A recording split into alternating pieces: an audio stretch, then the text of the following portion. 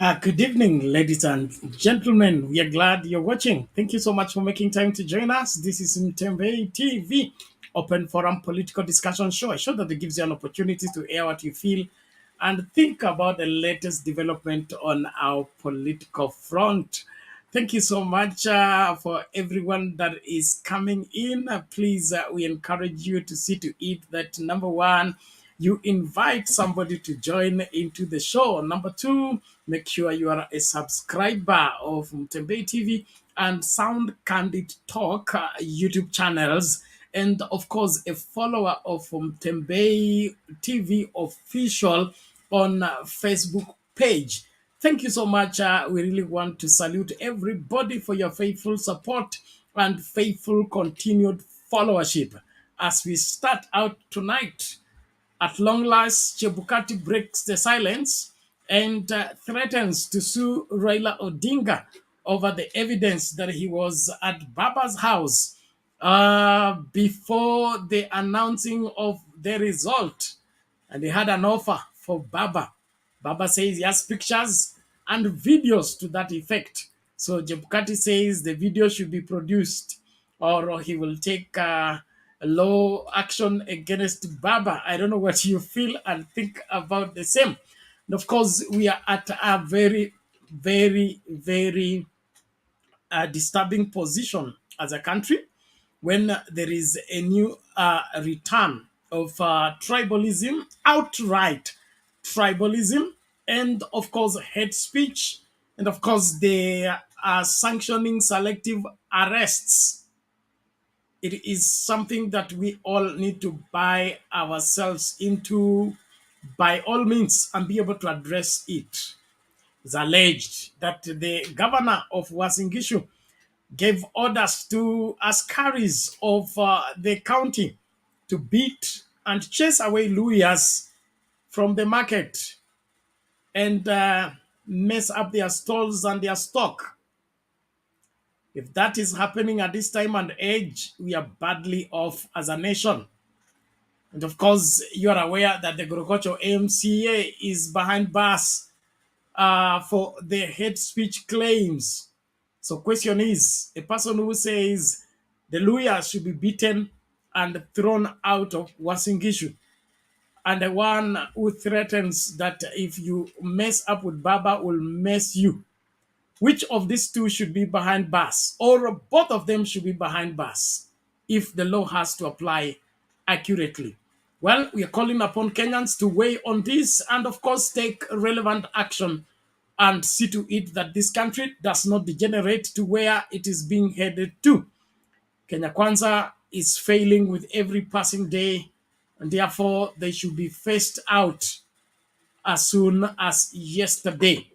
So I call all Kenyans of goodwill to rise up and be counted. Let's do what is necessary to secure the welfare of the future of this great country. Thank you so much. I salute everybody. As you come in fast and furious, make sure that you are inviting somebody to join into the discourse. The link to use to get in the studio is now available on the comment section. Please click on it. Allow StreamYard to configure for you the camera as well as the audio, and you will be in this space and we will get talking. It is important that we don't meddle with the fabric of this great nation for political expedience. We must hold together as a nation and ensure that our constitution is executed properly and with all accuracy in terms of seeing to it that everybody is served with the demands of the law, not the selective arrests that Kenya Kwanza is bringing into effect to terrorize the people that are opposed to the illegitimate government based on the revelations that have come from IEBC. Well, let's get talking. Use the link, get in this space. Let us talk again. And of course, if you are not a subscriber to Sound Candid Talk, we encourage you to do so. We'll be sharing the link in the course of the show. And of course, we want you to be a follower of Mtembe Official on Facebook. Those are the two channels. We want as many people to subscribe and follow as possible. It is important that we build up these channels. They will be a safe haven for us to prosecute and execute whatever mandate that we have to humanity at this point in time. Kwa hivyo karibu sana, hakikisha kwamba autazami peke yako, unakaribisha kila mmoja ambaye anafaa kuwa hapa. Mtu yeyote anayependa siasa, kuelewa siasa za Kenya, huyo ni candidate mzuri wa kusubscribe kwa Sound Candid Talk, and of course follow Mtembei Official on Facebook, and we are live on all the three channels. That is Mtembei Official on Facebook, Mtembei TV YouTube channel, and Sound Candid Talk YouTube channel. Follow whichever serves you best and see to it that you participate as we move forward. Thank you so much. I'm happy that Leo is here, Wangira is here, and we are set for the night. God bless you. Let's get talking. I think on this one, I will want Wangira to come first, and then we proceed. Vipi Mheshimiwa Wangira? How are you, Bernard? I'm well. Good to see you. Karibu. How is my brother Leo? I'm fine, thank you, Wangira, and happy to see you this evening. Bernard, before I make my contribution, I've heard you talk about the Washingishu governor. Do you have some clip or something to that effect? Because I'm just hearing about it for the first time, so that it can perhaps help me to make a contribution. You know that there is a clip I'll be playing. It's in fact is from Tembei TV. I will play it in the course of the show. Let me you can make your submission as I prepare it, and then we'll play it. Okay. Thank you, Bernard. Bernard, today I've seen a demand letter to Raila Odinga from a farm of, I understand that the farm belongs to a young gentleman called Stephen Ogola and his partner. And they are purporting to write a demand letter to Raila Odinga on behalf of Wafula Chebukati, Bernard. And there's a funny thing that I've read in that demand letter. They are telling Raila Odinga to furnish the video to them, Bernard. My understanding of the law of defamation is very, very clear that, they are telling Raila Odinga to furnish it. I think in either 10 or 14 days, failure to which they are going to act, Bernard. In law, you don't tell somebody to furnish his evidence to you. How do you want Raila Odinga to furnish his evidence to Wafula Chebukati? If Wafula Chebukati has issues with what Raila Odinga said on Saturday, the best thing would be for him to seek recourse in court, but not to demand that he be furnished with the same evidence Raila Amolo Odinga purports to have. Because my understanding of the law of defamation is very, very clear and very, very simple. That, when I defame you, Bernard, you can only write to me seeking that I withdraw the sentiment that I issued against you and offer an apology. And that's where you now tell me that you are giving me a number of days to fulfill your requirements, failure to which you will move to court.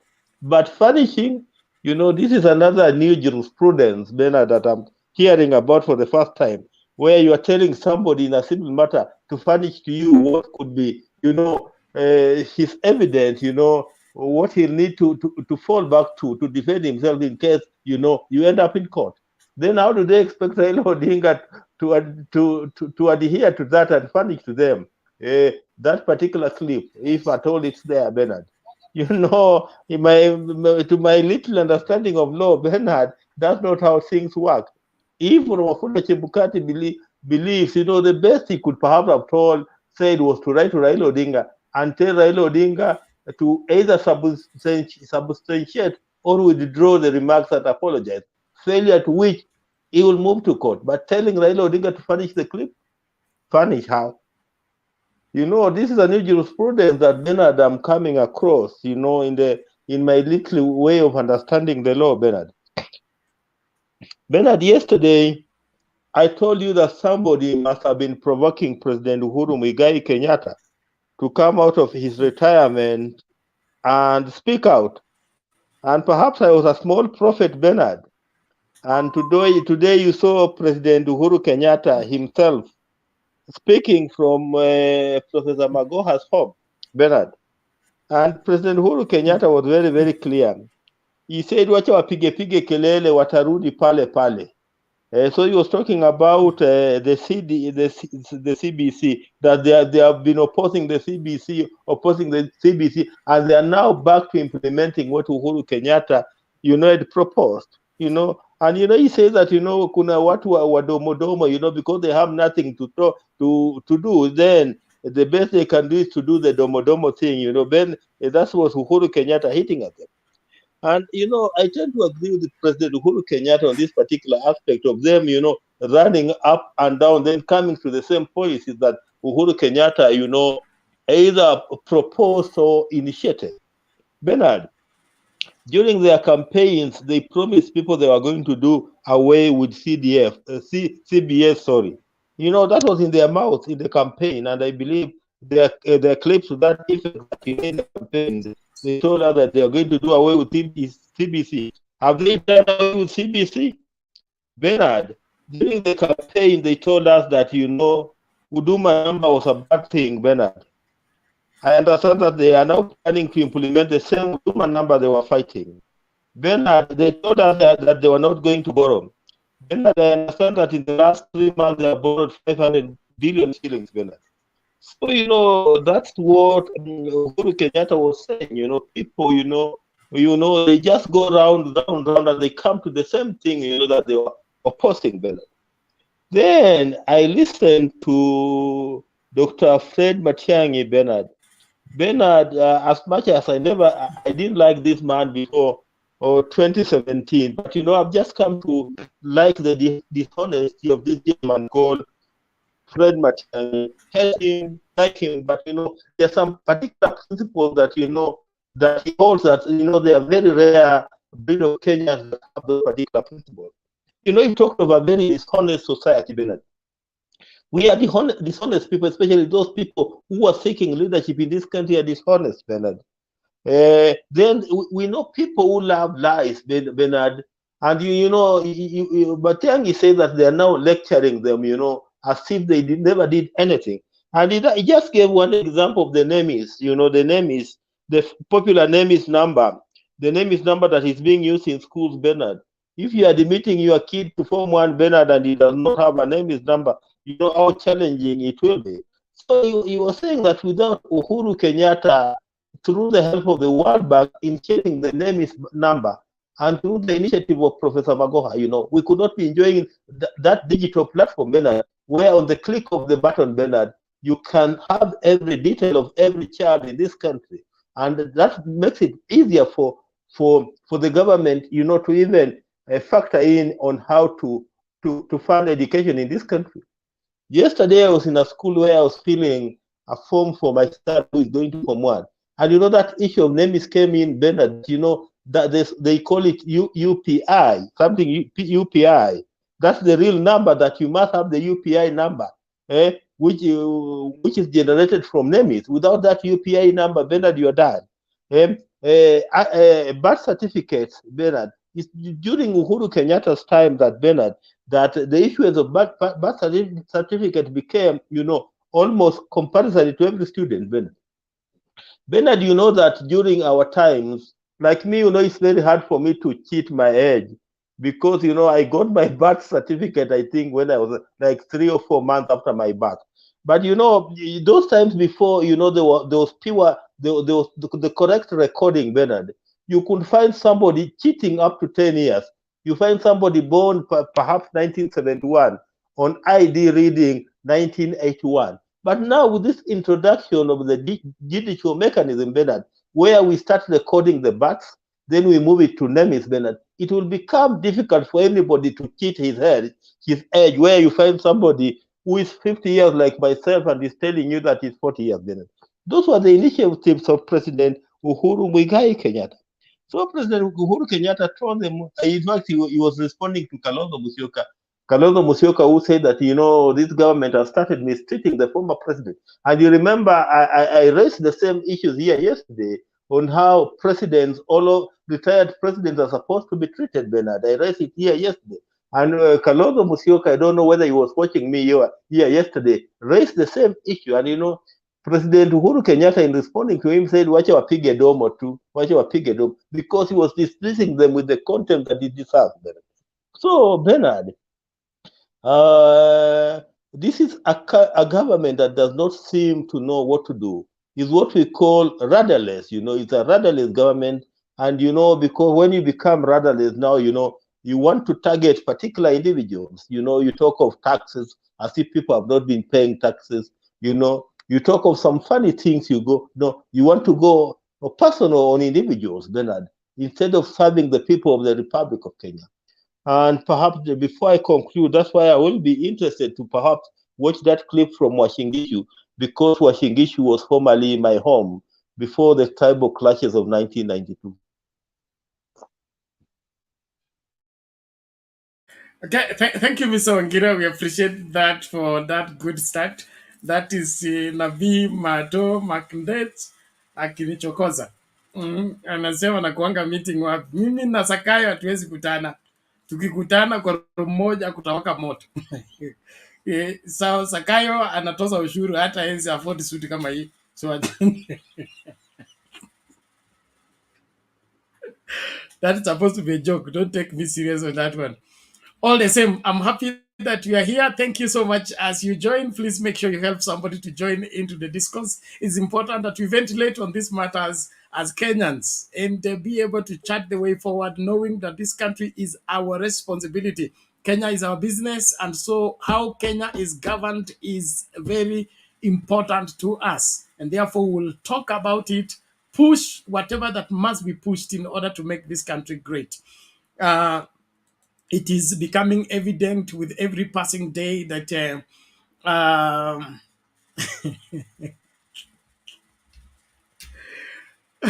probably this is not the right thing to say, but I think I agree with Atwoli for one thing. Uhuru Kenyatta was too young to retire. Too young to retire in the sense that his understanding of the governance of the country and the systems he had put in place were so strong that these caricatures that have come up are coming up with their own things and nothing is holding. And so they are reverting back to the factory setting that Uhuru Kenyatta had set. And so it is important that we have an appreciation of leaders. Any leader who comes in office and he wants to attack the people who came into office before him, he's a wrong leader. He's a wrong leader in the sense that he does not appreciate other people's efforts and he would want to change what others have accomplished to his own credit without acknowledging who made what happened when. And that makes it hypocritical and uncalled for. Now, the aspect of tribalism and hate speech is something that is re-emerging and it is disturbing. There is this clip I want us to share and then we continue into the discourse. But please don't watch the show alone. Make sure you are watching with somebody, and two, you are subscribing. Don't watch the show without subscribing. Be a subscriber on Mtembei TV. Be a subscriber on Sound Candid Talk. Be a follower on Mtembei official page. That's the new Facebook page that we want to have these particular shows going there. Of course, the other profile page is still valid, but don't just watch as a passerby. Make sure that you become part of the great family that discusses Kenyan politics with all precision and, of course, without fear or favor. Let's watch into this video and then we get back to proceed.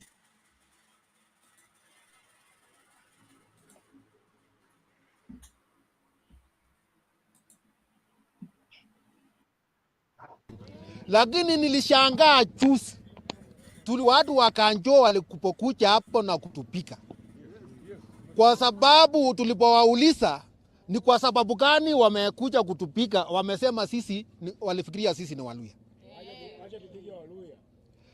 Hatukubaliani. Bwana Rais, tunakuomba, kuna mchezo mbaya Uasin Gishu. Ukabila kwanza. Ukabila umesitiri sana. Hii serikali hapa Uasin Gishu tulikuwa na gavana mwenye alikuwa anafanya kuunganisha watu wote. Serikali ya Chelilim inawakao watu. Na sisi hatukubaliani. Tukienda kufanya, tunataka kufanya kazi kama Wakenya. Na naongea kwa upande wa ile kiza kilifanyika siku ya Friday. Wakasema ya kwamba wanataka Waluya watoke nje wawaone, wakutane na wao. Sasa mimi nauliza, sisi tumekosa nini? Kwa sababu ya Waluya tumekosa nini? Tunaleta mahindi, sasa inakatwa, inaenda Kakamega, inaenda Uasin Gishu County. Kama nimetoka Kakamega, ninaleta Uasin Gishu County, na ndio mahali faida yao inapaki. Makosa ya Muluya alikosa nini? Hawakusema shida ilikuwa nini. Walipiga tu watu, walishuka tu na kupiga tu watu ovyo ovyo. Hivyo. Mwendo wa saa 6. Wakimwaga chakula wa mama. Alafu nikaenda kuuliza huyo mkubwa akasema ati alikuwa anafikiri yeye mimi ni Muluya. Hivyo ndio alisema. Alisema ati alikuwa anafikiri mimi ni Muluya kwa sababu sura yangu labda inaonekana kama ni ya Muluya. Sasa So, is it a crime to be a Luya in Uasin Gishu County? Is Uasin Gishu County part of Kenya, or it is another country altogether? Orders from the governor, and the governor is still in office? No, not at this time and age. I would want Wangira, you have something to say on that before we go to Leo? All that I can say that if it's true, then that's very unfortunate, Bernard. If it's true, what I've heard them say, then it's very, very unfortunate. Let me just leave it at that. Okay, thank you. Mr. Leo, you're welcome. Thank you very much, Bernard, for this opportunity. Of course, Mr. Wangira, Maurice Nyangwara, you can see Mike is also joining, and those on the chat box. They never fail. Yufi AO is always the first person. I wonder if you normally ring her the bell before you inform us that you are starting the show. Because whenever you try to be the first person, you will always find her there. So thumbs up and keep it here. It's so unfortunate. Let me start with the video we just played. And it's so unfortunate, though it is not new to us, because we know the place that it happened in Uasin Gishu, and we know the history of Uasin Gishu. And the current man, the current tax collector who masquerade himself as the president, also comes from Uasin Gishu. So it might be, he is their role model over there. So I think that governor is the person who should be arrested even before they go for a Mayor Korokocho MCA, who just spoke the truth and reminded them that for William Ruto aheshimu Raila na ajue kuwa tuko na numbers, those numbers should come out. And because the numbers are many, because they are more, they will definitely have to block the roads and close the pathways.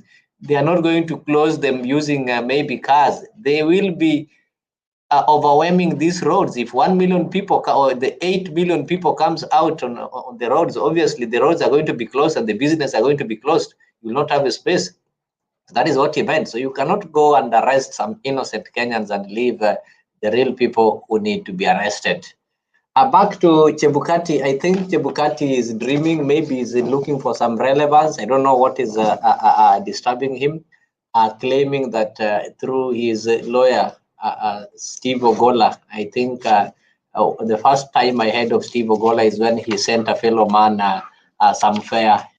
There's a man he met in Facebook, this man who used some ladies' names and he sent fare. And only to realize that this fare has been sent to a fellow man who ate over 250,000. So this one really depressed him and made him go and marry. And recently, it is not even a month, he married. I don't want to talk of that. instead of concentrating on his honeymoon and thinking of how he can get children as fast as possible to chase the age, he's concentrating on writing demand letters as requesting Raila to give the video. I think Chebukati should know that if Raila says he's having a video, what Chebukati should do, he should go and get that video and show Kenyans the video. He doesn't need Raila to show him the video. Once Raila amesema akona video, yeye mwenyewe kama Chebukati anafaa aende atafute hiyo video na atuletee. And in fact, we should be the ones asking him to bring that video that Raila said. It should not be the other way. So all those, I think, the next day they will have a press conference and and apologize because what they're saying cannot and will not happen. These guys have gone into panic, and I like the leadership and the way Uhuru responded, and he told us what happened using Magoha. Kuna wale watu wanaongea tu, lakini they do nothing. You don't need to remind us that you're the commander-in-chief. We need to see the command in you. We need to see a responsible commander-in-chief. But the moment somebody starts reminding you that, I'm a police officer, I'm your father, I'm your mother, it tells you this person has got nothing to offer but the words. Because if they're really your parents, then they need to be playing the parental role. You don't need anybody to remind you that, I'm your father. No, you should know from the actions that this is your father. So when William Ruto keeps on reminding us that he's a commander-in-chief, he's specifically confirming to us that he's clueless, he cannot do anything. So he's aware that we are not seeing the command in him. We are not seeing the presidency in him. So he has to keep on reminding us of his presidency because he knows very well that it is not felt on the ground. And Uhuru gave them a simple response. Let those people who want to talk keep on talking. Life will have to continue. And on Sunday, we are having the rally at Kibra, fully funded. So they expected a rally not to be funded, or what did they expect? How did they expect people to have a rally that is not funded? And if Uhuru is funding the rally, Uhuru is the Azimio chair. So they expected these guys to go and get some funding from members of UDA, or where did they expect them to get the funds? So we are going to have a rally that is fully funded, and soon they'll realize that it is late. They're panicking. Instead of delivering some services, they told us today, so they were having some, it's called paperless meeting, though your man Rigiji managed to escape. He managed to get in with some papers, and he really interfered with the meeting because the meeting was paperless, but with him, he was having some papers. So there's nothing. We are waiting for them. We are just waiting for our rally on Sunday, and Raila confirmed it today when he was in Nigeria. We are still talking of electoral justice. The electoral injustice have to end in Africa. And that is what even Opio and I confirmed yesterday when the president was there in the other Commonwealth meeting that was held in Mombasa. He confirmed to them, we have to discuss the conduct of IEBC and elections, and we have to resolve the 2022 elections before we move forward to any other elections in Kenya. And we are not going to go for an election until or not unless this one is sorted. That remains our stand. Whether they tell us those who've not paid taxes, those who are planning to pay or not to pay taxes, that is done our business. We don't collect taxes on behalf of the government. We pay taxes, so it is the role of the government to collect tax, not to remind us of who have not paid taxes. Thank you, Bernard.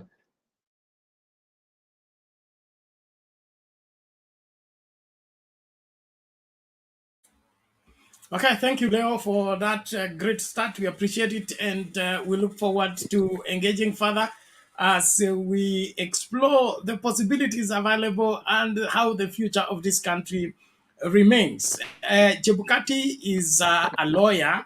That is why he ended up being the chairman of IEBC.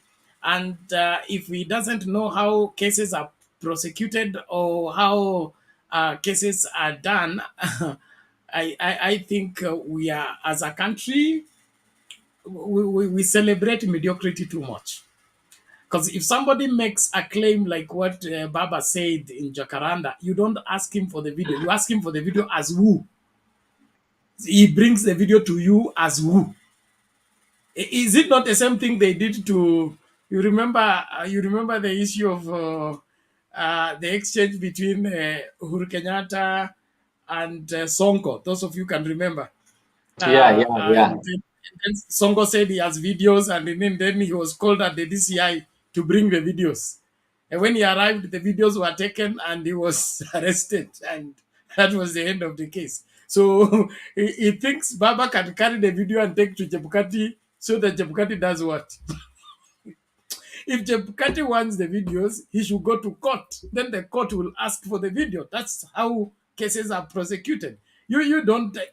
He knows that he cannot refute what Raila said, and he knows that Raila is more believed than anyone else in this country, and so his goose is cooked as far as his defense on the election is concerned. Chebukati should be coming out and telling us the whistleblowers' figures are not right. My figures are right because they are based on this and that and that. Not to tell us about bring the video.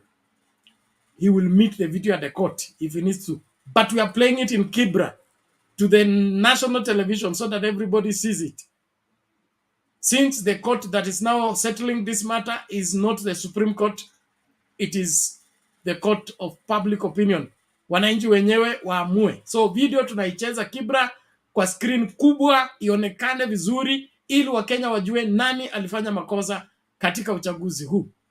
Ajiandae pia na yeye aite mkutano wake, acheze video yake kule alikuwa usiku huo ama that particular time. All the same, thank you very much. Songa mbele Bwana Morris, karibu. Bernard, habari zenu zote? Tuko poa, karibu. Asante. Actually, I'm a very happy guy that at least I've seen kuna mwangaza mpya. There's new thing coming ahead. But today I'm seeing in a news that I'm seeing Chebukati is writing a demand to Baba.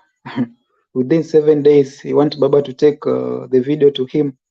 I want to remind Chebukati that Baba is the president, and there is no single day you will demand for a president to bring for you a video. And so, if Baba says he have the video, then we refuse, and I know Baba is not going to take that video to him. We are going to wait and see what he will do. Of course, he will do nothing, because I know what he's just doing is he has just been sent by the Zakayo guy.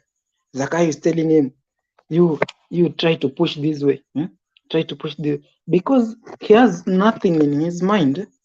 He's doing the same thing Zakayo is telling him to do. Bernard, Chebukati should be coming out and telling us the whistleblower results is not correct. This and this and this, the way you have said. But Chebukati is coming out now telling us that I give Baba 7 days to give me the video. Who is he? To us, we are going to play the video at Jacaranda. Even we will not go to court because this court have already been captured.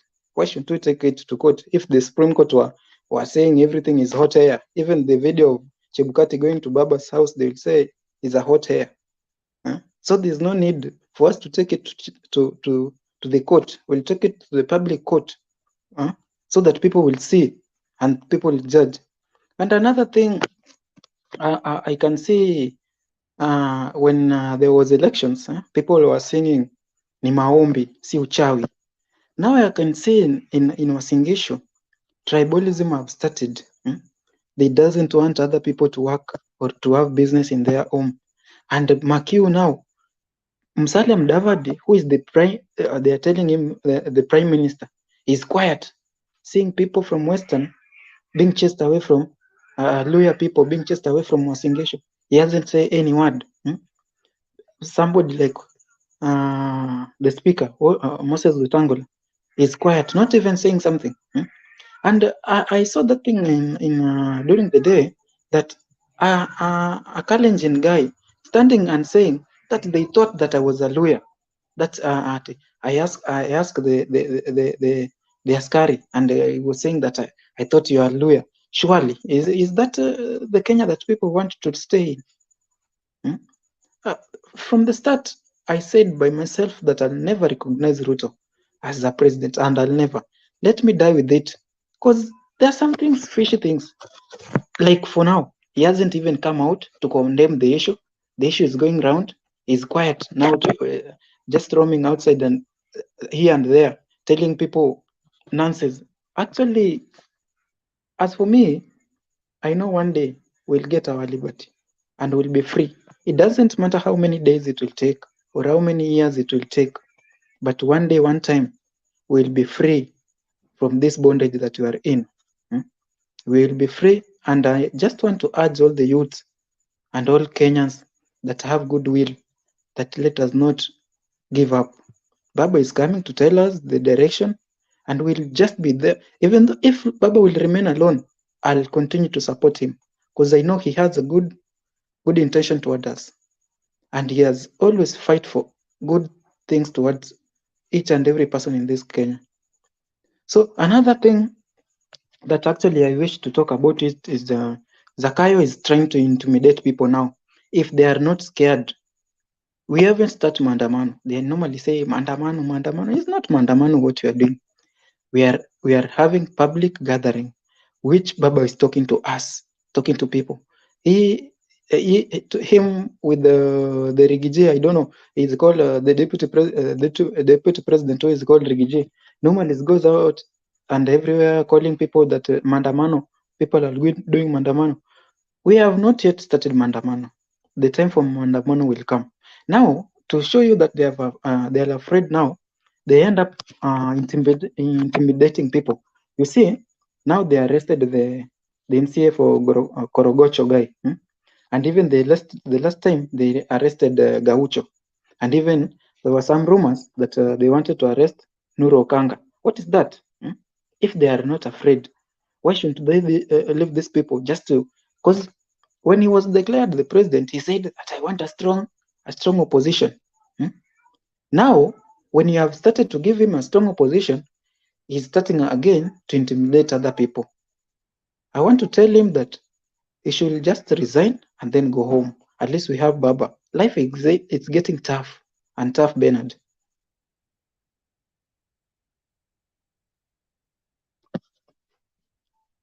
Okay. Thank you, Bonamoris. We appreciate that. And as young people, it is important that we put this country first in all our dealings. Let us not allow ourselves to be drawn into tribal cocoons that will limit our articulations and push for a better country. Every young person who is right thinking, he needs to push for a better Kenya. A better Kenya is governed by the law. A better Kenya is constitutionally constituted and governed. Any person who goes outside the constitution to try and enforce any law whatsoever, he needs to be stopped at the initial stage. Whether he means well or does not mean well, the constitution is the supreme law of the land. It needs to be respected and therefore embraced and followed to the letter. Kenya Kwanza is looking for how to sideline the constitution and govern this country the way they wish. And so for that, they need to be stopped. They get into office unconstitutionally. If the whistleblower results is anything to go by, William Ruto is illegitimate in office because he got 41% of the votes. The constitution requires that the person who becomes president must get the majority vote, and he should get 50% plus one vote. So if we didn't make it to 50% plus one vote, he's illegitimately in office, and that is why we need to push that until it is heard and well understood and so followed. And Chebukati is yet to refute those results. So until that is refuted and proven otherwise, William Ruto is in office illegitimately. Naomba tusonge mbele tumsikilize Mike tukisonga hivyo hivyo mbio mbio, and if you have not subscribed to Sound Candid Talk, tafadhali harakisha usiachwe nyuma. Everybody keep your mic mute. Alex, Nanani, now Rhoda, your mics are on. Please keep them mute until it's your turn to speak. Bwana Mike, karibu. Thank you, Bernard. How are you? Great. Good to see you. Long time. Good to Yesterday see you. ulikuwa na I matatizo don't know sana if ya it's kuingia. my network or your brothers are up in arms against me, but let me quickly Yeah, you jump need to in. be careful. You need to get a VPN. Yeah, I will do so, Bernard. Thank you, and I greet Thank all you. the other panelists. Nawasalamia nyote. Bernard, let me start with the lighter topic as I delve into the others. I want to talk about this tax thing, about evidence, and about opposition. Bernard, on tax, and I know among our panelists there are people who have who in their learnings came across taxation as a subject. Our Kenyan Tax Act is one of the most powerful act in this country, and so powerful that it is a court of its own. When the Income Tax Act is invoked, Bernard, it does not require a court order. The taxman can come and go to the bank with a demand note and close your account, touch your properties, and make a demand on any tax evasion or avoidance or tax that is due to the government. What I'm trying to say, Bernard, is the powers that KRA has to recover any tax due to it is so powerful that they do not require any procedure or any meeting in the funeral, in parliament, or in church to effect whatever tax that somebody is claiming that is due to the government. I want to give them the benefit of that there are people who have not been paying tax. Does it require a president or somebody to go to a funeral, to a church meeting, or to a gathering to say, people will be paying tax, people will be paying tax? KRA does not require any permission from anybody to demand tax from anybody.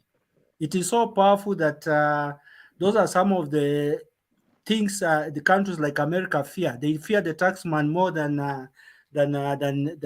death, because a taxman is so powerful that he can sell everything that you own to recover their money. So what I'm trying to say, Bernard, is that William Ruto should stop explaining to Kenyans every day that people pay tax. The powers that this constitution has given the taxman is so immense that it is a disservice for the president to start being their spokesman to remind Kenyans that people will be paying tax. We have seen cases of people like companies like Roche, people like Humphrey, people like another lady, I don't know who her name is, that never paid tax, but these people have been rewarded with palm jobs. Some of them, their hotels are now the state lodges for government meetings. So this discussion of tax should stop being political and mean business, because we don't need preaching, we don't need meetings, we don't need reminding in funerals or churches.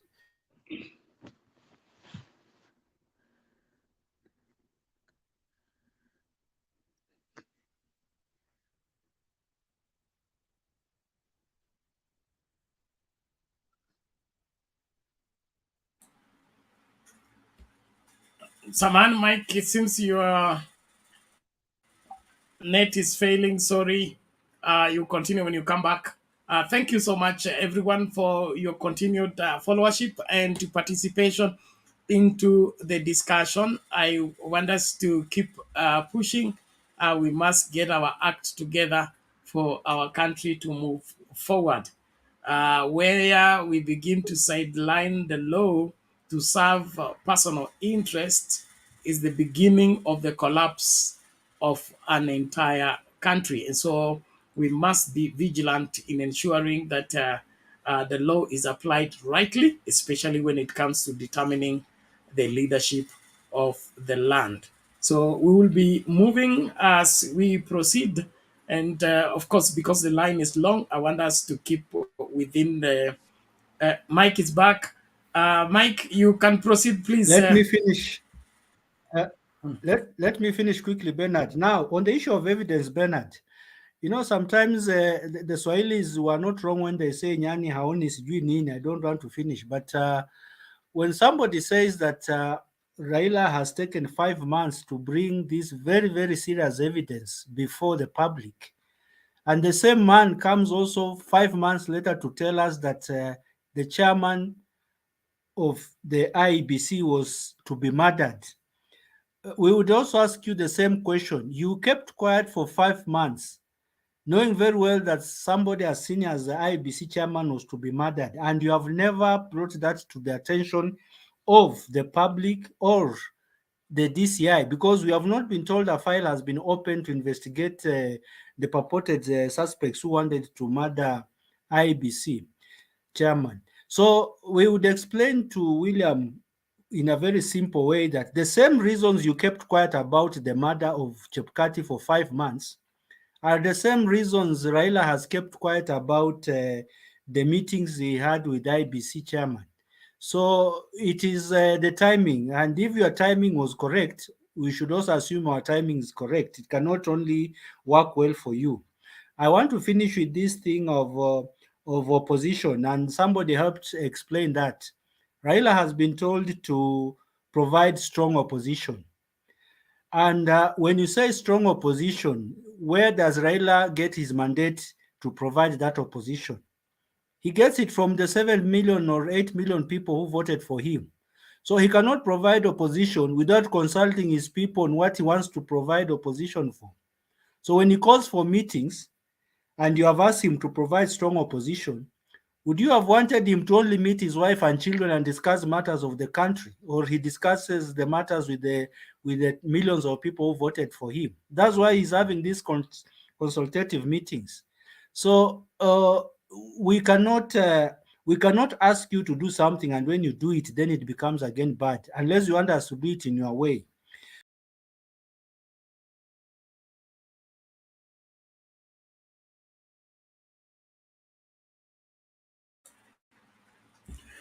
Okay, asante sana Mike. Samahani matatizo ya net, lakini tutaendelea, tusonge mbele. Nashukuru tu sana kwa sababu ya kubalance gender. We haven't had a lady speak before. So the men, si mnajua nyinyi ndio mlitengenezwa kwa aposto wangu anaitwa Maboya. Alisema mwanamume alitengenezwa kwa rough material na mwanamke akatengenezwa kwa soft material. That's why women look better than men. And because mwanamke alitengenezwa kwa mbavu ambayo ilikuwa ishakuwa refined, lakini jamaa alitolewa kwa mwamba wenyewe na ikiwa rough material. So wanaume mtakuwa rough kidogo, msubiri kina dada waongee, alafu tutarudi kwa huo mkururo. Niko na hesabu ya kila mmoja na alikuja wakati gani, kwa hivyo tegea hapo hapo, tutasonga mbele. Karibu kila mmoja, please subscribe, participate, comment, just make sure that you are building up the debate. You are not deviating people from debating the matter at hand. Tumsikilize Roda dakika mbili hivi, alafu Nancy, then turudi kwa mkururo wetu. Roda, vipi lakini? Poa sana. Nisalimie Leo Nyapaya, Maulin, Mark, Joshua, Alex, Wagumba, Moses Masala, and Nancy Nya. So I think uko new here. I see that face is new. And because you are new, okay, what I want to say, there's a video you put here about in Washigishu.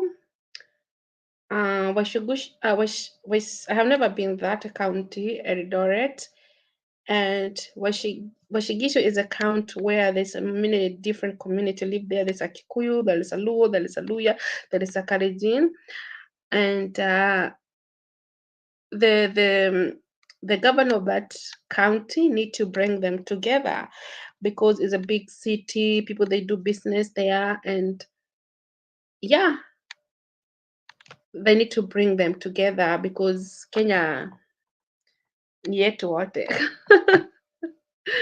Yeah, and then kuna kitu nataka kusema leo about leo nimeona leo I don't know what is the topic, by the way. Are you talking about Raila Odinga? Something like that? I didn't read what you guys today, what you are today. So maybe I'll talk later because I don't know what to say. Maybe because I see too much people here, and I used to come here the first time, and I like when I'm alone faster because I can talk more.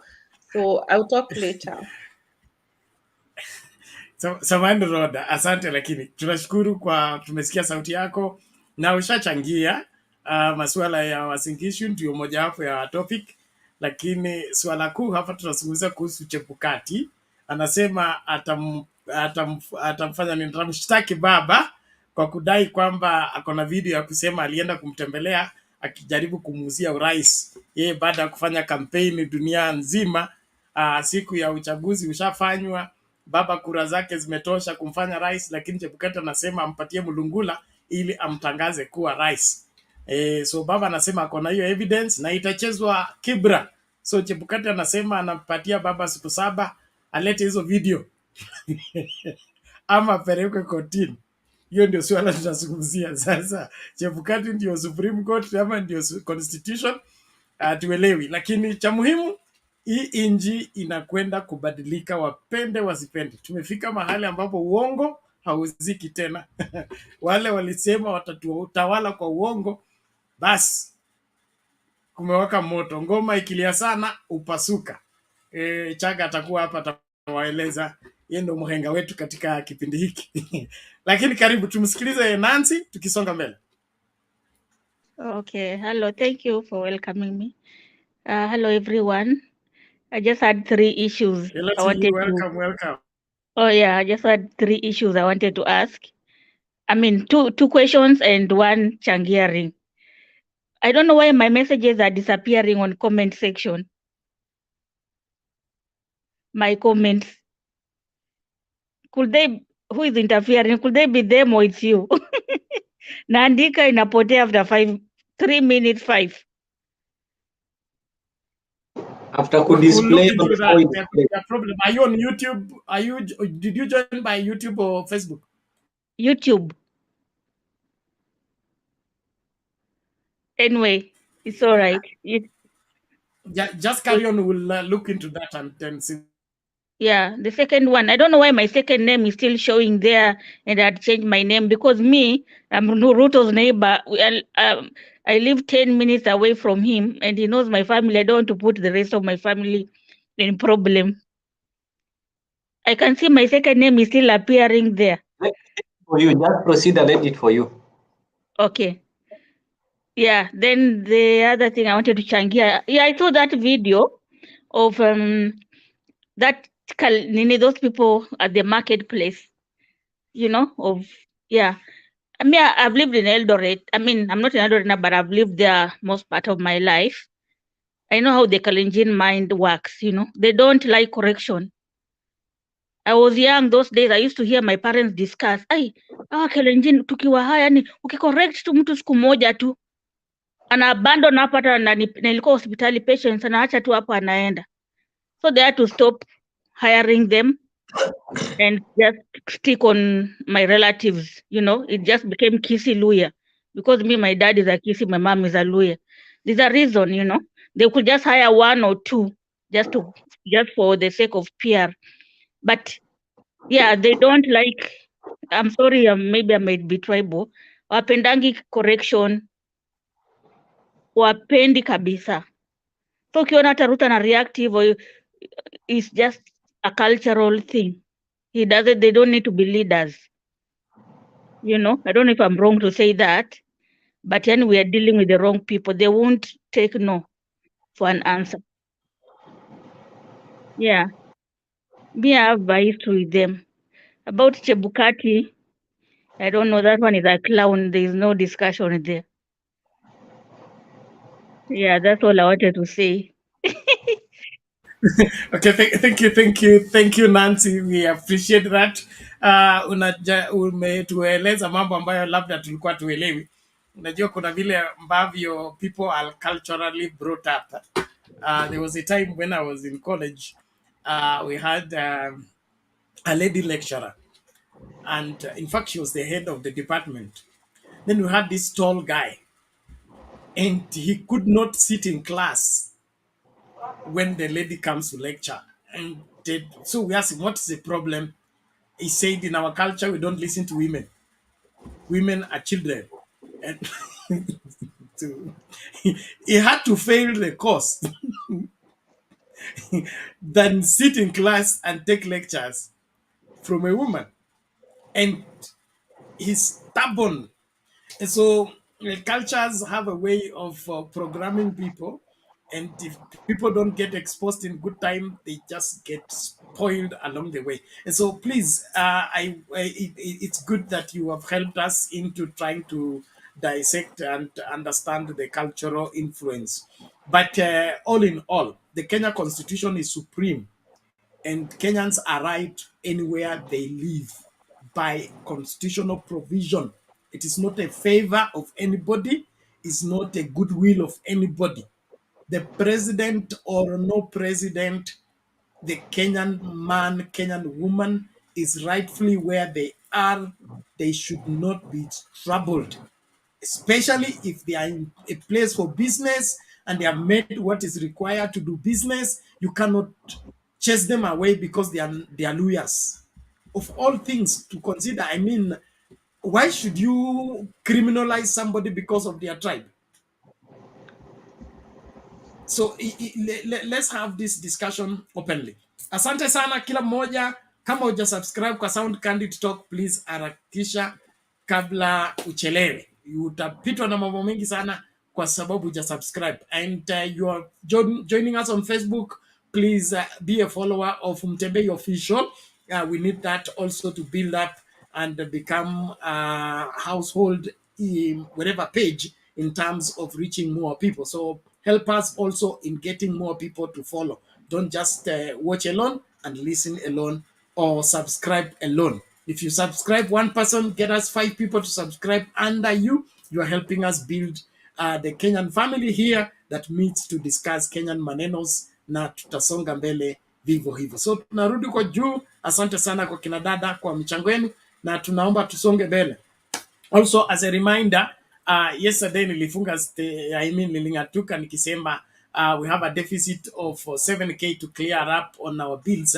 And so I thought wale watu walisalia walifanya hiyo kazi, lakini nimeamka nikakuta hawajafanya hiyo kazi. Kwa hivyo tumalize hiyo kazi leo tafadhali. It's just 7K. Tutakuwa tumemaliza maneno ya bills mpaka next end month kusort hiyo maneno wakati mwingine. So I will be sharing the number to use for M-Pesa, and in case M-Pesa doesn't work in your place and you want to participate in this, you inbox me, then we arrange on how you will be able to send your contribution. Mark Malin, ni Malin ya mama?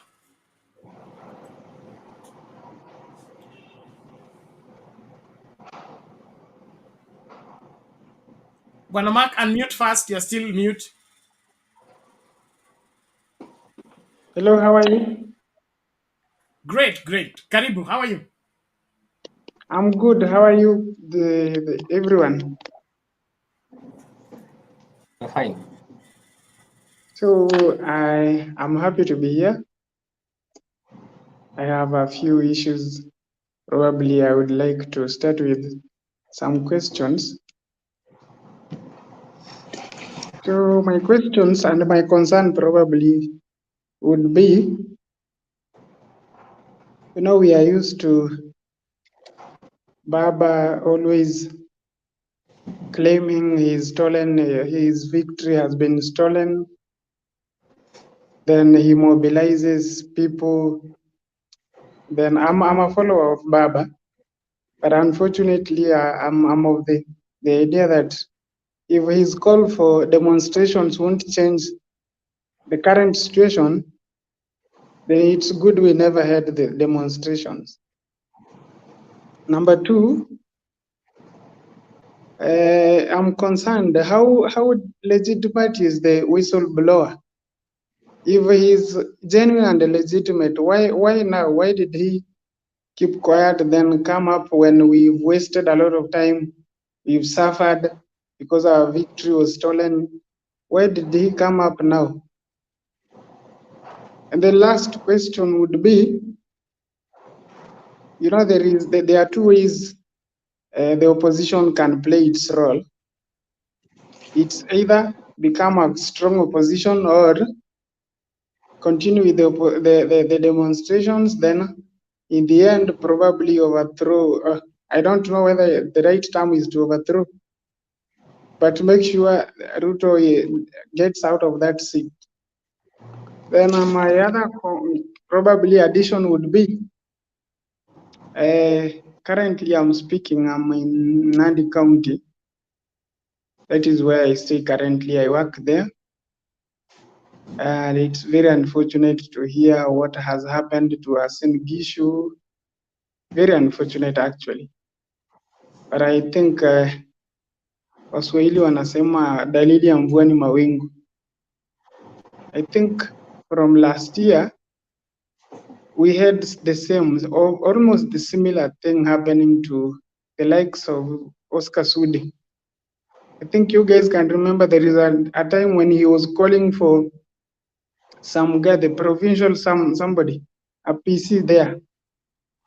That guy was to surrender his job and quit. So I think the people from those sides are like, they are of the same habit. But that is very unfortunate. We should be united. I come from Kuria, and I can promise you Kenya is the best place to be. There, we normally stay at the border. Normally, you cannot cross to Tanzania freely. But you know, in Kenya, we are very free. You can move from here, you go sleep in Mombasa, you go even climb a mountain there in Ukambani. Nobody will question you. So I think we should make Kenya what we want, the way you want it to be. And this is the very best place you can ever be. Lastly, probably I would like maybe the panel, to help me understand, if at all, is it possible that we know we are a sovereign state?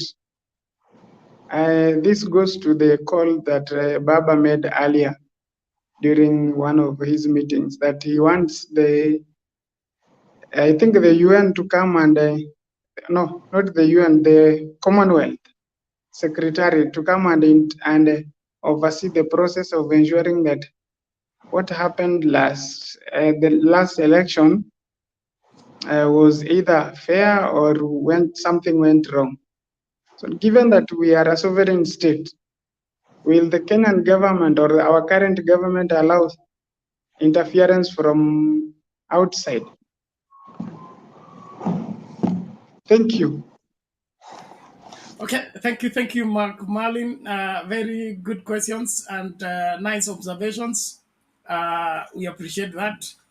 I would also open that for the rest of the panelists probably to weigh in, but very briefly. But this is what I would say. We have gotten so much achieved in this country through demonstrations and, of course, mass action. And probably if we have anything that we are sure it works every time it's engaged, is mass action. And in terms of changing the constitution, doing away with bad leadership, getting rid of rogue IEBC officials, and all that. It has brought much, and of course, legislation, also progressive legislation, has come out of demos, mass action, Kenyans stepping up and saying no to bad leadership. And so, that question, it works. It has worked in the past. We believe it will work this time. I'm happy that you're also saying that if these demos are not going to give us the victory, we should stop them. And that is the warning and the straightforward communication that Raila has gotten from the people. If you are not in this up to the end, tuache tu mapema. Lakini kama tuko kwa hii, lazima tupate mbuzi yetu mzima mzima. Hakuna sikio, hakuna kwatu zinakwenda na mtu yeyote. Tunataka kichwa mpaka kwatu zote. No sharing power, no handshake, no in between settlement. UN and Commonwealth are not nations. They are wherever organizations of different nations, and they are for resolving disputes between nations. And of course, like what we had, if the election we had gave us a president who did not win the elections, and then the Kenyan people are angry, they are taking to the street, and then Kenya disintegrate, it's the UN and Commonwealth will be losers because one of their main partner is collapsing. So it is their duty to see to it that they intervene into this matter. And their invitation is also one way of letting them know that if they look the other side and let the country be led wrongly, they will be blamed because they did not come in a good time. So it is part of their responsibility. It is not interference. So it's different when America is interfering or Britain is interfering, or not, but Commonwealth is the countries that subscribe to that. And then UN, of course, United Nations. Their duty is to see to it that conflicts are settled amicably. And so they can come in, whichever that will be settled. It could be they put up an interim government, organize a fresh election so that we determine the president. Or get, was it called Bakbu? The one who declared himself president and then he was chased. Then the other president was made, I think, nani atatupatia information. Secretary General, unasemaje? I just wanted to weigh in on the questions of Mr. Mark. One of like what you're addressing about Raila inviting the UN or the Commonwealth. I think that was an impossible request. Raila was playing what we call high octane politics, because he said if they are not going to be here in 2 weeks, then the people of Kenya will take matters into their hands. Hello, huyo mzungu ni kama ametumwa na UDA. So Nkama is interfering with the panel. But what I'm trying to say, Bernard, the request by Raila Odinga was an impossibility, because there is no way Kenya Kwanza will invite UN here or the Commonwealth here. And the Raila knows the end game. The end game is they will not invite, so the ultimatum will pass and we will take matters into our own hands. What that means is that according to the Constitution of Kenya, we can exercise our powers directly or through our elected representative. The Constitution gives us the power to exercise our sovereignty directly. However, once the 2 weeks are over, we have the mandate and the powers as the people of Kenya to take matters into our own hands. Number two, you asked why the whistleblower came now and not earlier. I want you to go to YouTube when you're free and Google a documentary called X-Files. X-Files means files that actually were sometimes closed, but they were opened with the new evidence. In life, my brother, there is no early or late coming when it comes to evidence. In fact, the reason why we need a constitutional change in this country is because even the time given to adduce evidence to Supreme is very minimal. It's for 14 days. And when you have a chairman like Chebukati, who was controlling IEBC like his own kitchen, you want to know where all the spoons are, it is very difficult to get the evidence. Now that he has gone, it is very easy now to audit and find the truth of that election. So the whistleblower came at the right time. There is no wrong time. And now that we know Raila won, it is upon us in 2 weeks to take matters into our hands and take back our power, take back our rights, so that the majority can have their way and the minority their say. Or just answering Mark. Okay, thank you very much. I think that's clear enough. Hey, Mr. G, I'll give you half a minute because tukianza hivi tutakosa mkururo, tutaanza kukosea watu. Thank you, Bernard. I greet you guys. I think I will concur with what Secretary General has said. It was just a game changer. When Raila talked about the issue, he was just setting the bar high, whereby our to UDA, they cannot meet those demands. In 2 weeks, hakuna even Commonwealth anaweza kuja Kenya and do anything. But he know where the game is. That's why he's closing. But my question, I just have one question to this guy called Mark on the issue of numbers. Mark, do you believe those numbers or bado una argue with those numbers? Which numbers? The votes? The ones you are dispute right now. The numbers from whistleblower. No, they look realistic. You know, if I look on the facts from even the campaigns, you know, it's like even from opinions, most people are preferring Baba, but I was shocked when the result didn't go Baba's way. But you still have doubts. Kwa nini Baba amechelewa, si ndio? No, one of the reasons. Sorry, in fact, one of the reasons why I doubt Ruto's victory is because this guy is still in campaign mode.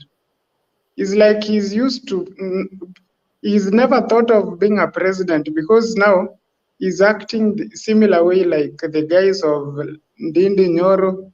Instead of uniting us, he's forgotten that he's the president. Okay, Bernard, I will come back later. Nishapata mahali nilikuwa nakujua kitu fulani lakini nishajua mahali yuko sawa. Nitakuja baadaye.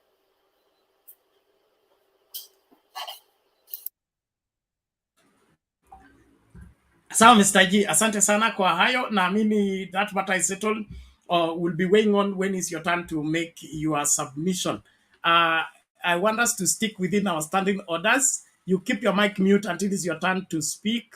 If you want to intercept, you lift your hand and then we'll consider. It is in the discretion of the chair either to pick on you or keep you waiting because we have to moderate the conversation for our viewers to make sense of what is happening on the panel.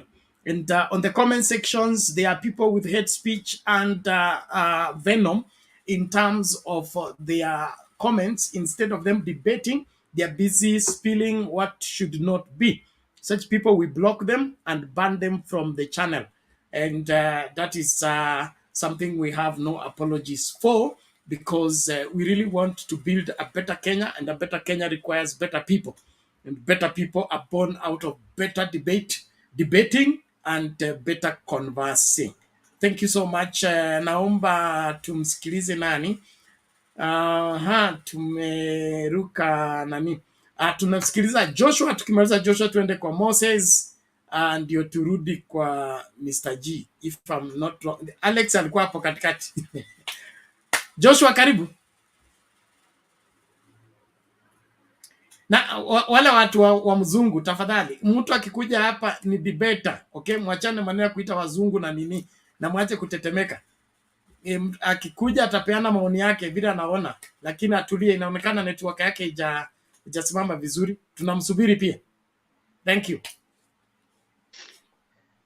So habari zenyu popote mlipo, mnanisikia?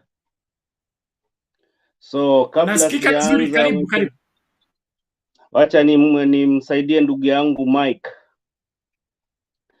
Mike anasema ajui kama baba alishinda. Hiyo kitu inajulikana ulimwengu mzima. Ya pili, katika United Nation, katika wacha niseme pamoja na nafanya nazo mbili hapa Ujerumani. Nafanya na Commonwealth. Those are 70 countries. Those are not parties. Ya pili, wacha nimsaidie tena kusema ya kwamba kama kina Mother Koome, hiyo ni commission. United Nation is a commission. Commonwealth is a commission. Hiyo ya kina IEBC ni commissions, sio parties. So ama sio country plani ambayo zina kama America na wengine. Hata Bernard anaimba kila siku hapa, mimi wanasikia akiwa correct mistakes. Wacha niseme kuhusu bwana Chebukati, na mimi naenda kuwa too straightforward. Leo hakuna kuzungumza mengi sana. Na muonya bwana Chebukati, yeye ni mwanasheria achukue sheria vile sheria ziko. Kwanza yeye anatakana kuwa ndani wakati huu, and I will make sure 100% Bwana Ruto anisikize na anisikize vizuri sana. Mnecheza na binadamu na sisi tutawachukulia sheria. Wacha hizo zenyu za bandia za Kenya. Bwana Ruto ananijua vizuri sana, na hii imfikie wale wako kwenye comment na wale wanasikiza upande huo mwingine. Hapa anacheza na maisha ya binadamu, sio upande ule mwingine wa Uhuru Kenyatta. Leo Uhuru Kenyatta wanalala na Uhuru Kenyatta, wanaamka na Uhuru Kenyatta, wanaamka na Raila.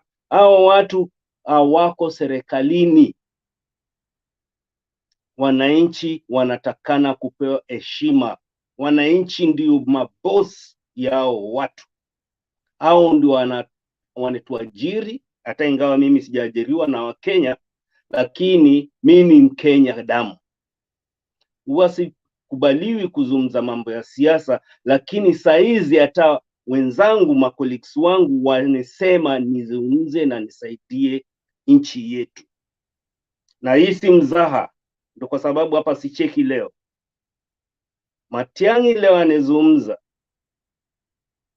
Uhuru hajawahi kuzungumza, anezungumza leo. Na matamshi yao watu wawili, mjue ya kwamba yale wanetoa, kama wewe ni mtu uko na akili timamu, mjue Ruto sio rais wa nchi hiyo ama nchi yetu. Ya pili, hii mambo ya kushika watu ovyo ovyo ndio ilitokea wakati ile ya kuchoma makanisa Eldoret ama Molo ama popote pale. Naonya Bwana Ruto, wacha niseme ya kwamba Bwana Ruto nakuonya, hakuna mahali utapelekwa kotini Kenya. Sisi tutakushtaki na sheria za ulimwengu. Na wote ambao wanafikiria ni wafuasi wake, wakifikiria wako above the law, we have international laws, na Wakenya ni among a member of international communities. Na hapa mbele ya Mwenyezi Mungu, bila kuficha mtu yoyote hapa, I will not tolerate such a nonsense. Kama mimi nafanya na watu ambao wanafanya na sheria na tunasaidia nchi zingine nje, lazima tusaidie Kenya yetu. Baba anezungumza leo, mnaona wa president wote ambao walikuwa karibu pale na wale walikuwa pale walisimama akienda kukaa. Wanamheshimu kama rais. Uhuru Kenyatta anajaribu kutengeneza peace all over East and Central Africa. Naye sisi tunajaribu kuunguza Kenya. Bwana Ruto, na kuonya, take this message from anybody who is here na wale wako huko nje. Na hiyo nini wanahitaji hiyo network kutoka Uganda ambaye inazuia network zingine watu kuzungumza. Hapa watu wanatupwa nje. Popote kuna mkutano ya watu wengine wanazima kuongea. You have no right whatsoever. Na mtu yoyote atashikwa tena, Martha Koome and your goons, plus I mean it,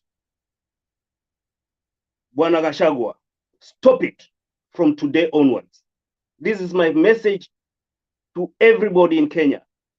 Kenya is a peaceful country, ndo kwa sababu watu wapigani, because discipline ile tulipewa wakati ule tulikuwa wadogo wa 70s na 60s, that discipline is there. Na wanajeshi wanaweka discipline na wananyamaza pale. Yani wanachokoza simba chini ya miti anelala na ananja. Wakenya watakujia, and that country belongs to Kenyans. Kenya will stay, but Ruto will go. I mean it, and I mean it seriously. Popote utataka kunipeleka, hauwezi. Mimi ndo nakupeleka, and you know me very well. Leo hakuna mzaha. Asante Bwana Bernard kwa yote unayotenda na kusaidia Kenya yetu. Na wale wanasimama hapa wakijaribu kutetea Kenya yetu, Nashukuru sana. Na wale wanakuja kuharibu mtandao, shame on them, because hao ndo wata face difficulties. Thank you so much you guys. Bye bye. Okay, asante sana bwana Solo. We appreciate that, and it is important that we stick out our necks to save the country from going the wrong direction. It is our civic duty, and we will be here. We will talk. We will shout. We will scream until the right thing is done. What we say and keep insisting is that the 2010 Constitution is not a piece of paper. Is a living constitution that needs to be respected. And if it is spelled for us on how to get a president, we should get a president according to the constitution, not according to Chebukati, not according to IEBC. A president is a president because he meets the threshold that the constitution has laid out. A governor is a governor because they meet the threshold that has been laid down in the constitution. The same to the member of parliament, the same to the senator, and the same to the member of county assembly. If we don't want these people to meet the threshold set out in the constitution, then let us agree. We put away the constitution and allow everybody to become MCA the way they want, become president the way they want, become governor the way they want.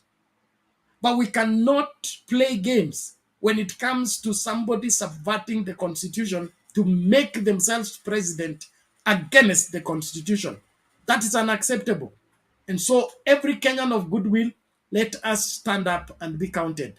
Ujinga, tusikubali kuvumilia ujinga. Lazima tusimame na tuambiane ukweli mapema. Asante, naomba tuendelee mbele, endelea kukaribisha wawili watatu, tumakinike pamoja tukijifunza siasa zetu, na ukipata nafasi ya kusema yale yaliyoko moyoni mwako, jinsi unavyoona nchi inaendelea. Kuna video kadhaa ambazo nimeweka mkururo, naomba nicheze moja kabla tumlete Moses, alafu tusonge mbele. Thank you so much everyone. Let's keep moving and participate. Don't just watch. It's loud and clear. Please let us know so that we know where you are and whether we are getting there well or not.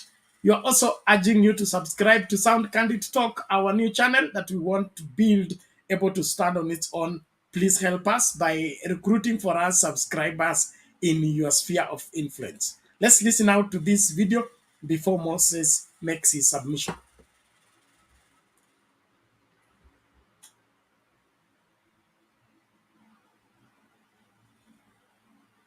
Oh my God.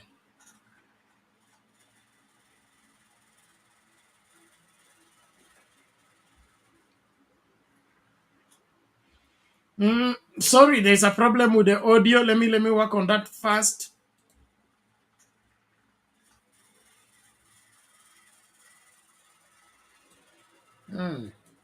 All right, Mr. Moses, you can come through, then I check out the audio of this video, what the problem is.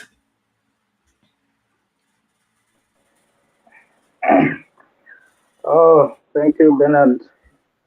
Hi to all the panelists and our viewers outside there. Hope we are all doing well, regardless of whatever we are going through or whatever is happening. So, let me also start with Chebukati. Mr. Mark, you know, the whistleblower was never late. According to me, Chebukati was a dictator in that IEBC office. Because when he is still there, people were fearing and people could not access some of information, and maybe they were fearing. But after, if I'm not mistaken, that information came out after his end of his service. So they were waiting for him to exit. Then, how I wish the Taylor was there. I wish. I'm very sure everything would have been clear by now, because even those servers would have been open. Once a chairman leaves automatically his deputy will take over. So they were never late, and it's the right time. They have come in the right time, and here we go. Another thing, Bernard, a president, a leader who comes in the office and instead of doing things the way they are, doing things in the correct way, and just starting is doing things to work and in terms of revenging. If you work to revenge, to prove, to show people that you are the one with the power, you are the one having power, that one will take you nowhere unless you are just digging a grave for yourself. Because these government, ever since they came in power, they are not doing anything for the good of the country. They are just revenging, rewarding their royalists, proving, showing that brains works. We don't use force. Force can never work.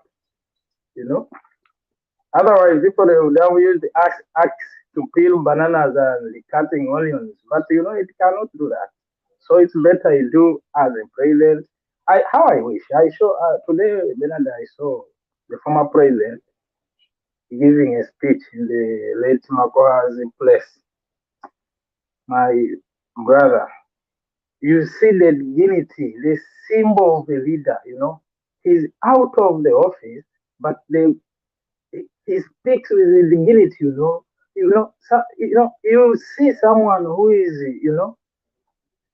a leader. The point, whatever he talks, because they have been talking about, these people are not paying tax, they are attacking him indirectly. People thought that maybe he will also attack them, but see how the speech that he gave. And at the end of it, he responded to them. People who are, making noise, people who have nothing to do always make noise. Let them keep not making noise as we push on. So you see the image here, the real leader. Someone speaks with knowledge, with courage, with I was like, is he the president? Or you see how respect, even his former prime minister, how they are unite. When he was arriving there, you may think, I thought he's a president or what? You see that respect. But these people here, they should learn from, when I was young in Benin, I used to hate people who always lead me in class. I could go back home and I tell my dad, I don't like sitting with that guy. That guy is always a number one, second, and at times I don't know how it happened. But my dad gave me advice that, if you see someone is clever and wise than you, befriend him or her.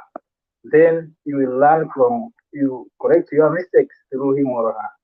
And these people, they should go and they should that hiyo kiburi, that it will take them there. It will take them nowhere.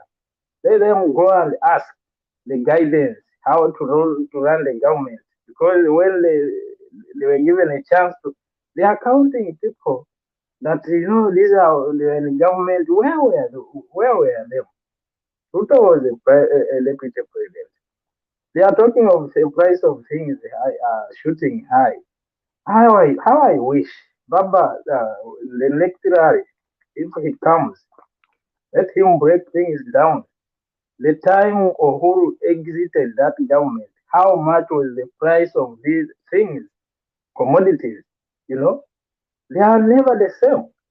Things are going high every day, and they are here. You are president, you are just lamenting, you are just crying. You are not a crying baby. You have powers. If you know people are not paying tax, why do you take them in rallies? Go and issue orders that from today on, give them summons. You are the president. Eh? You are crying like me here and Bernard, who has no powers. Now, how can people believe in you that you are the president, that you can do anything? And you see how these people are acting, Bernard. It is so shameful. You are appointing people, giving jobs in gatherings. This is the third time I see Gashagwa is giving people jobs in gatherings. You know, you especially for me for a job, come and do this. How about those ones who have no access to access you, who cannot reach you? How will they get? How will they be employed? You know, this is a government. That is a bribe. You know, you are bribing people in daylight, broad daylight, because you know people they never voted for. Now you want to win people's yard, but that one Bernard will never work. It will never. Rental power and support is just there for time being, but it will always disappear. Things will always run to the no way, come to the reality. Uh, I saw instead of these guys always speaking too much English and vocabulary when the prices of things are shooting high, it will never change anything. If I were one of them, I would have started listening to what citizens are saying. What are the things that are making these people go their lives hard making their lives difficult, you know? And you start working on them one by one. You give people hope, but each and every day you are like, you know, you give people hope, you make people become hopeless, and the country is with no hope. It's very dangerous. It's just a time bomb. Anytime it will, it will burst. So we talk about this balded head guy, Chebukati. I think this guy, it was a mistake even to give him that post. He claims to be a lawyer, but these are the people that should be investigated. Because being a lawyer, you don't just speak anyhow like him. You know, you have to keep your profile. But if the day Baba announced that I have a video, I have a photo in my house. What was he after? Why did he come to my house? He did not say, I'm bringing for you. He was giving to the public court. You know, a public court these are the citizens, people that were there in Jacaranda and those ones outside watching whatever is happening. People who are demanding their victory. He never said he will take to Chebukati. If you were a lawyer and you're asking, I've given you 7 days to bring for me a video. As who? Are you a judiciary yourself? That's why sometimes people like him should be, question mark, put a question mark on them. You're a lawyer and I speak like someone who is a peasant there in Garden. So sometimes then lastly, Bernard, these people here, you and I know very well that if you are going through pain, if you're having pain, the only person you listen to is the person who is giving you the way or medicine of healing that pain that you're having.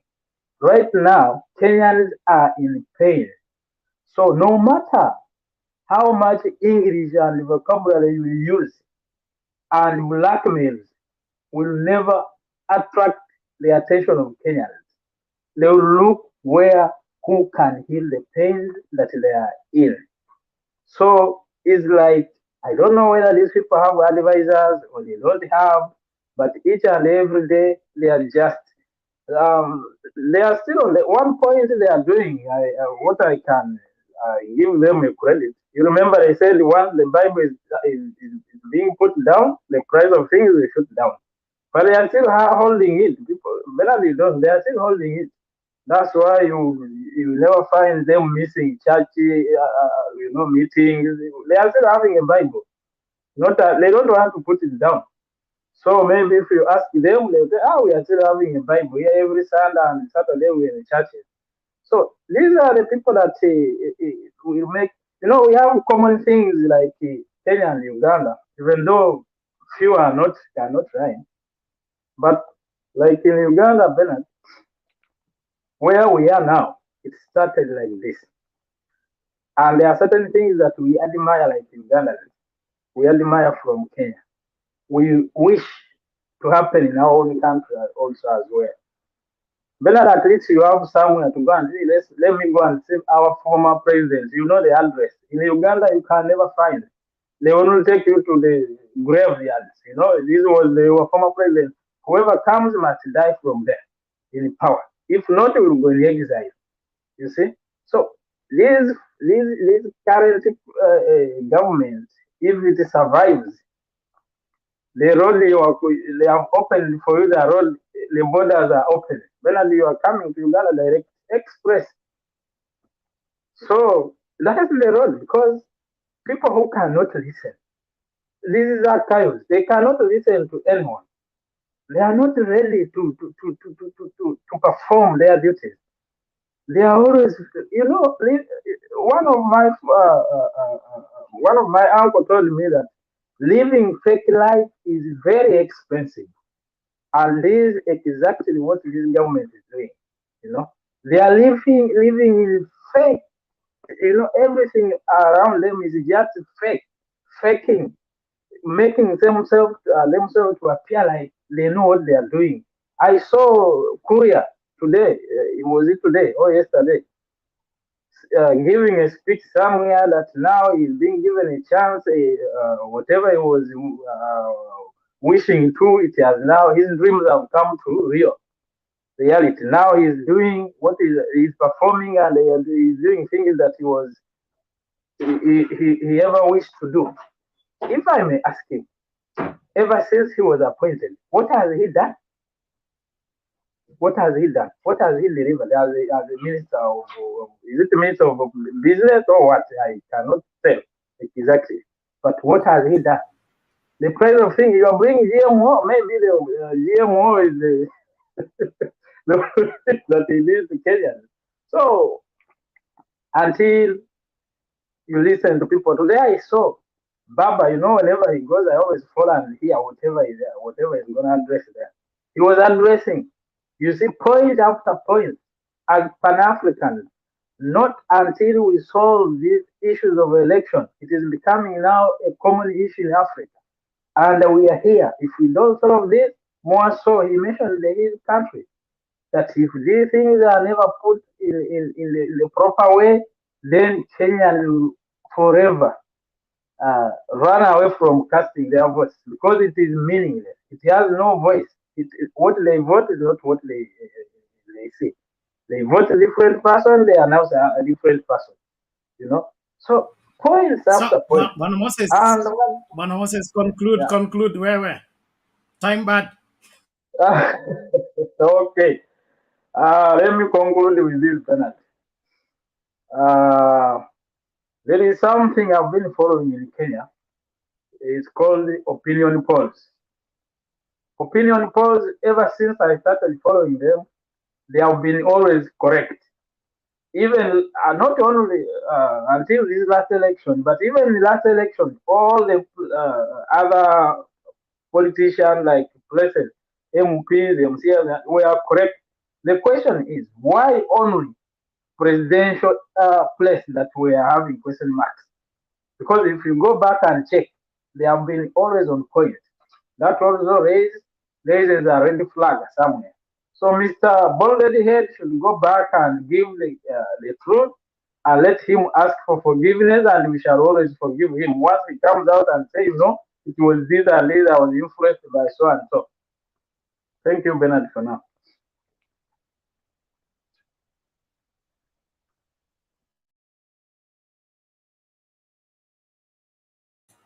Okay, thank you, Moses. Before we bring Secretary General, let me see if this video is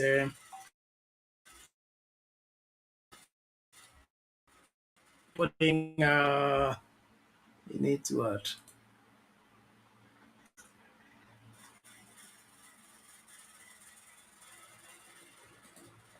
Okay, let's have a brief listen out for Baba's presentation today before Secretary General can come in.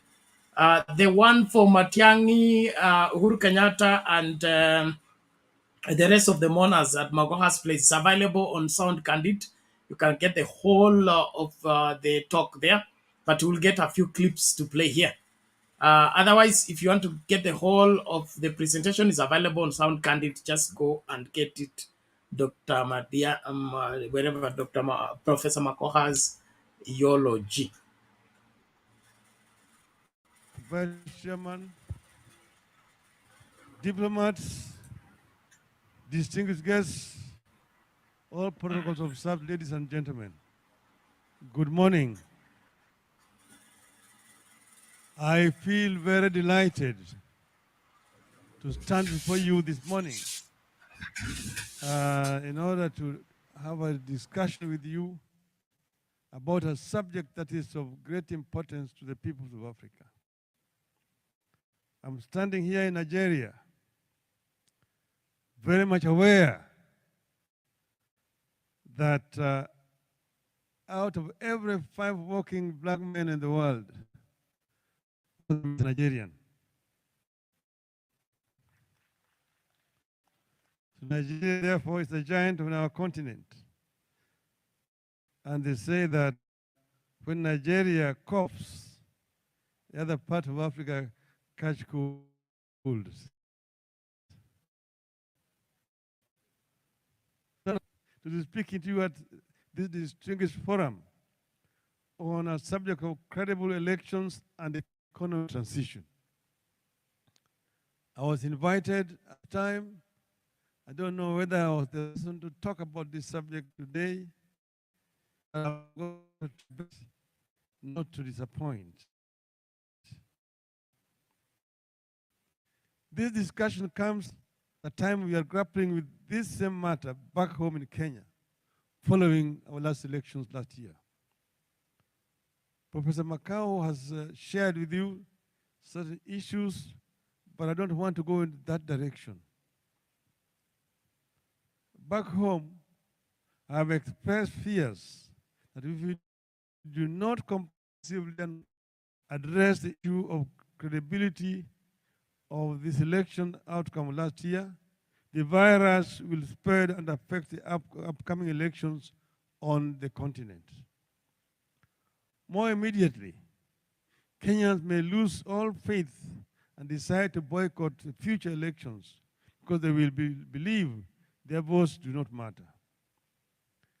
Kenya has become a laboratory for bad election practices that others borrow around the continent. You may recall that our malpractices of 2007 quickly became the script for Robert Mugabe in Zimbabwe. Since then, more of our neighbors have followed suit and perfected the use of strategy to raise the will of the people, the voters. As a Pan-Africanist, an Afro-optimist, I fully subscribe to and support Africa 2063, which seeks the socio-economic transformation of the continent. And I'm also a student of late Kwame Nkrumah, who said that Africa must unite in order to progress. But to send a red flag at this forum, if Africa wants to achieve the goals of Agenda 2063, then we must prioritize and entrench free, fair, and credible elections by all member states. Since the reintroduction of multi-party in the 1990s, and credibility of our elections have steadily deteriorated. You remember the struggle for democracy from independence in the 60s to the 70s, 80s. Africans were struggling because the period after independence, most multi-party systems were discarded. Two-party dictatorships took root, followed by military coups in the country. The Africans were struggling to open up the democratic space. It was not until the fall of the Berlin Wall and that the wind of change that began to blow in the Eastern Europe fought its way into our continent. The military dictatorship then crumbled, and single-party dictatorships gave way to multi-party elections. In many of our countries today, election management bodies have been captured by the ruling parties or individual politicians, making it impossible to have fair contests. The capture leads to skewed process, upon the appointment of election management officials with disastrous consequences. We have to agree critical development efforts without a legitimate and democratically elected government that is responsive and accountable to its citizens and to the investor community.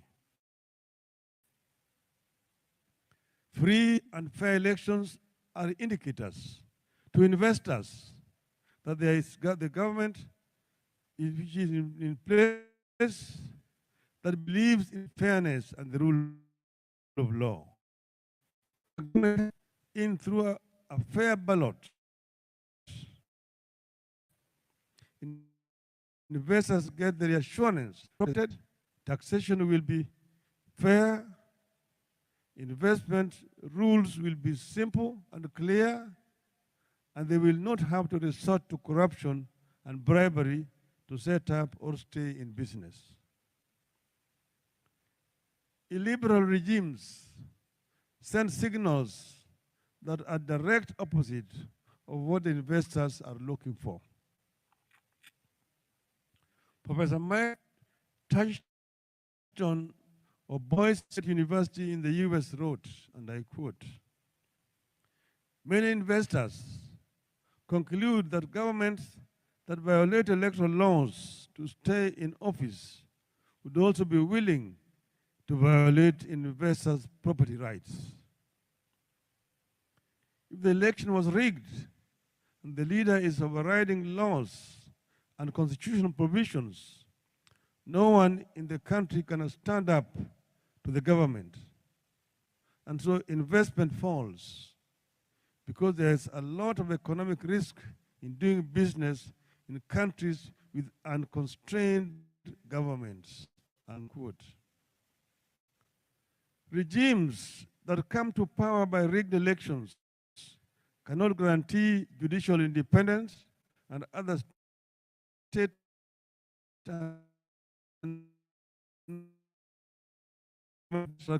for a good investment climate. We therefore need to internalize the fact that elections are important political risk assessment tools for investors. Investors look at how elections are being conducted before they can risk their investment in that environment. I must hasten to add here that by investors, I'm not simply talking about foreign investments.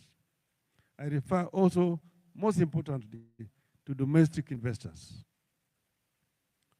Africa has seen swings in fortunes before, from bad to better and back to worse.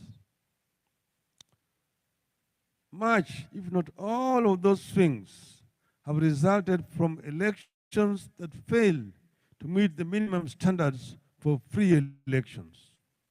In other cases, there are no elections at all.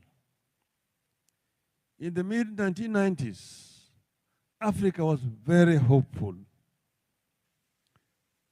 following the introduction of multi-party politics on the continent. Our leaders and intellectuals proclaimed an African renaissance. The grim days of post-colonial Africa were declared over. The Cold War, too, was over, and with it, the misrule and dictatorships perpetuated by military rulers big men, and presidents for life. I recall in 1994, our very own President Nelson Mandela, Madiba, declared, and I quote, Africa cries out for we must action, say that there's no obstacle big enough to stop us from bringing about a new African renaissance, unquote. I recall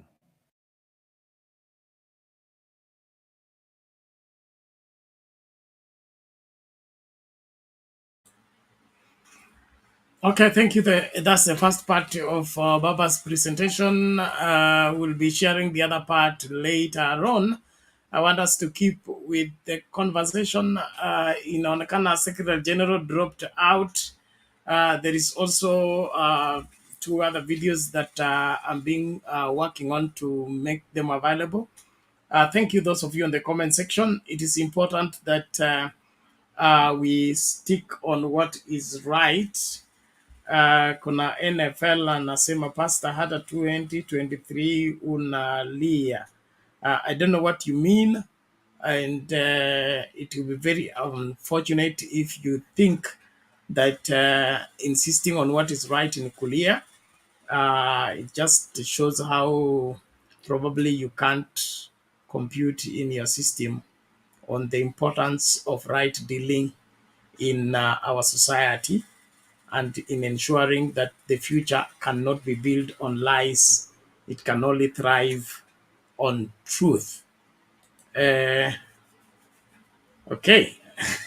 Oga, you're back. We welcome you back.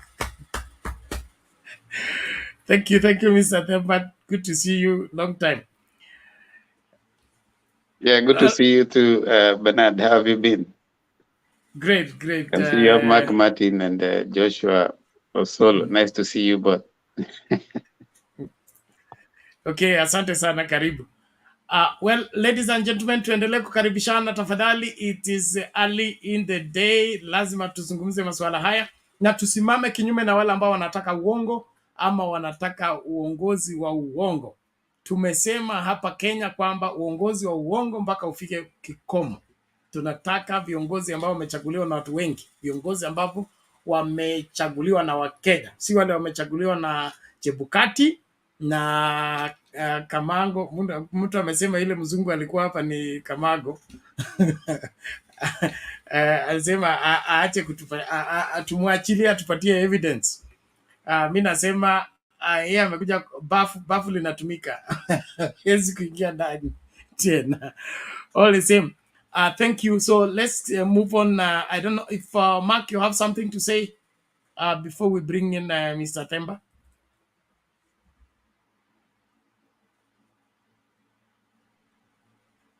Hello. No, Yes, we can get you. Go ahead.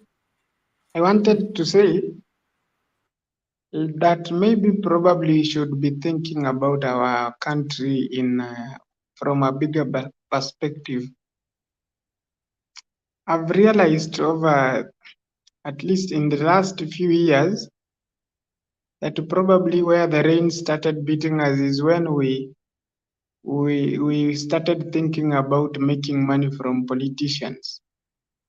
You know, we always think from the onset when they start campaigns, we only think that that person who tunasema ule mtu alitupatia kitu tukakula, that is the person we can vote in, and that is a wrong perspective.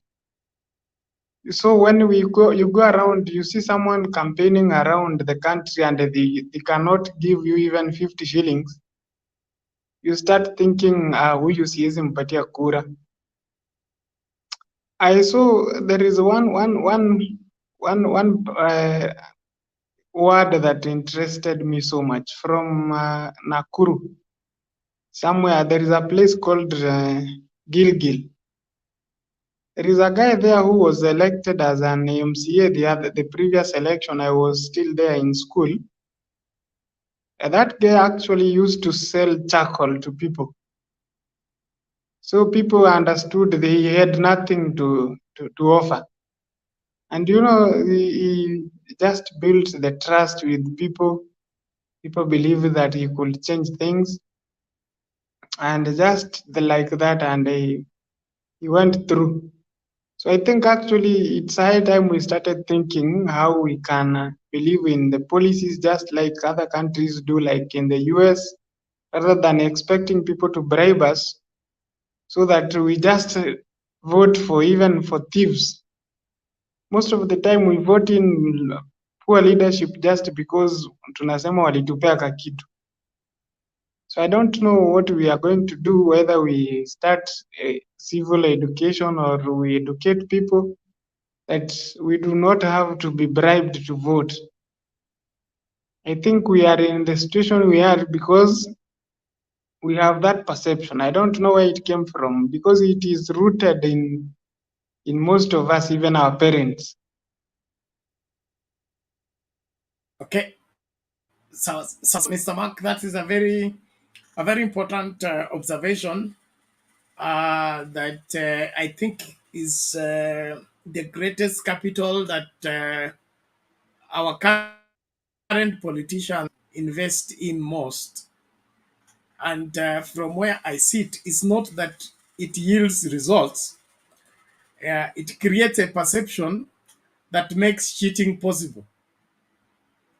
Because nobody will come out to listen to me because I'm not credible, I'm not believable, and I'm not trusted. But if I come to do a rally and I'll be giving out 200 shillings, you come for the 200 shillings, okay? And then the media will cover that so people came to attend the meeting. Then it will create a perception that this person must have a support base. And then when now you do the rigging and chini ya maji, people will be left with doubts. Okay, we didn't vote for him, tulikula pesa yake, lakini we didn't vote for him. But how come he got the votes? Okay, and that's where the confusion is with the Kenyan voters. They know who they voted for. They know who should fail in this election. Hakuna mtu anaenda kupiga kura kama ajui nani anataka anguke na nani anataka kushinda, and the majority go and vote a certain way. But the system that is in effect through the corruption, okay, makes sure that whoever pays the most gets the seat regardless of how many votes they get. Na hapo ndio shida iko. Kama IEBC haitafanya kazi yake, hata tukifundisha watu kutochukua hiyo hela ama kuchukua hiyo hela, we can vote 100% and still get 2%. Like when you look at those revelations by the whistleblower, okay, there are places where the votes were switched, okay. The ones for Ruto that were less were given to Raila, and the ones that were more for Raila were given to Ruto deliberately, okay. So there is a lot that really goes into, especially the presidential election. The presidential election is very high stake, especially with a desperate candidate. You know, there are people who go for the race, they want to win or lose because they participated in the election. Lakini kuna wale wanaenda kushinda na watafanya vyovyote vile watangaze kwamba ni washindi, hata kama kura hazitoshi. Like this ya 2022, they rigged first phase, okay? Kura hazikutosha, wakafanya weka pause kwanza tutengenezi maneno.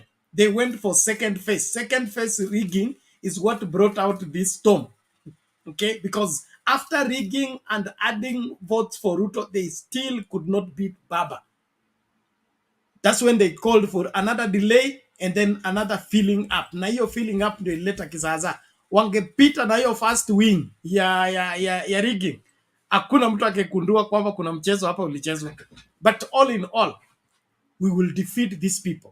We just need to make sure that the evil they planted does not generate the profit they hoped for. Yes, Bwana Mark. Yeah, you just reminded me. You know, there are so many things that happened during the election that maybe, probably the whistleblower may reveal them. You know, I understand there are friends, two friends of mine.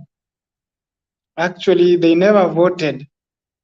When they went to the polling station to vote, but they realized their votes had been cast somewhere in the Rift Valley. Actually, up to now, they accept. They are not from Baba's side, they're from the other side, but they already their votes had been cast somewhere else, and those guys had not went to vote. So you can imagine somebody who is close, actually my uncle. They woke up in the morning to go to vote, but when they went to the polling station where they are supposed to vote, they were told, you voted already at 8 a.m. in the morning. So how many of such instances happened throughout the country and were to the advantage of somebody else? It's very Okay, unfortunate. so thank you. So, electoral fraud is complex in this country, but we hope to fix that. Mr. Themba, karibu tafadhali, mawili matatu tukisonga. Yeah, asante sana. Thank you so much, Bernard, for this opportunity. It's about 2 months, I think, I haven't been here. It's been a lot going on. But I've been watching, I've been following to see the debate, the great engagements, and the resilience in the platform. I want to address myself to the topic of today, especially where Chebukati threatens to sue Raila Odinga over video evidence.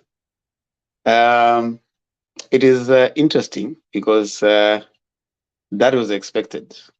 You know, I mean, with the reaction, you expect. I mean, the counter reaction. You know that they were expected to react. They are expected to throw tantrums, to say something. But I would be interested to see what happens after the 7 days that he has issued ends, because you don't expect Raila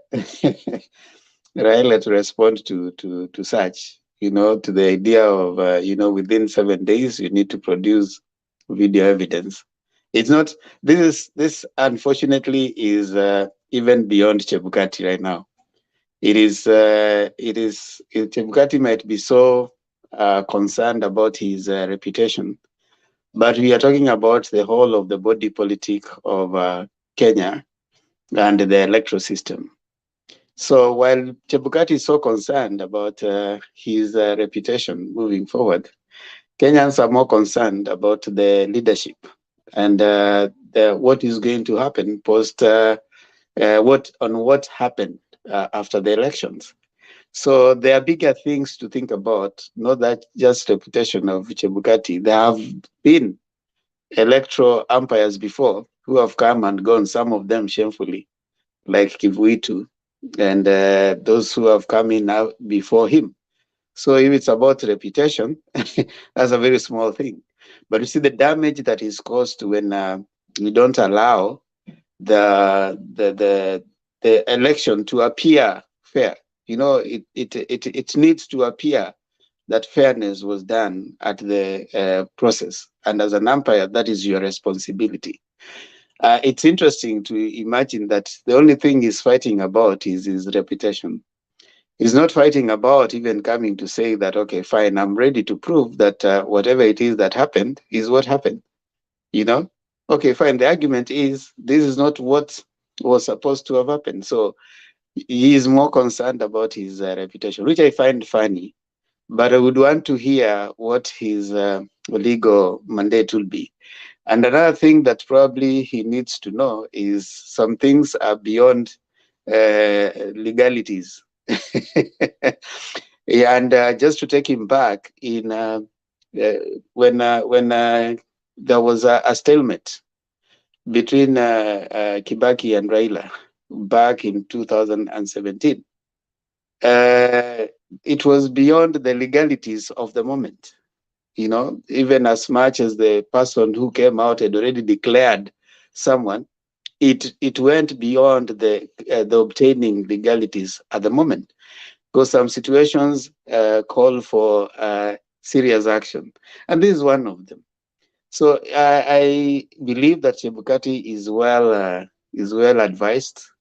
I would once he did his mandate and pronounced the president, it went beyond him now. It is now contestation, and contestations are not done at IEBC. It's already gone. It's going to the Supreme Court. So, and this now a political contestation.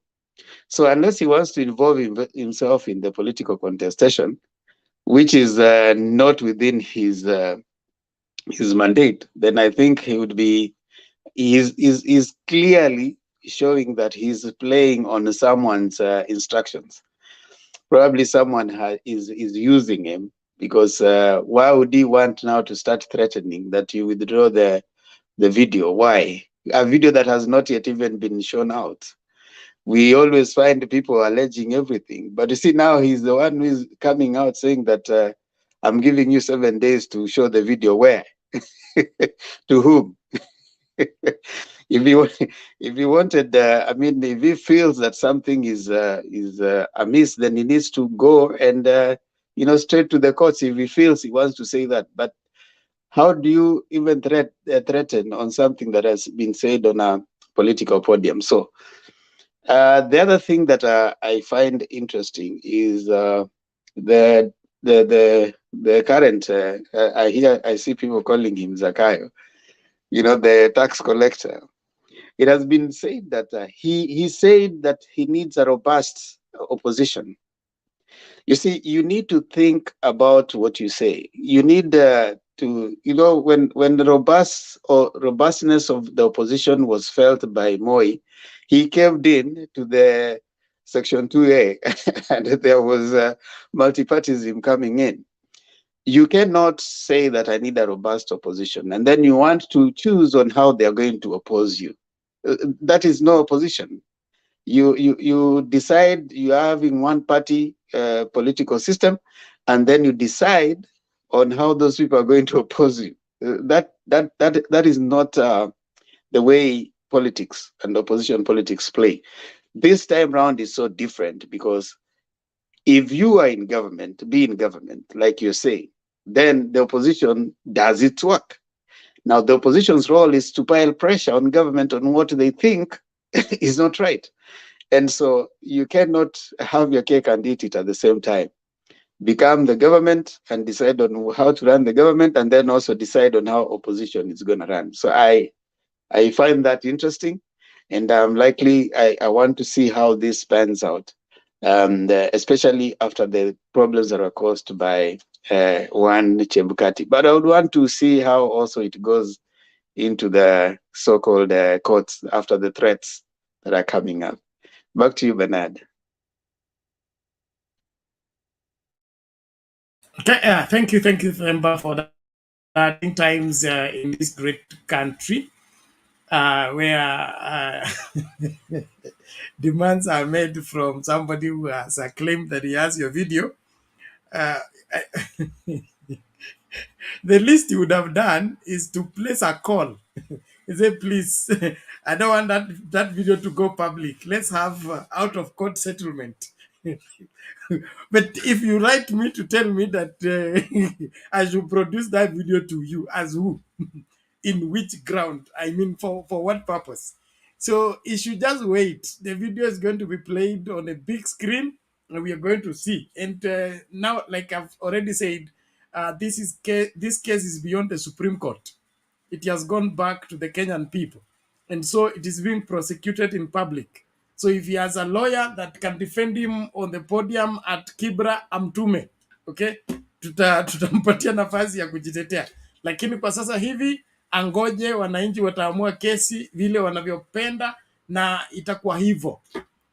Kwa sasa hivi it is important that everything is done right.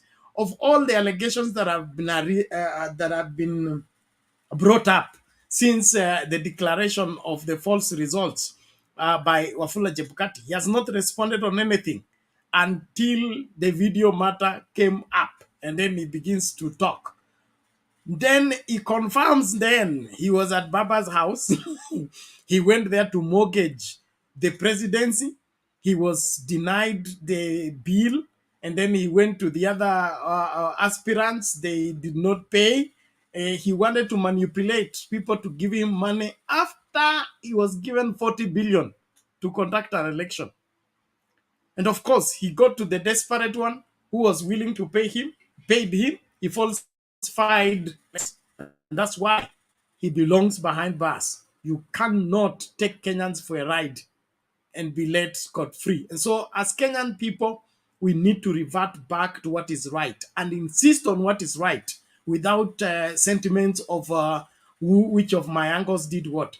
And I'm surprised that the purported prime minister or prime CS, Musalia Mudavadi, and the national speaker, Wetangula, who are members of the Kenya Kwanza Alliance, have not said anything about the Wasingishu governor targeting the Luya people and kicking them from the markets by his askaris.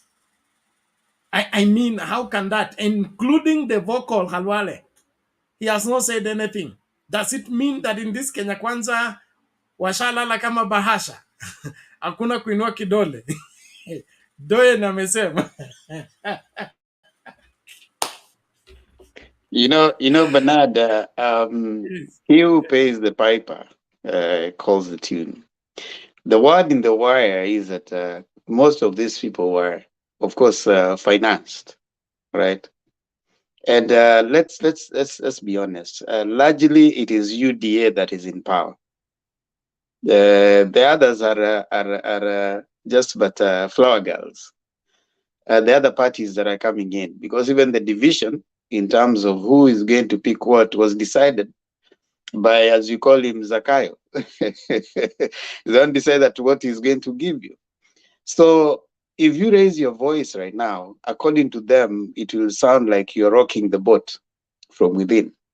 So they are trying to play a very careful situation. I mean, careful card.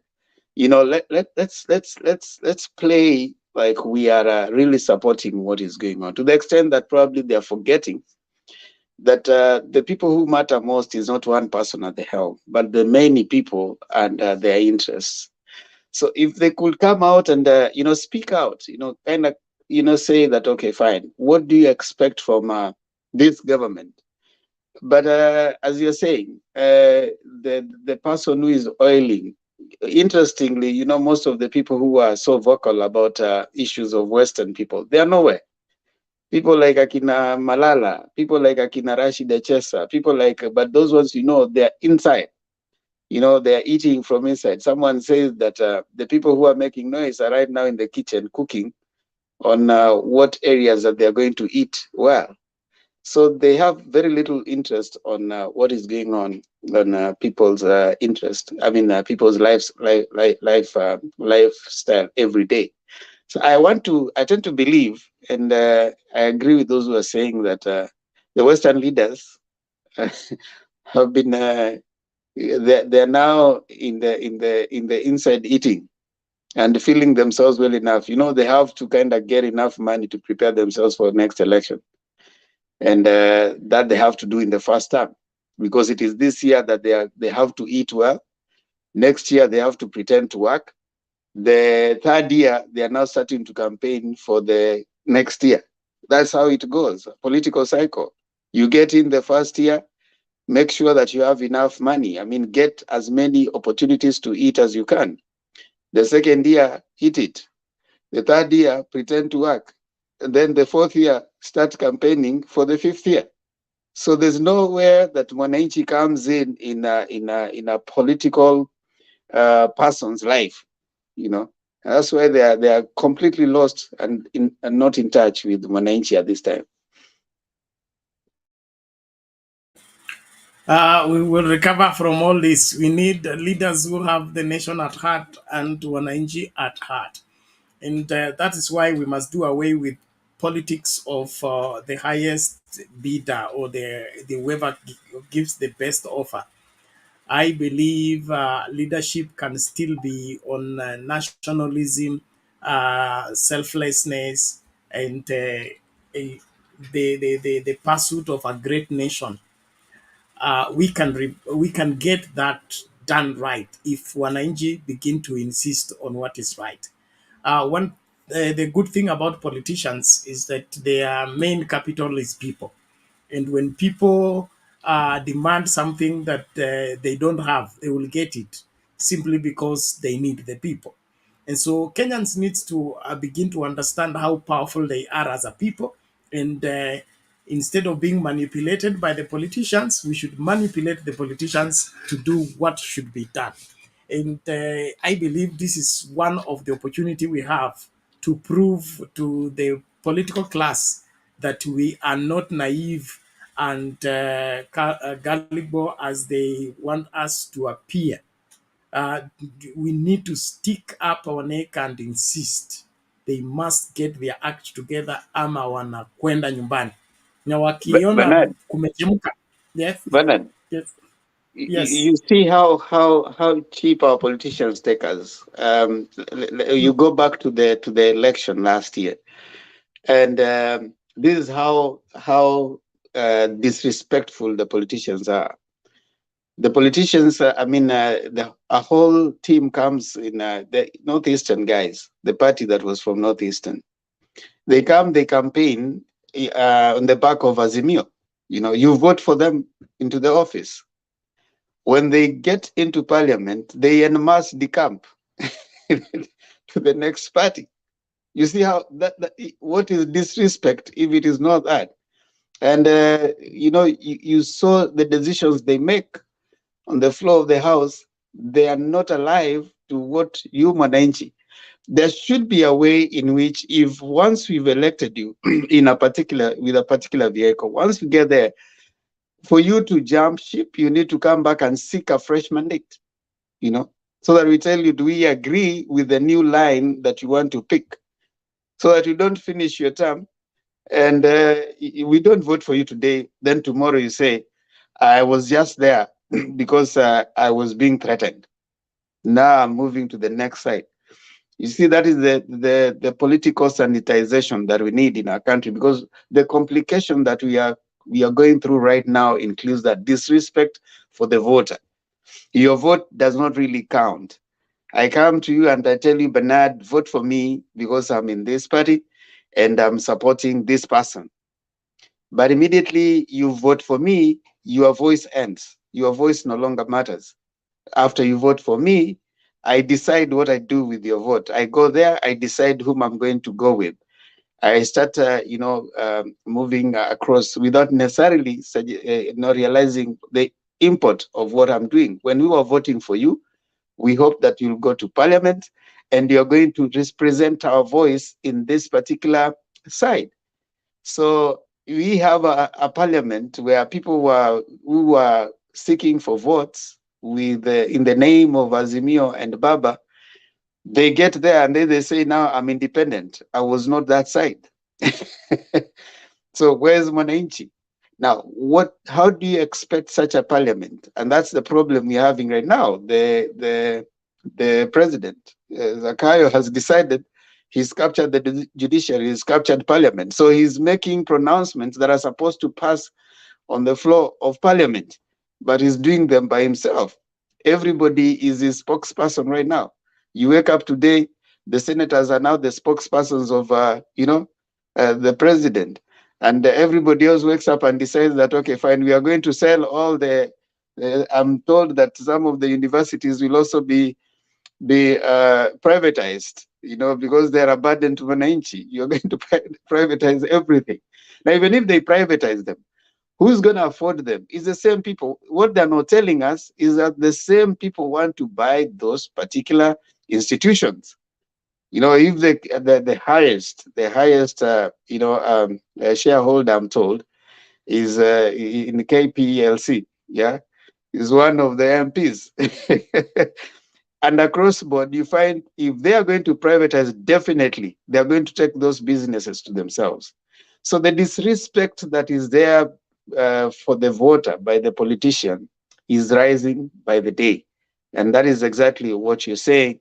If the voter is not to work, then definitely your vote and your voice, as we say, your vote is your voice, is not going to be there anymore, as it has shown right now that it is not. Okay, thank you, Mr. Themba, and that's why the demos now and the anger of Kenyans now needs to be put to effect to its maximum conclusion, because that will bring back sanity without necessarily causing too much adjustment. The best person to run is a politician when he has enlightened people. But when he has people who are not enlightened, he has a field of a day. That's what they are doing. We have a very clear constitution and very good progressive one, but we make it of non-effect by it not holding these people accountable. Look at the way now they change political parties. They say I was just with Baba because I was being threatened, or I was with this because I was being this. All that is an insult to the Kenyan people and an insult to our constitution. It needs to be very difficult for you to transfer political party. In fact, the clause that says that a member of parliament cannot be recalled until after 2 years, that thing needs to go. He needs to be recalled after 2 hours. The moment you misbehave, there should be the law that gets you punished so that you sit square.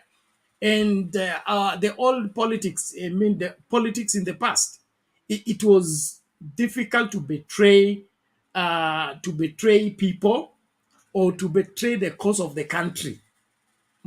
Mature and sound politicians of old who will be willing to go to jail than betray the people or betray the country. But today we have weak politicians who can be bought like chicken.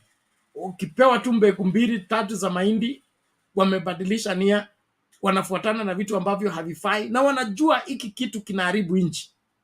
So ukikuta kama mbunge, ile mfano mepana, mbunge mzima anadai kwamba parastatals ni mzigo kwa wananchi na public university ni mzigo kwa wananchi, they should be privatized. He's basing that on what? Except if it is not his greed and his whatever, or over appetite of trying to possess what he did not pay for.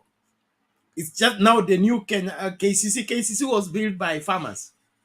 Okay, you want to privatize it and buy it for yourself. What farmers put together in terms of contribution, build up that entire thing. Now you want to take it from the farmers, make it private without compensating the farmers or even looking at how much the farmers went through in order to build that kind of a business. And so it is important that we all begin to have conference among ourselves and tell us that the crop of people we are giving leadership to are not good enough. And if they are not good enough, they should be kept away from leadership. Leadership needs to be guarded and protected. And ndiposa tuko na IEBC, tuko na Supreme Court. But they are not playing their role right. Instead of them playing the sieving process, they are busy opening the floodgates of every hyena to pass through, and then they complain that the sheep is missing, that oh, the goats are dying, and we don't know what is killing them. When they're the ones that open the floodgates for the hyenas to get into the sheepfold. All the same, before I bring in another person to contribute, let me just play these two videos alafu tuangalie masuala haya kwa kina. Karibu kila mmoja, tafadhali karibisha wawili watatu, usitazame kipindi peke yako.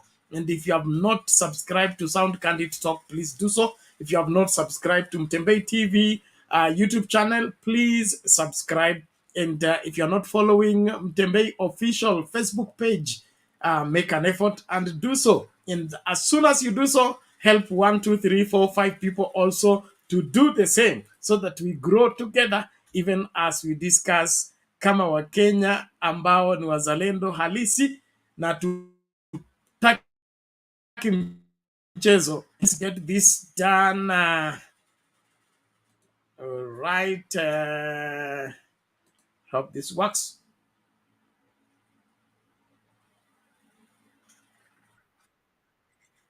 Assembly Absalom Odhiambo will remain in police custody, awaiting a court ruling tomorrow. The Office of the Director of Criminal Investigations has asked the court for permission to detain the MCA for 7 days to complete investigations. The MCA is alleged to have uttered words which, according to the prosecution, are likely to cause violence or destabilize the nation. The prosecution argues that it needs the 7 days to retrieve any possible inciting messages from his phone and record statements for the state to enhance evidence against him.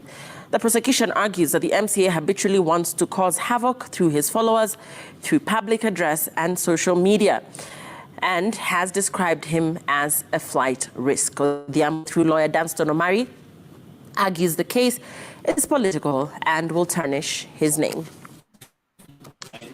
Has been met by the applicants to detain the respondent for 7 days as sought. Therefore, in the sense that this is the politics that is being brought to the judiciary.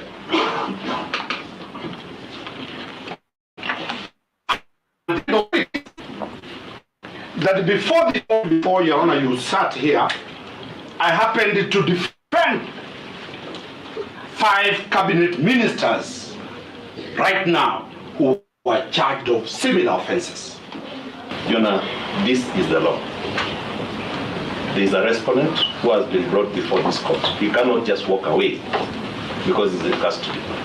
Kindly accord him bond of his own cognizance, that is free bond, because he's an honorable member of County Assembly, so that whatever issues that the police or the investigators have against him can be channeled while he is out on board. Bearing in mind that the manner in which he was arrested while attending in obeying the directions of and command of the body that has brought.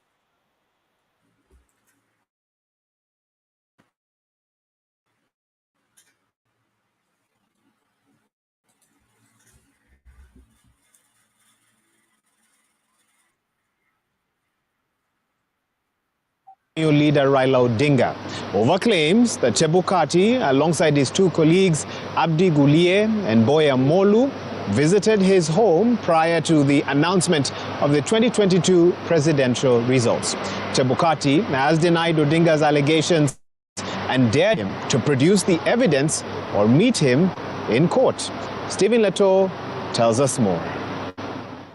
Former IEBC chair Wafula Chebukati is not taking Raila Odinga's allegations that he visited the Azimio leader's home lying down. Chebukati's lawyer Steve Ogola tells Odinga, and I quote, "Our client has reacted with shock and consternation at your allegation, which you know too well to be false and malicious. Our client is the said allegation has the unconstitutional purpose and effect of lowering his dignity and injuring his reputation."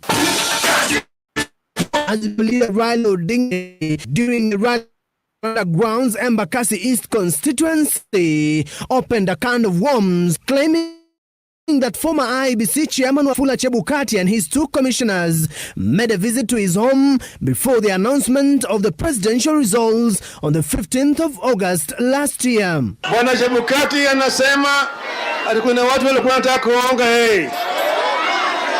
Hata wale wenzake si Bwana Gulie na Bwana Bo. Nataka niwaulize hao, mlienda kwa jumba kufanya nini? Polisi wao walikuja kwangu kufanya nini? Waliomba nini? Waliomba nini? Chebukati accuses Odinga of being irresponsible remarks that he says are adverse and have injured his reputation, especially having been the chair of the IEBC. Chebukati's lawyer writes, "Our client vehemently denies your allegation that he met you during the election year, let alone the election period, and in particular at your house as alleged by yourself." Chebukati is now demanding that Odinga make good his threats and send to him the video footage showing him at his house within 7 days from today. Chebukati's lawyer further writes that should the Azimio leader fail to avail the video footage within the 7 days, he shall institute appropriate adverse but lawful proceedings against him. Raila Odinga is currently in Abuja, Nigeria, and will later this week visit Senegal before returning to the weekend for another rally in Chebukati constituency. Stephen Leto.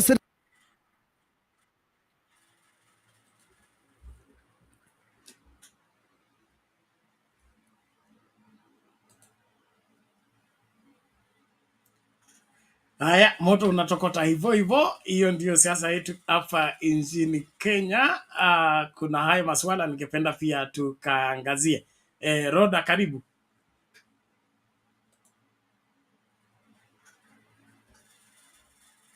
Asante sana. Nice to see you, Chamba, and about County and Martin, Malini, Magige, Joshua Osoro. Nice to see you, Joshua.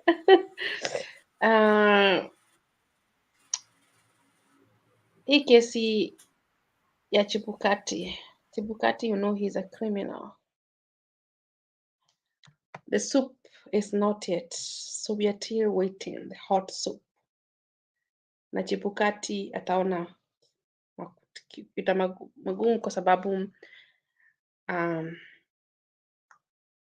if you see that video, what is Baba was saying in Jacaranda ground, that Chebukati, what exactly the way he went to the Baba and he tried to fix lies. So Chebukati is a bad person and he's a criminal. So he will face mountains, and he will know that Kenya, we don't play that game. He think. However, he cannot twist the story about our elections, and Kenya, they wake up to vote early in the morning and they know what they were voting, and then he didn't give us the right, free, fair, and credible. So we are waiting that video. Baba told us he'll show us what happened and what was going on with Chebukati, because now he's a former and he's still twisting the story. He don't want to accept it, the mistake he did. Why can he say I did mistake? Why can't he tell us? As Kenya, we are ready to hear anything. He'll tell us. So Chebukati is bad. I can call. He's an old man. I think he's not young. I think he's a man. I think he's already called his grandfather, but his behavior, he need to be a good example for Kenyans to have integrity. And somebody have studied lawyer, he need to be more lighter than us. We have not studied the law. Yeah, and then Leo, sijafurahi Leo, what happened today? Our former president, he was in the funeral of Professor Magoha, and this Kenya Kwanza, they are still attacking him about paying the tax. And today I saw this, the MP of Bugoma. You know, that's a story I want to come here to say. It's called Dasmas, Missouri. I think he comes from Bugoma. That man, I hope he can hear my voice. Please stop attacking the former president. This guy, he's a murdered. Remember, he killed one man in Bugoma, and nobody take that case, and he doesn't care. He doesn't care. You are killing somebody and you don't care. You don't. Sometimes when you think about our country, you feel sad how people they are behaving. They don't care. To take somebody's life in Kenya is like it's not, it's something small. So unfortunately, it's very sad for that man in Bugoma, and he seemed not understand. So for me, I want our constitution to follow. Like we have a very, very strong, our judge, they can work very good. If people they have been murdered, they can be taken the court. Any case, that's what I want. That's why I'm here. That I want my country to have a very strong justice, a very strong, a man and woman have studied law. They know how the law work. They have studied the lawyer. They know how things work. Because people like them, they are killing. Yeah, watu kama wanachukua nini, hata wanatolewa kuwa member of parliament kwa sababu umeshaua. How can you be the politicians? What you are going to represent in your county, you know? And then hii kesi ingine ya nini huko wanataka Washigishu. You know, that county it's have a lot of problems. Always remember 2007 what happened. It was the same county. So that county need a lot of people work to bring those community together, because it's not good they fight this community. They need a strong sub chief and police, no sub chief and MC and government to bring them together, because it's not good to have a tribal at your Lua, you cannot do like this, you know that's not our constitution. Our constitution say you can live everywhere as a Kenya, because Kenya is belong to everyone. When you are from Central, when you're from Bugoma, you can live in the center. When you're from Central, you can live in Bugoma. When you're from Bugoma, you can live in Kakamega. That is the constitution. It's when you're from Kisumu, you can live, that's our constitution doesn't say you the tribe you speak, you cannot live anywhere you want. So that's what I want to say. So we keep fighting here, and we are doing well, and we continue fighting for our country until we see things change. Because this government, Kenya Kwanza, they seem don't care. They think that we don't see things. They don't care about what is going on. They don't care about the business. People are crying. Things are going bad. The cost of living. People, they still not care, and they're still just going round and round and round. So we will continue fighting with this government, whether they will go or not. We'll be very strong oppositions. If something would not happen, if there will be not happen like the way we think or how we feel, we will continue to have we will be very strong oppositions for them, and we'll continue fighting. If we are not going, if the Ruto will not disappear in the state house, we will continue to be strong, and we are not losing hope. We'll continue here and fight until we see things change. We will not lose hope. Thank you.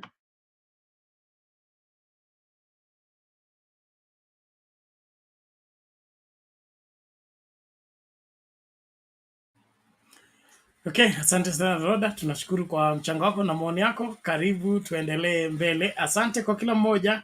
Watu wa comments tutegee hapo hapo, hakikisha kwamba unaendelea kukaribisha wawili watatu ili kila mmoja amakinike na siasa zetu. It is important that we do what is required. There is an old video that I want to play before I bring Wood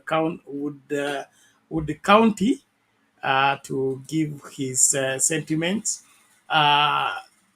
And I think that video tells us probably what could be happening in Uasin Gishu, and it is left for Kenyans to judge and be able to see the kind of mentality that we are placing in national office when probably they need to be clan elders. All the same, let's listen to it and leave for you to judge for yourselves. Thank you.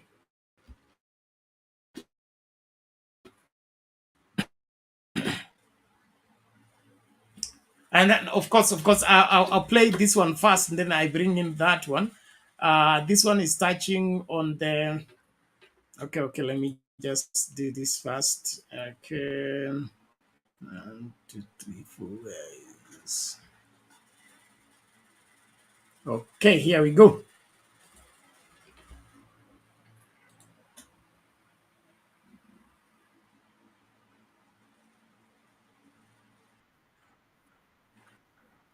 It's only Tuesday, but I tell you, this man knows. I think that what he does most of the time is just read that Constitution. William Samoei Arap Ruto, the man I call the King of the Rift, is in the know. He's championing the know, and with reason and for it. Let me mention about land. The reason we have war in Palestine, and I have been to Israel, they are fighting over a piece of rock. Yes. Strip of land. Strip of land. Yes. You know, Golan Heights. Correct. This country, we almost went to war with Uganda because of a piece of rock called Migingo, which is half an acre. So land is an issue that you don't take lightly. In the Constitution, there are 4 critical issues I want to mention.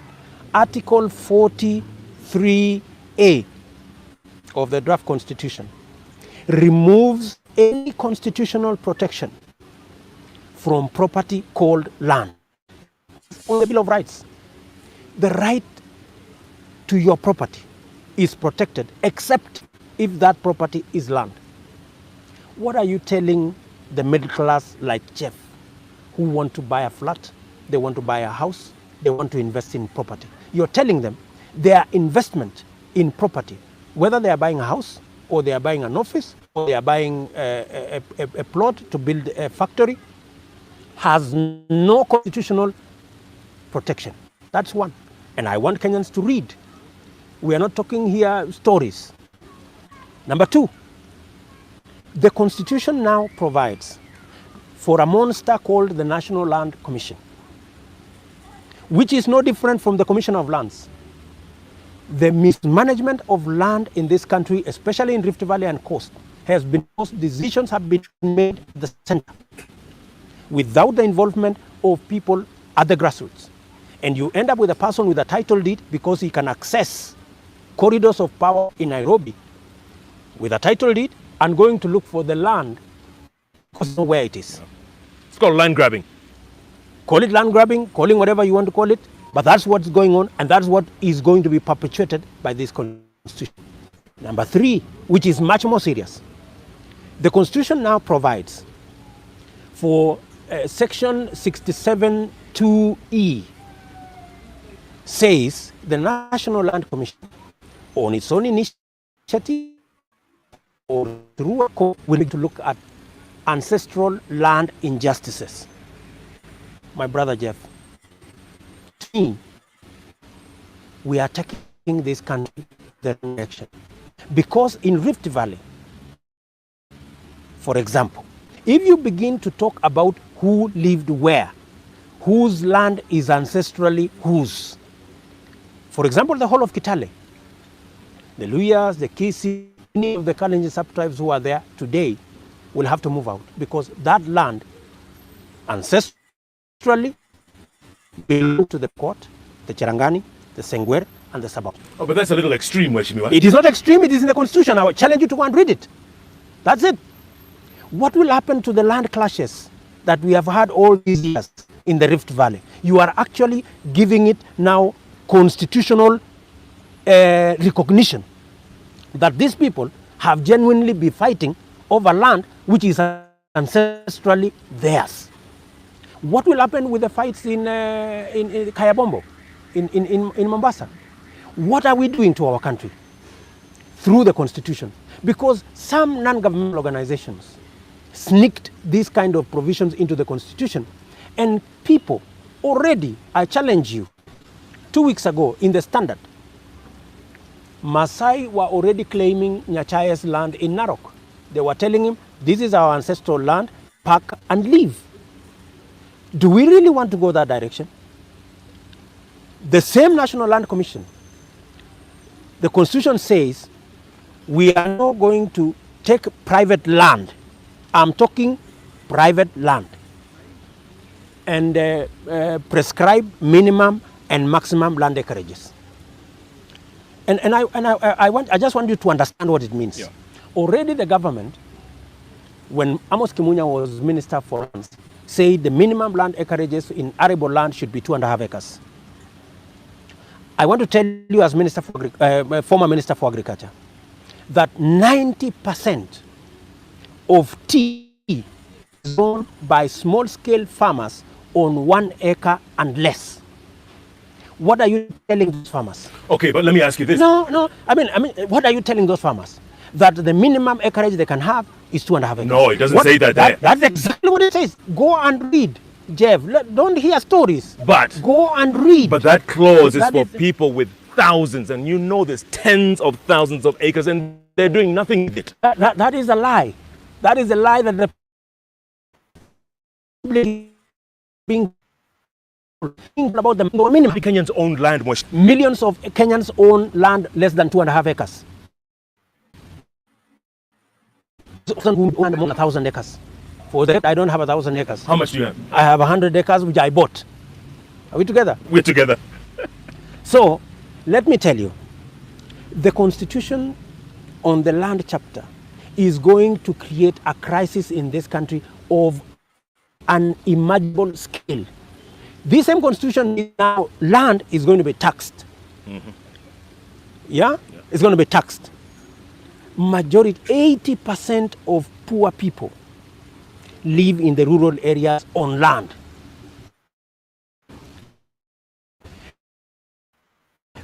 Those poor, a piece of acre, 1 acre, 5 acres, 3, going to put tax on land, on farmers which are peasant farmers. Households. Where are you going to take this country? What about the people with tens of thousands of acres? Let's say the church. Those ones they can afford to pay. Big landowners. They can afford to pay. But they're not paying right now. We're just trying to get revenue. They can afford to pay. But the small landowners, who is going to pay for them? How are they going to be taken care of? I am not bothered about the people who have 1,000 acres and 2,000 acres. They can go to court. They can go and pay land rates. They can sell their piece of land. I am talking about this country is being forecast and cheated that it is about the big landowners. It is not a big, and if it is, the bigger problem is going to be with the small landowners. Let me say, Jeff, that we are underestimating the problem that we are going to create on the land chapter. And believe you me, I do not want to be party, and I do not want to be on the side of the leaders who presided over the impoverishment of other Kenyans and over creating a confusion in this country that is going to cause a total resettlement of Kenyans. And I do not want to be part of that bandwagon. Okay, that's heavy, but we'll take that another time. Rachel Shebesh was here yesterday, before I forget, and she mentioned something that really angered you, which was that there are militias out there arming themselves in the forest. Mm-hmm. CID knows, security knows, they've disarmed some, but there are some still being trained. That angered you? I had it, and it was really an unfortunate scenario for a member of parliament to make such wild, serious security allegations without taking the responsibility herself to get the commissioner of police. Has she recorded a statement? Let us assume, for argument's sake, that she is right. What is her responsibility as a citizen? Is to make sure that we do not drive this country to anarchy. Instead of coming to a TV station and making such wild allegations, she should have made the earliest opportunity and reported to a police station. But I know this is happening. It is in this place, sponsored by these people, and these are the culprits. Please, for heaven's sake, those kind of statements are what brought this country almost to a precipice in 2007. Wild, unsubstantiated allegations. And this country should stop those kind of leaders arrogating themselves that kind of platform to make wild allegations. Yeah. I think you owe it also to your...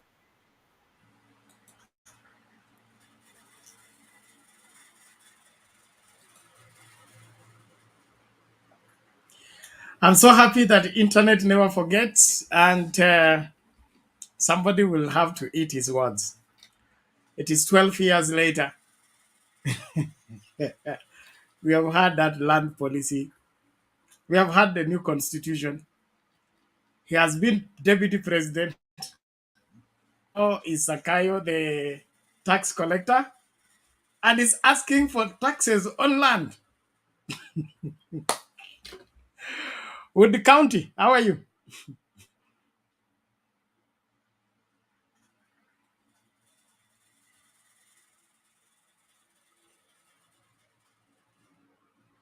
This Wood County seems to be captured.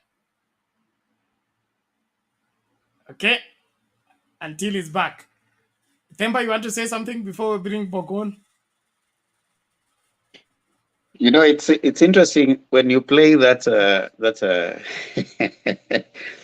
that video. But I want first of all to just have a response to Rhoda on matters of conscience and politics. There's something you talked about when you raised the issue of Chebukati not feeling what Kenyans are feeling. There's something about money and politics. There's a way it corrupts and it numbs your conscience. You lose it, and to some extent, you forget that there's a feeling beyond that. We may feel that they need to feel like other people do, but that gets lost in the confusion of the moment. When someone starts enjoying the trappings of the imagined trappings of power and the money that's there, they tend to forget and they tend to lose that conscience that we think they should be having in terms of what is it that is there for the larger picture. I just gave you an example right now. Chebukati is more interested on his reputation as an umpire for IEBC. He's not concerned that the result of his action has taken us to where we are right now, the sufferings that Kenyans are going through. So that's how politics sometimes can be very, very foolish to some people. So if we rely on politicians to make certain decisions, sometimes we'll be a disappointed lot, because some of them do not have that sense of even being sensitive to what is expected of a politician. And indeed, the video that Bernard has played, lends credence to that. The same person who was speaking then, right now seems to have changed tune. He seemed to have been more concerned then. Right now, he's not. Now that he's in position of power and where he thought he wanted to be, it seems to have changed and tilted many things. And we see a lot of contradiction in this government. You come out and you say that you want everyone to pay taxes, but yet the next day, someone who owes billions of taxes to the KRA is given a position. There's this guy who owes billions of taxes to KRA, and his company was actually stopped because it was making liquor that was not legal and wasn't paying taxes. So he owed the billions of money to KRA. Then what happens when this government takes power? They give him a position on investment and then release the companies without necessarily giving us directions on the taxes they're supposed to be paying. So what is going to happen right now? The debate is going to be interesting, because when you have people who are, they say when you live in a glass house, do not be the first one to throw stones. The people that are with the deputy president, I mean the president rather, the tax collector, they have not been paying taxes. The senator for Nakuru County, Karachi Breweries, was a tax evader.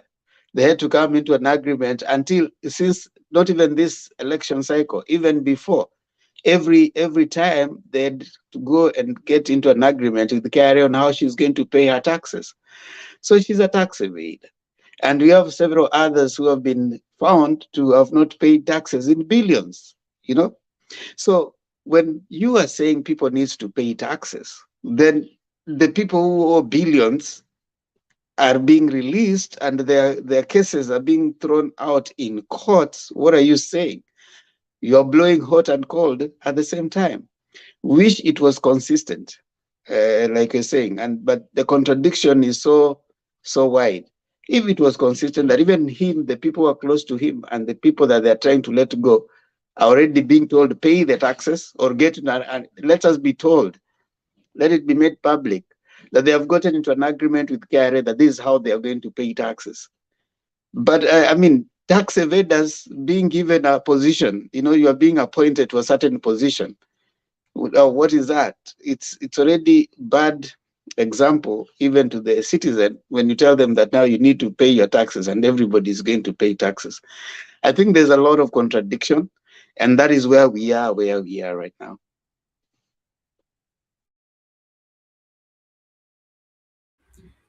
Yes, they must have double speak and contradiction.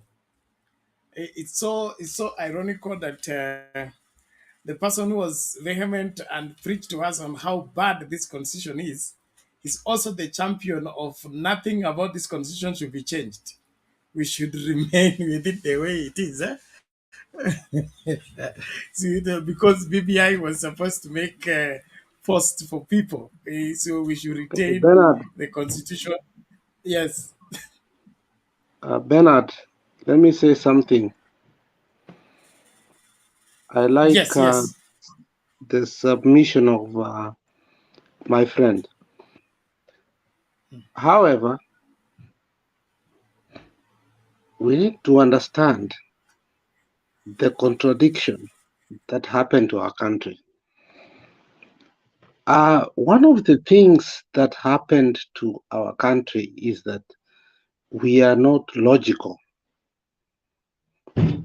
and we are not effective and we are not trustful. And we need to be honest to our people. I will leave it there. Let somebody talk and then we will talk later. Bernard, I think we need him to expound on that. You cannot just say that and leave us hanging. No. Okay, let me expound on that. Let me expound on that. What has happened is that whatever is happening to our country is very illogical. And what we look at, I think Raila is not serious on moving forward with the revolution. People are serious with the revolution. People have decided. When you look like Okungu, when you look like Babu Owino, when you look like Gaucho, they have decided that we need a revolution. But Raila is not. He's sympathetic. And I'm telling him, whether we like it or you saw how the rally in Jacaranda happened. Kenyans gave their minds and they came in numbers. And they said, we need a revolution. And you saw that. Bernard, you saw that. Bernard, did you see that? Exactly. And I agree with you. Kenyans don't want jokes right now. And for the first time in Kenya, we have seen Kenyans coming in numbers and saying, we cannot allow our country to go this way.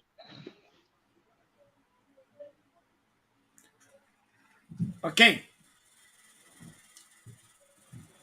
But Raila is sympathetic. And we don't want to be sympathetic. This is not the best time to accuse one another. I have held the opinion here that a revolution is very easy to cause. But when a revolution happens when it's not managed, it becomes impossible to call it off. Starting it is simple, but calling it off is where the work is. And that is why as much as I am for Kenyans going for their rights, I don't want them to go for their rights wildly. They must go there sensibly and in wise counsel. And Baba's leadership is critical at this point in time. Jacaranda was right. Bernard, can I Jacaranda was add? right. Just a moment. Jacaranda was ripe and ready, but it required super wisdom of Baba to manage those crowds. And remember, we were not even given police at Jacaranda. We provided security for that meeting by ourselves. All the police were all called to go and surround the city center and the State House to see to it that the Jacaranda does not offload itself there. And so I believe the leadership of Baba is critical at this point in time. It's very easy to unleash people, wataenda huko, watapigwa risasi, kadhaa watakufa. We may even go and take over the country, but who will call it off? Because the other part of the country can also come up with their own thing, and then now it becomes two rebels, okay? The rebel group for this end, the rebel group for this end, and the whole country disintegrates. So I believe in leadership. I believe in managing whatever crisis we cause. And that is why this thing needs to be approached with great care, Although itafika mahali when we don't care. But until we get to that place, we don't care. Let us care little. It will help. Temba, say something before we bring Pogon. Pogon amengoja sana. Yeah, I just want to piggyback on what you've said. I mean, you've said something very important. Revolution is not about the initial moment. The management post-revolution is normally the critical moment of any revolution. Look at several countries that have had revolutionary, processes. Some of them have been unstable for almost 20 years before they arrive, because revolutions after that, they bear the next revolution, because inside of it, other revolutionary acts come in. So it's not about now we want to take power. It's what you do with power. That is the most important thing. Post-revolution, moving to State House and taking power is something that you can wake up and go and do. You saw that happening right now in Sri Lanka. People are in State House, they are eating things inside the State House stuff. So if it is just that you want to do, that can happen. But normally management of a revolution post the taking of power is normally the most critical moment, and it can leave the country more unstable than it was before. So if you have looked at several comparative studies on revolutions and the way they occur, you will understand and appreciate why a revolution is not just about getting Ruto out of State House. Getting Ruto out of State House is just an event in a revolution. It will require a lot, because beyond that, remember this, Ruto has people who believe in him, right? They think that he was the one who won. And even within Azimio itself, and within these other people, there's Azimio. And Azimio, as you may understand right now, there are several parts that are also not pulling together, right? So you find even the parties themselves are not pulling together. And now there are the people. Not everybody who is probably supporting Baba's agitation for a change is pro-Azimio. They might probably be supporting Baba for a change, but do they want Baba to be the president? You see, those are questions around a revolution. And if you go and read comparatively, you'll find places where after taking power, those particular revolutions actually fight themselves. And a case in point is actually Africa. There's which country is this? Is it Guinea or one of that? Just happened, I think, last year, where they deposed the president, and then the same army, they deposed each other. So you remain in a state of instability for a very long time. So revolution is not just about moving into State House and getting Ruto to get out of there. How many people will die? A few people will die, and then you'll get the power. But now management post that is usually the most critical point of any revolution. So I think you can complain, but again, we need to understand the dynamics that come in with the management of a revolution. Back to you, Bernard. Okay, thank you, Themba. From where I sit, I trust Baba's judgment on this.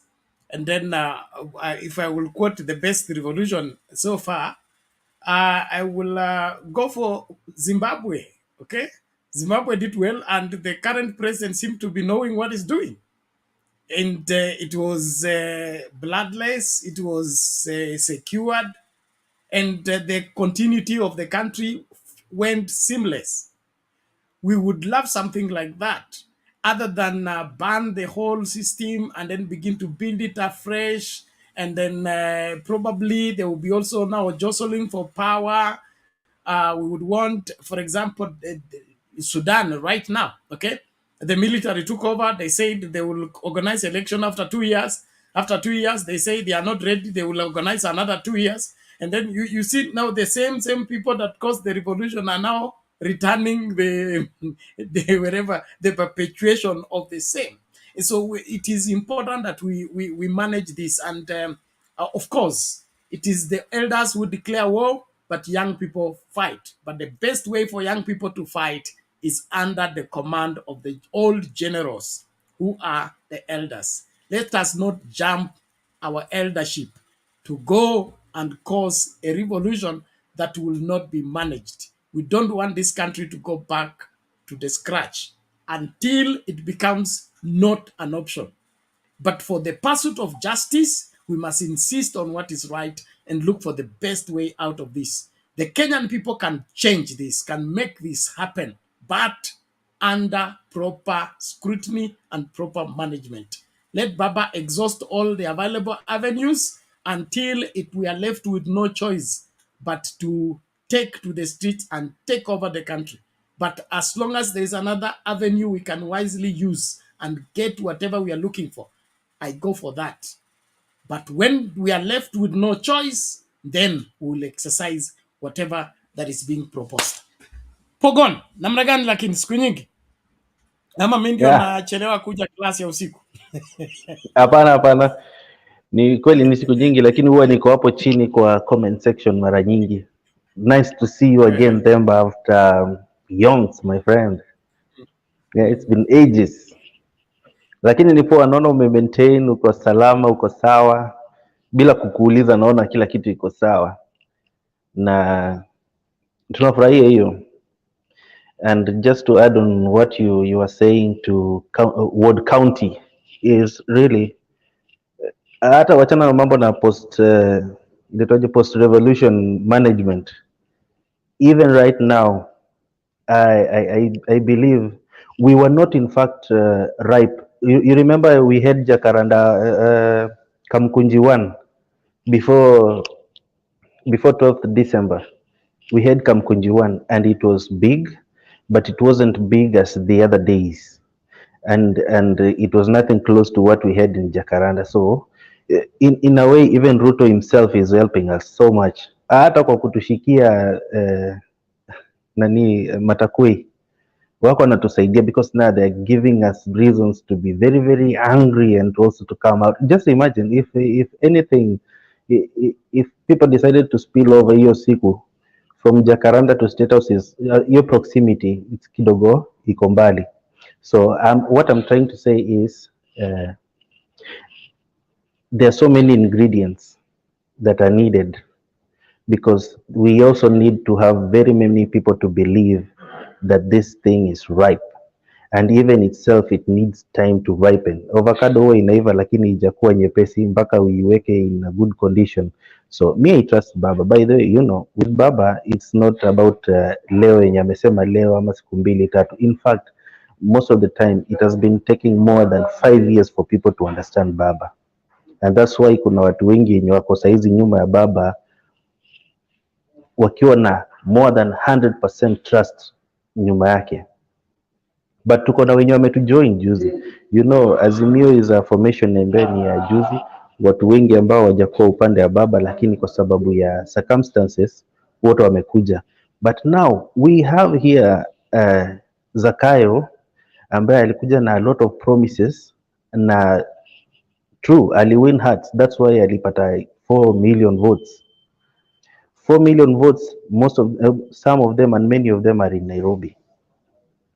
So for this 400 people, 4 million people ambao wengi wao pia wako Nairobi, now wako wanaendelea kujionea. And if Jacaranda happened that early in the year or late last year, we would not be having the same effect and same turnout as we did the other day. But because watu walianza, wale wenye walikuwa wamekuwa won to Ruto's side walimekuja kuona kuwa huko hivyo ilikuwa ni real hot hair. That's why in fact kama kuna watu I believe wengi walikuja ni watu wa Ruto wakiwa wana feel walikuwa conned, walikuwa shortchanged, walikuwa taken for a bumpy ride, na vitu mingi sana itaendelea kufanyika. I don't see Ruto doing anything good, and he's only, in fact I was telling somebody, kama kuna watu wenye wataimba wimbo ya Raila na watasifu Raila, sisi tunajua Raila, we don't need a song kujua ama kuelezea zaidi uzuri ama kuendelea kujua sasa uzuri wa Raila vizuri. We believe in him. But these people wenye wamekuwa huko upande ya Ruto, wao ndo watatunga wimbo na zitakuwa zikiwekwa kwa YouTube in a day, itakuwa ina hit 1 million views, kwa sababu sasa wao ndo watakuwa wamekuja kugundua tulichezwa na mahali penye tulikuwa tunafaa kukua kweli ni kwa baba. So me I believe, wacha tuende Kibera, let Ruto aendelee kufanya vitu yake. In fact he is losing his hata mpaka kwa home bases hako anapoteza. What is happening in Baringo? What is happening in Turkana? What is happening in my county in Pokot? Kila siku ni bito, kila siku ni threats. But in reality siku ile yenye the Soprano guy went there, wakamwashia moto kwa tuko hapa, do your worst, we'll show you who we are. Na hapo anasema ati imeisha, itaisha. Last time alikuwa anasema hapo analengwa. In fact juzi Ruto alikuwa anasema kuwa hii banditry issue imekuwa exaggerated na ni uongo, na like in the clip that you played akasema kuwa watu wanajaribu kutanish jina yake. Now he is in power, he has promised people that is going to end it. It's getting in fact much more worse because the people, even those who believed in him, sijui kama mliangalia leo Citizen saa 1 usiku, people were asking, tuko tunauliwa watu wetu, mang'ombe yetu iko zinaenda, but the government is doing nothing because deploying of the police there, that's nothing. You can only seize the fire, but you cannot like extinguish it kabisa with guns. These people need a lasting solution and Ruto has none. Promises don't help.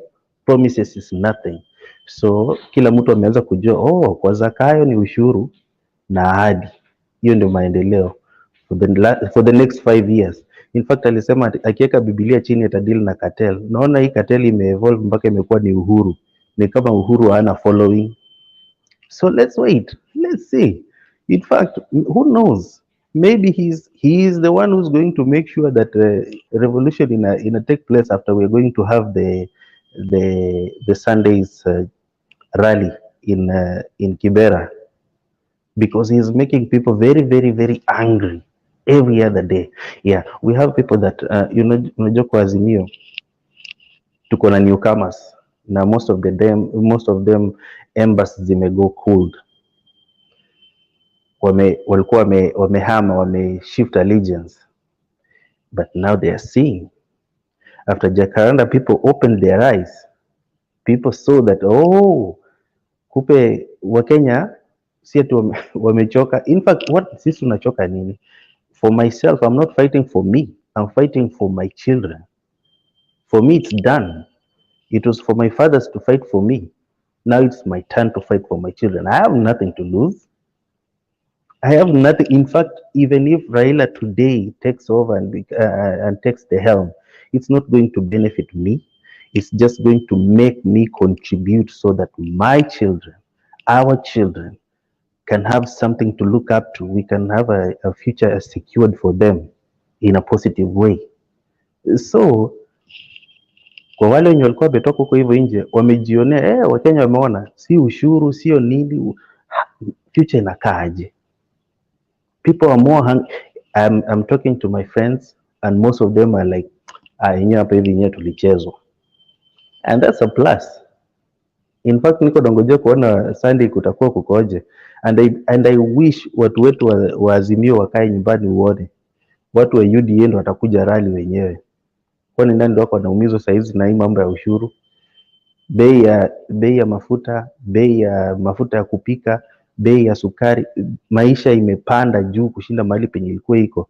Kitu yenye imeshuka bei ni promises, ndio inakuja tu in free, inakuja mingi. Mtu akishika tu mic hivi badala ya mic check ni na promise, nimepanga tutafanya so it's just a matter of time and you're not going so far. In fact, we will be planning for rallies, but Ruto is going to organize the revolution for us. That's my take.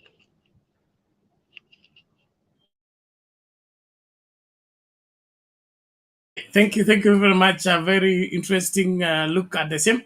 I'm happy that we are learning and progressing in our pursuit for what is just. There are those who feel like we are in this because we have a quest for presidency. There is somebody called Kubwa here. He seems to be very narrow-minded and think that this is about getting presidents. This is about making Kenya Okay, work Bernard, can I comment and on Kenya that? to Bernard, work for. Oh, sorry? Bernard, Yes. Bernard, can I comment on that? Yes. I think he has made a revolutionary comment. One thing that we must understand is there are several things he has commented off, especially on Raila. But I want to understand from him, is Raila serious? I want to ask him, is Raila serious on moving us to the next stage? What is your understanding of Raila? Can you tell me, please? Temba can respond to that. I believe he was asking, who? Temba or me? No, it's you. I I'm think anybody. asking, is Raila serious on moving us to the next stage? Because what I saw in Jacaranda, what I saw in Kamkuji, is that people are mad and are serious on moving to the next stage. Is Raila serious to move us to the next stage? Can you answer me that? Bwana, would the county, please? I don't think we are headed in the right direction. Raila Odinga is not a small boy on the block. Raila Odinga is not Bahati, is not Babowino. Raila Odinga has been with us here. If he has never been serious, what was he doing in jail for 9 years? What has his track record proves that this is a man who loves this country and is willing to do anything to make this country work. And so when we put his his seriousness in question, I think we are disqualified to do that, in my opinion. Whatever you are asking for, it is going to be a flop with left with a rotten egg in our face. We are putting it very clear. This revolution must bear fruit, and for it to bear fruit, we must minimize on the consequences and maximize on the profit. Okay, marching to State House and taking power is easy.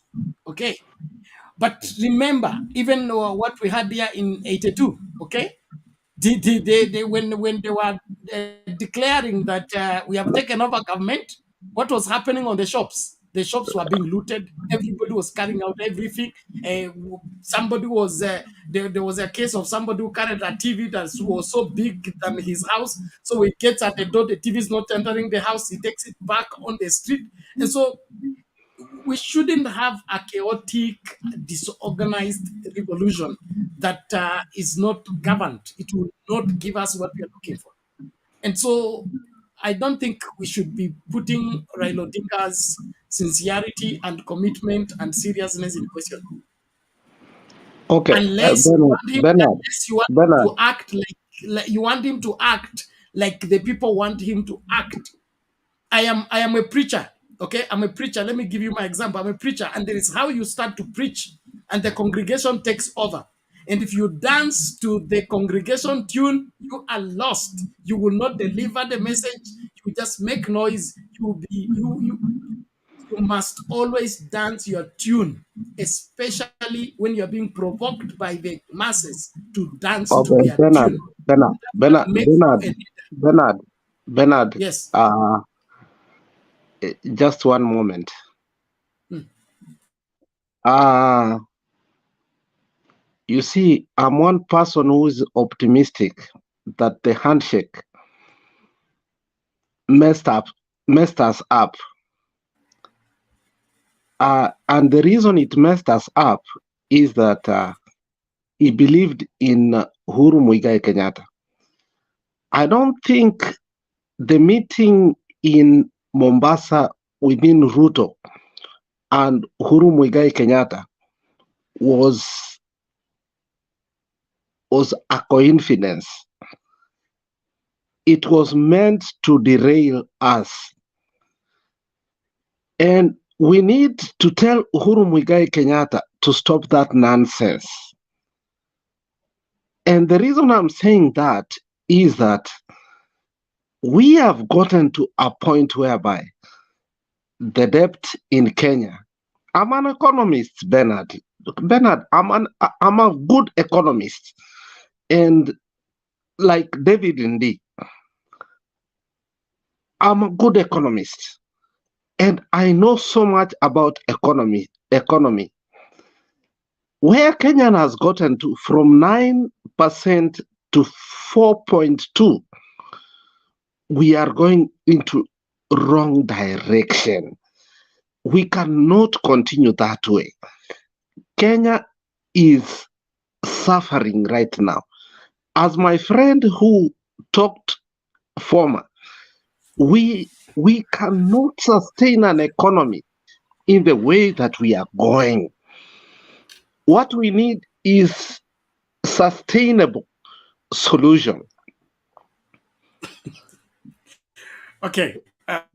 When you are my friend, and I will tell you the truth. Okay. Let's do this. I will have you for the show daybreak right now, and I'll pumzike ndugu yangu. Okay. We'll have a daybreak show, me and you will tell me all you're telling me. For now, I think you want us to dance to a different music. Look for who to blame, and we begin to whine here. In the process, we're going to lose the Bernard, debate. we are not blame. Show. Bernard, hold on. We are I will not host blaming you in the anybody. morning on Sound Candid Talk. Thank you. Ladies and gentlemen, I really want us to remain focused here and do what is required. In fact, today we are talking about Chebukati's threat against Baba and over the video allegation. At least there is a response from IEBC when the video claim was brought up. We've been waiting for him to talk to us about the whistleblower. He said nothing. Many things have come up about IEBC. Chebukati has remained mum, but at least he's now talking. So it means the cards that Baba has underneath his sleeves, in journalism, let me give you a secret of journalism. When you want to release a dossier or a credible message, you don't begin with the worst, okay? You begin with allegations, okay? Then the person will come and deny the allegations. But before you start, you must have at least 9 layers. That's journalism, traditional ile wacha hii journalism ya bandia. Ile ya kitambo ya mango me, okay? You have at least 9 layers. So when you bring in this, he come and deny, then you bring more convincing evidence. If he denies that, now you bring more convincing. And I'll give you a very fresh example. Those of you are old enough, you can remember this. Remember the story of Bishop Margaret and Kamangu? When it was said that she is the wife, and she came on television and said, it is not possible. The glory is here. Okay? What happened? The next scenario, they brought the head of the son and the head of Kamangu. Confirm for yourself.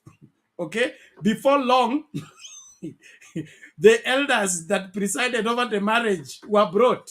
So cases are proven step by step as it goes. And what is left is more convincing than what we've been told.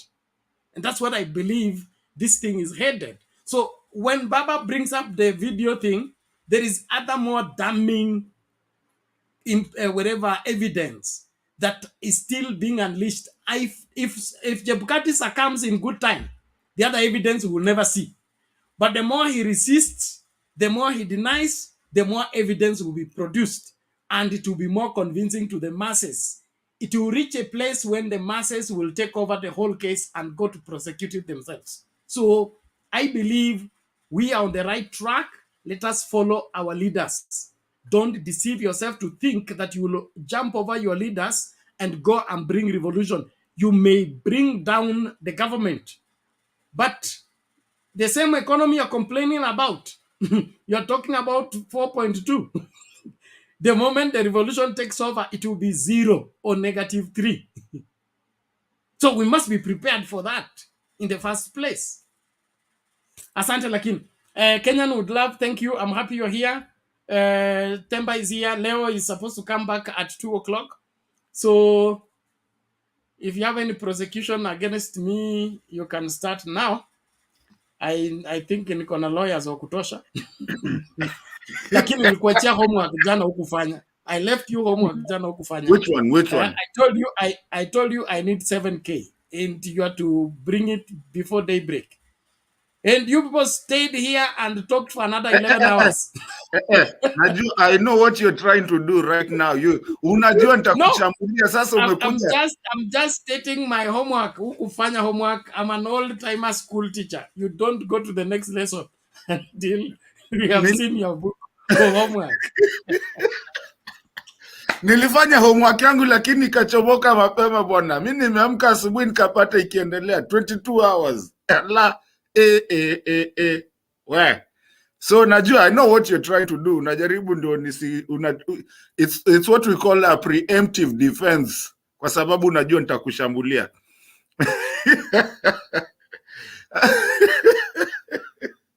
Na lazima tuambie fundi. Sikuachi. Wewe nipatie kazi ya kudress Kashagwa kwanza. Ukitaka kujua fundi.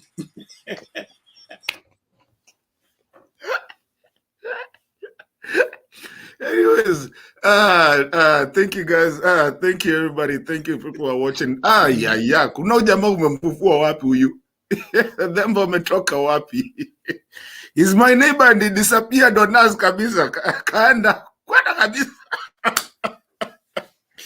Thembo, nice to see you. Nice to see you. Rhoda, nice to see you. Everybody on the comment section, everybody watching us, thank you. Nashukuru sana, nashukuru. Pogon, thank you for being here. Bernard, hata sikuwa nitakuja baadaye. I was just passing by. Ile nimeshikwa tu na shetani fulani akaniambia hapa kuna mtu anasema vitu mbili. First of all, I want people to understand Raila is well informed. And like them already preempted that because I was about to say too. You don't just wake up and go to a revolution just like that. Alafu niwaulize, mlikuwa mnataka tutembee kutoka Jacaranda. Wewe unajua venye uko ni mbali kufika State House? Tupite town, tupite juu hapa hill mpaka huko Bernard. Ile naogopa ni hii hapa Kibera. Now, Bernard, when a revolution is ripe, it will be ripe. And that time will happen. One thing, there's different ways of revolution. Revolution is also psychological. Just having those people there can change the way you saw. People can actually start understanding where the country is going. And once you start understanding where the country is going, then you can be revolved in what you're doing. But again, I'm not trying to say that revolution is not going to happen. It will happen if they keep on going. Itafanyika. Lakini lazima ifanyike na style. Haiwezi kwa ile kitu tu mnasema leo muende tu. When that time comes,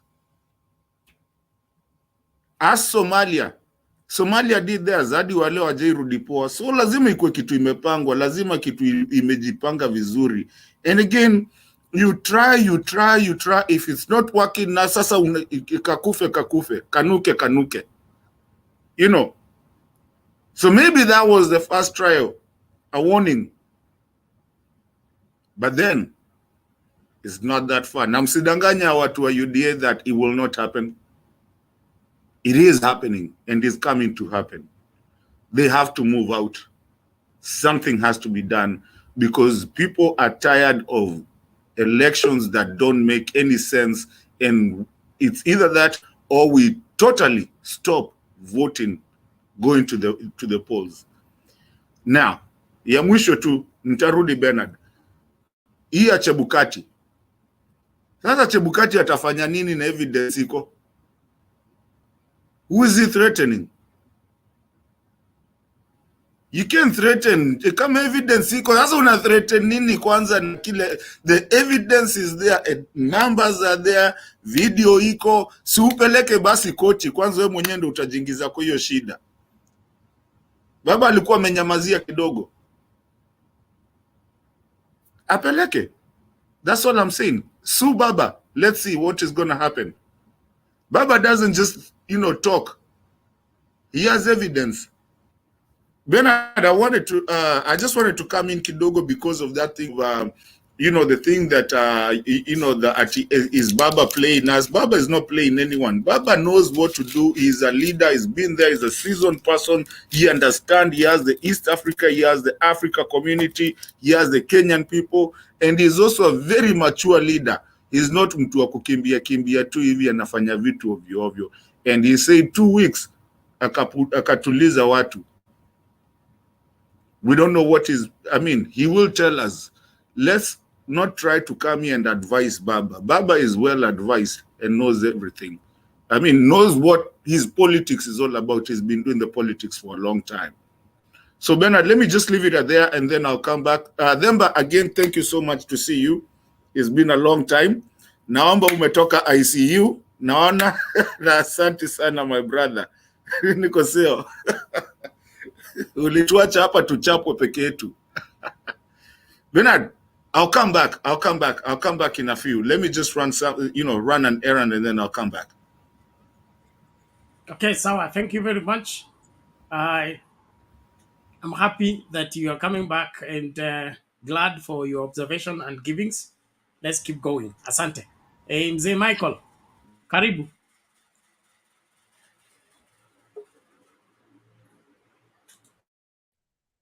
Ninawasalimia nyinyi nyote, watu wenye roho mzuri, watu wenye nia mzuri, na namwambia Alex awache hiyo yake, kwa maana kila kitu inapangwa kulingana na utaratibu. Baba ni moto ya kuotea mbali.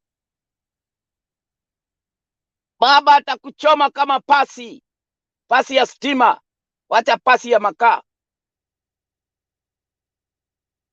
Kwa hivyo Alex, ngojea. Jakarada ilikuwa mbali, sasa tunaenda hapo Kibira, ndio karibu na uphill. Nikianza kuchaji inaenda mara moja, inaingia tu. Hakuna kungojea. Ruto tutaona pale atafikia, ameiva kuondoka kwenye madaraka. Ameiva kabisa. kama mlimsikia Raila huko Nigeria, Raila hakuwa naongea akicheka. Raila alikuwa naongea na uchungu mingi sana, kwa maana yeye ni mmoja wao wa kuchezewa karata hizo alikuwa naongea. Kwa hivyo akirudi hapa, ile wakati mwingine akitoka South Africa alikuwa Raila wa 1990s. Sasa tunakuja kuona Raila wa 1980 akirudi. Yule atakai kujua kichwa imefura na ni kuenda tunaenda. Hakuna kurudi nyuma. Hajali yeye, alisema huko Kamukunji yuko tayari kukufa. Hiyo neno si kidogo, ni neno kubwa.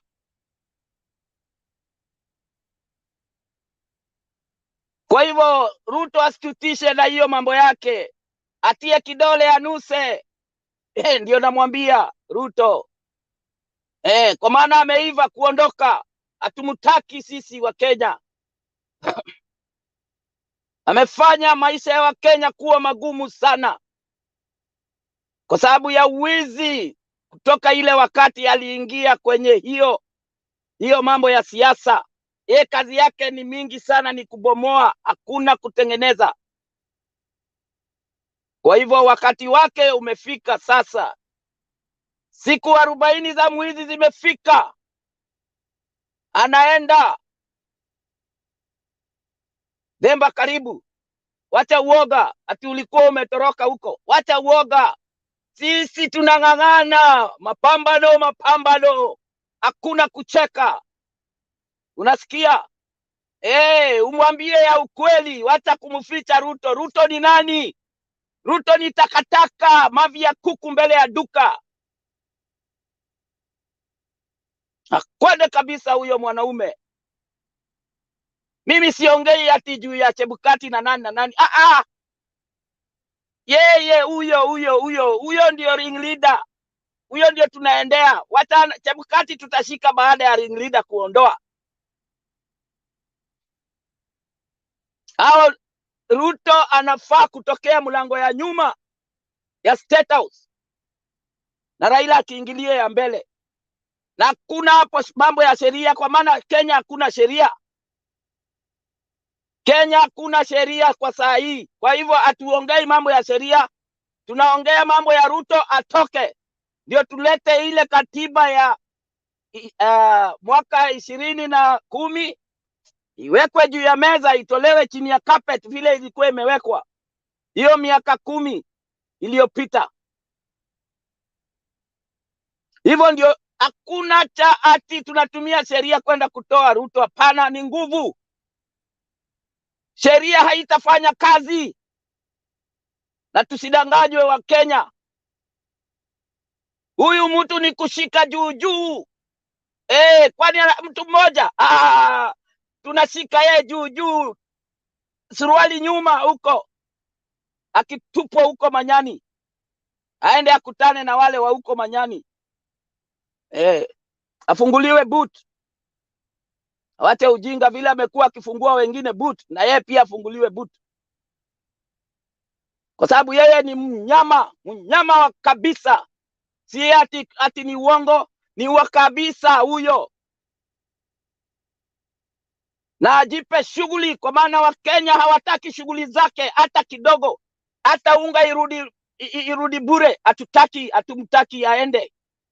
Aliingia na uongo. Na hatutaki kutawaliwa na uongo. Hapana. Tumekataa. Akwende kabisa hiyo shetani msalabani. Hatutaki yeye. Na mtu yoyote hata Wekesa pale yuko, arudi hapa kwenye studio, mkuja msaidie Bernard. Bernard ndio kiongozi wetu. Bernard alikuwa karibu kuachana na hii kipindi kabisa, aliingiliwa mpaka na kina Alex. Huyo anakujaga hapa. Aliingilia huyo Bernard. Akiambia Bernard ati anaomba pesa. It's not good. Hii station lazima ichangiwe, ndio tuwe tunaona. Hii ndio macho yetu. Wengine hatuko huko. ndio macho yetu tunaona ukweli wa maneno. Kama sio mimi, Bernard angefunga hii kitu. Alikuwa tayari kabisa, alikuwa amejaa na mori mpaka hapa. Mimi nilileta mori chini, kakuja chini, kaingia kwa roho. Kuingia kwa roho ikafanya fanya, akanipigia simu akaniambia okay, wacha nivae nguo nianze kipindi.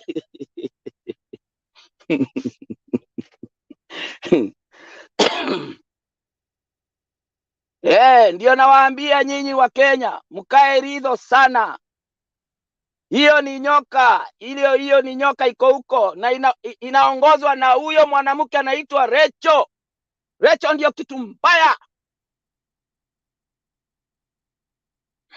Huyo ndio anabeba hiyo nyoka, analisha hiyo nyoka hizo madamu inataka. Ruto ni mtu amejawa na kiu ya damu kutoka wakati wa Moi mpaka wa leo. Hiyo kiu tunakata.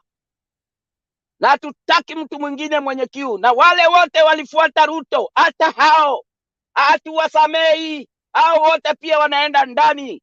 Tunasafisha Kenya. Tuioshe kabisa na omo. Tunaiosha na omo na tunasugua kabisa Kenya iwe shine. Pande ya nini ya hii kitu inaitwa siasa. Pawe hakuna siasa moto. Pawe na siasa ile ya katikati. Siasa ile inaenda vizuri inchi, kila mtu, hakuna yule anaangalia mwingine. Kila mtu ana shughuli ya kufanya. Kama wakati wa Kenyatta, baba zetu walikuwa na shughuli ya kufanya. Saa hii baba za watoto hawana shughuli ya kufanya, kwa maana hakuna kazi. Na hiyo pesa yote hiyo ilikuwa iunde makazi kwa Wakenya, iko ndani ya mfuko ya Ruto. Hiyo pesa tunaitaka. Tutaki mchezo. Raila akuje, tunaingia huko. Wakenya wako tayari, wako charged kabisa. Kabisa. Na wanajeshi mimi nawaambia wasijaribu kuingilia hii maneno, na polisi msiingilia hii maneno. Mkae kando muangalie sinema. Tuking'oa Ruto, sasa ndio mtakula kiapo ile ya ukweli, kwa maana saa hii mmekula kiapo ya uongo. Na mnakubali, hiyo ni mbaya sana nyinyi wanajeshi na mapolisi wa Kenya. Huyo sio amri jeshi mkuu. Huyo ni terrorist.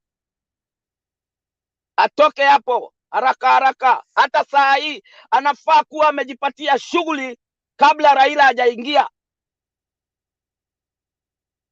Kama aliona hiyo kipindi ya jana huko Nigeria, anafaa kujipatia shughuli, kwa maana alifukuzwa huko. Situletee ujinga. Anafanya watu wengine walijiua, wengine hawajapona mpaka wa leo. Hata mimi sijapona bado, na sijamuamini, hata sijui kama Kenya ina president. Kenya haina president. Mpaka wakati ule Raila atakuwa amekalia hiyo kiti, hiyo sasa ndiyo Kenya iko na president. Na ile wingu jeusi lililotanda Kenya litafunguka na mwangaza utaonekana. Ni hayo tu.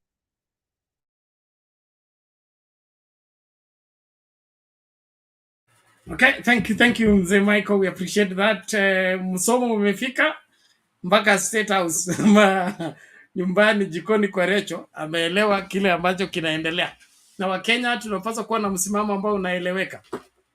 Niseme tu kitu kimoja kuhusu kipindi hiki na this particular platform. Unajua, when we share information here, that information is taken seriously. Majority of Kenyans are depending on what we are saying here to know what's happening. And it's not just a hearsay, it's a reality. There are people who have given up watching mainstream media. They don't care what goes on there. The only place they come for information is right here. And one thing I urge all of us, especially participants who are panel, we are looked upon as resource people. And when you are a resource person, and you come to class or you come to the show when you're drunk, it sells you wrongly. Okay, my father was a drunkard.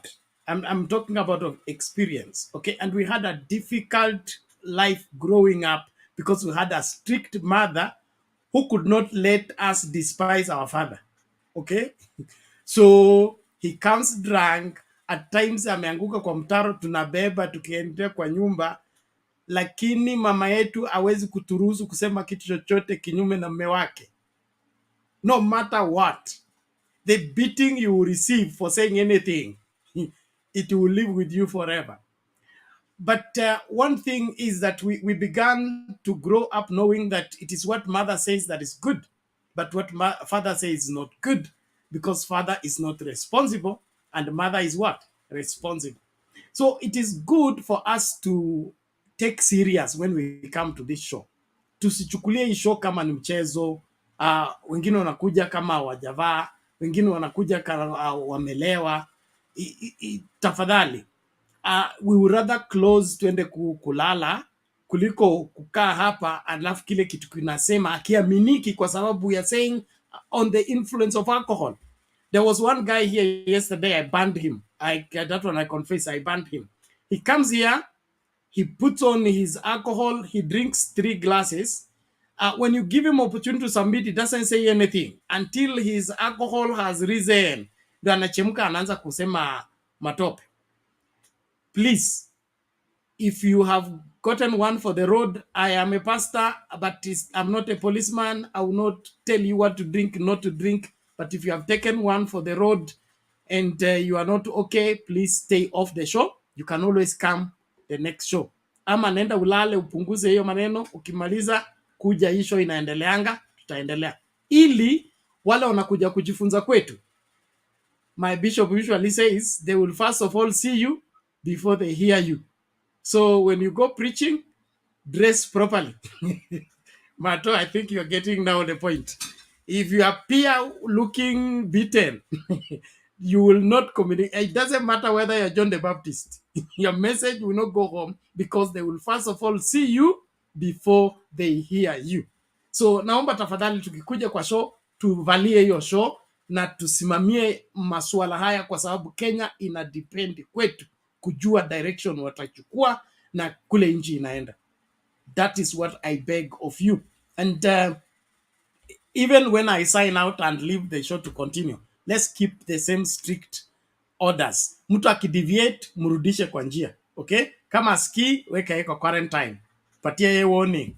Asipokubali, keep yeye kwa quarantine. Akisumbua sana, ban him. We will review his status later on. Okay, it is that way, because if we don't sustain the quality of the show, we drop the number of viewers, because hakuna mtu anakuja hapa sarakasi. So wakitaka sarakasi wanaenda kwa Churchill live, wanajua mahali pa kutafuta. So tuje hapa on serious debate and put the country as first priority. Okay, tutakataa kuhusika kwa masuala ya kijinga, kwa sababu sisi tunategemewa na nchi nzima kupeana mwelekeo. Tusijidunishe ama kukosa nidhamu wakati tunategemewa. It is the worst of it all. The seriousness that Alex is asking from Baba is the same thing. If Baba has not kept his integrity and his followership in the pursuit of a free Kenya all these years, nobody will believe him. Why is William Ruto having difficulty being trusted by Kenyans? From 2013 to 2022, all his promises have failed. Okay, so nobody trusts him because he has sold himself as somebody who cannot be trusted. If Baba says today that so and so is pregnant, nobody goes for pregnancy test. Why? His word is taken serious. He's trusted. Yeye ni mkweli. So tunapoongea hapa, kuna vile tunawekwa katika vigezo na watazamaji wanajua, huyu akiongea, huyu anacheza, huyu ako serious, huyu anamaanisha, huyu hamaanishi. Nataka tuje hapa tusaidie nchi, tusije hapa kuharibu kipindi ama kuharibu platform kwa kuonekana ati hiyo kipindi inaleta walevi ndio wana address watu. ama inaleta wajinga ndio wana address what. I don't want that, and I would not want to associate myself with that. Yes, Mzee Michael. Na nataka kufahamisha watu ya kwamba hao watu walikuja pale Jakaranda hawakupewa hata ndururu. Walijileta wenyewe na walikuwa wamekuja kama watoto wa baba. Hao watu hawajabanduka. Hao ndio utawaona pale Kibira na pengine zaidi, kwa maana imewaka moto. Moto umewaka leo, moto umewaka leo. Hiyo ndiyo mambo inaendelea. Lazima moto iwake Kenya ndio ukombozi upatikane. Bila moto hakuna ukombozi. Ruto ameamua mbaya, na sisi ni mbaya. Na mahali popote Joho yuko, arudi akuje hapa, tuko na yeye, tutamng'ang'ania. Awache kujificha. Yeye ni nguzo ya Raila, ni moja ya nguzo ya Raila. Aje tung'ang'ane, tutoe hii mfisadi. Ametukanwa na Uhuru jana, ameambiwa watu hawana kazi ya kufanya, wachana nao. Hiyo ni matusi. Hiyo ni matusi kubwa sana. Ruto ametusiwa, ameambiwa hana kazi ya kufanya, ni kelele tu. Kwa hivyo Ruto, jua ya kwamba umetusiwa. Na mimi naongezea na kutusi, wewe ni kinyangarika. Hufai kuwa kwenye uongozi, unasumbua Kenya. Wewe ni sumbua. Na uende kabisa. Na utaenda kabisa, kwa maana tutakushika. Wewe na hiyo watu yako, hatutakubali utoke Kenya. Utaona wewe. Unafikiri uko na jeshi? Jeshi haiko na wewe. Hapana, hata hao wanajua. Hawawezi jaribu, kwa maana wakijaribu wale wakubwa wako na shida kubwa sana na mambo ya ulimwengu, watapelekwa huko ICC. Washenzi hao kama watajaribu. Kwende kabisa. Sisi hatutaki ujinga. Nawaambia wasijaribu kuingilia hiyo vita. Hiyo vita ni mbaya. Wakiona watu wanaingia State House, waachilie vile Sri Lanka wameingia huko State House kwao. Ruto akae huko kabisa huko. Akae huko kabisa, pande mbali kabisa. Sawa. Okay, thank you. I'll play 2 videos to continue the conversation, please. Let's move forward, and let's remember our standing orders. You keep your mic mute until it's your turn to speak. Please maintain that. Don't fight the moderators. Mtu akijifungulianga mic wakati wowote anaongea kivyake. Of the law of the show. So I'll bring these 2 quick videos and then we continue from there. Here we go.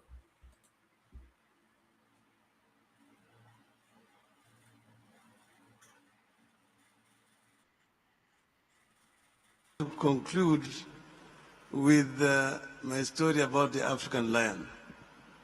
And the African lion is talking and challenging the Asian tiger 60 years from this century, and saying that I am the African lion. I have been asleep in the forest of the Congo, and you have danced for too long alone on the stage. The European bear retreated to the poles long time ago. The American panda is on the retreat. But I am now awake as the African lion. I am bounded by the Mount Kilimanjaro to the east and Mount Kenya, the Atlas Mountains to the west, the Congo River in the middle, the Nile, the Niger, the Zambezi, the Limpopo, and I am sitting on the African gold, African bauxite, African copper, African diamonds, and African oil. And I have the knowledge and capacity to transform all this wealth into better living standards for my people of Africa and claim the 21st century as truly African century.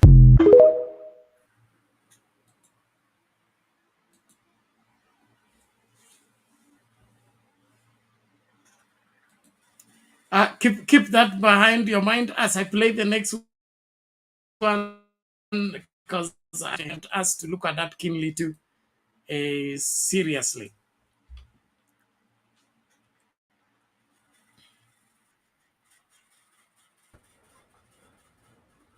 There are people who talk a lot about what they will do and do nothing. And those are many. There are people who will talk but do a lot and their deeds are seen. Magoha belongs to that class of people who are doers. Very little talking, but in executing, the deeds are there and will never be wiped out, no matter what anybody may wish or desire. Na wewe Steve, usijali hii watu wanapiga mdomo, wacha wapige bana. Najua mtu ambaye hana kitu kingine ya kufanya lazima apige mdomo. Wacha wapige mdomo. Hiyo ni dunia. Sisi tunaenda. Mungu awabariki na walinde. Asanteni sana.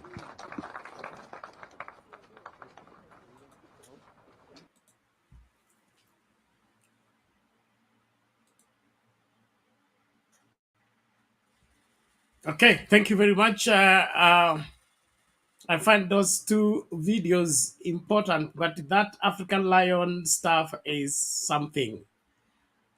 That must be the stroke that broke the camel's back. That is why the other part of the world fears Raila Odinga's presidency.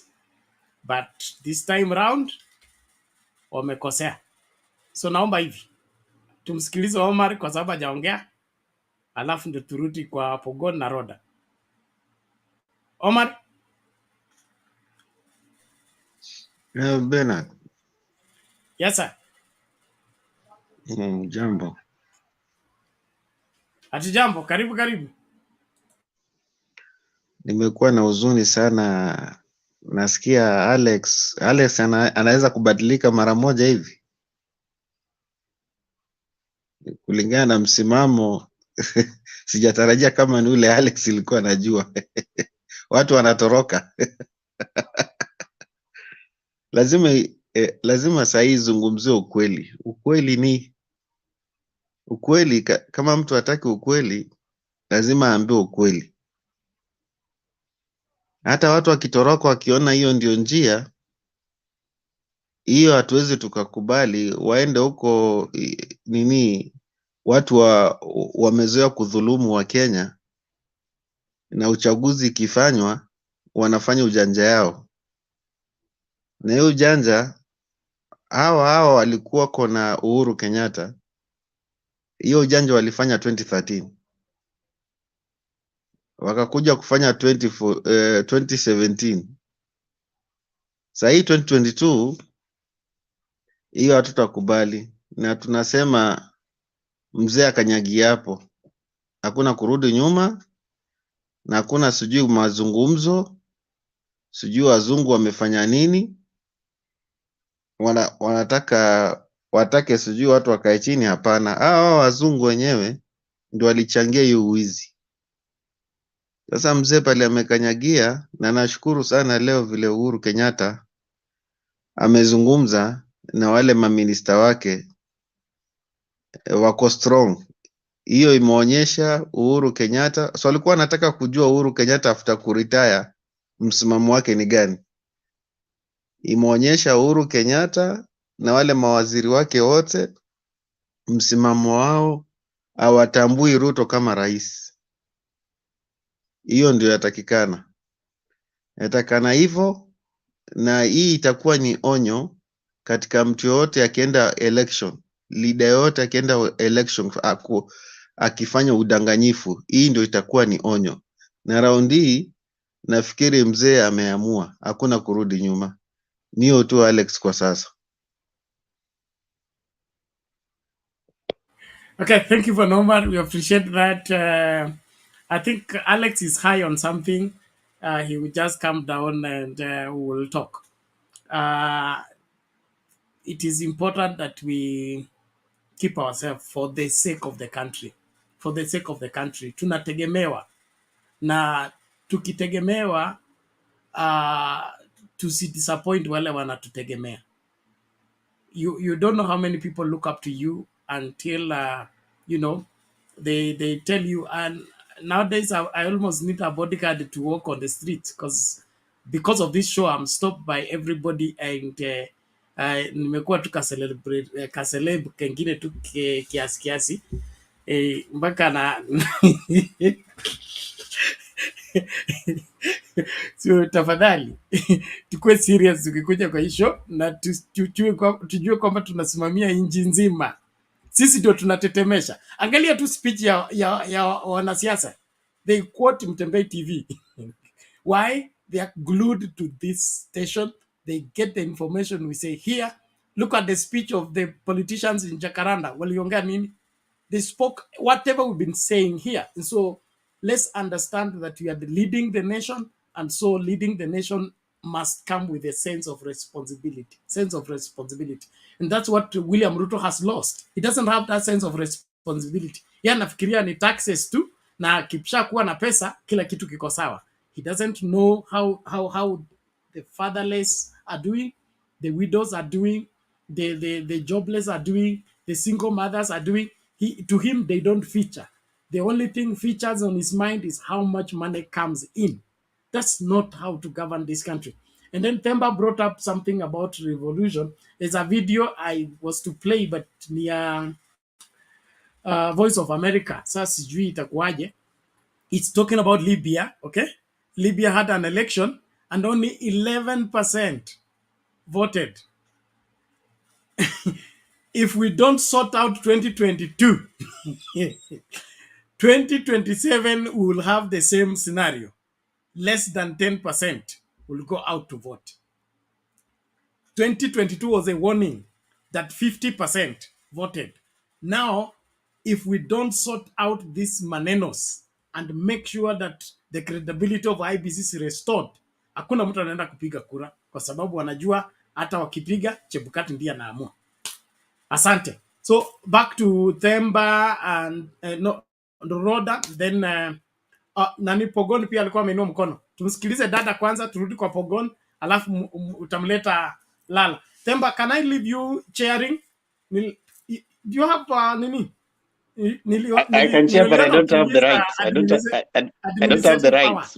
Utanipatia rights. Let me look for Julia and Leo. I look for Julia and Leo. Tafuta mtu. Wacha Roda aseme kwanza, alafu I'll get somebody with administrative power before I leave. Roda, go ahead. Today I feel a little bit, nikikuja hapa all the time, nakuanga very honest.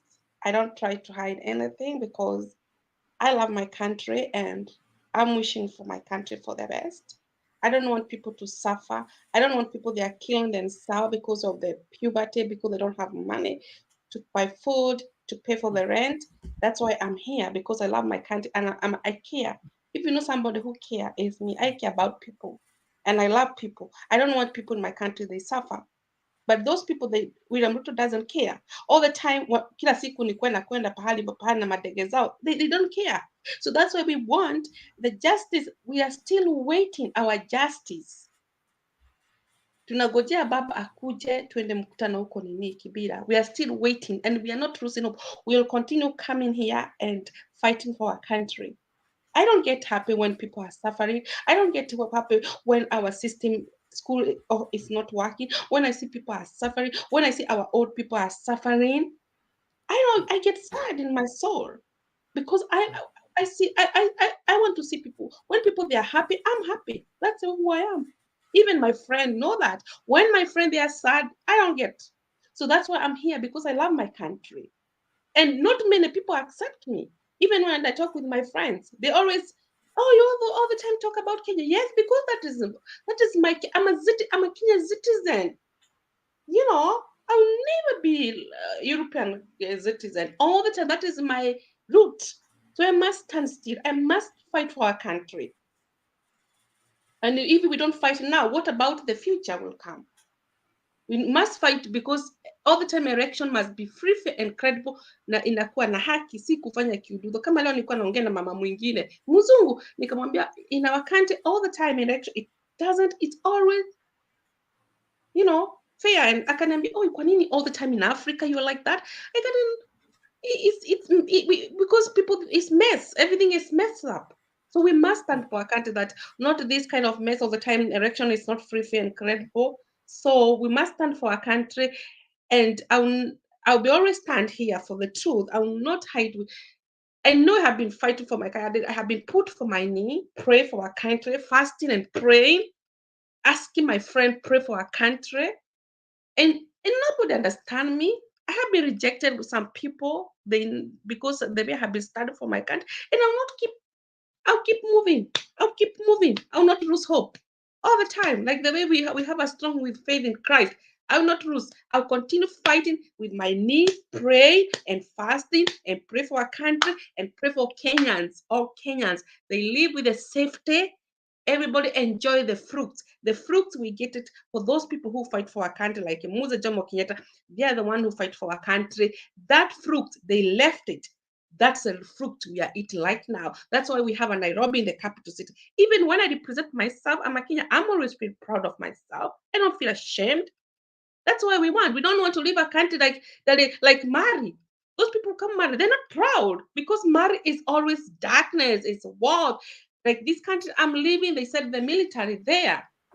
I don't want my country to be military. No, I don't want. I want my country to be classic, more favor, more blessing, because we are the country, we have everything. We are the country, like in Israel, we usually say in Israel, they have a honey and sugar. That's true. We have honey and sugar in Kenya. So that's why I'm proud to be a Kenyan. And I don't feel ashamed myself. And that's why I'm here to represent my country. I love. Right? Yeah. Thank you. Okay. Thank you, Rhoda. Thank you.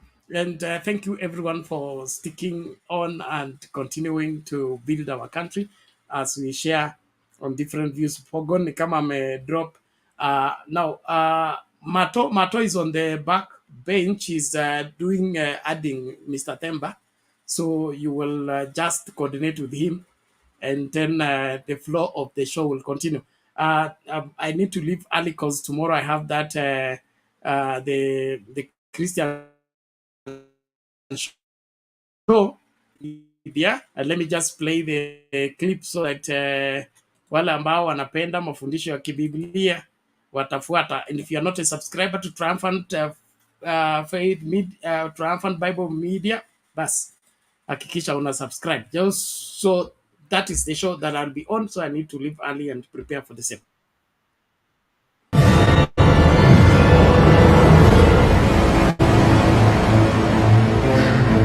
Do you know him? He's the greatest phenomenon that has ever crossed the horizon of this world. He's God's Son. He's a sinner's Savior. He's the centerpiece of civilization.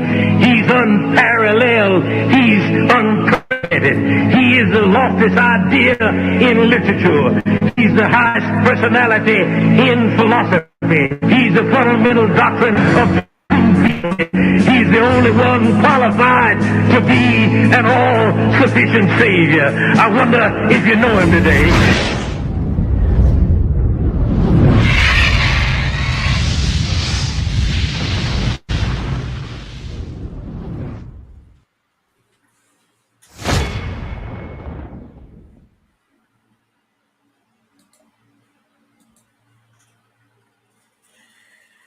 Okay.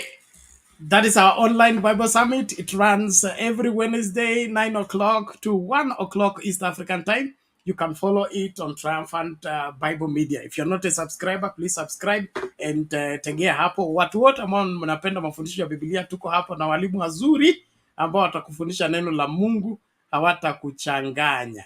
And I'll be one of them. So please, let's follow that by daybreak, 9 o'clock, all the way to 1 o'clock. Otherwise, have the remaining part of the show greatly and enjoy yourselves.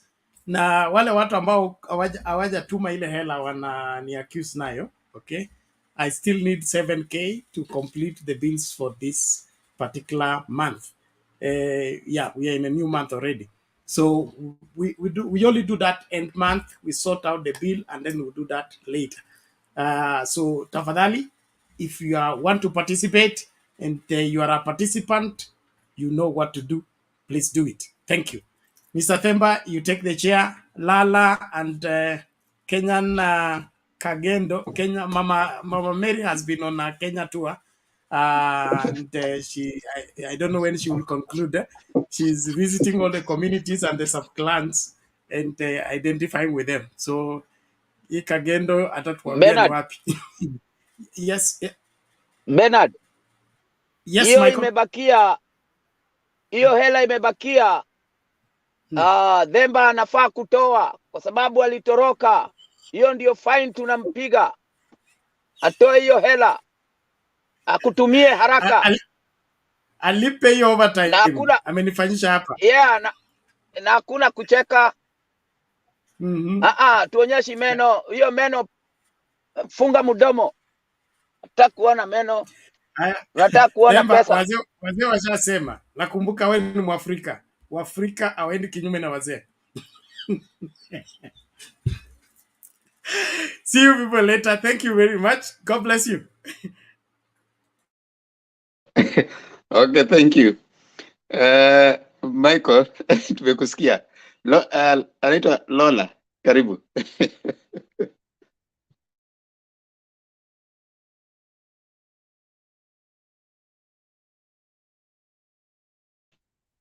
Lola, unmute alafu kisha uongee. Okay. It's Lala. That's L-A-L-A, Lala. Oh, Lala. Okay, sorry. Okay. Kama kulala. Okay, good to see all of you guys.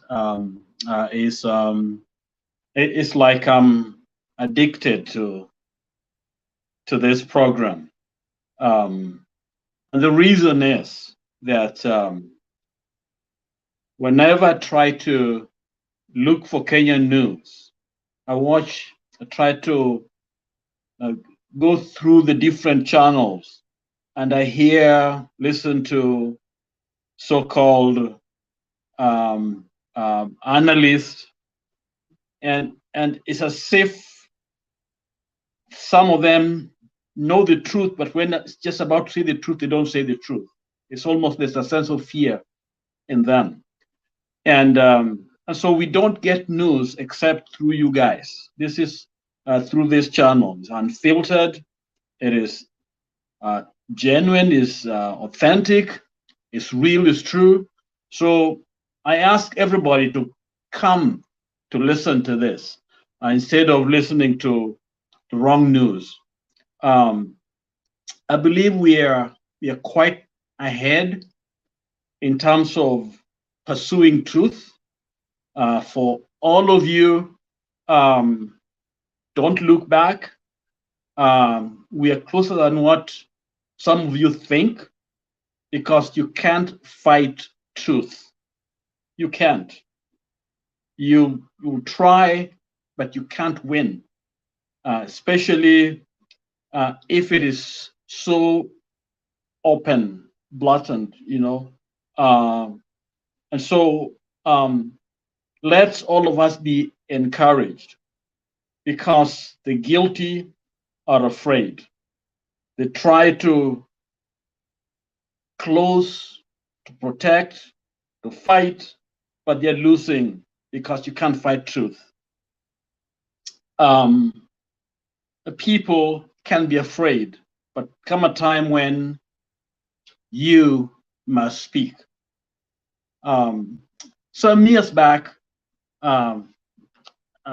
here in Ohio, a friend of mine, I shared this story before, a friend of mine who had lost his father.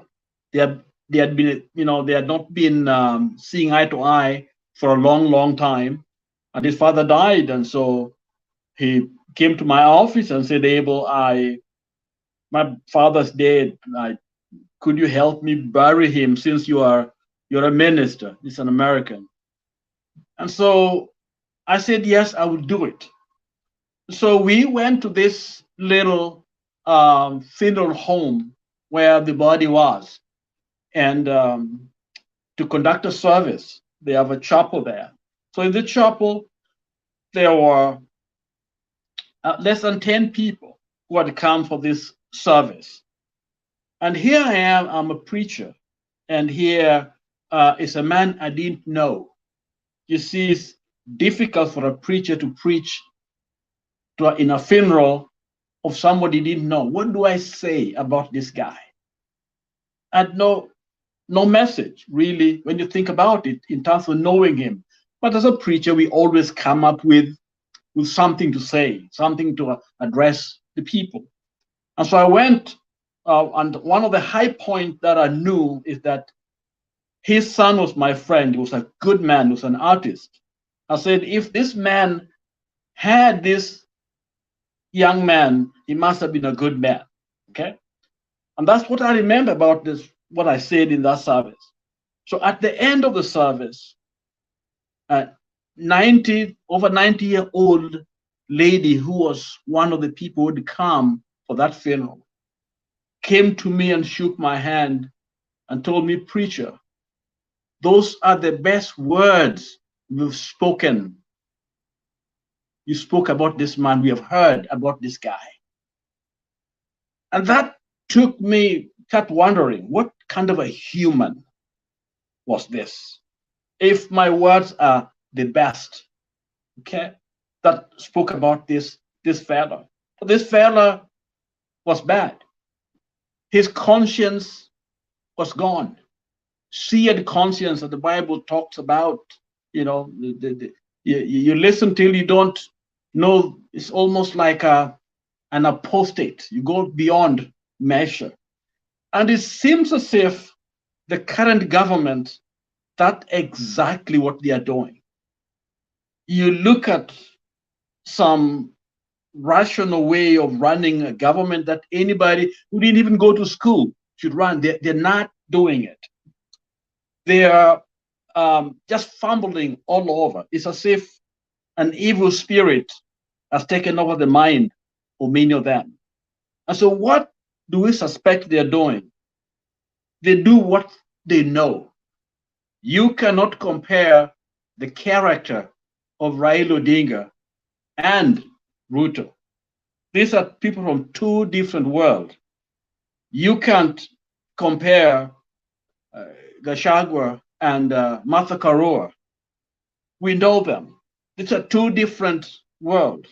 So you want to convince me that this Ruto and his company, these are the godly group, this the Christian, this it doesn't fit. It doesn't fit. We are suffering in the US because the church, evangelical church, compromised. They listened to Trump. Trump was a darling. Nobody would talk about him.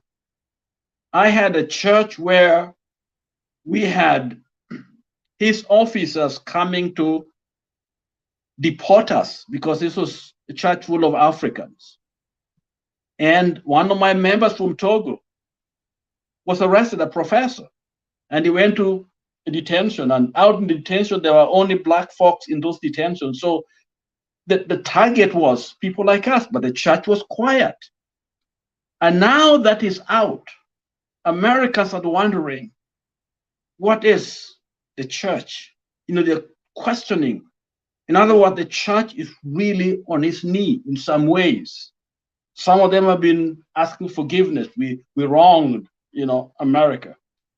Kenyan church is doing exactly the same. They are protecting men and women. They are protecting illegality and corrupt practices.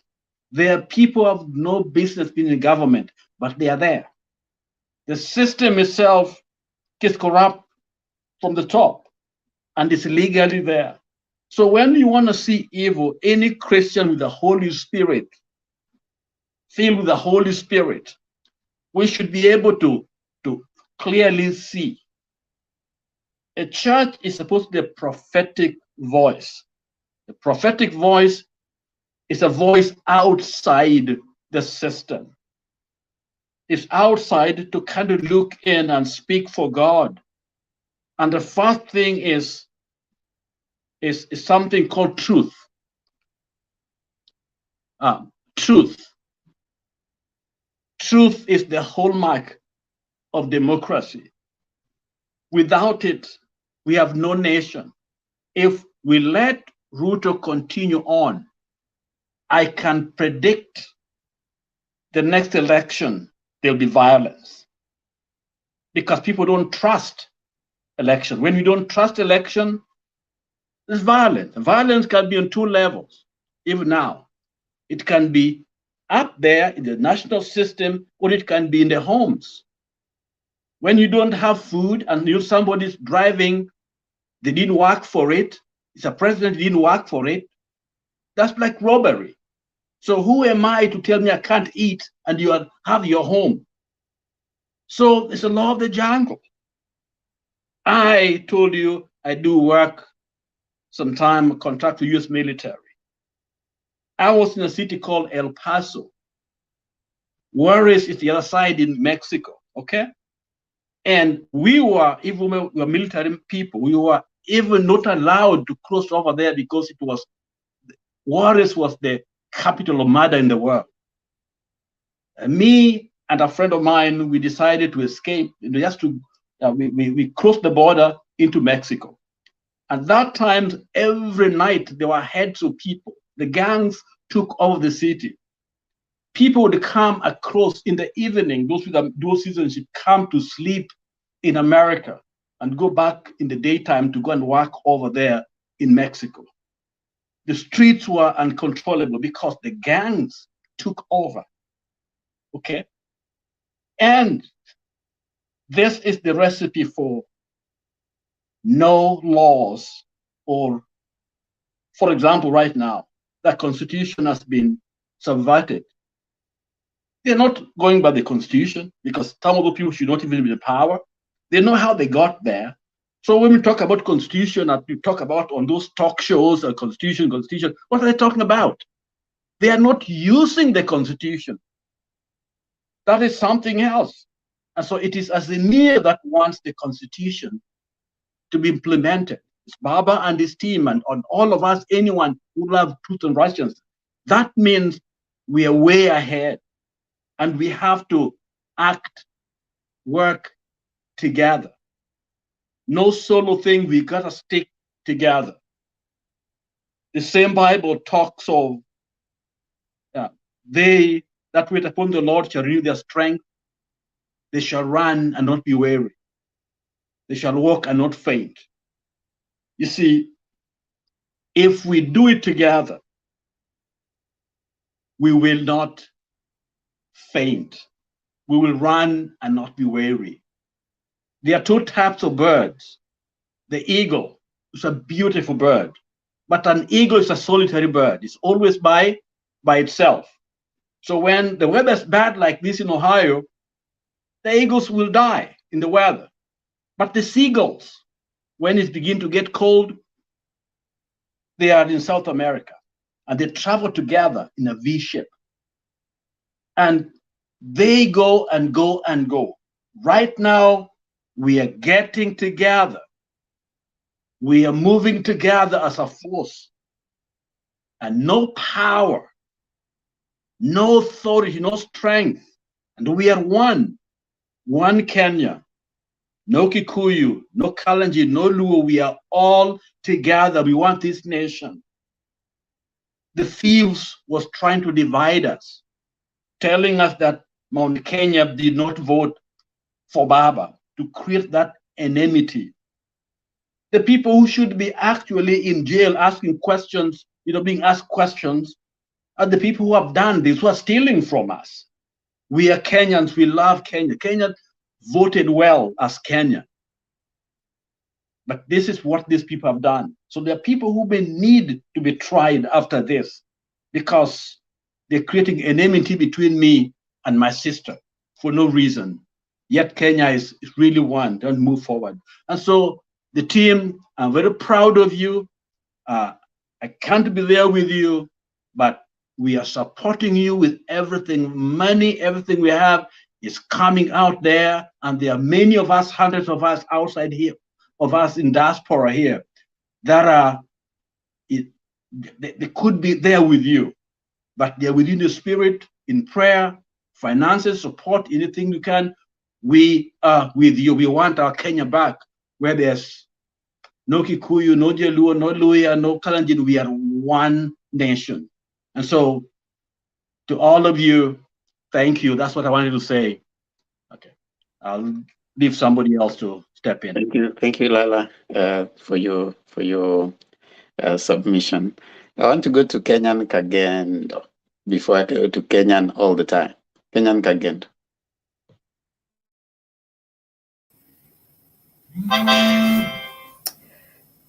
Thank you, everybody. Thank you, Kenyans. Thank you to show the solidarity of our country. Dempa, nice to see you. Ulituacha tukiumia lakini gari tunajikaza. Welcome back. We missed you. Rhoda, you still there, not shaken. Lala, thank you for your long contribution, and we really take it hard. Kenyan all the time, welcome back. We have been meeting here regularly. Yeah, today I'm called Kagendo. I am from Embu today. Kagendo is a lady who likes to walk. So that is the name I've used today. I am starting to see things not very good in Rift Valley. When I watched that video of the lawyers being threatened and their products or their sales being thrown and or rubbished, it was quite something, very sad. It's like those people don't belong to Kenya. And there are people who are feeling like they are more superior than others. I'm shocked to see such kind of a video emerging at this very time when Kenyans are fighting to be together. It is very shocking. I saw Sudi the other day. Previously, I remember there was a clip of Sudi who threatened the commissioner and told him, you have to pack and go. I didn't follow that case, and I think that commissioner left that place. Come to think, commissioner is a big, is a senior officer of the government. And Sudi has a gut of threatening such a man who is doing a public work. And it never ended good, I suppose. Ninajiuliza, what part of that country is that they act like that, like morons? They don't use brain. They are just like hyenas, ready to kill and eat. It's sad. When people are fighting for the country this side, others, the other side, are mauling others, almost killing them. It's good that those people who belong to Nandi, that side of where that thing happened, about lawyers being chased, You can see even Kalenjin, some of the residents of Kalenjin, they are coming up and saying, we don't want this. Because why are they doing that? Because they are human beings and they have guts. They are thinking right. But somebody somewhere is thinking wrong. Anyway, Ruto has done a lot of bad things in this country. And he's still on the road to do all what he can. Bad things. Na wacha niwaambie wa Kenya. Ukiona mtu ambaye anacheka ovyo ovyo, msome kwa umbali. Umuelewe yeye ni mtu wa aina gani. Ruto is an angry man. Very angry. He's not a peaceful man. It's a man who can do any damage. Na asione hiyo ni kitu kwake. Amefanya atikuwa yeye ni Mkristo, lakini ile maajabu amefanya is too much. So, when you look at him with these smiles that he gives to people, and you compare him with what bad things he has done in Kenya, you should know this is not a good man to be our president. An angry president is ruthless. And he has no care he can give to inhabitants, the public, the citizens. Nothing. Hata saa hiyo mnalialia, he is not listening. He is not interested. He is not with you. Please, he is very far away. Kwa hivyo msifikiri ati saa ile mnalia hapo hakuna chakula, maumivu nini tu kwa wagonjwa, hakuna madawa. All these things that people don't have in Kenya, he don't care. Believe me, he don't care. And he has no time to think about that. Kama ni mtu anawajali, angekuwa already amefanya kitendo. At least one thing that he has promised. Na zile zote amepromise ni zile zinaguza mwananchi pale ndani. Kwa hivyo msifikiri kuna kitu mnaongoja. This is a ranger. Mnasikiaga road ranger. It's one of them, this one. Na hiyo mambo anayofanya, msifikiri ako analala ati ana dream. He is for it. He is going for it. Na yote anasema atafanya. Si yale anawaambia atawafanyia, ni yake yeye, ile itamu benefit yeye mwenyewe. I saw that clip, he was talking about land grabbing. Nikacheka, nikasema hebu muone. Anasema kitu ambacho yeye ametimiza, kitu ambacho amefanya. Na ana aibu. He is exhibiting somebody who is not ready to listen to wananchi. He is just puuzaring. Wananchi mkae vile ninasema, na mkishindwa mfanye vile mnataka kufanya. I am the commander in chief. Na aliwaambia vizuri. Kwa hivyo msikubali tuendelee na hii for long. Our Kenya will break down. Our Kenya is getting away. The beauty of our country is being destroyed. Kwa sababu yeye hajali. Na hako Kenya, huyo ni mtu amejitayarisha kufanya maisha ya Wanakenya wote mbaya, ngumu, miserable. Huyo ni mtu ambaye anakuibia kitu na anacheka. And that is his behavior. Ni mtu anaweza kukuibia na awe angry. Ati kwa nini unasema nimekuibia? Na anajua ameiba. So he is that character. And all the characters that Ruto has disqualify him being a president of a country like Kenya, whereby people are really joining hands, looking at each other like brother, sister, keeper. Kenyans, we are not going to kill each other because of him. He's the one to go. Because he has no moral on doing anything good on us. The only thing he has is he benefiting himself, enriching himself. Now ukiangalia utaona these people, where did they come from? We didn't even know where they came from because all of them have got the same characteristics. How did they choose themselves like this? How did they get over us? That all of them the same characteristics. Ilifanyikaje hawa watu wakaja wakakutana watu wanafanana namna hiyo? But I believe these people are not voted in. Ni watu ambao wamecommunicate, wakaconspire, wakafanya ile miujiza walifanya, ile walitumia ya kuiba kura.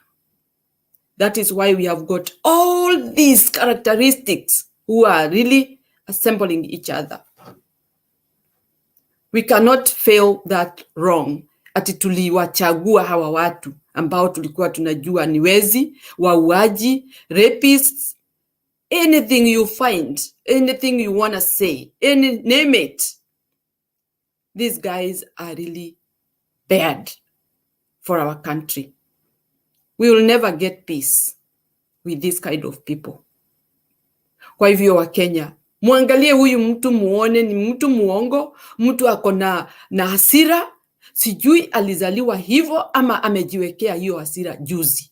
Because this guy has a problem. He has mental problem. Ako angry all the time. Hata mkiona akicheka, huyu ni mtu anaweza kukunyonga, akuue na asione hiyo ni kitu, na amefanya hivyo. Kwa hivyo wa Kenya, mnataka kuongozwa na huyu mtu kweli? Thank you for this period for me to contribute. Nimesalimia watu wote huko kwa comment section, na ninaomba wa Kenya turudi pahali pazuri, tuketi chini, to discuss our country, our beautiful Kenya that we love, our beautiful Kenya that we want to live in peace. Na ninajua wananchi wanapendana. Huyu ndio ameleta chuki, na hiyo chuki ni kidogo sana kulingana na namba ya wananchi wale wako Kenya. Asanteni sana. Tushikane mikono, tujenge nchi yetu, na tusiachilie inyanyuliwe vile inaharibiwa na huyu mtu. Thank you so much. Thank you so much, Kenyan Kagendo, and we acknowledge wale ambao mko kule kwa comment section. We appreciate you a lot. Wale ambao mnaendelea ku comment huko. Let me acknowledge some of you just as we continue. Nathan Ndusi nimekuona. Nyesh J Pogon amerudi pale. Pogon rudi huko juu. Bansnyak Stemba, I'm sorry we attacked you. Don't worry. Wambui Jacobs tunakuona.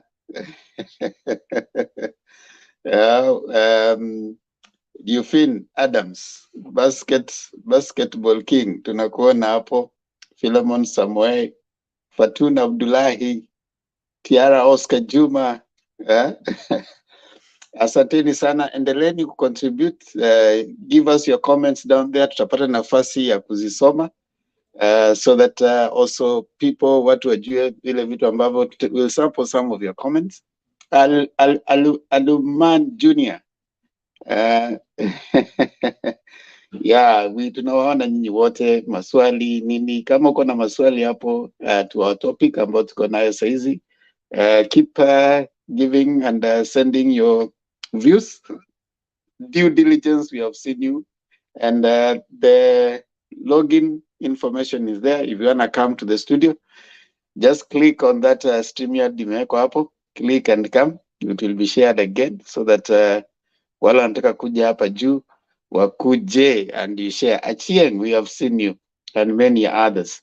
Asante sana Kagendo Kenya, tunaendelea kushare. Kuna hiyo login hapo if you want to come to the studio and give your views just like everybody else here. Nakumbuka unapokuja hapa, kama vile Bernard ameshasema, give your views because many people are listening the world over. They are watching you. They want to hear what you have to say. They want to hear your views about what is taking place and the topic that you're having, and indeed express yourself and your feelings. We know you're representing the voice of many, and you're also making us understand the real image of what is going on down there. So karibu sana, karibu to the studio if you want to come in. Now I want to bring in Kenyan all the time. Kenyan all the time, karibu.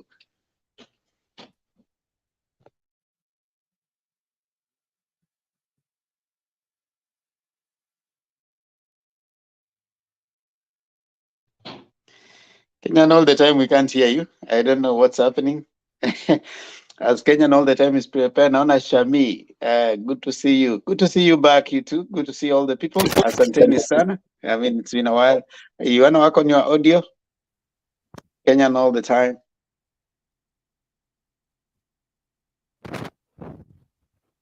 Hiyo audio yako ni kama tukusikii vizuri.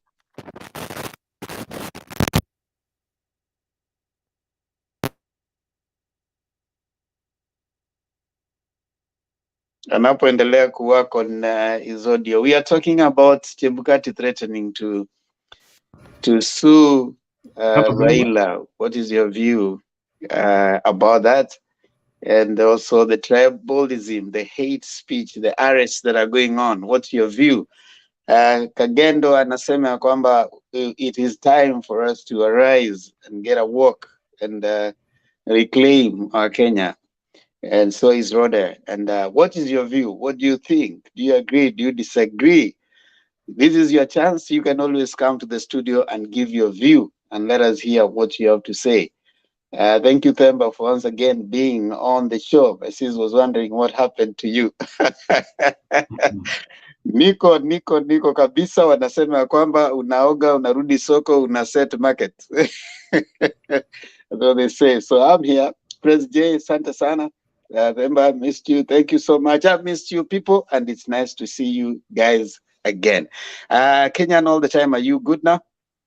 Can you get me now? How are you, Themba? Oh, sure. Now we can get you loud and clear. Endelea, karibu sana, Cynthia. You will come in after Kenyan all the time. Okay, endelea. Okay, thank you Bwana Themba. Na wasalimu wote katika jina la Yesu. This is the only place where we come and get some mental therapy. I'm one of those people ambaye from August 15 sijaiona TV. Now, every time when I see, sorry to say this, every time nikiona TV, my mind starts heating up. Naanzia kukaa ni kama ni mtu anaanzia kupata heat wave within the mind. So I no longer tolerate any news which come from our news outlet. And you are the only people, by the way, who at least give me that hope that I can get a little bit of some alternative information. So let me begin with what is happening currently in Kenya. This issue of tribalism. You know, I think our country, we are not serious. You know, we handle tribalism very casually. And we have seen, or we have ever seen, many people being threatened badly, including even profiling people based on the culture and what they do. And we take those things casually. That is why, personally, I never take it kindly, even to our comedians and some other people who at times want to joke with maybe a perception of a certain people.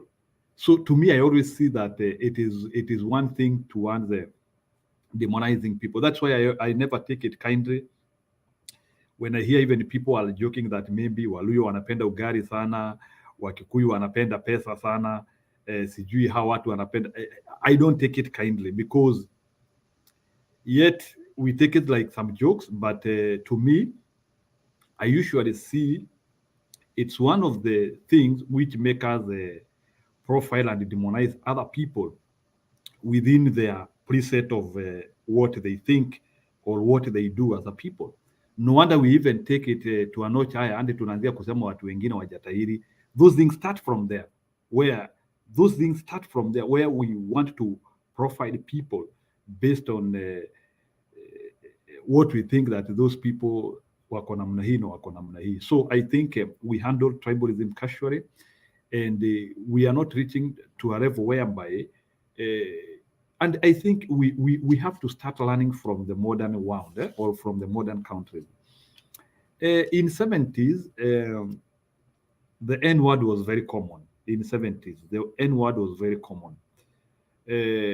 Not only even the N word, even derogatory words and how black people are being handled. Although those things, we still have some of those issues, but at least you can see a trajectory of handling those issues.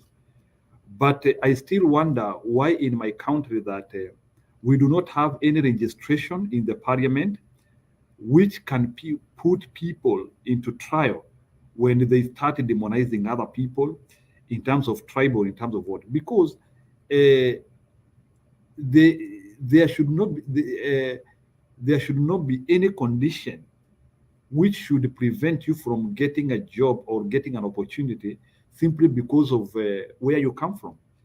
Actually, even the problem which we are dealing with now here, it has partially to come down to tribalism, because we don't want to solve tribalism.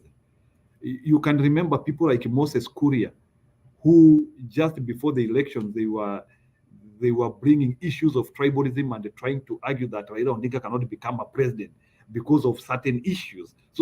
So when we talk of tribalism, we are talking of a cancer which has deprived some people from getting what is rightfully theirs. And in the name of wanting to protect this tribalism mentality, we happen to lose as Kenyans in totality, because we still have people who think that certain tribes cannot rule because of certain issues, to the extent that there are even people who think that we have royal tribes in this country. So if you try to analyze the issue of tribes in Kenya, it's our problem. Like, we have been unable, so tribalism have even gone to the politics, and it has contaminated everything. So I think we need a brave person who can take us to this, to some good registration of how we can start dealing with this issue of tribalism, because we cannot start giving birth to children, and those children will also start orienting them to tribalism. Whereas we do not want to analyze the content of people's mind and the capability of people, and we only want to show people that you can only be a contributor to our economy because of your language or because of where you come from. You realize that we end up not tapping the greatest opportunities in our country because of that demeanor way of looking at issues. So to me, I think we have to get serious. This issue of tribalism is what has led us to some of these issues. Let me go to Chebukati. Chebuchia dhama, na siku hizi nasikia watu wanamuita chebuchia dhama ni nini? Chebuchia za kitu kama hiyo. You know, Chebukati destroyed his history.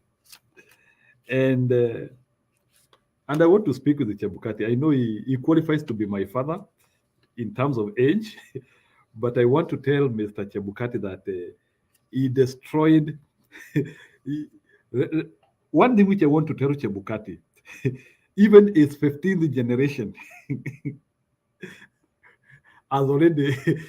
is already in problems. Hata mtoto wake yule ambaye atazaliwa 2150 is already in problem. That name is a cursed one. I can tell you for free. So hata yule mtoto wa Chebukati atazaliwa miaka 1000 inakuja. You are in chaos, brother. Hata kama uko kwa magoti. So Chebukati just destroyed his own generation as he was destroying ours. And let me tell you, unajua kuna vitu natakanga saa zingine kuambia wa Kenya hapa. If Bwana Themba, there is the sorrow you are supposed to have is whoever denied you to witness Raila presidency is equivalent, he is almost as if he denied your life. You know, occasionally nilikuanga nikifikiria Uhuru ni president mumbaya sana. You know, because I think my standards were very high, or maybe I was comparing him with what maybe Raila Odinga can do. Until now, we have gotten the joke of the day. And sasa nikaanza kuona, kumbe Uhuru alikuwa na concept.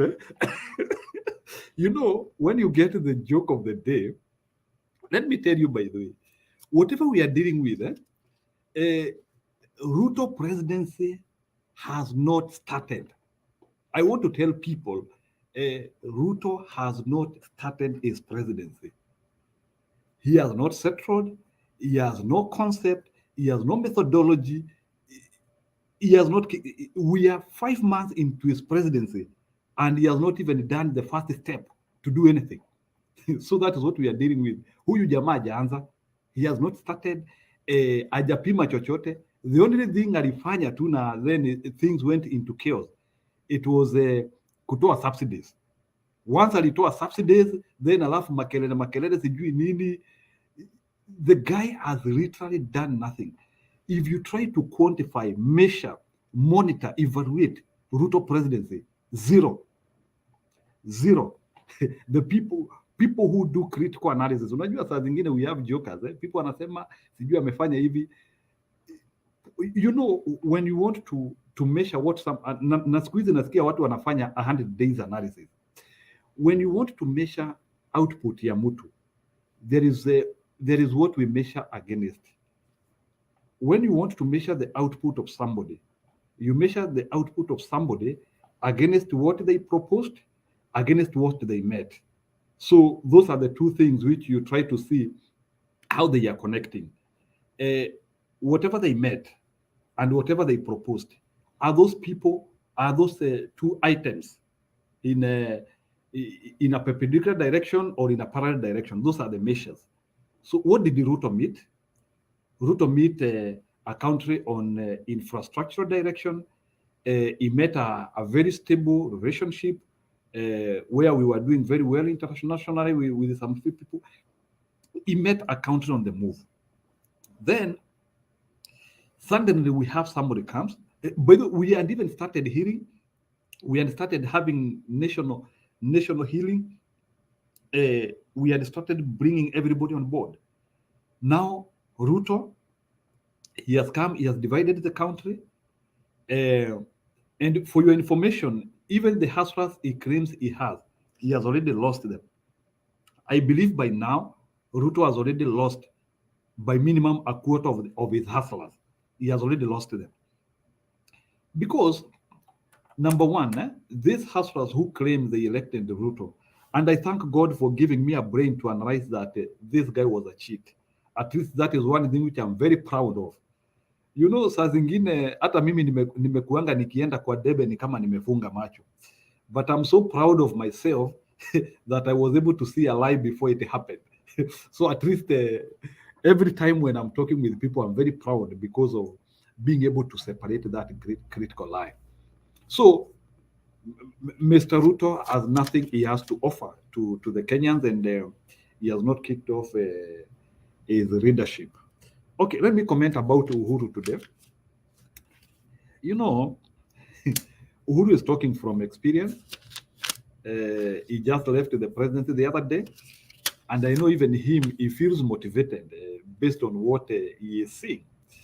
Because, you know, these people vilified him, and they showed how bad he was. And we were expecting that Mr. Ruto would come and perform highly.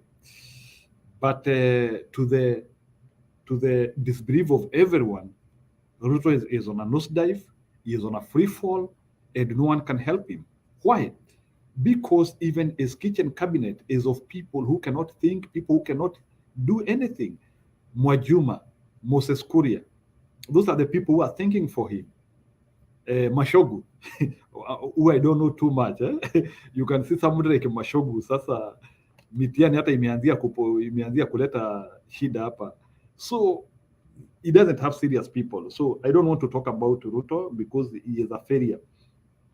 So the issue of Uhuru, you know, I don't think it is possible to punish a former president in our current country without even injuring yourself.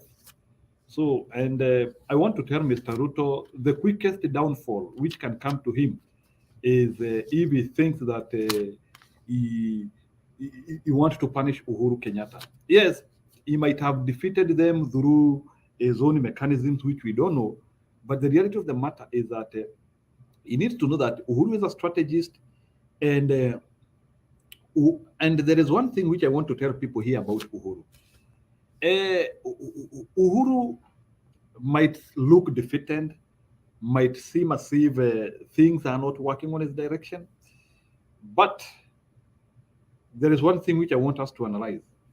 Even after 002, after he lost the election, Uhuru was able to package himself and he became a president. So I want to tell Mr. Ruto, you are joking with a very dangerous man. I'm not a very serious fan of Uhuru Kenyatta, but I have happened to stand him. He is a guy who picks with the time. He picks with the time. And I can tell you, in the next 2 or 3 years, Uhuru might mount the biggest opposition, which might get you out of power. So even as you joke with him, and as you think that you defeated him, he is now in Gatundu, don't joke with that. He still has his base, he still has his intelligence, and he is a politician at the end of the day. And he is also the guy who put you into limelight. Remember that Ruto managed to be where he is because he was given an opportunity to be a deputy president. You know, wakati mwingine too, even the time when he used to say that he want to become a president, he was not having a starting point. The truth of the matter is that Uhuru Kenyatta gave him a starting point. Although it was a combined effort whereby they sought leadership. Remember, he benefited from the Kenyatta name. So he combined with Uhuru and he benefited from the Kenyatta name. So that is one thing which this guy has to understand. He is not self-made. So he should not think he used other people to reach where he was. And we understand now he is dismantling the landers which he used to climb, which is okay, we don't deny. But I want to tell Mr. Ruto, even as you strategize your politics, others are also strategizing. And don't think that Mr. Uhuru Kenyatta is a very lame politician who will not, and he will react intelligently. And one thing which I can tell you is that the direction in which I'm seeing Mr. Uhuru Kenyatta going and Ruto going, Ruto is destroying his own presidency. He might be as I finish now, I think Ruto might be the first Kenyan president not to finish a term if he walks in the direction he is going. You know, people in Kenya think that getting 5 years is automatic. Wait, Kenya. Ndosi, can you mute your. Sorry, sir. Thank you. Okay, let me finalize. I think maybe those want to come on board. So what I'm trying to say is that Mr. Ruto, and I want to address him. Actually, I don't know how you won the election. Somebody has to still convince me. I only appreciate real numbers. And when I see 1 + 1 being said it is 3, I don't understand it. You know, people are telling us that we are becoming election deniers. We want to copy what happened in America. But the reality of the matter is that Kenyan institutions are compromised.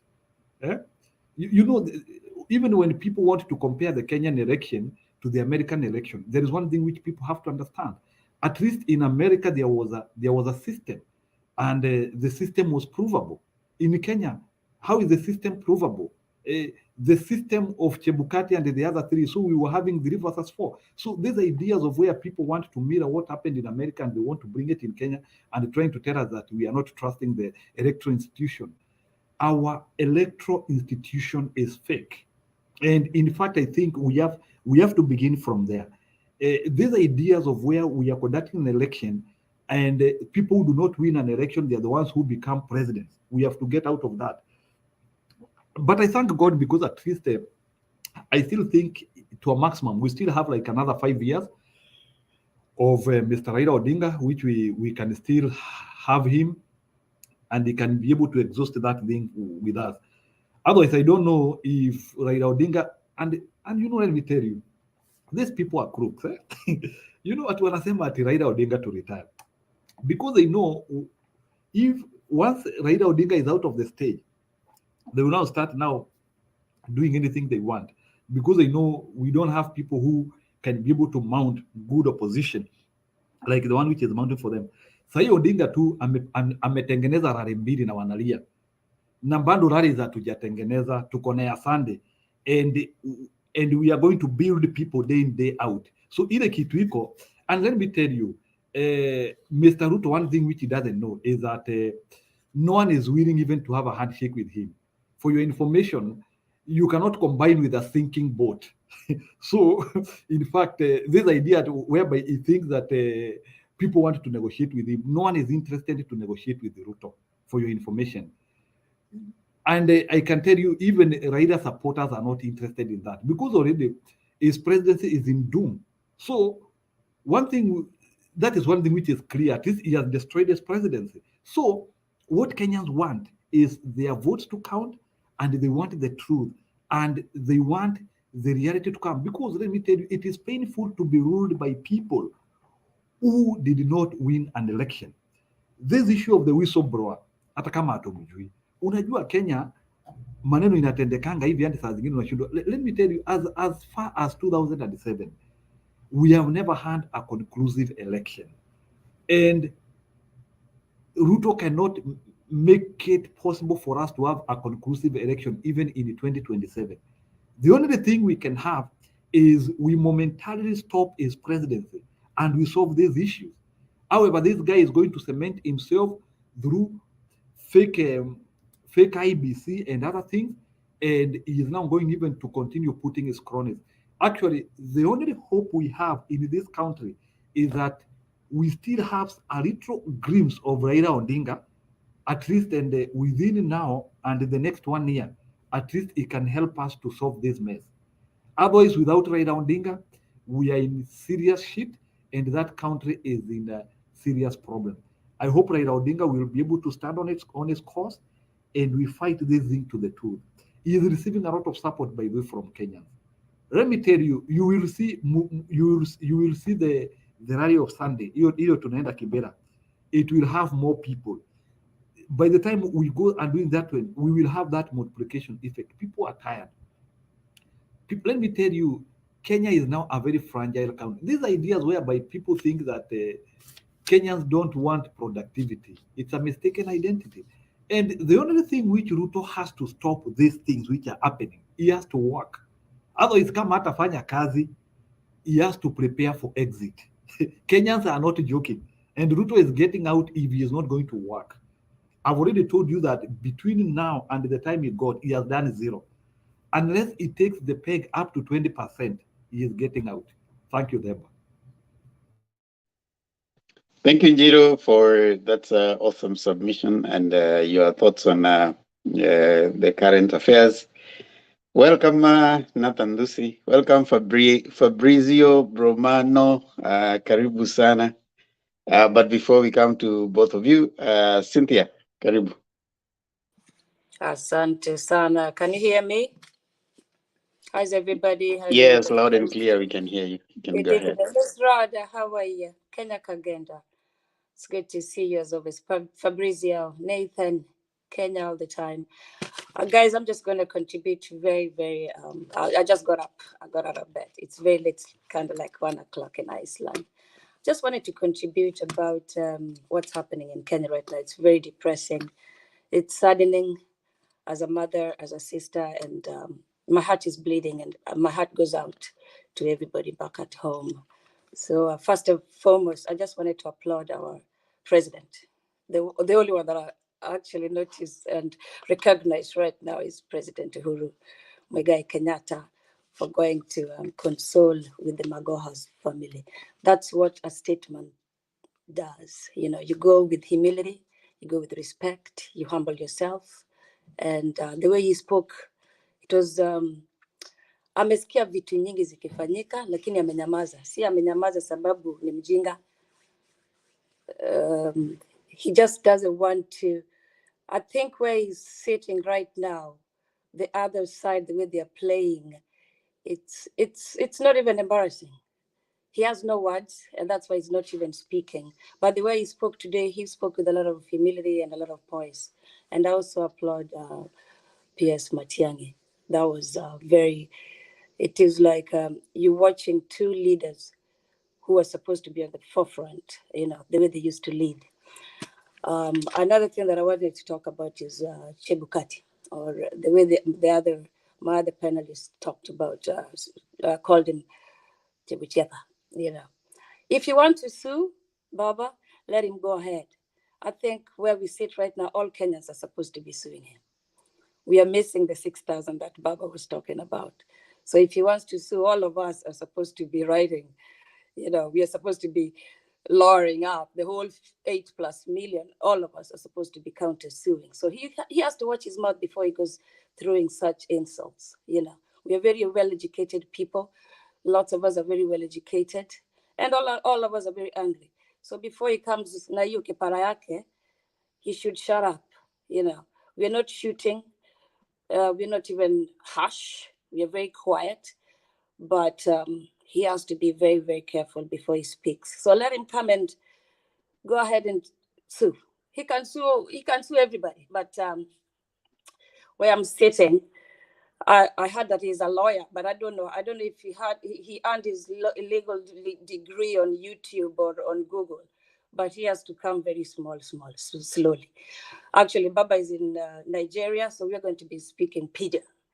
Anyways, I'm always funny, so I'm going to be like throwing some jokes around. Another thing that I was going to talk about is the taxation. Zakayo is taxing Uhuru. Uhuru is a private citizen, and Mama Ngina is a private citizen. Mama Ngina is the first lady, the very, very first lady.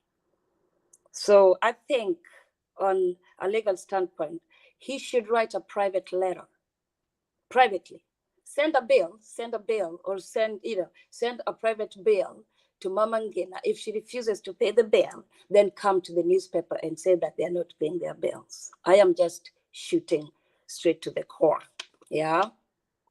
And then something that I wanted to talk to Bernard about is about the safety of Gaucho and Nurwakanga. They are supposed to lay low until Sunday. They're not supposed to be on the bunge ya wananchi, and I'm just advising them to lay low, not to be in the media, do not talk about, because saizi wanashika kila mtu na kila mtu wanaenda kwa jela. One of the politicians is spending a night in prison tonight, in jail or whatever. I would really advise them to lay low until Sunday and not even come out to view or talk about anything in the social media. And another thing that I was going to talk about is whatever we are talking, like us in Mutembei, we're supposed to keep the fire burning. Yeah, we should not stop. And if there's any spies on board, Fatun, I know you're there, Kevin, all of us who are always here. Guys, we keep up the fire burning. Yeah, let's corner this Zakaya, right?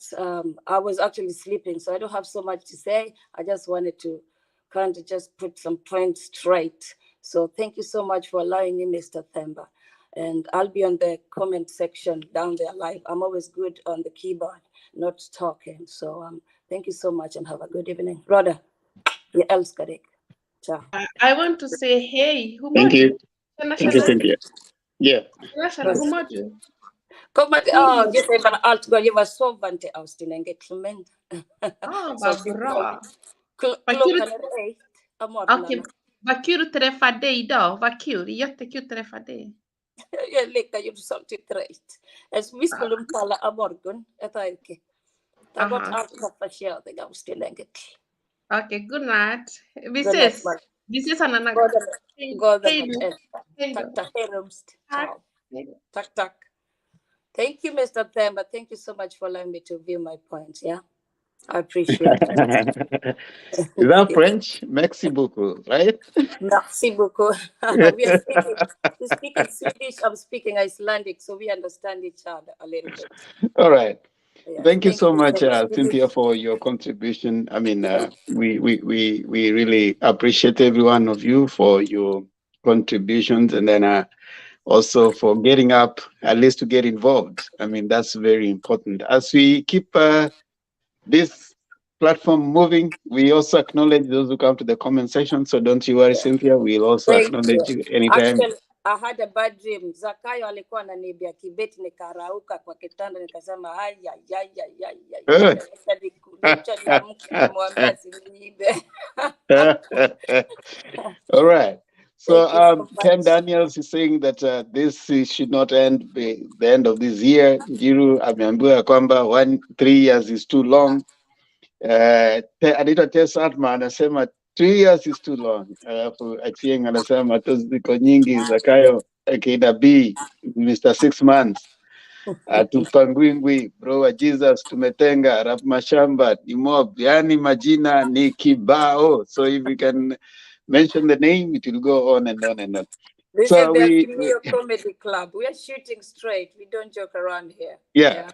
Thank you. We really appreciate everyone, and keep your comments coming. Fast and furious, red and hot. We read all of them.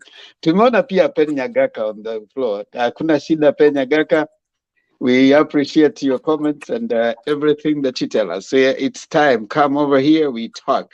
There's Nathan Dusi is here. Fabrizio Bromano, you are here. You dropped out. I don't know if you are ready to talk. Then we come to Nathan Dusi. Fabrizio. Yes. Good evening, everyone. I thank everyone for their comments and their views. My views are usually very controversial. I end up getting kicked out, but that's okay. I'll be very brief.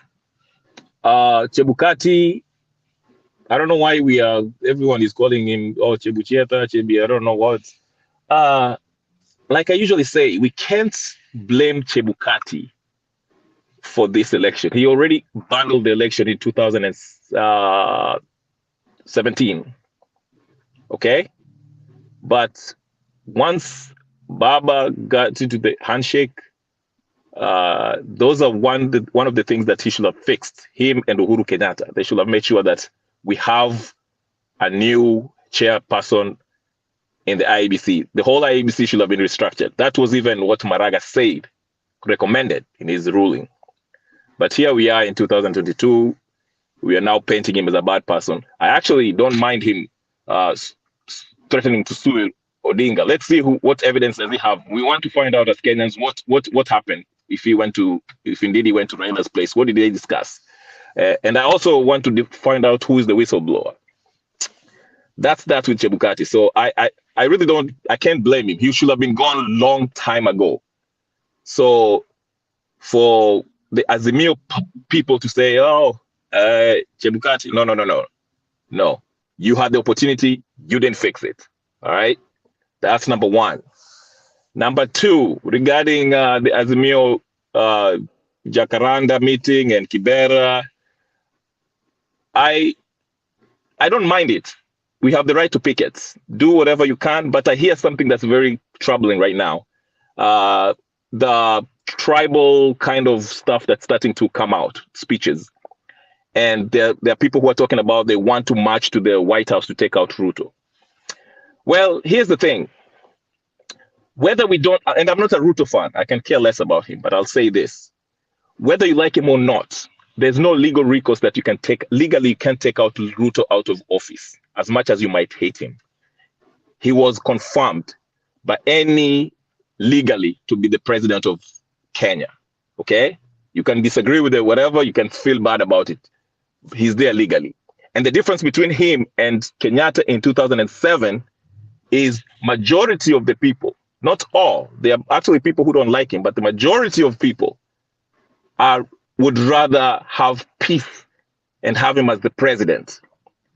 Azimio hasn't tabled any evidence that suggests that the elections were rigged, as they claim. Until I see them, makelele wacha wapige. But here's the thing.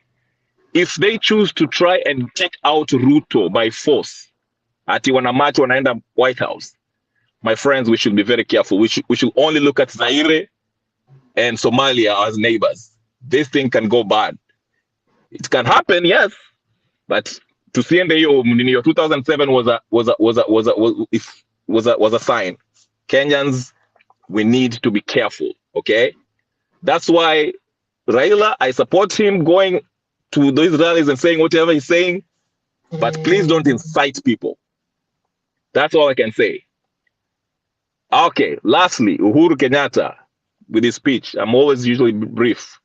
Hii mambo ya tax, sijui nini. I don't think Ruto will do anything as far as arresting Kenyatta or doing something like that. That won't happen. You know, they can make a deal and Uhuru should pay his taxes. I don't feel sorry for him. People saying, oh, he's a humble man, wise, he's in Ishaweri. I think you need to go read the Panama Papers. I don't feel sorry for him. In fact, Uhuru, in my opinion, should be in jail, committee. Him and Ruto, the same. But him, there's a reason why he's quiet. He knows. All right. Last but not least, Ruto's performance as a president. He's barely been there. It's less than 6 months. Okay. People are saying, hey, there's nothing. He's stupid. He doesn't have a plan. Whatever. The damage that Uhuru Kenyatta made in 10 years, you cannot fix in 6 months. Let's use our brains. As much as I hate or don't like Ruto, you can't say that, oh, this guy is failing us. He has barely even formed his government. Okay? So when I hear people come here and say, oh, Ruto doesn't know what he's doing. First of all, there are people who are trying to subvert his operation every time he comes in. Oh, we shall come and... That's why I'm saying we should come and join hands with this guy and hold him accountable for what he does. Mambo ya kwenda Jacaranda, the reality is we cannot take him out, and we will not. And if we try to get him out, the Azimio faction, it will be war. In fact, they can be proscribed as a terrorist organization if you choose to do that, forcefully remove him. So all I'm saying is this: let's try to build this nation. And I said yesterday something that people don't like. We have to face the historical injustices before we move forward. Like Mr. Kenya all the time said, hii shida ya ukabila will continue. We cannot brush over that.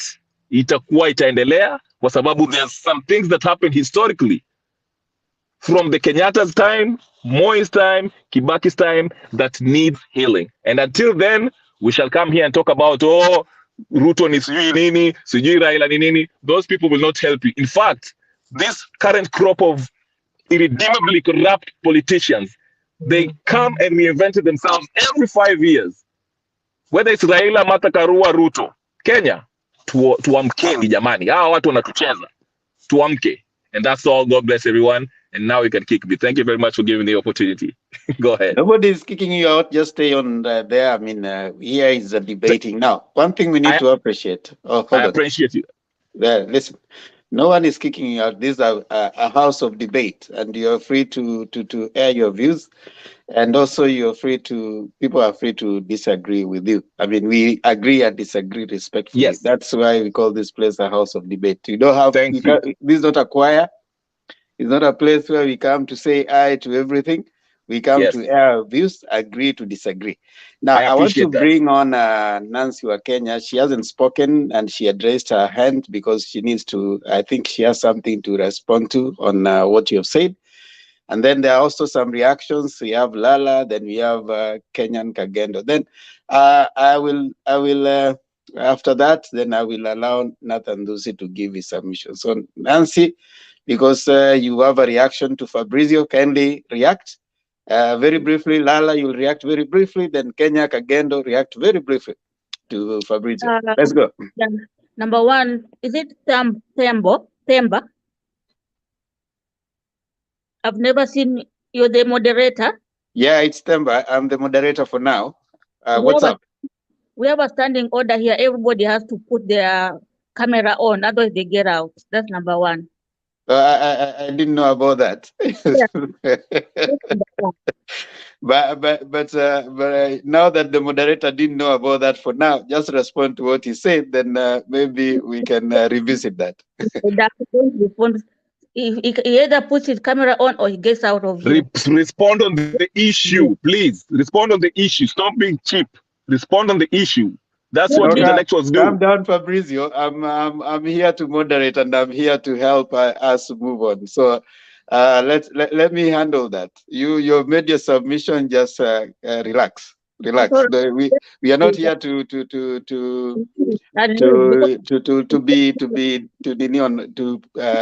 push words on each other.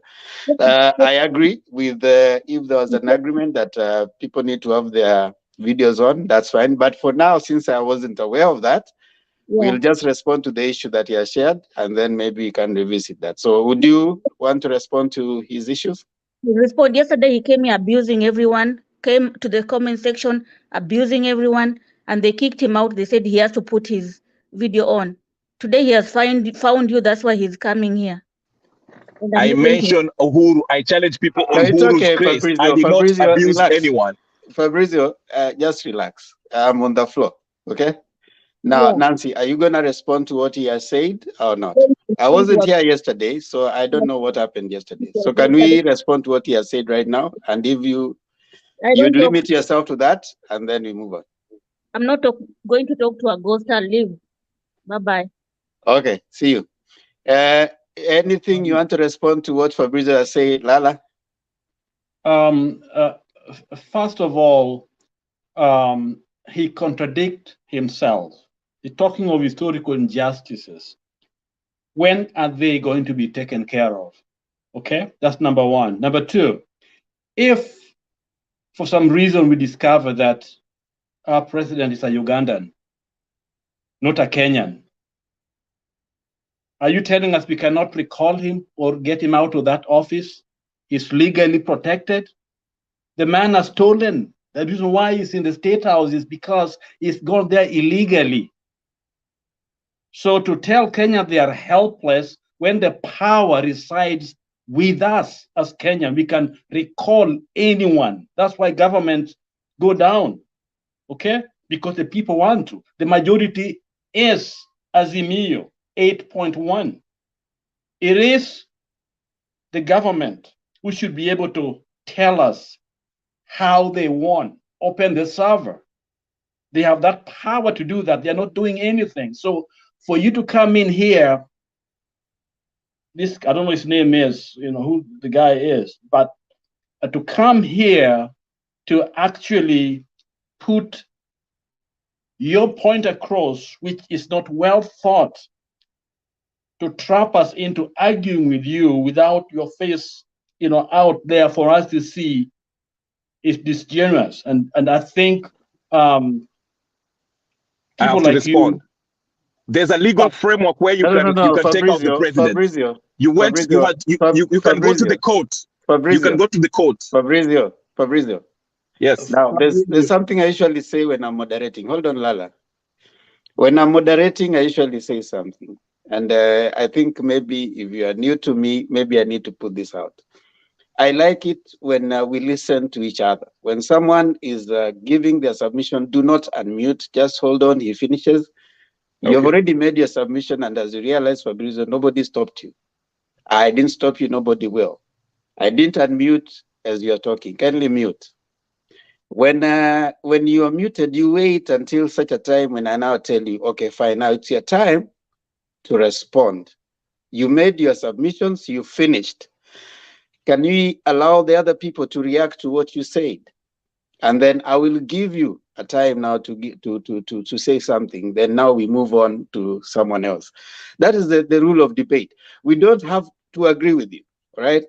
And you don't have to agree with what every other person is saying. You're coming here to give your views on what you think.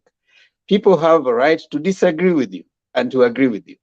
They may agree with what you have said or disagree with what you have said. I mean, that's the nature of debate, and we don't necessarily come here to sing a choir that Fabrizio said this, that is Bible truth. No. You will disagree with what Azimio is doing. You'll agree with some of it, and that's the nature of debate. I mean, that's what we are. We are here to agree and disagree. That's how we are. So you have already made your submission, Fabrizio. Just calm down. But you don't have to be agitated. You don't have to be upset with people and even start shouting. Just relax. Make your point. They say, Desmond Tutu says that improve your argument, not your voice. So if the argument is there, just improve the argument. Don't raise your voice, right? Just relax. So let's have another reaction from Kenya Kagendo, and then now finally Lala. Could I just say one thing? Just the question that I raised. Okay. To our friend, we call him our friend.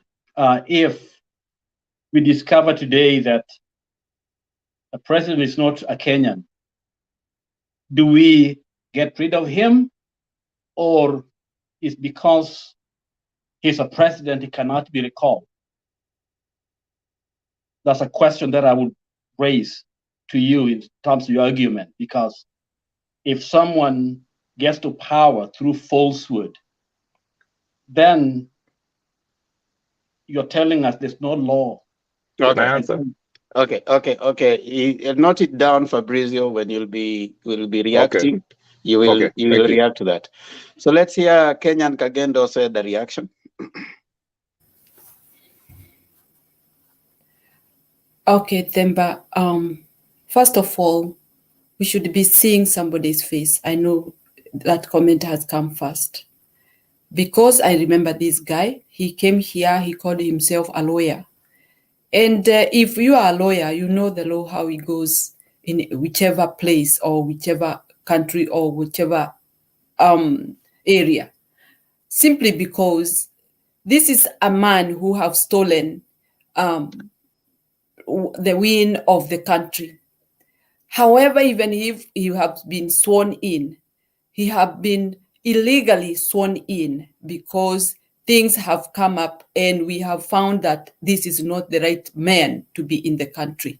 So when you are coming here telling us that we cannot do anything, what are you telling us? We are the employer. He is our employee.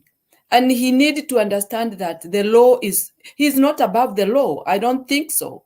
So he has to abide with the law, how it goes. And when people come to find that this is not the right man whom we elected, we have a right to refuse him and get him out of office. So you're not going to tell us that we cannot do that simply because we cannot do it. We can do it. And Kenyans are going to do that. Fabrizio, you are playing very bad game, even hiding your face. I know the reason, because you have been very rough and very bad, insulting people. So please try to be loyal to your country and don't bash us like that. Thank you. Okay, thank you. Fabrizio, as you respond, I want to say this. I wasn't here when Fabrizio came before, so I'm not addressing myself to Fabrizio of yesterday and the other day. I'm addressing myself to what Fabrizio has said today. So can we limit ourselves to that? Fabrizio, you don't have to respond to you coming in other days and all. Respond to the context of what has been said. First of all, there's a disagreement that people, I hope you have heard that. So just ignore the other many things, just respond to that particular part and then we move on. I think that will make more. And maybe as you respond, Fabrizio, first of all, can I give you mine so that also you respond to all of them together, Fabrizio? Absolutely. Thank you. Go ahead. Okay. And also, Kenyan, you'll make it brief. Okay, make yours brief, just 1 minute. Then I add mine, then Fabrizio will tie it up all together. I wanted to correct Fabrizio. And I wanted to let him understand that every presidency is measured. I'm not saying that it is legally or by rule, but from the rule of the thumb, there is something which we call 100-day scorecard. How comes that he is saying that Ruto has not even assembled the government, yet even governors are being scored on 100 days scorecard? And then he is saying that it is too early to rate Ruto. When Kibaki became a president, by day 2, we were already rating him because he had done free primary and so many other things. So which other time do you, Fabrizio, you want to give Ruto so that we can say that Ruto has methodologically and has functioned? So what I want to say is that Fabrizio is just defending an indefendable government, a racist government, and a government which is not having an idea. The truth of the matter is, if you don't get it right within 100 days, you never get it right. Thank you. Fabrizio, together with that, I have only two things since the rest have been raised. One, it is the nature of constitution is a living document, and constitutions respond to society issues, not the other way around. Societal issues do not respond to constitution. Constitution respond to societal issues. That's why you have continuous amendments taking place. I want to give you an example of 2007. Raila becoming a prime minister was not a constitutional thing. It was necessitated by the crisis of that moment for him to be a prime minister. So was it constitutional? It had to actually go to parliament for it to be passed and him to be the prime minister at that time. A crisis necessitates something to happen. Number two, Sri Lanka right now, the people went and even ate in State House. There's a constitution in Sri Lanka that says that there's a president and a prime minister, right? So a constitution cannot limit people's search for what they want. The other thing you talked about that I think I didn't agree with was the idea that Azimio will be proscribed as a terrorist group. Mau Mau was proscribed as a terrorist group in the 60s. That is where they start. They proscribe terrorism to a group that is agitating for something. So it is not a new thing. The government can proscribe you anything when they want to respond to you, and that's okay. You know, you can choose as a government you can decide the way you want to respond to maybe to react to to pressure. Pressure from the public to the government of the day is constitutional and is part of what needs to happen. So saying that they should not do that because it is unconstitutional, I mean, that is in my own thinking is a weak argument for agitation for what you think is not right done by the government. And then finally is your assertion that Ruto should not be questioned on his performance. Number one, it's the nature of a politician not to solve your problem. In fact, they will need, even if you could have life presidency like it is in Uganda, they will be happy because there's always something they want to do extra. Why do you set those particular things? Because one, Ruto set himself up and said that I'm ready to work on day one. They say I've been in this government, I know what needs to be done. So the questions that are being asked is not questions about what something different. It's part of what he himself said, that I'm ready to work on day one. Day one has passed, 100 days have passed. There are things that he's yet to do. Those are the questions people are asking. So you can't say it's wrong.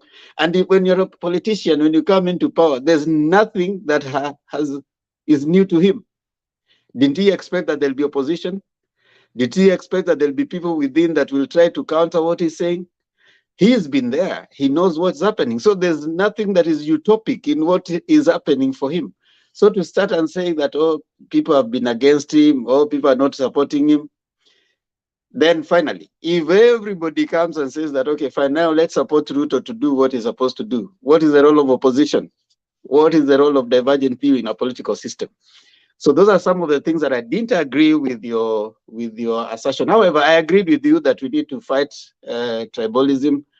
We need to fight the areas that probably we need the government to perform efficiently. I want to allow you, give you at least 2 minutes to summarize the response, and then we move on to someone else. Thank you very much, Temba. And let me say this, you are the most fair host of all the hosts I've been here. People just don't like divergent views, I guess. So I have to commend you. Thank you so much. And I'm sorry I couldn't show my face because my browser won't let me for some reason. But anyway, let me take this one by one. Where do I start? I never say that we should not hold Ruto accountable. We should. Okay? What I was saying is this. It doesn't make sense. The man has been there less than 6 months. The mess that he has was made is a 10 years worth of mess. You can't judge somebody's presidency in less than 6 months and say, oh, he's a failure. That's number one. Number two, there's a gentleman who said that, I say that people don't have the right to whatever, to disagree with the president, or they cannot take the president down. This is what I meant. Legally, right now, as of right now, there's nothing Azimio can do to take out Ruto. The constitution is there. And speaking of constitution is a document. Okay, it's the document that we agree on, set of rules that we live by. So if we are to decide today, okay, let's take Ruto out, we go and say, what is the process of taking Ruto out? What charge? Azimio claimed that they were rigged out of the elections. Okay, they went to the highest court of the land, the Supreme Court. What did the Supreme Court rule?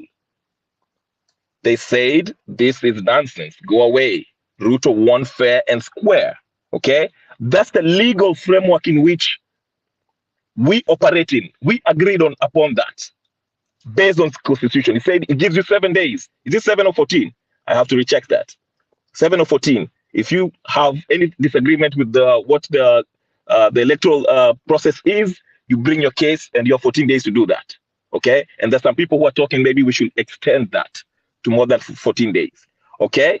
So I'm not saying that we cannot take Ruto. If people are dissatisfied with what Ruto is saying, we can take him out, but you have to do it within the legal framework.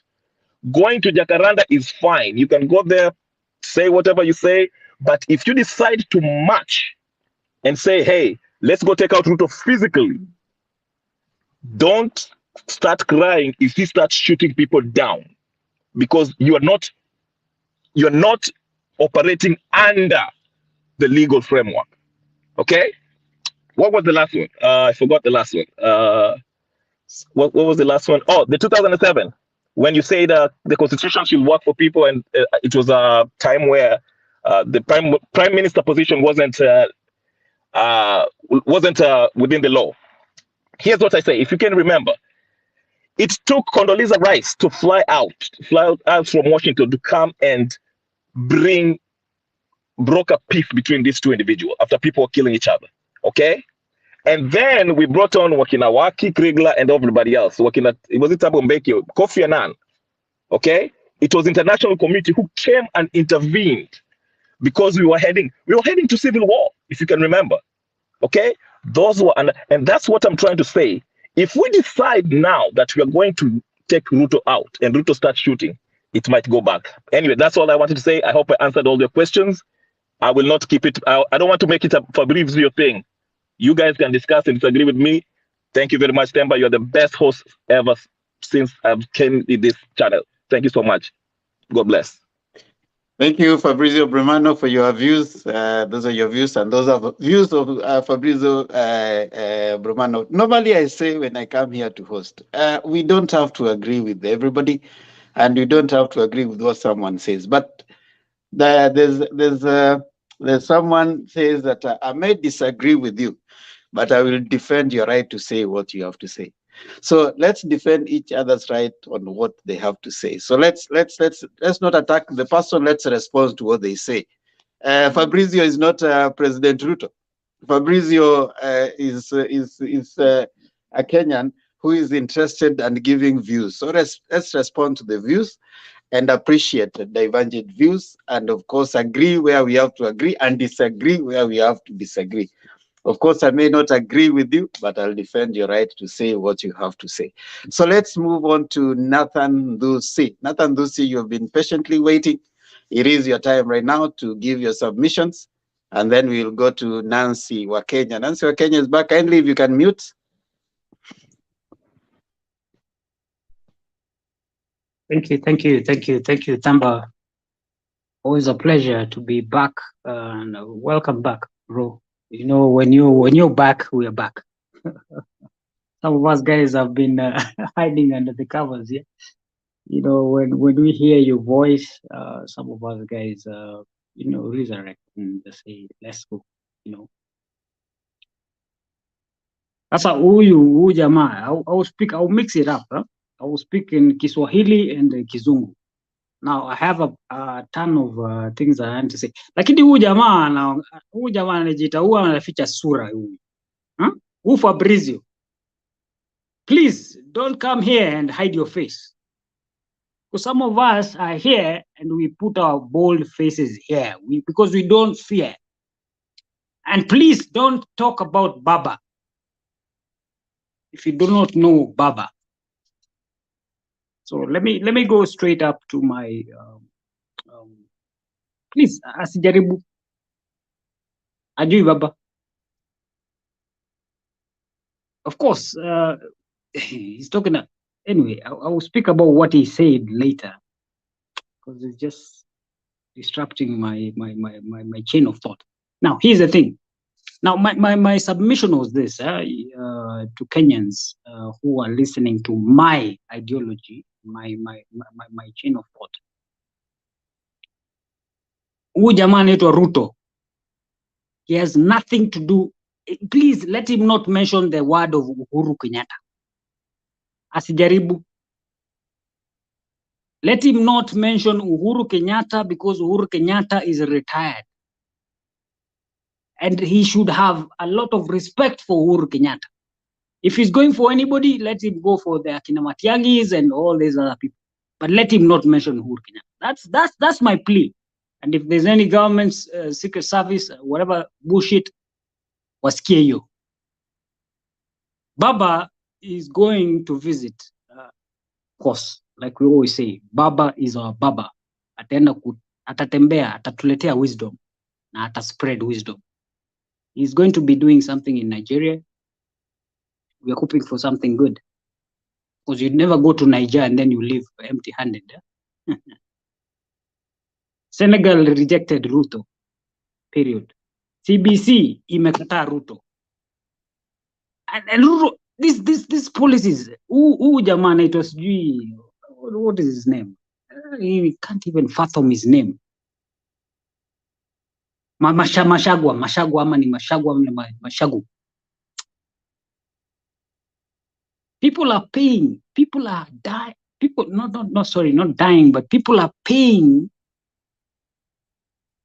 excess of what they actually intending to do, because you simply give them a big holiday. Okay, we're transitioning. Yes, we had COVID. You're giving them, okay, fine, yeah, let's do it. Yeah, empty promises, faithless. Absolutely, you cannot spend in excess of 20,000, 25,000 shillings on school uniform. No, they lipa school fees for CBC. CBC inasemekana transition. Sijui higher, whatever. I still, personally for me, correct me if I'm wrong, but I'm telling you, hiyo ni makosa. We're getting into a situation whereby God help us. Nobody's going to control the inflation rate that we have at the moment in terms of the exchange rate between the Kenya shillings versus the dollar. And this is a point of concern because if you guys are abroad and you're sending money to Kenya, then guess what? It's a double effect. It's a double effect. 131, Prime Bank was selling at 131 on Friday, right? So tuache kudanganyana hapa. Ruto, huyu jamaa anaitwa Ruto huyu jamaa anaitwa Ruto. 130, we cannot allow us to plunge into a situation where we cannot control. De La Rue, they are laying off 300 workers, not 300,000, sorry. 300 workers. Yeah. And I'm so bitter about this because I know what monetary policy and fiscal policy tools can do. Not to fanya hivi, and I believe these people have advices. I don't know. Mimi sielewi serikali imeingia inafanya nini. I cannot even understand. Leave alone even De La Rue is not going to be printing money for the next 1 year. That one we can take it to the bank because it's a British company. Kenyan shilling will keep on soaring. So I don't want to speculate here, but I will say it. Prepare. Because because most of you guys are abroad. Mimi niko Kenya. Mimi niko na nyuki sasa hivi. Stima, leave alone stima nini, na huyu jamaa huu Gachagua, Kashieta anasema ati anafunga baa, ati kuna baa moja. I mean, I don't think there's anything wrong with people drinking, right? Think about how many people would lose jobs. Think about how many families will actually lose jobs. A bar, just a simple bar can actually have, of course, you just probably, of course, kuna the bar owner, and we have bar owner, employ waiters and whatever. Those people are losing jobs, and there's nothing that is helping. So are we moving forward as a nation or moving backwards? It's you guys to decide. Because huu Gachagua hizo ndio bangi anavuta huu Gachagua. Navuta bangi ingine hatari sana. I don't understand what these guys are smoking in the State House. Electricity is going up. Every single thing, Temba, I will tell you, without fear of contradiction, and me, I don't fear. Because if we don't do this, if we don't speak, Temba,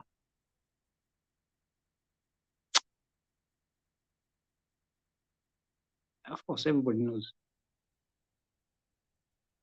Stima ndio hiyo, every single thing. Us here, huku kwa ground, the Temba, I'm telling you. Every single time I move from Nanyuki, going to Machakos, going to Kitui, situation equal the same. And I'm telling you, bro, take it to the bank. Bei ya stima hapa ni bei ya stima huko. And it is so disheartening when you know that there is absolutely nothing that you can do about it, because we have a illegitimate government. And I will call it illegitimate because tumeambiwa, mimi sitambui nani jamaa anaitwaje, mwizi wa kura Ruto. I don't even, and I'm done with my submission. I don't even know him. Ask me questions. Thank you, Nathan Lucy. Endeleeni kutoa comments huko zinakuja. Mmekuwa wakali. Tiara Oscar Juma, nice to see you. Fortune, kuwa mpole. Bans Nyags, nimekuja leo, kuwa mpole bana. Nikaribisha angalau kwa chai. Wacha kunichapa viboko mingi sana. Penya Gaka, asante. Joy Opesa, asante sana. Happy New Year. Nice to see you. Great to see you too. Waskwan, yes. Lulu atapata salamu zake. Chumsi, asante. Yeah. Derika Mbiso, bwana, watu sio wajinga. Yes. Yeah. Keep your comments coming. Jarongo 1212. I have a bill of 100,000 for lights, and I pay my bills. Hey, Amos Otieno, asante. Keep your comments coming. We'll read all of them. Kuwa mpole, nimekuja leo, usinigonge sana. I've been here since last year. I haven't been here since last year. So kweni wapole hapo, musilete nini sana Haya, Nancy wa Kenya, karibu. Nancy wa Kenya, karibu sasa tafadhali. Yes. Before I talk about anything, I just want to talk to you, Temba. Oh, I just want to talk to you. I came here telling you what the standing orders are. Even me, I'm in the dark because you said we can be in the dark. So there's no discrimination. I came here telling you what the standing orders are. You called me cheap. You know, that's not nice. Because Oh, I didn't call you. I'm so sorry. Did I say that? I really didn't. I didn't call you. Maybe you misunderstood my comment. I didn't call you cheap. I don't insult no one in this platform. That's something I'm really careful about. And you can ask everybody here. I've been a moderator here for the longest, and I try not to insult anyone. We may disagree, but I don't insult no one. I didn't do that. I'm very, because If you felt like that, my apologies. okay, right now I don't trust you. I don't know if you are UDM one. I don't even trust you because when Fabrizio is speaking, you're very happy cheering him on. When other people are speaking, you're laughing sarcastically. I've never seen you, but I don't trust you. That's my opinion. And Okay. Okay, it's your opinion, and I think you have a right to your opinion. Yes, Mato.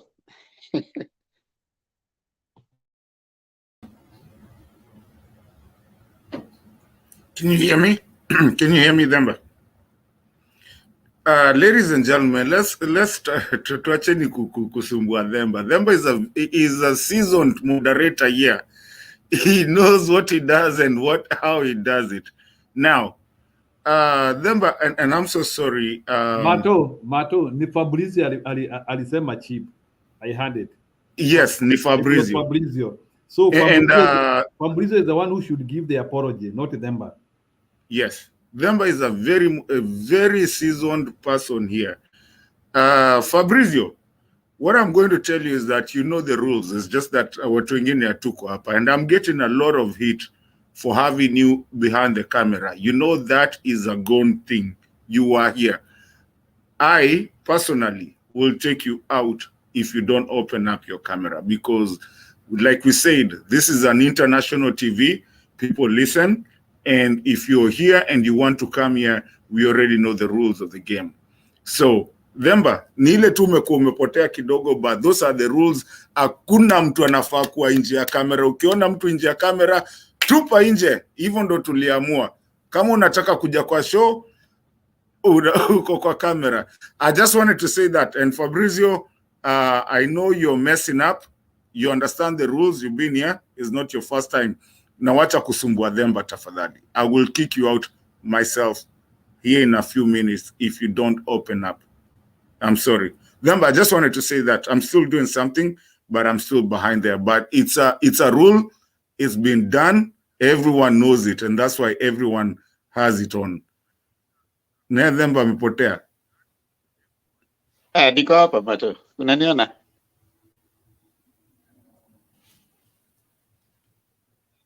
Mato, can you see me? I think, but sasa wacha Nancy aongee. I think now Nancy relax. Nancy, I must say that it's my bad. I've been away, and of course, and it's a time that people come. Many people come, so I don't insult people. That's not my nature of debate. I disagree with you. I might disagree with what you have to say.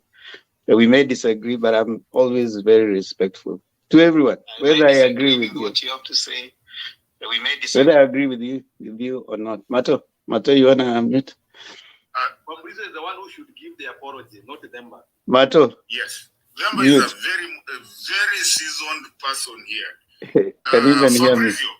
What I'm going to tell you is that you know the rules. It's just that our training. Someone to tell Mato to mute. For having you behind the camera, you know that is. Wait, Mato, mute bana.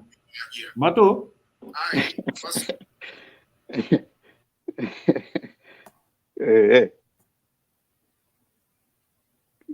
Has he muted? I think he's left. Okay. So I tried to be respectful to everyone. So I think that was Amisa. Fabrizio, you know the rule. I think it's good that you stick by the rule. If that is what they have agreed. So just if you can't be on camera, I think you've made your submission. You can just leave there. You can just log out so that you come later when your camera is on. Thank you. and then so that we have peace, love and unity for everyone. Hey, bwana, amwezi nikaribisha na chai, mnanikaribisha na fujo, na vita, na nini. Hey. Amwezi mkawa wazuri kidogo, at least angalau kwa mwaka wa 2023. Yeah, why do you throw stones? Those are too many stones on me. Hey, kuweni wapole. Kenya Amanda. Nancy wa Kenya. Amanda. She was to make a submission. But Kenyan all the time. There's something before Kenyan. Lala, you wanted to say something before I bring Kenya all the time.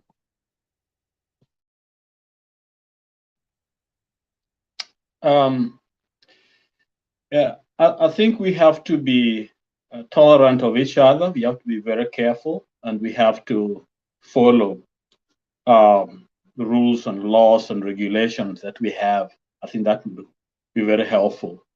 Because you know very well that people are on edge at this moment because of what we are facing. So my urge is each one of us to try our best to be one. Let's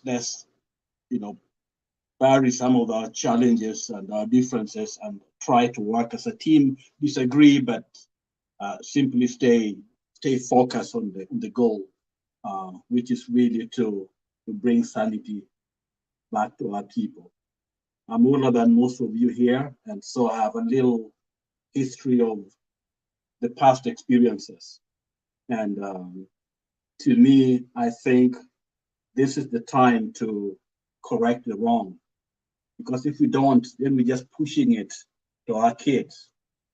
And what I'm hearing constantly is the fact that as the neo side is pushing for confrontation, and the message comes from the UDA, the government side, all the time. So basically, the one raising that possibility more than us. For us, I think we are very peaceful. All we want is truth. If they can open the server, we don't have to go to the next step. Just give us the truth. Government's about the truth. Democrats about the truth. Who won the election? And if you can tell us how Ruto won the election, if they can disapprove and the evidence, which is clear that Baba won, we'll be okay. We'll go home. But we know that Baba won. And so we are here not because we are crazy, not because we love violence, not because, no, we are here peacefully asking for what the Constitution expects, which is truth to be told. Our national anthem, justice beyond dispute and defend. We are asking for justice and truth. That's not something that is hard to comprehend. So I think we are within the law. We are just demanding what is right, what is expected of us. And if we don't, all we do is keep on pushing it to our children. They'll have to battle it out. It's going to be worse and ugly. Country's history has a message to us. We can read that countries have been destroyed because without truth, people don't trust each other. And then that idea of tribalism. So when I hear about tribalism, it is the thieves and the Chebukatis and others who have played tribalism to steal the election, creating a narrative, a perception that Kikuyus don't like Raila, when it's not true. The fact is there in that server. If you open it, it's there that Kenya's won.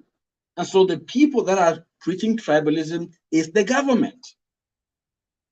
And so I think we have to be focused. Let's stay on the North Star, and follow that to the end. And this issue can be resolved overnight if we all stand together. Because when they talk about people fighting, start shooting, this, February will talk about, no, there are people who are very conscious in the military, in the police force. They won't want to shoot their brothers and sisters, and probably the majority in the military. So let's leave the military out of it, or the shooting out of it. Let's talk about electoral justice. Let's talk about the rule of law. Let's talk about doing the right thing. And that's why we are here. And so that's what I like to tell that young man who spoke, whatever his name is, Fabian, was from South America. That name seems to come from Thank you, Lala. hometown. Thank you, Lala. Thank you, guys. Thank you.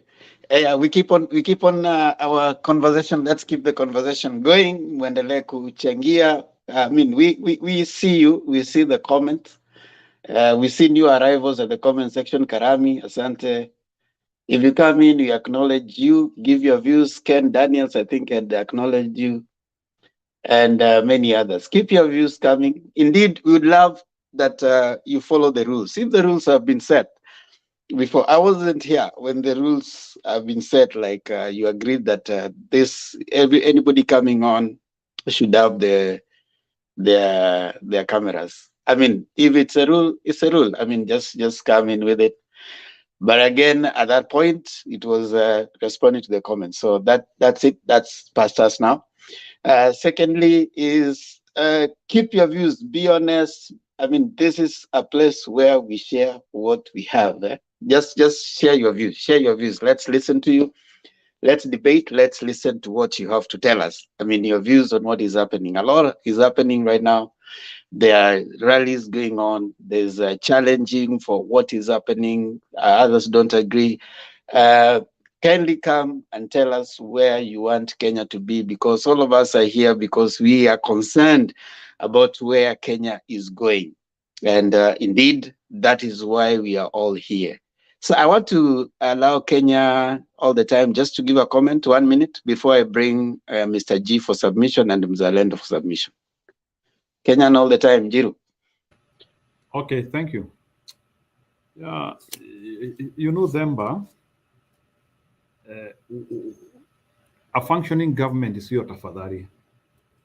And a presidency is a very expensive endeavor. When you are elected a president, people are paying you. There are so much resources which you are endowed to manage for the people. And there is no room for errors. And each and every time when people feel that you are not serving them right, or you are continuously increasing the agitation for them to get the right thing, people get fed up. So I think many of the times when we think that we owe a lot of apology to our readers, no, we don't know. What we need to do is that we need quality and we need service delivery to the people. We are a progressive country, and we are a country which is expecting so many things to happen in our country. And this presidency has failed to kick off.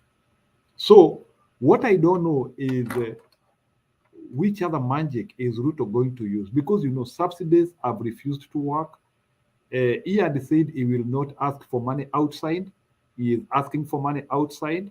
He is overtaxing Kenyans. So I do not see any magic which will put Ruto into work and he get that general working concept which you were saying that he will have a different presidency. And that's the reason why I'm saying, because he overpromised and he gave expectations which are not easy to meet in the name of wanting the presidency. That is the reason why people are getting tired. He ordered his own problems as to quicken his quest for leadership. And that's why I'm saying we have to be very serious with him. Actually, it is not Azimio people who want Ruto out. That is one thing which I want people to understand here. I've talked with different people and I can tell you that people feel aggrieved. You can see the news, unasikia hata ukiangalia tu kwa news ile kitu wanasema, we have chaos in schools, we have chaos in the government, things look disorderly. and this person cannot organize. And that is the reason why people can't take this disorganization for the next 5 years. Otherwise, we are losing our country, we are losing our potential, we are losing our dream just because of holding this guy the longest. And people see they have an option. You see, it is not that people don't have an option. You know, at times people can acknowledge a mistake happened. Kenya doesn't have short of leaders. It's only one person who wanted to impose himself to other people. We do not know what happened in August 15, and the Kenyan IEBC and all the jurisdiction to give us a president in the right way. 7 commissioners, 4 versus 3, we don't know the truth. And IEBC did a lot of mistakes to put us where we are now. I wish there is somebody who can give us the truth, president. It is so shameful that we had to get a presidency which we are not sure of it. And you know, at times, as I conclude now, there is something which I always tell myself.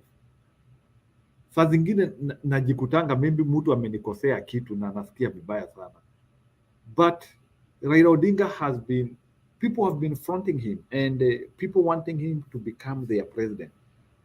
But some artificial system somewhere has refused Kenyans to enjoy that presidency. I don't know what is the problem. I don't know which are these forces which prevent Kenyans to enjoy what is, because you see, whatever is happening to Raila Odinga can happen to somebody else. We are not immune to people blocking us. And that one is trying to tell you that good people will never have a path to become leaders in Kenya. And if we are not going to solve that issue now, even in the next 20 years, we will be in this media and we will be talking of the same thing, bungled elections. Why can't we solve this issue now, when at least we have people with energy, people with experience, people who can be able to bring us around and we solve this issue? Every time watu wanakuja hapo wanasema we rubbish it, IEBC gave us a president. How did IEBC give? Which institutions are we talking about in Kenya? In Kenya, do we have any institution? A Supreme Court, which instead of being professional, they are talking of hot air without even doing. Let me say, in Kenya, we have no institutions. And we have, and I think the Learned Society of Kenya has to sit down and come up with a framework which is understandable. This idea of working like quacks everywhere, everywhere somebody is working like quack. We have to stop these issues. We have to bring trustworthy institutions.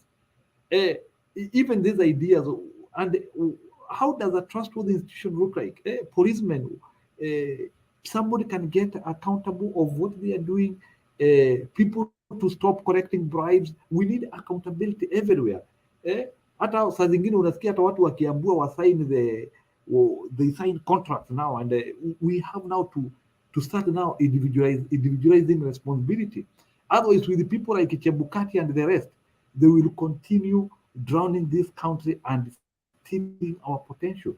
Otherwise, Kenya is not supposed to be the way it is if we are the serious people other than Chebukati. I can tell you the miles which Chebukati has taken Kenya, it will need very sensible people to take Kenya back to integrity quarter.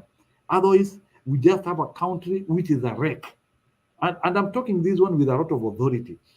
You know, Kenyans, we like pretending that things are okay. Things are okay where our institutions are not functioning. No wonder you're even seeing we are having a KCSE where we cannot even prove where those results came from. Because, you know, data has to have a normality. How comes that suddenly after the government and we have gotten another government, we are just having results which are unexplainable? Too many A's. So that's why I'm saying now our country has drifted to quackwood. No one seems to do the right thing. And we will soon get back to where Moi left us, whereby in offices people are collecting bribery open. And that's where we are returning. But I thank God because we have people who can help us strengthen these institutions. But we don't have a lot of time. People like Raila Odinga, they are exiting the scene. In the next 5-10 years, we will not be having them in the scene.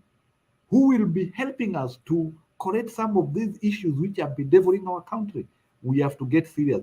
Otherwise, look, we have 21 cabinet secretaries who are not serious. 21 of them, they are crooks. 21 people. Then they are president, and in the commissions, we are busy nominating people who have no idea of what is supposed to be done. People, Makezi tunaondoa. When we try to tell Kenyans that our country has gone to the dogs and they think that we are ranting, some of us here, it's not that we hate our country, it's not that we hate people, but we can analyze and we are intelligent. Our country has gone to the dogs, and somebody has to work it. Remember, countries are made by people, countries are destroyed by people. People of goodwill can do something serious. Nimesikia hata kuna pastor hapo hapa na ametuambia saa zingine how countries get destroyed. We are busy destroying, especially even the same people, makanisa na nini, where we are supposed to get more authority and the integrity quotient. They are not helping us. So we have a problem as a nation. So hata hii saa zingine hii mnasema chapter 6 atleta forms za chapter 6. That one is fakehood. We have to rise beyond this chapter 6 now. Because you know, Kenyans, we are very good in documentation. Okay, we need to give someone else to. Okay, sawa. We'll come back to you. Okay, sawa. Mr. G. Mr. G, are you ready? Thank you, Temper. I think I'll just be brief. I was here and I left. You know, I just came in on that guy, huyu jamaa ambaye ametoka huyu. But I'll not talk to him because nilikuwa nafikiri nitapata yuko nimeingia na akatoka. So I'll not talk. Just allow Mzalendo to talk. But one thing, Temper, you were here last year. And I remember very well, you are so tough on us. Anytime tumekuja hapa tunaweka kamera, you are so tough on us. Nashangaa sasa hii mtu wa UDA anakuja kutuletea ujinga alafu na mwacha tu aongee. Hata nimeshtuka sana. Okay, we've already sorted that issue, Mr. G. Tume sort your issue. Guys, let it rest. He's already off, he's gone. You know, it's the first time I'm moderating this year after like, I think 3 months or something. I think 2 months, yeah. So, I mean, it's February 2023. And the guy had not followed and we have let him go. Let it rest. Let's focus. Don't allow yourself to be digressed by that. Just focus on what you need to do, what you need to talk about. Don't talk about Themba. Themba is ni mtu mdogo sana. Mimi ni mtu mdogo sana.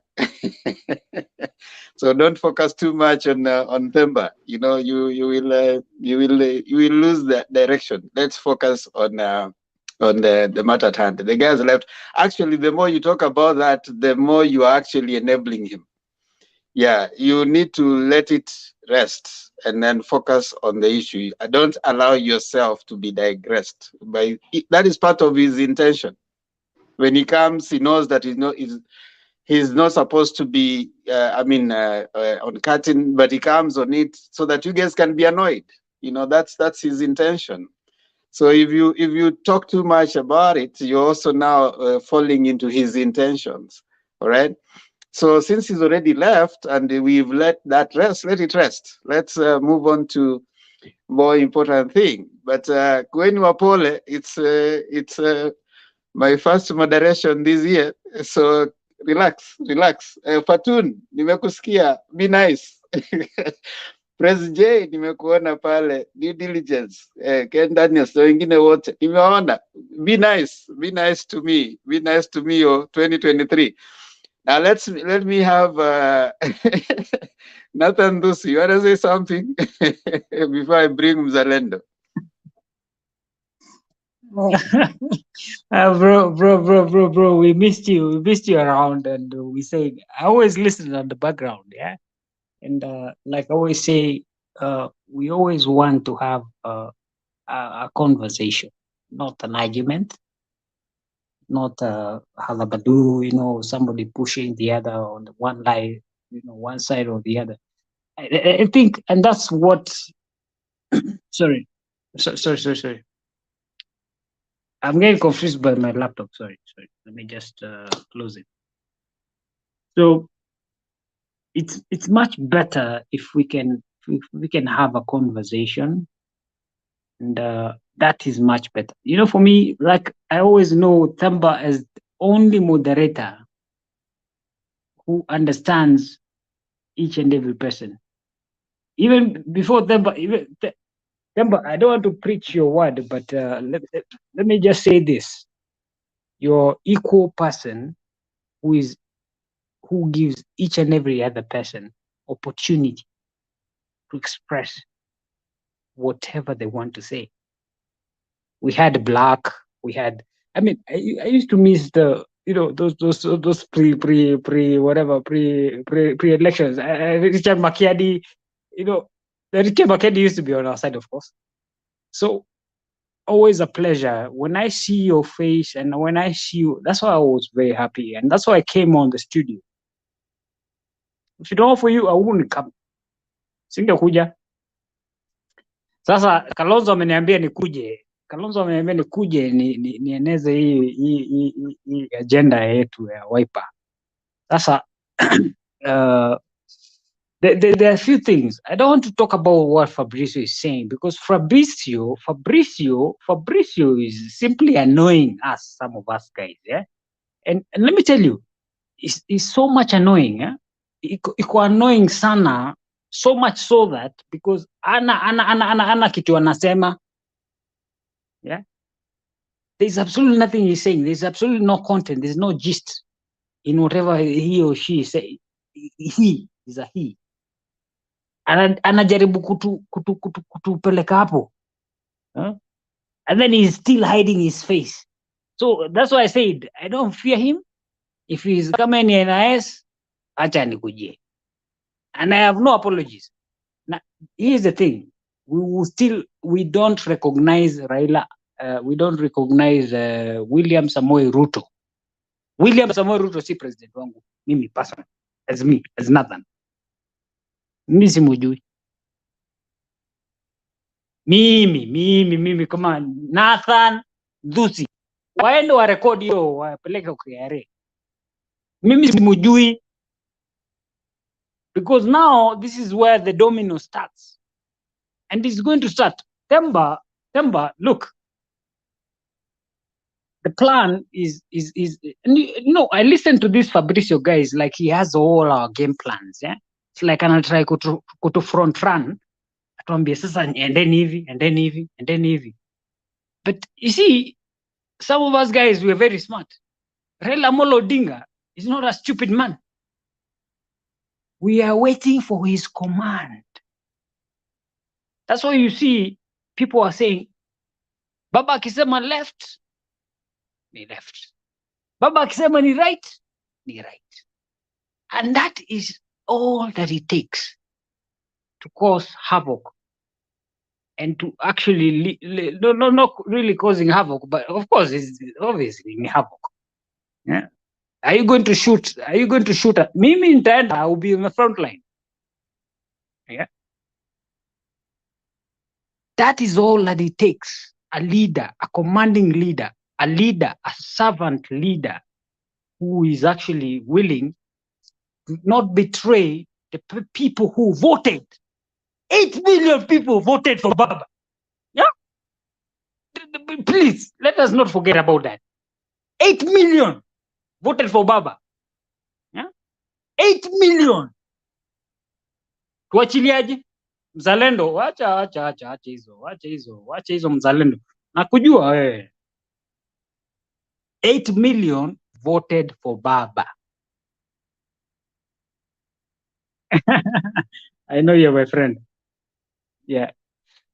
So what we're saying is that we will push it. We will push our agenda properly, just like our party leader said, peacefully. You get what I'm saying? Peacefully. My party leader is a guy of decorum. si mtu wa kuleta mbwembwe ati siabi siongoye. There's a kamba here. Copy mato kwa akuku chini. Sawa. Tuta pursue hii kitu. This one we will not let it go. And we are not getting into a handshake deal. And I'm telling you, we are not willing to settle for anything less than what is truthfully ours. And I know, and I know every single person knows that Azimio, one Kenya, won. Because usiwesema Azimio, malizi Azimio one Kenya, yeah, won. We won the election. So Tamba, as I finish and I prosecute, I don't want to staki kelele ya chura, bro. Staki kudili na hiyo. But there's something I wanted to say. I don't know why it's escaping my mind.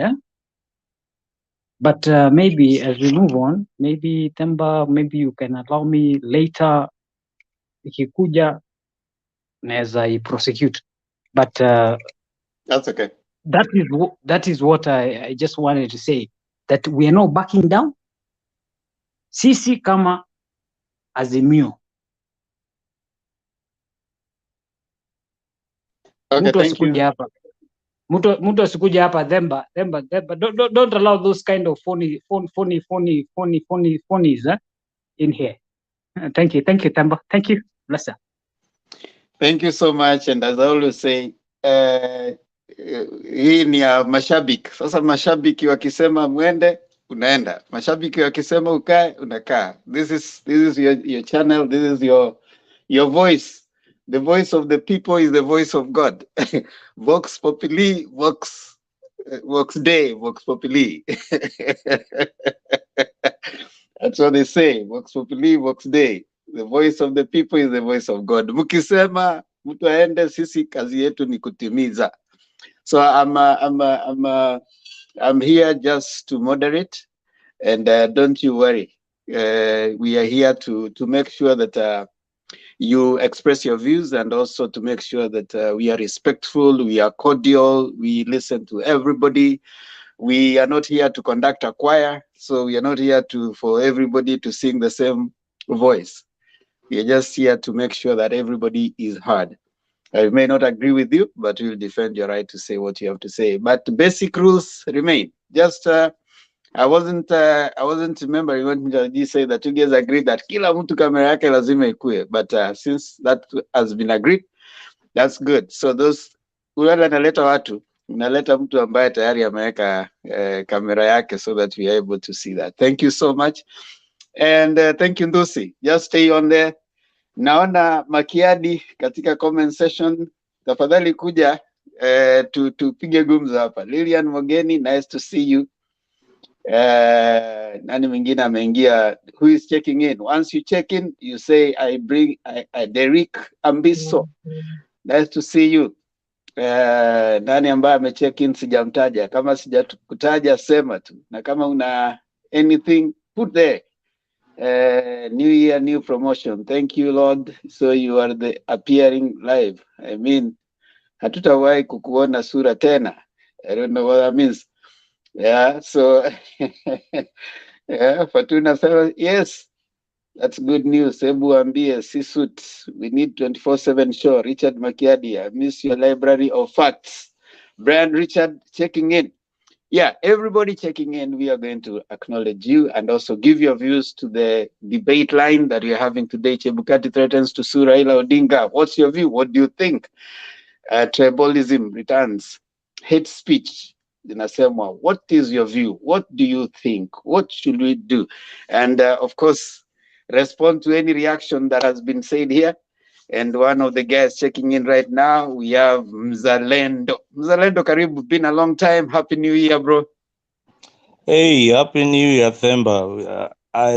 We missed you. We missed you big time. I was wondering when you are going to heal. But Thank God you're back. You are healing. It's been slow, but sure. I thank Mzalendo, God wacha that you. uchokozi bwana. I'm not No, healing from anything, my friend. I thank God that you're healed now. You can face the camera. Anyway, and thank you for the moderation. I mean, moderating this show has been very, very hectic.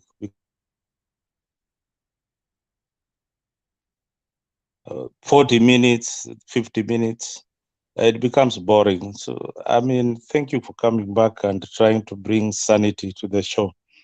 What I want to say today is something that nobody has been mentioning about the election.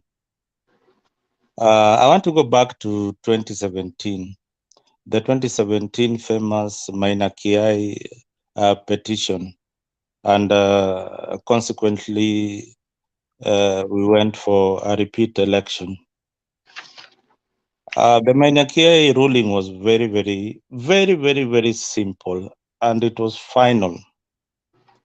Elections are final at the polling station. That is what the law says. If you go to the Supreme Court with anything different from that, you must have a lot of facts. The issue of the 8.1 million, it's neither here or there. Those are just figures being floated around. And in every election, I know some of you might not know, but there is a Nairobi-based observer group that consists of Kenyans. Because if I said the international community gave the Kenyan election a clean bill of health, you'll say those are foreigners. There is a body that was constituted that observed the election. It had 5,000 observers in the 47 counties. The results they came up with is nearly what IEBC released. There was OAU, so many organizations observing the Kenyan election. The African Union was observing the Kenyan election. Look at their report. Look at what they are saying about that election before we start making proclamations and things that we open the server, opens do what. And go back very, very recently, Chebukati was being cross-examined in this inquiry. You ignore the facts. Chebukati stated very, very clearly what was in the server. There is the results, how they were coming. And even the agents who were bringing the results to Bomas. And every agent, including the ones for Azimio, agreed with the results that were brought at Bomas. If you go back, we had the civil society. Why do you think the civil society is so quiet? Or you guys, you are not aware that Kenya has civil society that makes a lot of noise whenever there's a problem in the Kenyan election? Why do you think they are very, very quiet and they've not said anything? They gave the election a clean bill of health. And let us be very, very careful, especially when politicians are making some proclamations, like, Baba saying that he had evidence of Chebukati in his house. I don't know where it was, but that was good evidence enough to take to the Supreme Court. So this court of public opinion, where we have everybody else coming in and agreeing with what Baba is saying, and not believing that sometimes Baba can say the wrong thing, or it's just for the masses. So we must really, really be careful, especially at this particular time. If you are here in, if you are there, if you are lucky in 2007 to be alive today, you would not want a similar scenario, and we could easily drift into that kind of thing. Although everybody wants that, because a good number of people in Azimio want that. They want us to fight, go kill each other, then somebody becomes the president. I mean, the other guy who did a presentation here said very, very clearly, there is no way if you couldn't beat Ruto when you had all the state machinery, and now you don't have it, how yani mutashinda namna gani? I mean, that is what I have for today, Makiadi, for Themba. And I see Makiadi on the on the comment section. Salimia sana. Asante sana. Thank you, Mzalendo, for your observations. One thing that I'm surprised is, let me first be the first one to ask you questions, because I know probably there are people who want to ask you questions. The first thing is that I'm surprised that you're of the view that because the civil society is quiet, then what happened is kind of giving credence to what happened. I really struggle to imagine that you can use that as a way of arguing for what was said. Then you also suggesting, that the fact that the Azimio side is taking their argument to the court of public opinion, you are suggesting is a wrong thing. There's nowhere in the Constitution. I mean, you can't argue for the two. You can't argue that if there was something that they wanted to do, they should have taken it to court. Now, that is the Constitution. The same Constitution also provides when you do not agree, you can picket. That's the same Constitution. So when you want to give one and take from the other, I find that in my view hypocritical. While you still have the right to pursue your, the right to pursue your things through legal means, either way, go to courts. But if it doesn't work in court, most of the things that have happened in Kenya have been done through, public participation, court of public opinion. The Constitution as 2010 came because of that, agitation. There's no regime in the world that has woken up all of a sudden and provided the citizen with a change the citizens want. Even in the country, I suppose that you're probably in the US. The numerous changes have not come when people just woke up and the government of the day decided that we are going to give you this, just like that. It is the dissatisfaction of the general public that puts pressure on the government with something that they don't agree with, anything that you want done, anything, name it. Forget about even the idea that the Azimio do not agree with the results. That is just but one amongst many other things. There are pressure groups in societies that push for certain things, and those things are put into the law. So I don't think it's a wrong thing for Azimio to put pressure on the government of the day that we do not agree with this. And courts can be under siege. Like right now, it's so hard for you to separate the judiciary from the executive in Kenya. When you have the president coming in and his first order of action is to appoint the judges that had not been appointed by the previous regime. That was the first order that the president did. Well, the first order ought to have been bringing the cost of unga down. Now, which one was more important? These judges are still working. What is the crisis in appointing them? But that was the first order. So he wanted to please that side of of government. Then the takeover of parliament. Before even Ruto was sworn in, he was busy buying left and right MPs.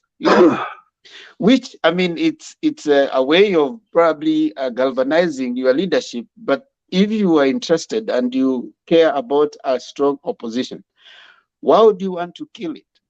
I want to take you back in the early years of our democracy. You know, we had Kanu and Kadu.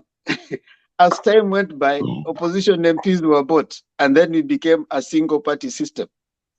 So that is what happens in a society where there's dictatorial tendencies on the head of state. And this argument we are having that you should not do this while you are actually exercising your constitutional right, I also don't agree with that. While yes, he has his right as Ruto, he was sworn in, fine. The international committee can endorse anything. But at the end of the day, the same constitution says that the supreme power is with the people. So if the people feel that they need to agitate for something, by all means, it's their right. I wish you would have been the first one to come out and say, yes, this is the right. They are picketing. They are saying we are living in a constitutional democracy. We are free to disagree with what Chebukati said. They can bring all that. If it increases and garners enough pressure, then someone will barge in. Governments have never just been known to wake up and do what people want. So I wish to disagree with you on those particular points. Now, the other point that I wish to probably disagree also is, does anybody want violence? Nobody wants violence. And if there's anybody who is the owner of violence, is the government. Is the legal owner of violence. So if you say unarmed people walking into a rally in Jacaranda, they want violence, that is, in my view, a way of planning or preparing to harm your own people. That is what happened in 2017. People were killed who are harmless, just demonstrating. Then you meet them with the firepower of the state. That is wrong. You need to protect them. In civilized countries, they protect the people who are demonstrating. They do not hit them.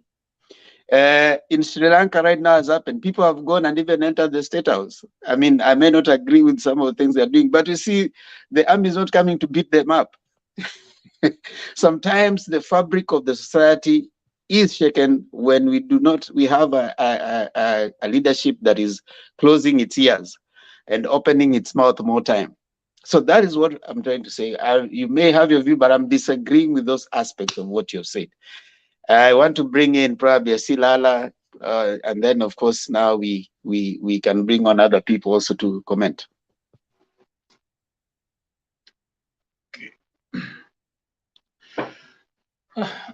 Thank you guys. I just wanted to add one point.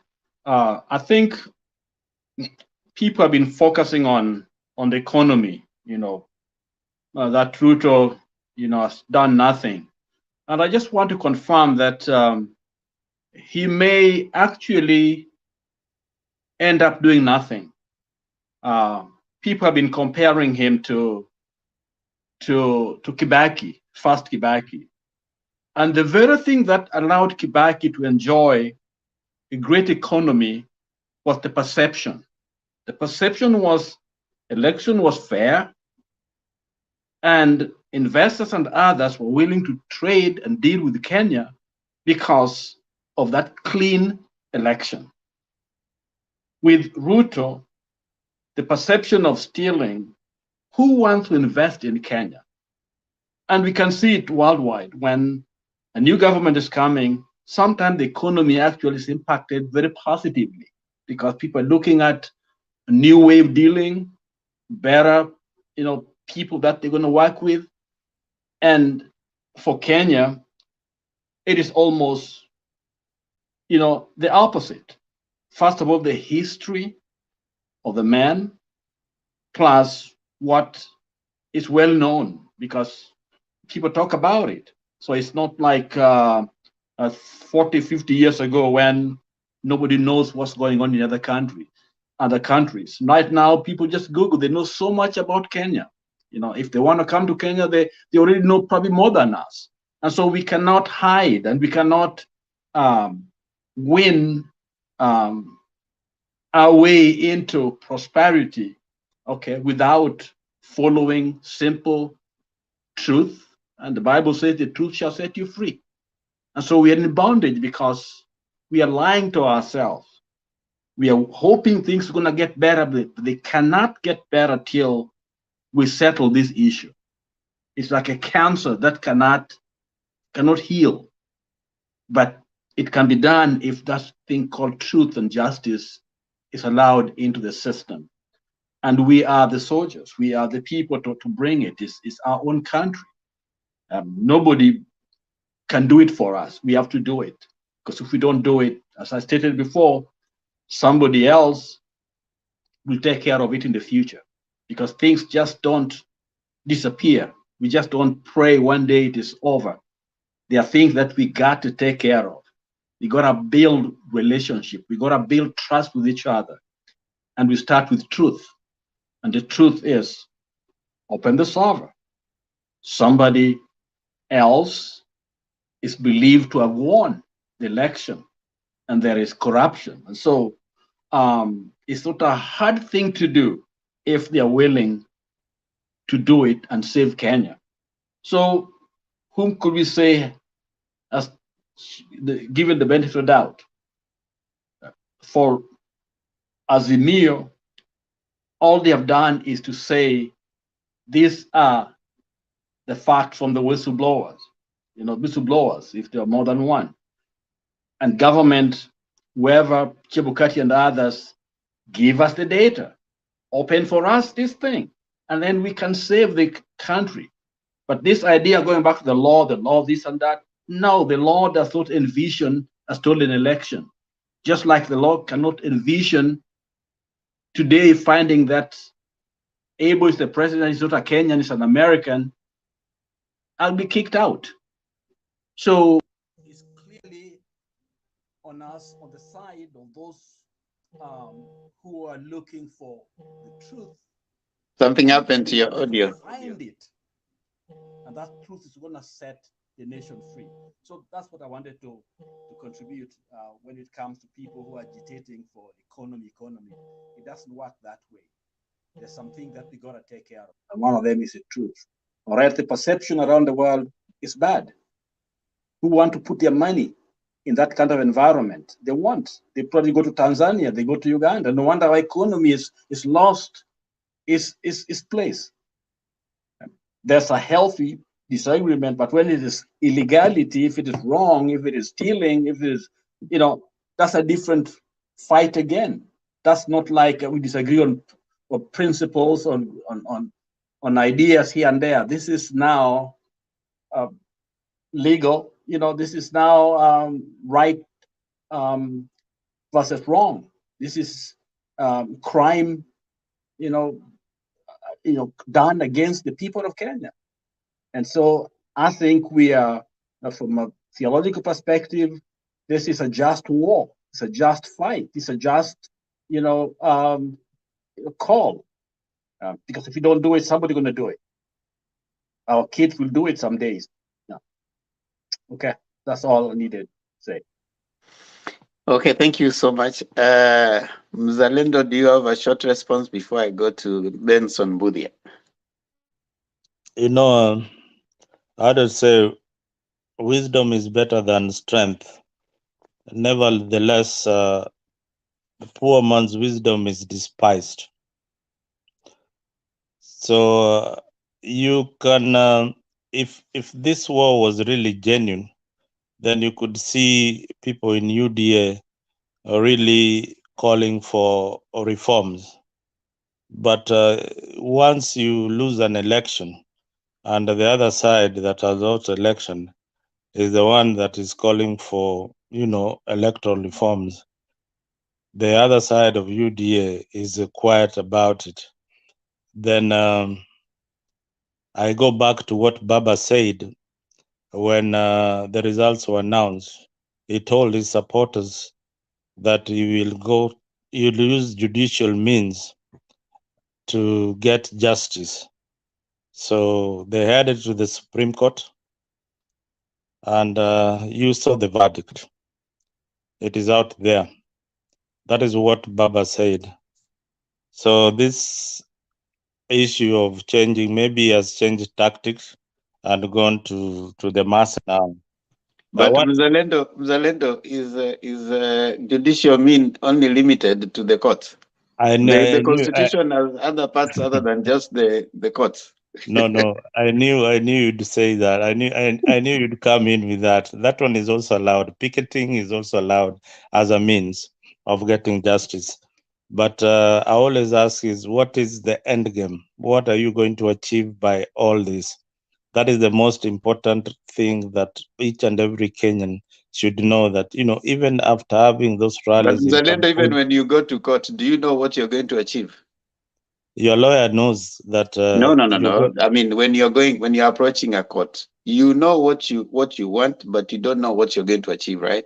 You're going to achieve justice. You know that you're going to achieve justice. No, when and you go to justice court.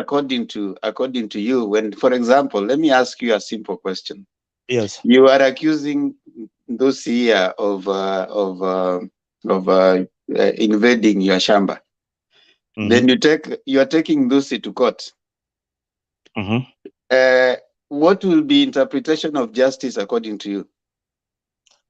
According to me, Lucy invaded my shamba, which is actually legally mine. Yeah, Mhm. I expect the court to look at the evidence that I've brought before the court, Mhm. so that they can pass a verdict. In a And judicial what will be justice according to you? Is if Lucy is told justice according to me, this is my shamba and Lucy should get out. That should be the verdict. now exactly that But is what. But do you know what the court is gonna rule? the law is an ass. You know that saying? It cuts Good. in. Simple. Yeah. The So same thing. I mean, when you can't say that the law is an ass when it comes to that. But when it comes to picketing, someone should be knowing what is going to come out of picketing. The law is all an right. ass also when it comes to picketing. When you are going to picket, the law is an ass. It can end either way. All right. It can. So when It you're can end either way. when you're using that in an argument like you're saying, when they are going to approach the court, they went with their evidence. You can only know what the court is gonna rule if you have the ability to influence the judges, right? When you can influence the judges, you can know what the court is gonna rule. But if you don't know how to influence the judge's decision, what you know is the evidence you have is all you have, nothing else. But you see, when you have the evidence on your side, the respondents also have evidence. Okay. So whatever is going to be presented to the judges, that's what they are going to decide on. So if they decide against you, but you still feel aggrieved, okay? Now the law provides for other means. Picketing, you can decide, okay, this one you are taking it to the public opinion, which is also the law. Now, what's the end game? You don't know, but you are hoping you'll achieve what you want. That's what I'm trying to say. All right. In the same strength and of your argument is that this shamba was taken away from me. I've decided to picket and demonstrate that this is my shamba, and it was taken away from me but the courts have ruled otherwise, that it is not my shamba, and the documents has already been passed on to the new owner. That is the end game. All right. The only thing that you've done is passed an information, but at the end of the day, you've lost I've lost the shamba to the new owner. He has got the document, the title, and everything else. It's different when it comes to certain things. You just gave a scenario. It's very different when it comes to very different when it comes to certain things, Mzalendo, I'm because just using the scenario you gave. That is the scenario you gave. There's someone I want to give you. There's a guy called Basil Criticals. Mm-hmm. Basil Criticals had a very big shamba in I think Taita Taveta or something like that. The squatters came and, they invaded that land. He went to court, and of course, the court said that, okay, the land is yours. But squatters could not leave. So what happened? He had to cut a bit of it for the squatters. So there are things that sometimes you can even be owning the thing, but the argument out there can be against you. Now, listen, there's this thing that you're saying. It's your argument that yes, he has been sworn in, but that does not deny Kenyans their voice. Their voice can still be heard alternatively. This is not Uganda. In Uganda is where people cannot talk. But this is Kenya. So there are other alternative ways of responding to the issue. And I can assure you, in societies where the leaders have been dictatorial, if you are going to muzzle people from talking, and it has happened in Kenya, you and I know that, in the 80s, in the 60s, in the 80s. I mean, one party system in Kenya was the law. There's Section 2A. It was the law. But people went and agitated, Saba Saba, that was agitation by the people. If they were to remain within the law, we wouldn't be having a multi-party system, because the same people would argue the way you're arguing, that, it is the law. The law says you have to have one party. So if the law says that, and KANU is the party, we wouldn't be having multi-party system right now. Fast forward, 2010. There was, of course, several steps to 2010. Before 2010, it was the law, whatever was there. Then what happened? Pressure. So pressure always comes in, and it is a way of growth. The people who celebrate status quo so much are people in power, because they are benefiting from it. So if you have power, you are likely to argue for status quo. You are likely to argue for, let's just remain the way we are. This thing has already happened. Let's have peace. You are celebrating. You are having something. But societies have not developed by people who celebrate status quo. In fact, people who challenge the status quo have led to development of societies, including the constitution that you are saying right now. You are quoting very ably. The constitution says Supreme Court was created by Constitution 2010, isn't it? Now, before then, we didn't have the Supreme Court. So how did we reach to the Constitution 2010? Agitation. So someone saying that, we don't need to agitate, we just need to sit there because the law has said this. I usually pick someone who is a little, is enjoying the trappings of power. They are the ones who love the status quo. And maybe you are, we don't know. So you want the status quo. Do not demonstrate. If you want something, go to court. Go to court. Do not picket. Those are languages, the language of people. The same Ruto. Go back to the same Ruto, 2007. 2007, Ruto was in ODM, and he was with Raila in ODM. And the election by then had been stolen by one Kibaki. I remember 2007. By Friday evening, Raila was leading by 4 million, I think. And Kibaki had, I think, he was leading with 1 million almost. But on Saturday, waking up, Kibaki was ahead. Then the person who was at the agitation and the forefront was Ruto.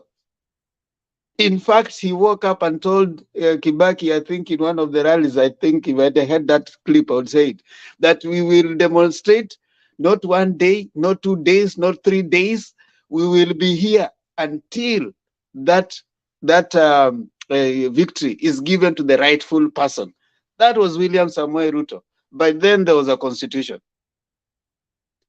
Then in 2007 to now, this is, I think, 20 years, 13 or whatever years later, 16 years later or thereabout, we are here saying that do not demonstrate, follow the constitution. Double speak. It is the same Ruto. Go back to those clips, 2007. The same Ruto, William Samoei Arap Ruto, nobody else. In fact, he was talking more than anybody else. And if you go to that clip, he's saying that we saw this happening. By then, the international committee had already endorsed Kibaki. The people you are saying, oh, the international committee have said that the election was free and fair. You have quoted them. They had already said that. So it is nothing different from then. It is just that right now, Ruto is the one on the other side. Okay? Raila is on this side, Ruto is now the one on the power. So now we can safely say, no, follow the constitution, do not demonstrate. You went to court. The court said, said that it is hot hair. So yeah, that's what I can say. What do you have to respond to then? Nathan Dusi can come in. You know, in 2017, November, Raila told his supporters that he's going to overturn Uhuru Kenyatta's presidency. And if you're one of his supporters, then you should know that very, very clearly, that he's going to fight very hard to overturn Uhuru Kenyatta's presidency. That did not happen. You gave a good analogy of Basil Critical's land that was invaded by squatters. Then basically Criticals decided to give Anusumkate to the squatters, and that is the tension. So Uhuru in 2017, when he was pushed to the edge, he decided to call Baba for the famous handshake, and that brought some imaginary illusion that there was a war in the country, but it brought some peace, according to most ODM supporters. So this issue of elections, now let's talk like, we love our country so much. And we are not Azimio, and I'm not UDA, or I'm not, in any other function. What can be done to our electoral system that that after every 5 years, especially the presidential election, what can we really do to stop this kind of mistrust? Because it's becoming the usual norm that when you lose the elections, then there is something that has happened. Either your votes have been stolen, or or something has been hacked, in the system to manipulate the results. And Themba, that is a lie. You know that very much. That is a very, very big lie.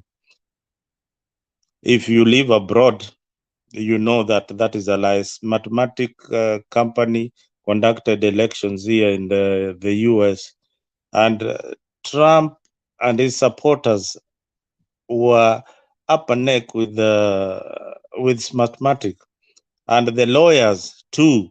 Yeah, they brought some evidence. What? In fact, they put a bounty of $5 million for anybody who has got evidence that that system was hacked in favor of Biden.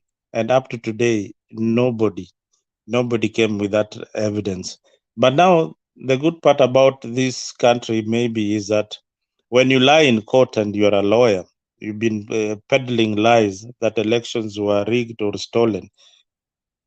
The JCAC, the Judicial Service Commission, on this other end, an equivalent to the JC in Kenya, can revoke your practice from law because you've been lying about certain issues. So this issue of election, I am still looking for a formula whereby thereby you'll go for a presidential election and win it squarely without anybody complaining. And lastly, Themba, I want to see your rally in Gishugu, in Martha, in Karua's home turf. Have a very big rally Hii mambo ya kuzunguka in slum areas, mara umeenda Kibra, mara umeenda Jacaranda. I want you to go to Gishugu. I want to see a rally in Machakos. I want to see a rally in Nyeri, where Baba got over 2 million votes. I want to see those people coming out and saying, you know, our victory was stolen. That is now good picketing. But picketing using bei ya chakula and the poor, I mean, at the end of the day, unaona hii mambo ya kuita watu kwa kiwanja.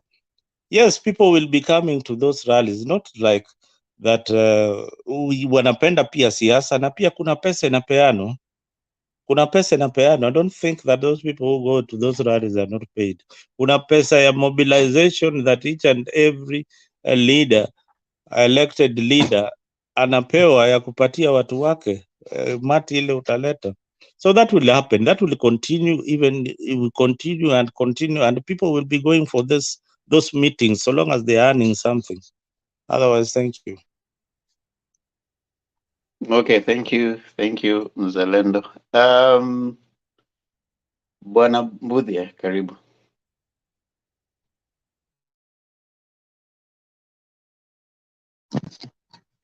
Thank you, Beba. Good to see you after a few months. I hope you have recovered. We're happy to see you. You know, what is this thing about recovery you people are talking about? Na Mzalendo muko na blue. Yeah, blue bana, goja uone, pigeni I blue hapo told you kwa you are going comment to section. pick blue up to the sky. Pigeni blue hapo, watu wa udaku waache nini hapa na wameshindwa kugovern. Pigeni blue hapo kwa comment section. Mbudhia. We always good to see you, bro. Yeah, we miss you. Bring the sobriety, you bring candid conversations, you enlighten the discourse, and I think while you were away, we were the UDA guys were actually almost forced out. So we are happy to see you, and we are coming back with you. I think you should fool other moderators in terms of how to hold divergent views without getting personal, so that we can enrich the conversation. I think we are doing this to the best interest of our country, the Kenya we belong to, and the Kenya we want to see. So I urge you to talk to your moderators also to give us an opportunity to air our views as a pro-government people. Having said that, let me say two, three. Let me ask you something about your audio, because there's a bit of you can't hear me? No, kuna ka interference, I don't know. And now, can you hear me? What have you umeweka nini? Umeweka kuna ka interference, yani inaongea ni kama kuna. I'm not sure what it is. Is it clear there? Do you have your mic on? Just log out and log in. If you Okay. You can give Nathan, then I'll come back. Okay. Yeah, you can log out and log back in, because sababu kuna nini hapo. Okay, thank you. Okay. Mzalendo, msinisifu sana bwana. Mtafanya watu wazimio anigonge huku kwa comment section bwana. you know, we used to have these heated arguments and up to the wee hours of the night. But the beauty about it that we left each other laughing, because we love our country so much. But if you go on the comment section, you see somebody wants my neck, somebody wants a piece of my meat.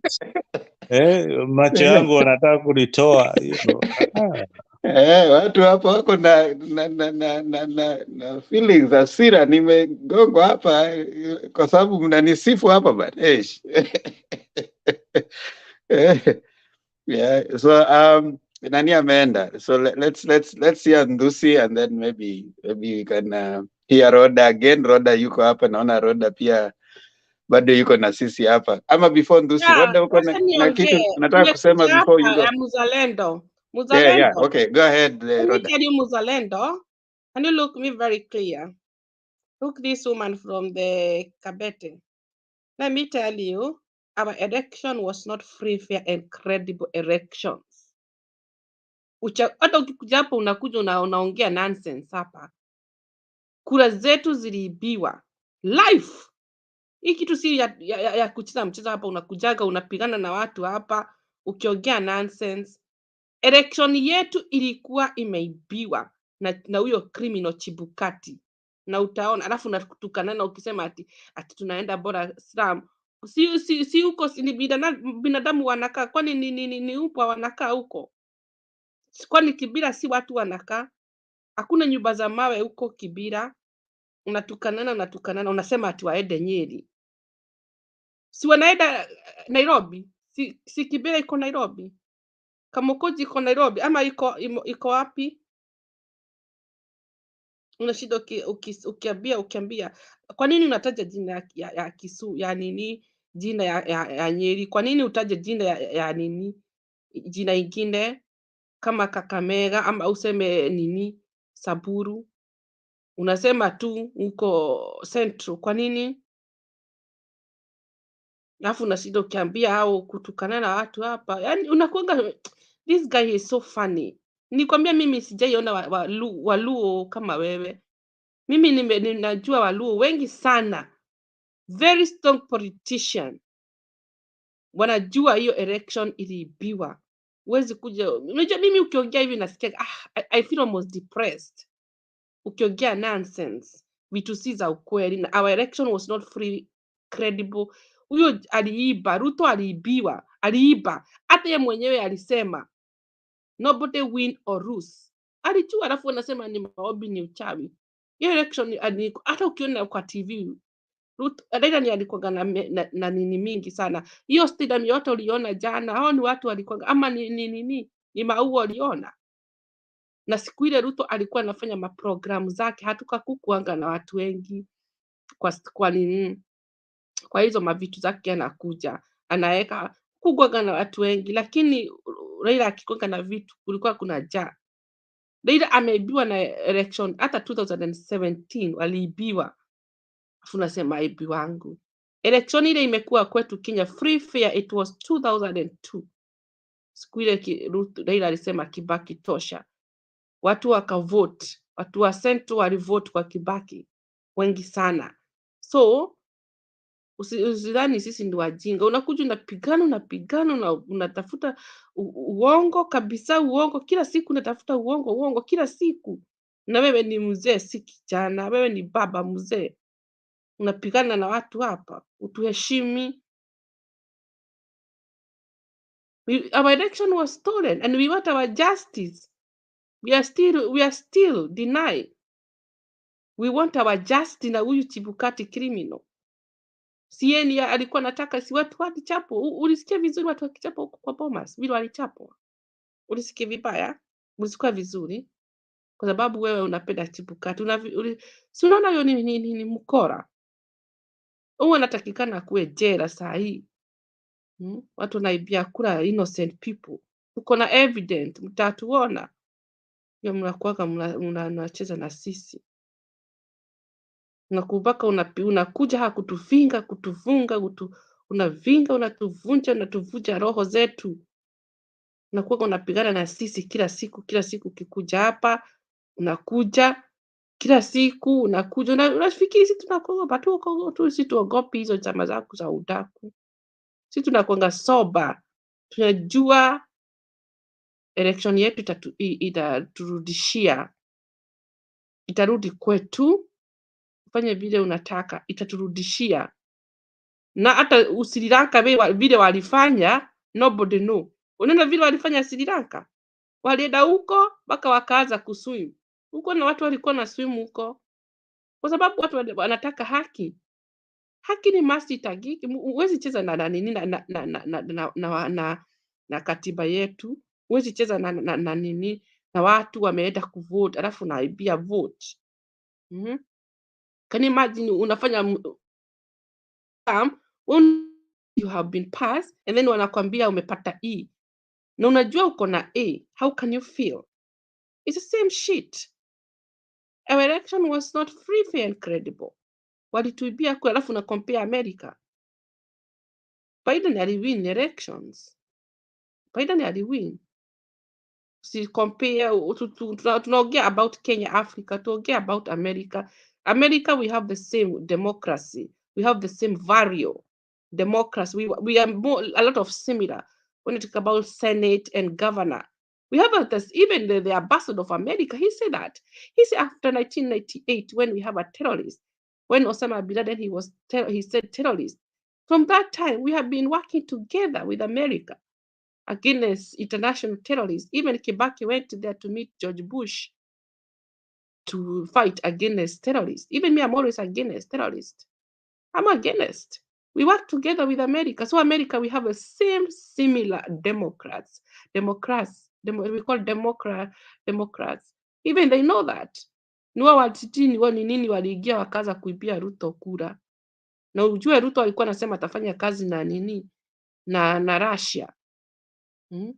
Nakuja na wanatuibia kura live. Kwa nini sisi hatuendi kuiba kura zao? Watu wa UK na Amerika. Si waliigiza Ruto, hata sasa watajua. Hiyo State House haiwezi ingiwa na mtu si haki. Ni must igiwe na haki. Hiyo si mchezo. State House si kitu ya kucheza ovyo ovyo. Inaingizwa na haki. Hata 2007 unaona vile kulifanyika. Kibaki unaona vile vitu zilifanyika. Ikuanga ovyo ovyo. Unaona vile watu walichapwa. Vile hata Kofi Annan akakuja Kenya kutuweka pamoja. Na huyo jamani yeye alileta hiyo vita. Ni jamaa anakuanga anapenda tribalism. Sasa I don't know which country you come from. You are a little bit funny and I respect you, but I don't know who you are. You are really, I get irritated with you all the time when you are talking here. Nonsense. You need to open your eyes and you see the truth. And you open your heart and you feel. And you be real. Okay, thank you. That's what Okay, thank you, Rhoda. Ndusi.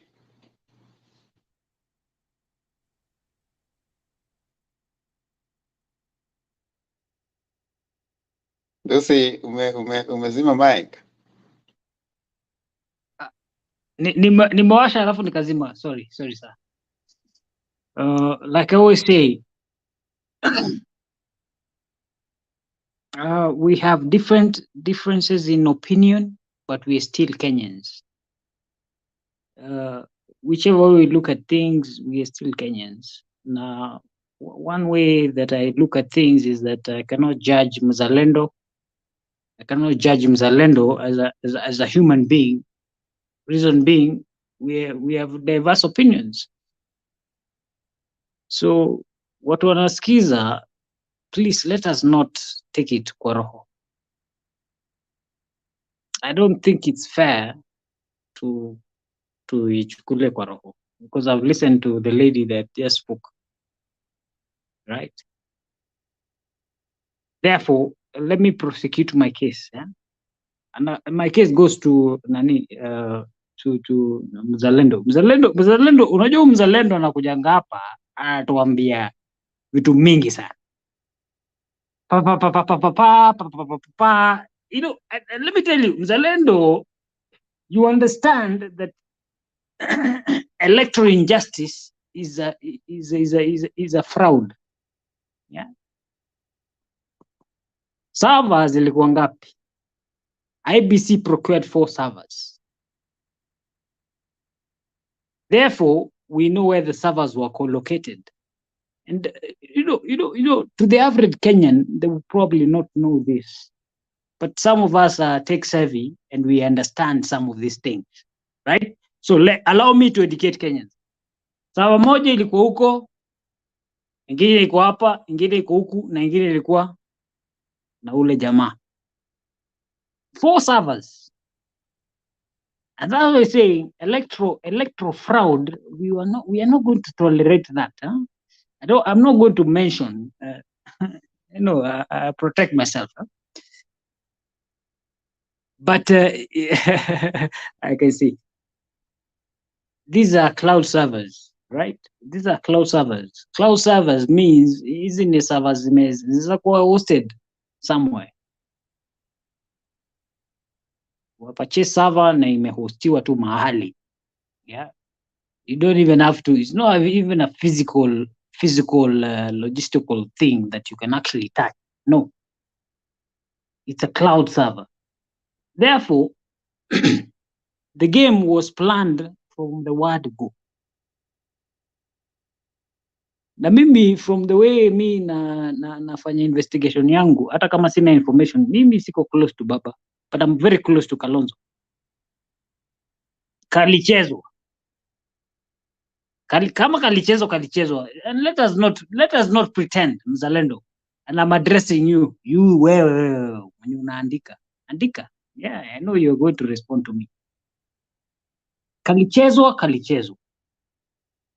So unajua ukicheza game ukishikwa, kubali.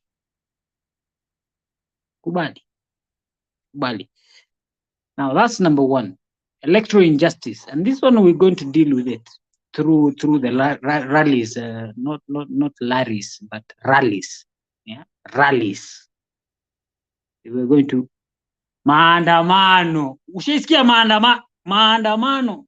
Now let me tell you, let nobody fool you people that somebody is sponsoring the maandamano. Yeah, hisi ni wadosi. Tuko na pesa. Tunaweza enda any corner of this country and we will preach the gospel of truth and justice. We don't need anybody to sponsor us, not even the international community. But we Baba alisema, goja Baba atarudi. I don't want to preempt anything that Baba is going to say. I don't want to somebody. There's a funny guy who came here. Alikuwa anaitwa Zakayo mwingine. Alikuwa anaitwa nani? Fabrizio. Taka. Anakuja kutuambia vitu mingi. It's like anataka to preempt kenye tunataka kufanya. That we know what we're supposed to do as Azimio, one Kenya, right? So therefore, story, let me tell you, electoral injustice, that one we are going to corner it. Supreme Court that one I'm telling you, take it to the bank. The voice of the people is the voice of God. And let me tell you, when people start to picket, when we start to picket, mimi nitaongoza kikundi. Niko na vikundi mingi sana. You shoot me, fine, no problem. I'm ready. Yeah. Mimi niko tayari is Nathan Zusi. I never hide my name. You get what I'm saying? Neither do I hide my face. And I'm telling you,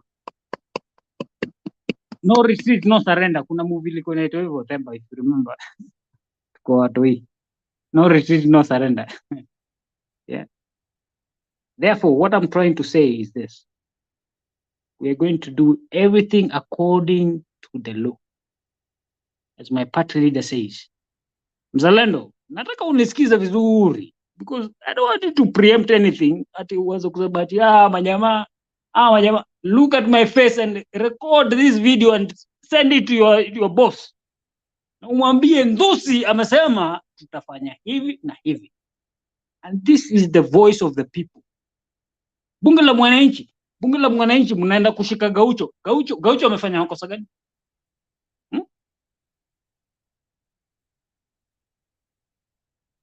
It is. I mean, this is going back to those dictatorial, colonial, whatever rules.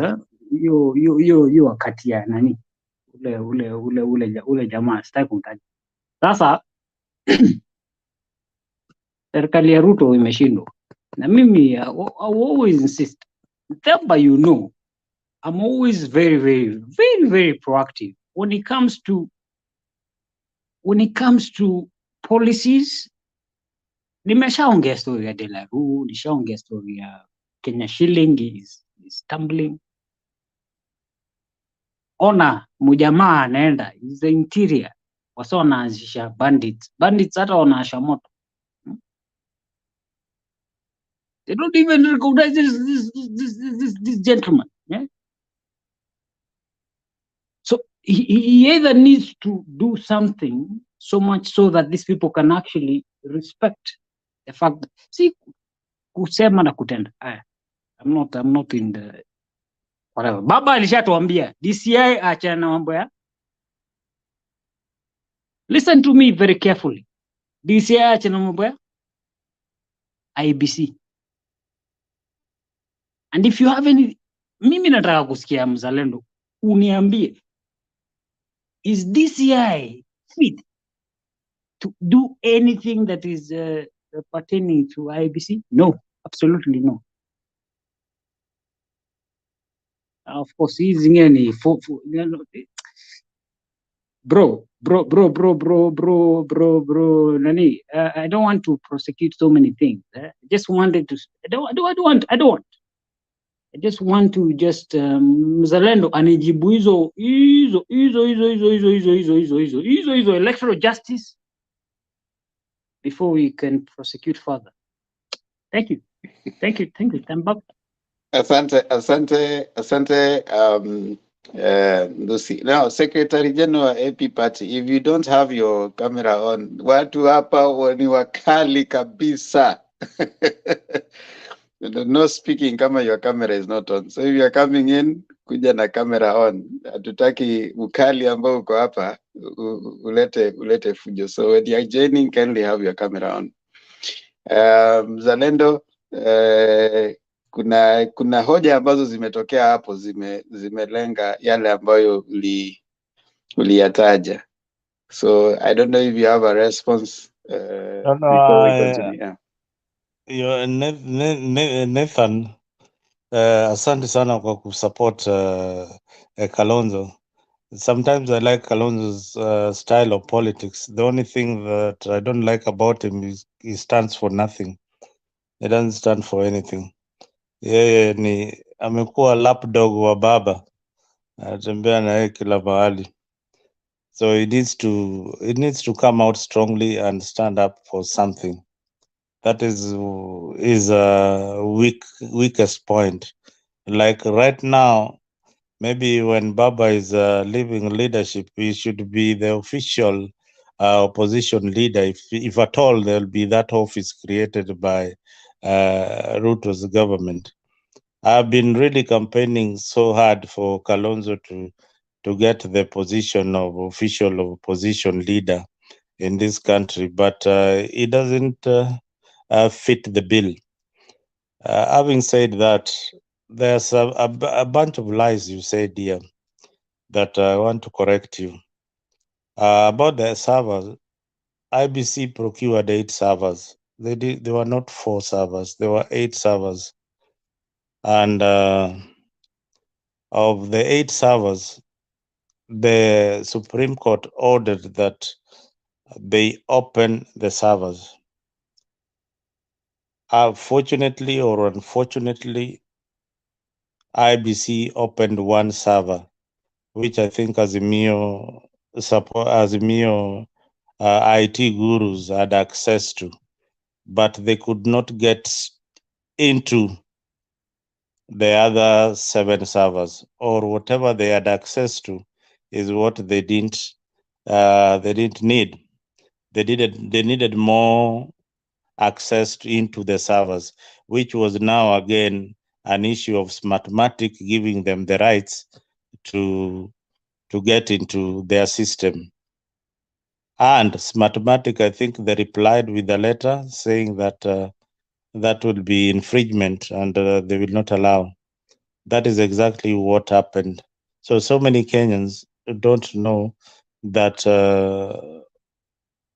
Azimio got access to 1 server, but they didn't go in completely to that server. Maybe they got only access to part of the server or part of the information that they needed. So that is exactly what happened at Bomas. We still go back to the electoral injustice in our country. And I say this because Baba had the opportunity, and Kalonzo and all the Azimio leaders, they had the opportunity to sit with the former president and correct anything that was going to happen before even the elections. Walikaa chini. But Mzalendo, just hold it right there. If a thief comes and steals your things, gari yako iko hapo nje. Okay? Mwizi akuje aibe gari yako. Yes, ameiba. Surely, tabia ya wizi, how is it connected to you doing your things? You want to blame the victims and make them look like they are the ones who perpetrated. Temba, unajua kila saa If a thief breaks into my car out here, surely you want to tell me that I had an opportunity to go and stand out there to make sure the thief doesn't come. All You right. don't. I think while we say there are things that are the electoral processes, you talked about here us addressing electoral system. I don't think it's right to say that they ought to have done something. So that excuses the bungling of an election. IEBC is an independent body. Bungling of an election is not something that you want to excuse, but they should have done this. You have bungled an election. You are employed to make sure the election goes well, but you're bungled. You and I remember I said in this platform that IEBC cannot be trusted from the word go. The way they were dealing with everything, right? By then we were way into the electoral process. Electoral process right now does not start with the election day. It starts with the way before the things you're doing. They took too long to even get some of the guys into the office. Chebukati took too long to even, to procure some of the things. You see, it is a whole process of an election. So when you want to bungle, and some of that rigging is not a one-day event. Rigging is a process. So I when you argue that Baba and Uhuru had an opportunity, you can even bring someone actually said that you can even bring an angel to run the IEBC. But if the system is already bad, it's bad, So I don't think blaming the players for the referee who refereed bad, but the players had an opportunity not to walk into the field to play. They had an opportunity to decide that they are not coming so that the other team can be given free points. But now since they walked into the field and the referee has bungled the match, then they are to blame. The referee has already called for the goal, and that goal goes. They should have not walked into the field in the first place. Mzalendo, you can do better. Temba, your analysis, I always tell you, think about what you say sometimes. About your analysis and the comparisons that you give. Right now, you have given a comparison about if you park your car somewhere and you find that a thief has stolen your car. You've been parking your car in the same spot that it has been stolen more than 5 times in the same spot. How stupid are you? On the same spot, you've been parking your car, and every day you park your car, you go back, you find it stolen. Then you come back again with a new car, park it on the same spot. Then you wake up after seeing your friend Uhuru, and visiting your friend Uhuru and you go to this your parking lot and you don't find your car. So you go back and ask Uhuru, bana, hii parking lot yako iko namna gani? How come each and every time I park my car here inaibiwa? So what should you do? Should you put a gate? Should you put a watchman there to watch your car, or avoid the car? And maybe ukuje ukitembelea huyo jamaa, because hii gari yako ukileta hapo kila siku inaibiwa, na hii election imeibiwa mara 5 in the same spot with the same player. Wewe you insist that you are going to park your car there.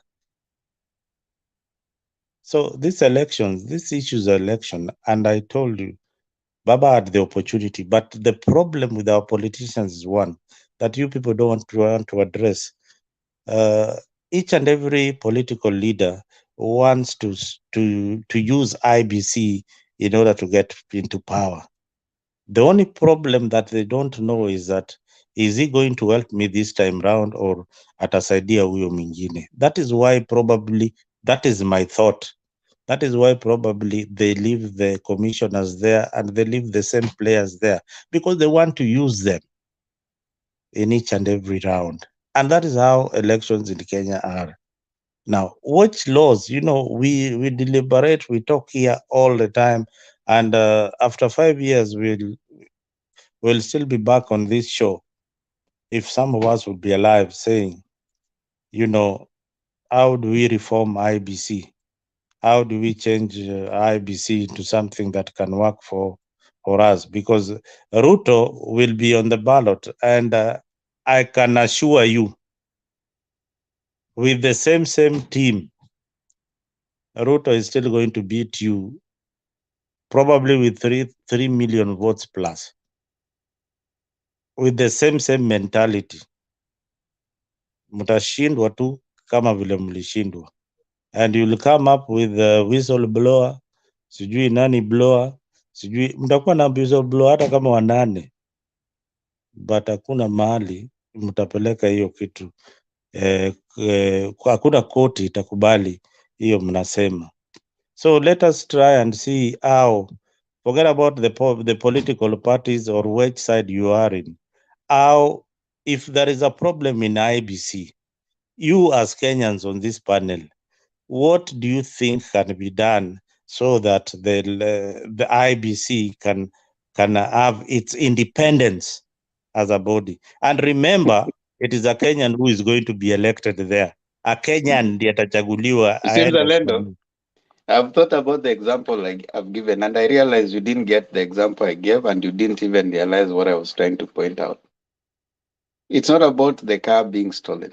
The car being stolen is not the issue, right? Is what is in the stealing mentality. You can park at a different place, but if the stealing mentality and the stealing behavior is still within, your car will still be stolen. You can park elsewhere. You can even park a new car. But the thief does not steal because of the location. They steal because they have a stealing behavior in them. And a stealing behavior is not limited to that specific place. That's why I was telling you, you don't blame me for parking my car. You start correcting the behavior. And that is the problem. If someone has already decided that this is what you're going to do, and even when you're talking about the idea of, oh, gee, they'll still be, they're thinking ahead, 2027. Instead of thinking of how you're going to go to the vote, Baba is saying, and that is what Baba is saying, let the vote count. Let the vote count. But someone does not want the vote to count. So those are two different, but anyway, I want to give it to you.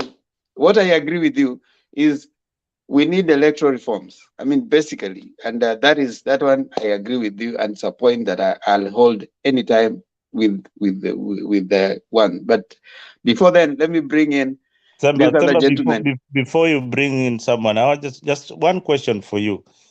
Suppose the number 2 in our electoral when we have election.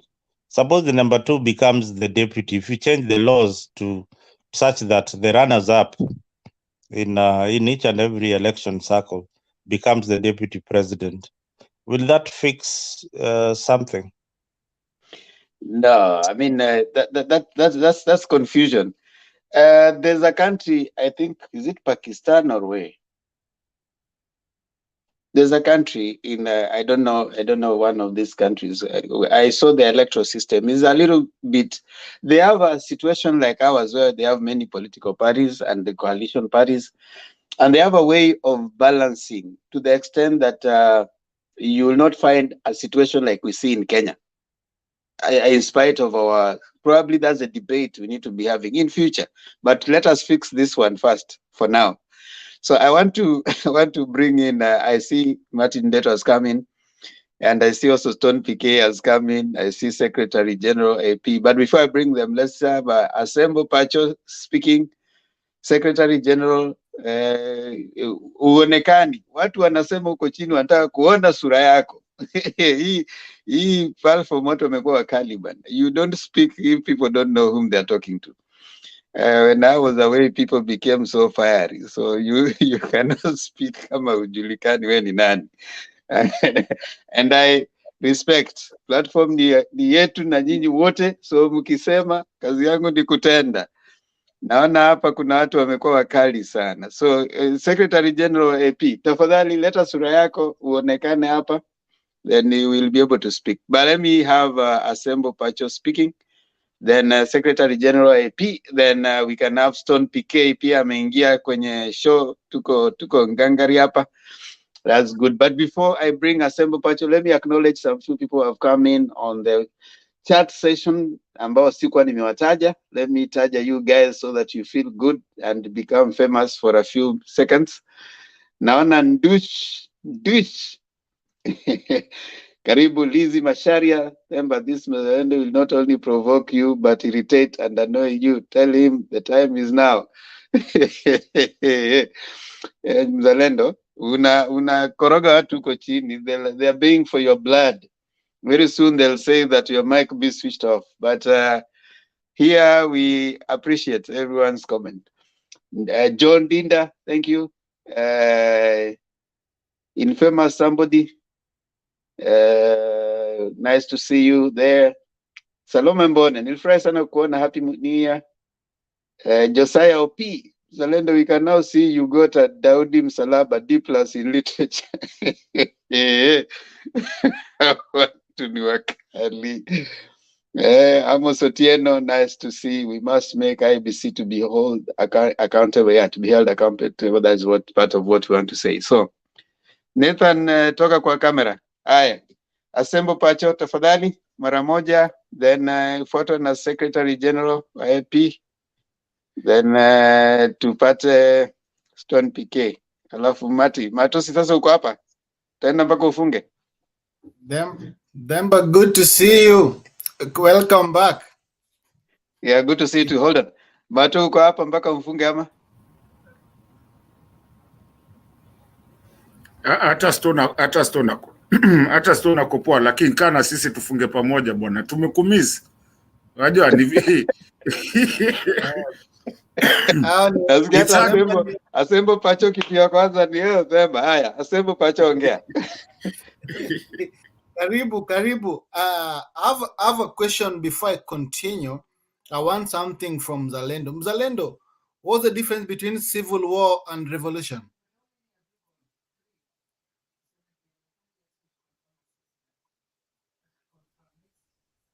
No, a revolution is won by the people. A change of a change of government through probably it starts in a small way, picketing and all that to change the power that is ruling the government of the day. Civil war is war, just like the same way you were saying, like what is happening in Congo DRC, how this Museveni came into power. They came through civil war. a military kind of based organization agitating for reforms in their own way, and they take power through the gun. That is a civil war. Civil war normally it tend to be driven towards a group of communities towards the people against the people. At times that end up being a civil war, not necessarily the military. Revolution basically is driven by economy, political, and social change in a country. I've seen a headline of a tribal thing, and this is what I've been talking about this thing before, and this is what UDA people are trying to do right now. There's no tribalism per se to come to elections. Right now, what they're trying to do, they're trying to create a civil war of this tribe against these people, so that when the revolution is coming in, it's overrun the revolution, so that people look at it in a civil war. We are not going for a civil war here. So I'm trying to talk to my Kalenjin people, tribe, my Kalenjin community. Yes, we have tribes that we cannot run away from. There's Kikuyus, there's Luos, there's Luyas. And I always say it's your democratic right to group together with which tribe and which tribe to vote for whoever you want. But don't we are used to in this situation now, because whatever we are going for is not a civil war. We are not fighting any community. We are not fighting any group of people. We are fighting a bad in system that is in place as Kenyans. So this tribal thing that is coming up is not tribal. They're trying to wash out the revolution that is coming in so that it looks like a civil war. We are not going that direction. So people from Kalenjin, people from Central, don't allow these guys to use you. Don't stand in the way, because this thing's going to sweep you if you stand in the way, because it's going to take you all the way. So Kenyans, why we are here and always come here every day to remind the people what we are doing. We are not here fighting any tribe. We are not here fighting any community. We are not here to fight specific guys. We are here to clean the system. The first thing we are going to clean, Zalindo talked about IEBC doing the same thing year in, year out. If you remember very well, if you are very keen in Zalindo, maybe you're assuming or you just want to understand that if you check what happened in BBI, IEBC was supposed to be given an overhaul in BBI, if you go back and understand the BBI. So when you say, how can Raila go back again the same group? These guys were to lead the office. But you're forgetting that Uhuru was under Siege. Raila came in to save the government that was going down. At that moment, it was to save the economy and save the country. IEBC was a small thing that was already been captured in BBI, but it didn't go through, but it was in the pipeline to be cleaned. But anyway, we can't use it right now because they made the same mess, and right now you have to clean it before going to 2027. Don't talk about 2027. There'll be no 2027 because it is now. We are dealing with this thing now. Then 2027, whoever will come in will find a clean path. So forget about 2027 now. We're talking about Ruto getting out of the office. We're talking about the bad system getting out. And you're talking about you want to see Raila going to Nyeri, going to Machakos. If you're very careful, they mention where they're going to have their rallies before they come back to Nairobi. And yesterday we were talking here, and you always come to the show, you understand these things. So that's a matter of just trying to pull Demba's leg because he's not been around. we told you, you know very well. Okay, the thing is, this thing we needed somebody to tell us, give us direction, and not that's why we were waiting from Baba. And he came back because these guys have been daring this guy all along. Actually, it was like gonna give them to rule, but they could not sleep, wake up, and dream Raila. They were daring the old man, and they thought this old man is done and gone. That the old man is now back, the one what we know, the one who is now willing to die. He even said, I'm willing to die now. Leave alone the Raila that was trying to be pleasing to Westerners, trying to be accepted by everybody. This is a different Raila right now. This Raila who's now willing to die. This is something that now you need to understand, that the one you thought you knew and the one that's coming out now are two different people. And that's why I think my brother earlier today, I think it was Alex, was not very sure if Raila will continue with this thing all the way. But It's no longer about Raila. It's the Kenyan people coming out and they're pushing for change. And this thing is about the economy too. Kenyans are suffering. Mzalendo, you may not be in Kenya, but Kenyans are feeling the pinch. They are feeling it. And with all the empty promises that they were given with the UDA government, with not even actualized within 100 days, it has messed everybody. So the people are coming out more, are even UDA people more than even Azimio people. It basically, it's gonna be economy plus political class. So that's why when you talk about Raila going to Nyeri, he will be there.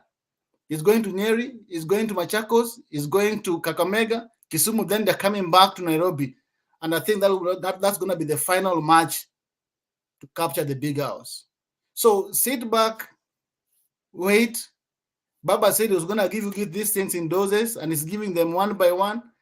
Today, the other rally, he talked about the video. You've seen Chebukati running now up and down. Because it's giving them that, and that's how it's done. You charge the crowd. Like, you don't give everything at a go. They tend to understand what you're doing. So you remove one, you wait and see how they react. You remove another one, and you see the way they react. And by removing one by one, you see how crowd keep on changing. If you look at the crowd at Kamukunji, and look at the crowd at Jacaranda, and now look at the crowd that's going to come in Kibera, you'll feel different crowd and the charges. Then you can understand what's happening. So Mzalendo, you guys are doubting Raila of today, and you'll be in for a rude shock. The old man is ready for everything. And I don't know why you guys are going for the MCAs. You know where Raila is. He's out of the country. He's coming back. Wait for him at the airport. Get him. Get hold of him. Don't go for the MCAs. I'm seeing you arresting the MCAs. No. You know when he's getting back into the country. Wait for him right there, the APAs, and just you get over the old man. Take him. Then now you get to feel and understand who Raila is. So don't go for the MCAs. Don't go for us. Don't come for us and them here. You wait for Raila the day he's jetting in. Tell him, young old man, we are here for you, and you've been causing problems. It's time for you to go and sleep in committee. And then now you understand what you're doing. But going for Demba, going for MCAs, come on. We started it. You called for it. It's coming for you. So I'm just here to remind my people from Central and my people from Kalenjin areas, don't be used in this war. Don't allow these guys to turn this revolution thing into a civil war. We are not against any tribe here.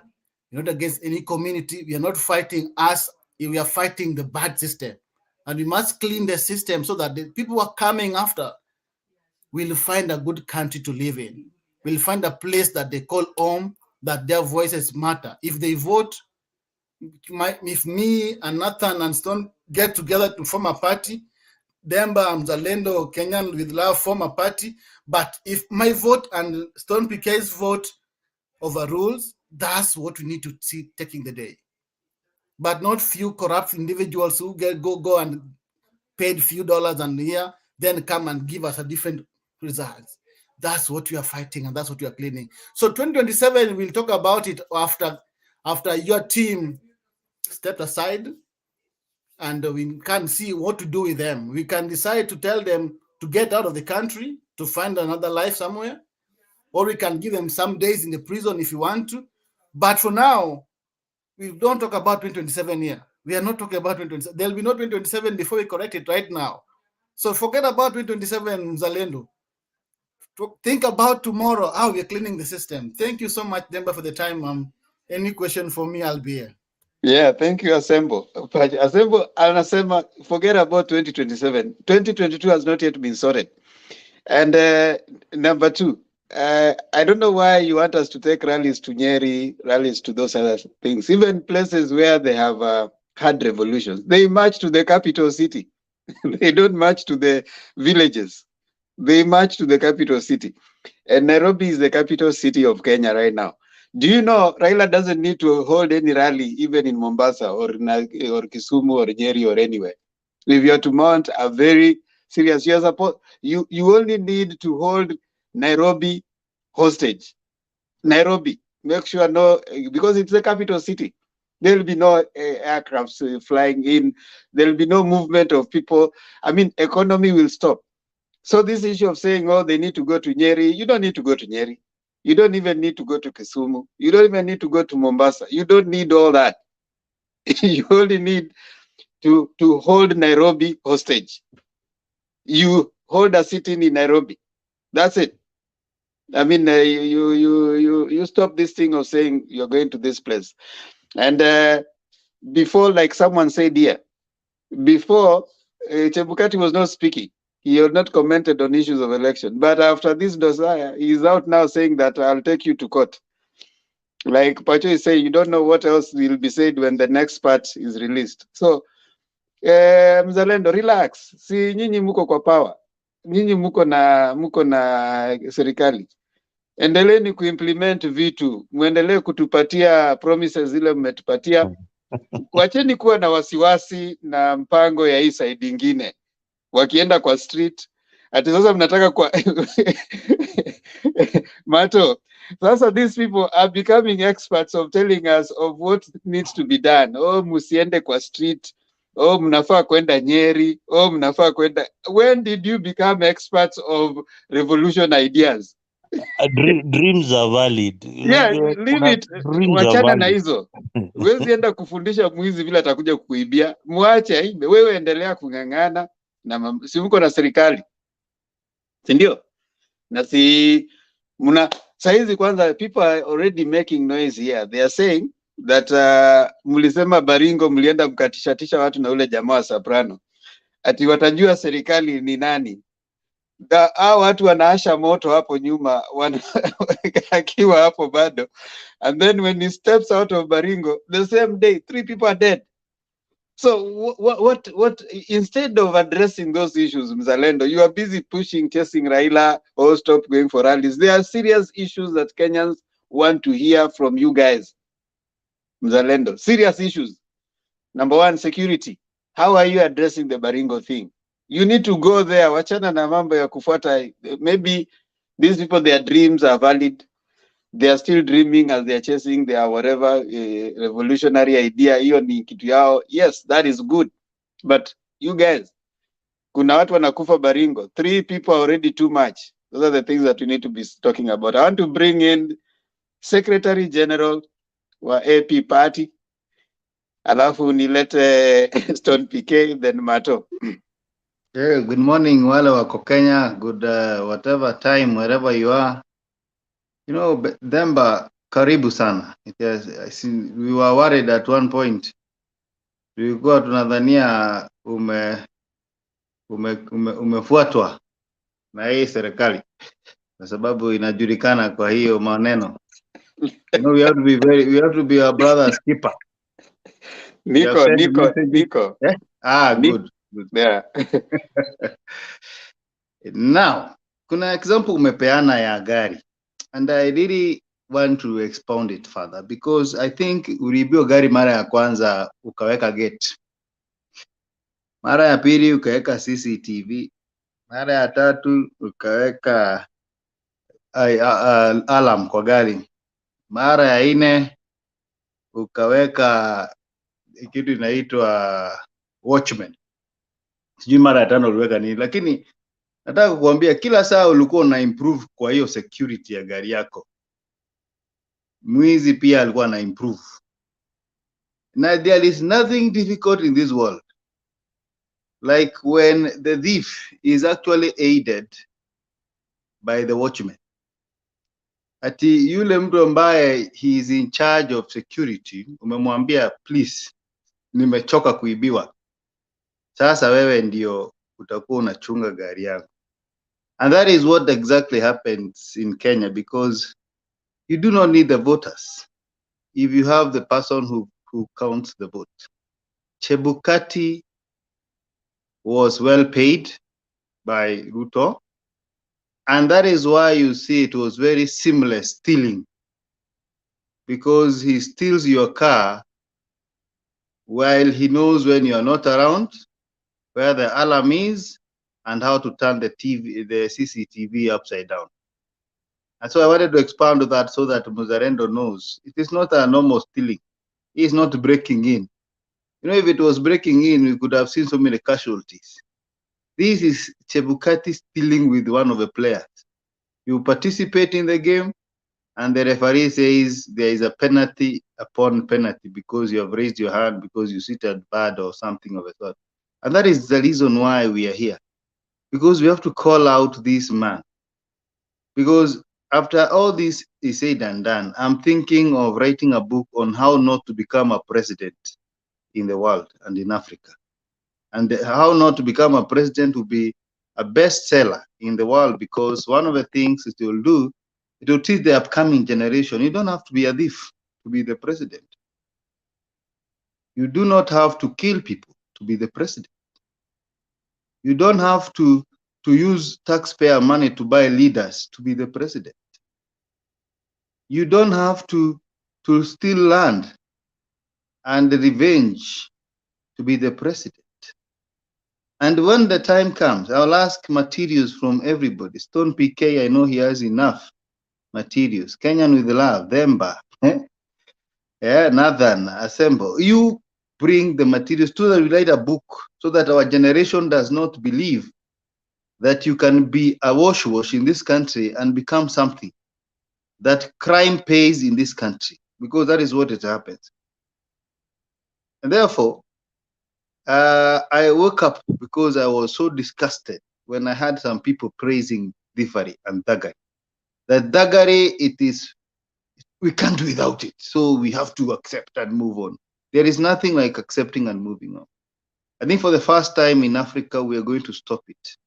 And we are going to show people that some of these things that have been they have been going on in this country for many years, hurting a lot of people, must come to an end. Nobody is participating in the next election with the same IEBC or the same people being committee being appointed by one side, so that we can have, as Mzarado says, a walkover of a president.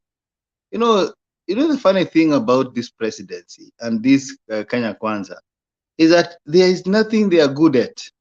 They are only good at stealing and lies. But you look at the state of the economy. Yesterday I watched news, and I'm actually watching it this morning because they are repeating. You see governors complaining since October. There are some counties that have never been allocated money. Yeah, doctors have given another threat of a strike.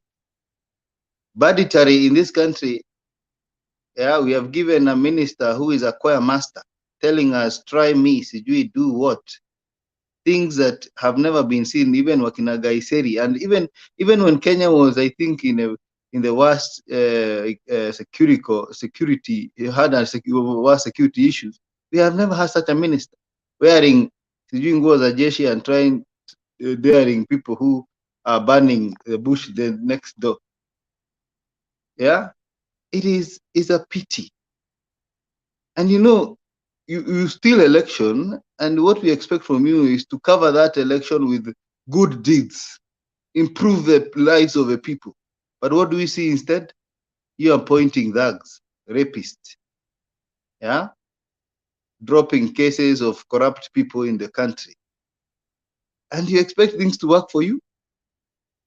This is a minority government, a very unpopular government, and I don't think even the hustlers themselves, except those who have been well paid by Itumbi, can defend this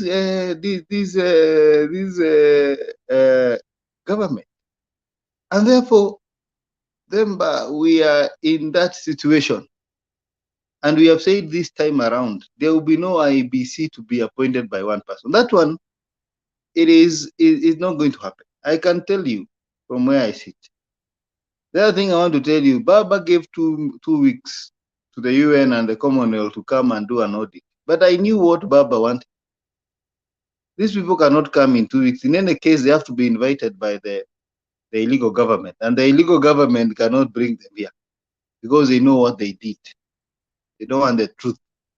So what Baba is seeking is us Kenyans, because he said after 2 weeks, now we are going to take matters into our own hands.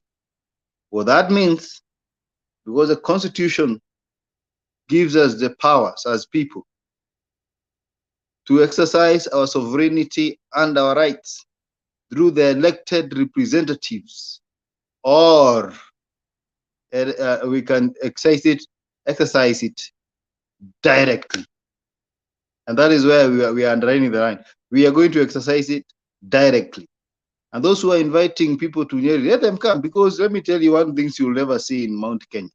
You'll never see anybody throwing stones.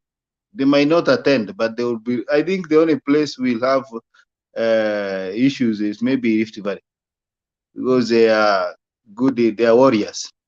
But in Mount Kenya, Rababa can come to Mount Kenya, he can come to Nyeri, he is welcomed. Because this thing is not affecting only the Luos, it's affecting the Kikuyu, it's affecting everybody. When you have bad governance and leaders who have, the Bible talks about in the 1 Corinthians chapter 4, verses 32. I told you I'm a theologian, in and out. The Bible talks about that the God we serve is not a God of disorder, and is not a God of confusion. When you see confusion in any place, you find there is no God there. So they helped God to win, and then they claim it is God who gave them. And that is why you see nothing seems to work for them. They might attend 1 million Thanksgiving services across Kenya. But at the end of the day, what is the state of economy? At the end of the day, what is the state of weather and drought and all those things? It's showing that they got there by force. And therefore, I just wanted to say, we are not going to relent. It doesn't matter how many times Isaac Ruto abuses me in the comment and tells me so many stories. It doesn't matter. We are going to be visible. We are going to agitate for the right, and we are going to tell people the truth, and we are going to stand by it. I santed them. Thank you so much. When did you become Secretary General of AP Party? When do you guys get promotions as soon as we disappear from here? Yeah. Are you speaking on behalf of the party or on your own behalf? Those are sentiments of myself and sentiment of the party. The reason why this party supports Baba is because Baba is about to perform what we call the Samsonic act. And this Samsonic act will be the last act. So we are, as a party, we are behind. We are going to be in Kibera. I might even speak there, because we want Baba. We want to take Baba. They have cut his eyes, gouged his eyes, and but Baba has now the last act to commit, which is to deliver this country from electoral malpractice. Okay, so that is the position of the party. Party Secretary General has spoken. Yes, Mato, before I bring Stone PK. Thank you, Themba.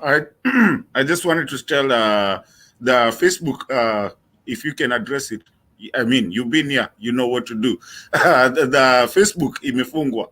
So if you can address that, so that if they want to follow, they can move on to the other channels. Oh yeah, thank you. Facebook inaisha after 8 hours. So after that, you what wa Facebook, you are not hata now address now amenda. Hawezi access, but you can always jump onto YouTube. And in the meantime, if you haven't subscribed to Mutembei channel, kindly subscribe, and also bring in more people, share the link, let people come and watch. We are here up to the time when we'll have exhausted what we have to share. I usually say that this place, you need a working gadget, you need connectivity, and of course something to share, and a working brain.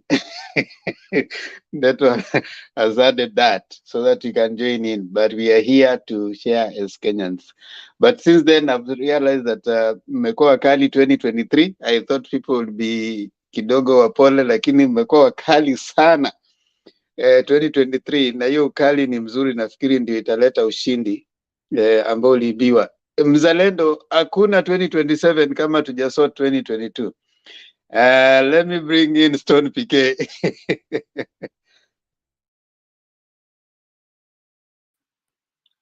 Thank you Themba. Sijui kama mnanisikia. Hey, good to see you Themba. Although tulikuwa pamoja upande zile zingine, but nilikuwa nimeshindwa imekuaje, lakini nika understand hizo leave tulizichukua kila mtu tani yake, wengine tulichukua muda mrefu, wengine mdogo, unajua. Sasa tume regain. Welcome back bro. Good to see Kenyan with love. Nathan Ndusi Asembo Pacho, Secretary General, thank you very much. Na nitachukulia mahali ameachia na mahali Themba pia amesema 2023 tulisema hata si debate, tuna debate. In fact we don't know why we are entertaining the Mzalendos sijui na wengine wako huko kando, because hakuna kitu tunawafunza. We are not teaching people anything. Tuli debate before 9th August, who was better than the other. We really did it day and night. Maazimio walikuwa wanaeleza, ma KK wakaeleza yao. Tukaenda mbioni. Then of course KK knows what they did. Now they have to deal na hiyo hali. Hiyo hali ndio wanatakiwa wa deal nayo. Si kukuja kutuuliza na kutuambia sijui hii haiwezi fanya. Remember you've alluded to that. They are wasting their time. Sisi tunajua ni wezi. Na mwizi ni kufukuzana, unafukuzana na yeye mpaka ushike. Na Kenya huwa ukishika mwizi unanyonga. That is the truth. Kenyans have no patience na mwizi, because Kenyans wengi ni wezi. Tuko wezi wengi. Sasa mwizi hataki mwizi mwenzake. Au unaona hapa akina Mzalendo hao wana support Ruto. They are all thieves by extension, because if you support a thief and pretend, for example, I hear somebody bringing in the issue at Raila had times, he had 5 times to correct it. That's a very tired argument. Yeah, if you steal for me 5 times, maybe I'm weak.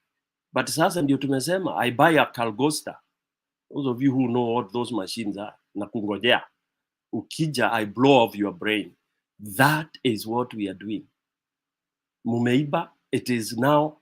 Sasa ni mwisho. In fact, I tell people on this platform, stop being diplomatic, sijui we can't shed blood. Blood will be shed. That's a fact. Because Ruto will refuse. Hata tukivamia ile State House, atajaribu, si ni Moran. Yeah, ni Moran. So he will resist. He will not do like the Sri Lankan guy ule alishukia kwa dirisha. Chimney actually, inasemekana alitokea kwa chimney ndio ilipuliwa. Akateremshwa akapelekwa mbio airport, and that's why it was saved. This Ruto man will resist with the Wazalendos, kama Mzalendo, they will insist that nothing is going to happen. So it's going to be tough. And unfortunately, we've seen where people bring in tribal card. It's not a new script to Nigeria, and Ruto is from the Kalenjin tribe, which had Moi as the president. Moi is the one who started things called land clashes, tribal clashes. I told you Kenyans are initiators of new things. When they started tribal classes in 1997, I think, and thereabout, if I'm not, I don't know, I can't remember very well, but it started as what they were calling it, land. Then they baptized it to tribal. Okay? Tribal clashes. Why? And ilikuwa inainitiatiwa during election. I mean, just before election. To do what? To scatter people so that they don't vote the opposition. Those who are young, I think you should learn from that. And I think Mzalendo was old enough. He must be having that script. So when they say itakuwa tribe ukabila, there's nothing new. So what we are saying, we ukichukua hiyo, the way Asembo amesema, if you buy that and you want to be put in that basket of tribal, ole wako, you'll be swept. Utapitwa na wewe. It's up to you. If you want to come saying it's your tribe that is being attacked and you're unajidai ni warrior, you come, you'll be swept because this thing is too strong. It's too strong. You've just heard what has happened in South Africa, and South Africa has actually reversed and apologized to Baba. This Malema man, he said he was misled, and he's issuing a statement tomorrow, the day after, or maybe tonight he has issued a statement, because he was among the first people to try and say Ruto had won. So if you have brain, you can tell what this is all about. And only fools cannot see. It's not about Kenya. And it's only fools who don't know mambo imefika mwisho. It is either this mistake is corrected once and for all, and it's not only for Kenya, it's being corrected for Africa. So ukikaa pale kwa keyboard unasema, oh, it's going to be messy. Yes, it is true. It's going to be messy.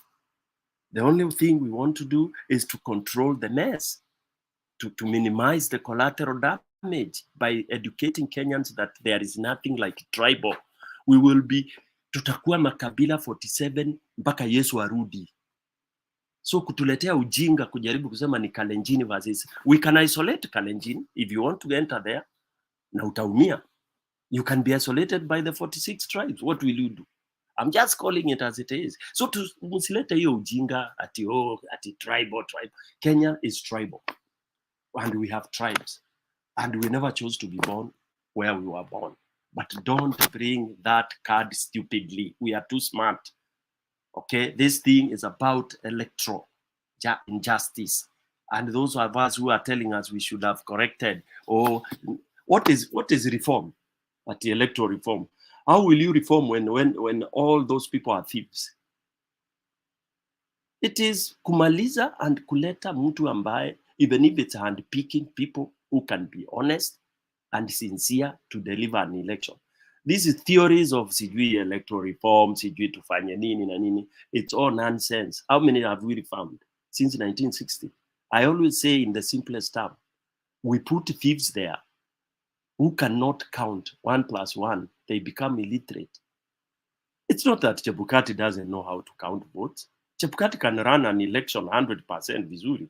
Even if he looks daft, I don't think he's that thick that he cannot, and he doesn't know what he should have done.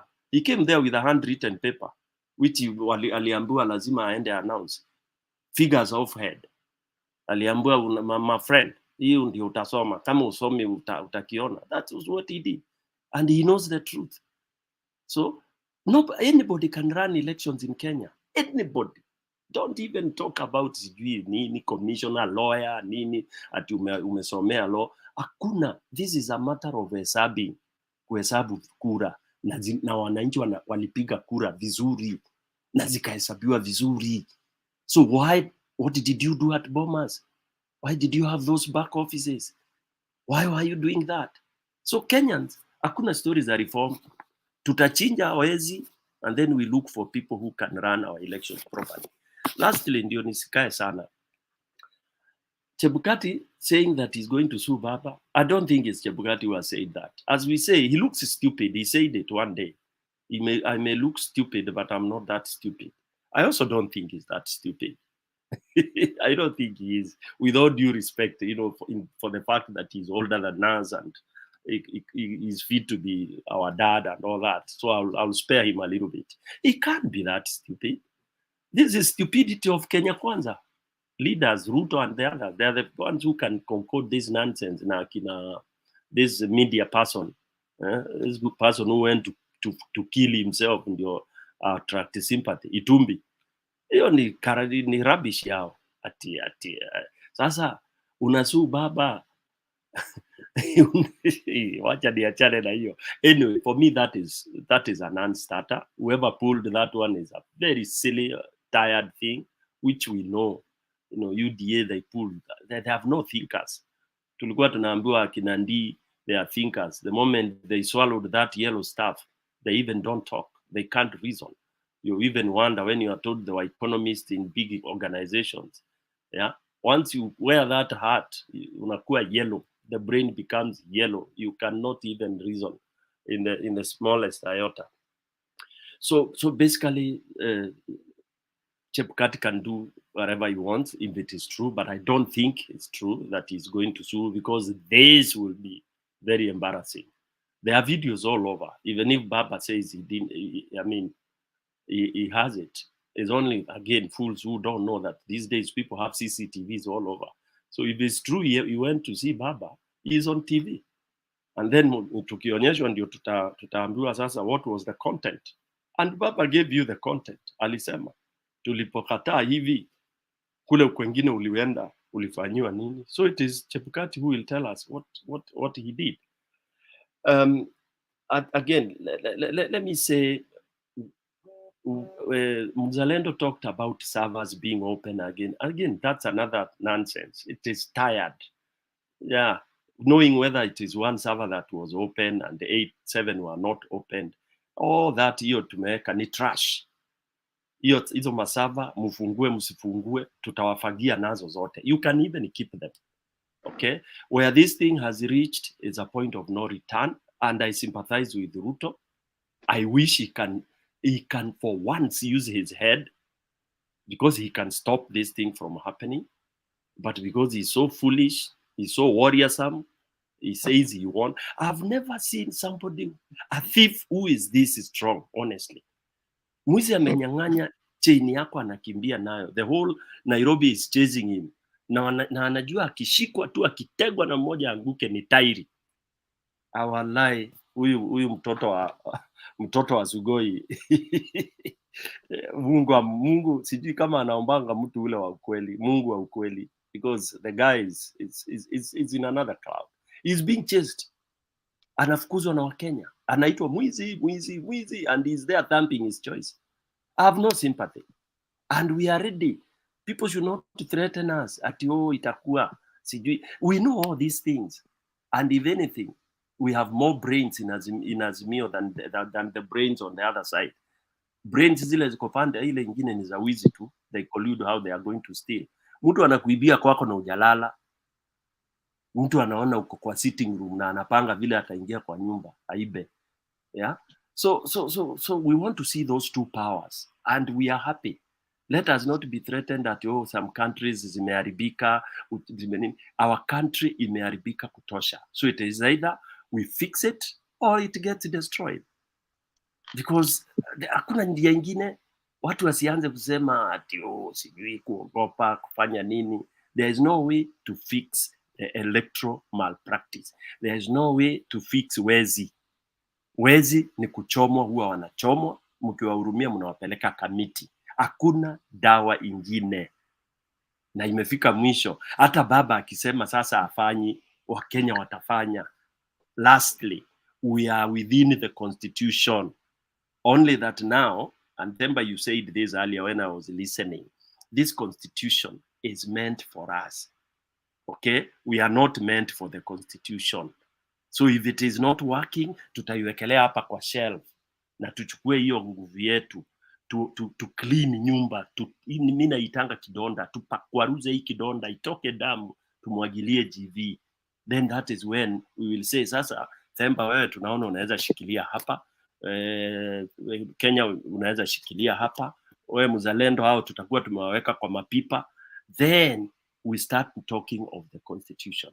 So let people not threaten us here. Fabiano, I had somebody like Fabiano coming and talking. I don't know why he was even given time.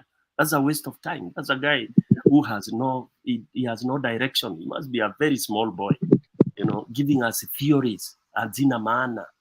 Here we are not talking about law.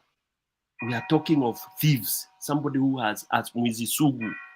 Na hakuna kitu ingine tunasikia, and those who have eyes and ears should have seen in what happened in Jacaranda.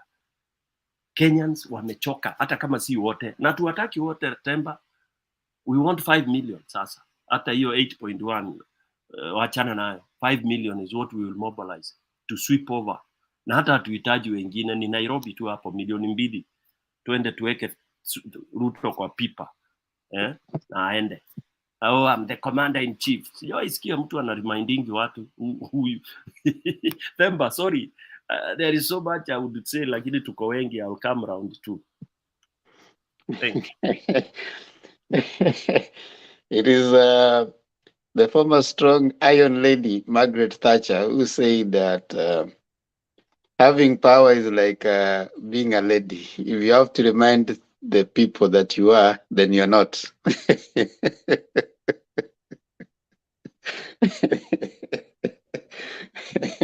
Yeah, if you have power, you don't have to keep on telling people I have power. And if you are a lady, you don't have to keep on saying I'm a lady. So if you have to remind the people you are, then you're not. That was Margaret Thatcher. Now, Resist, kindly mute. And I want to bring in Mato.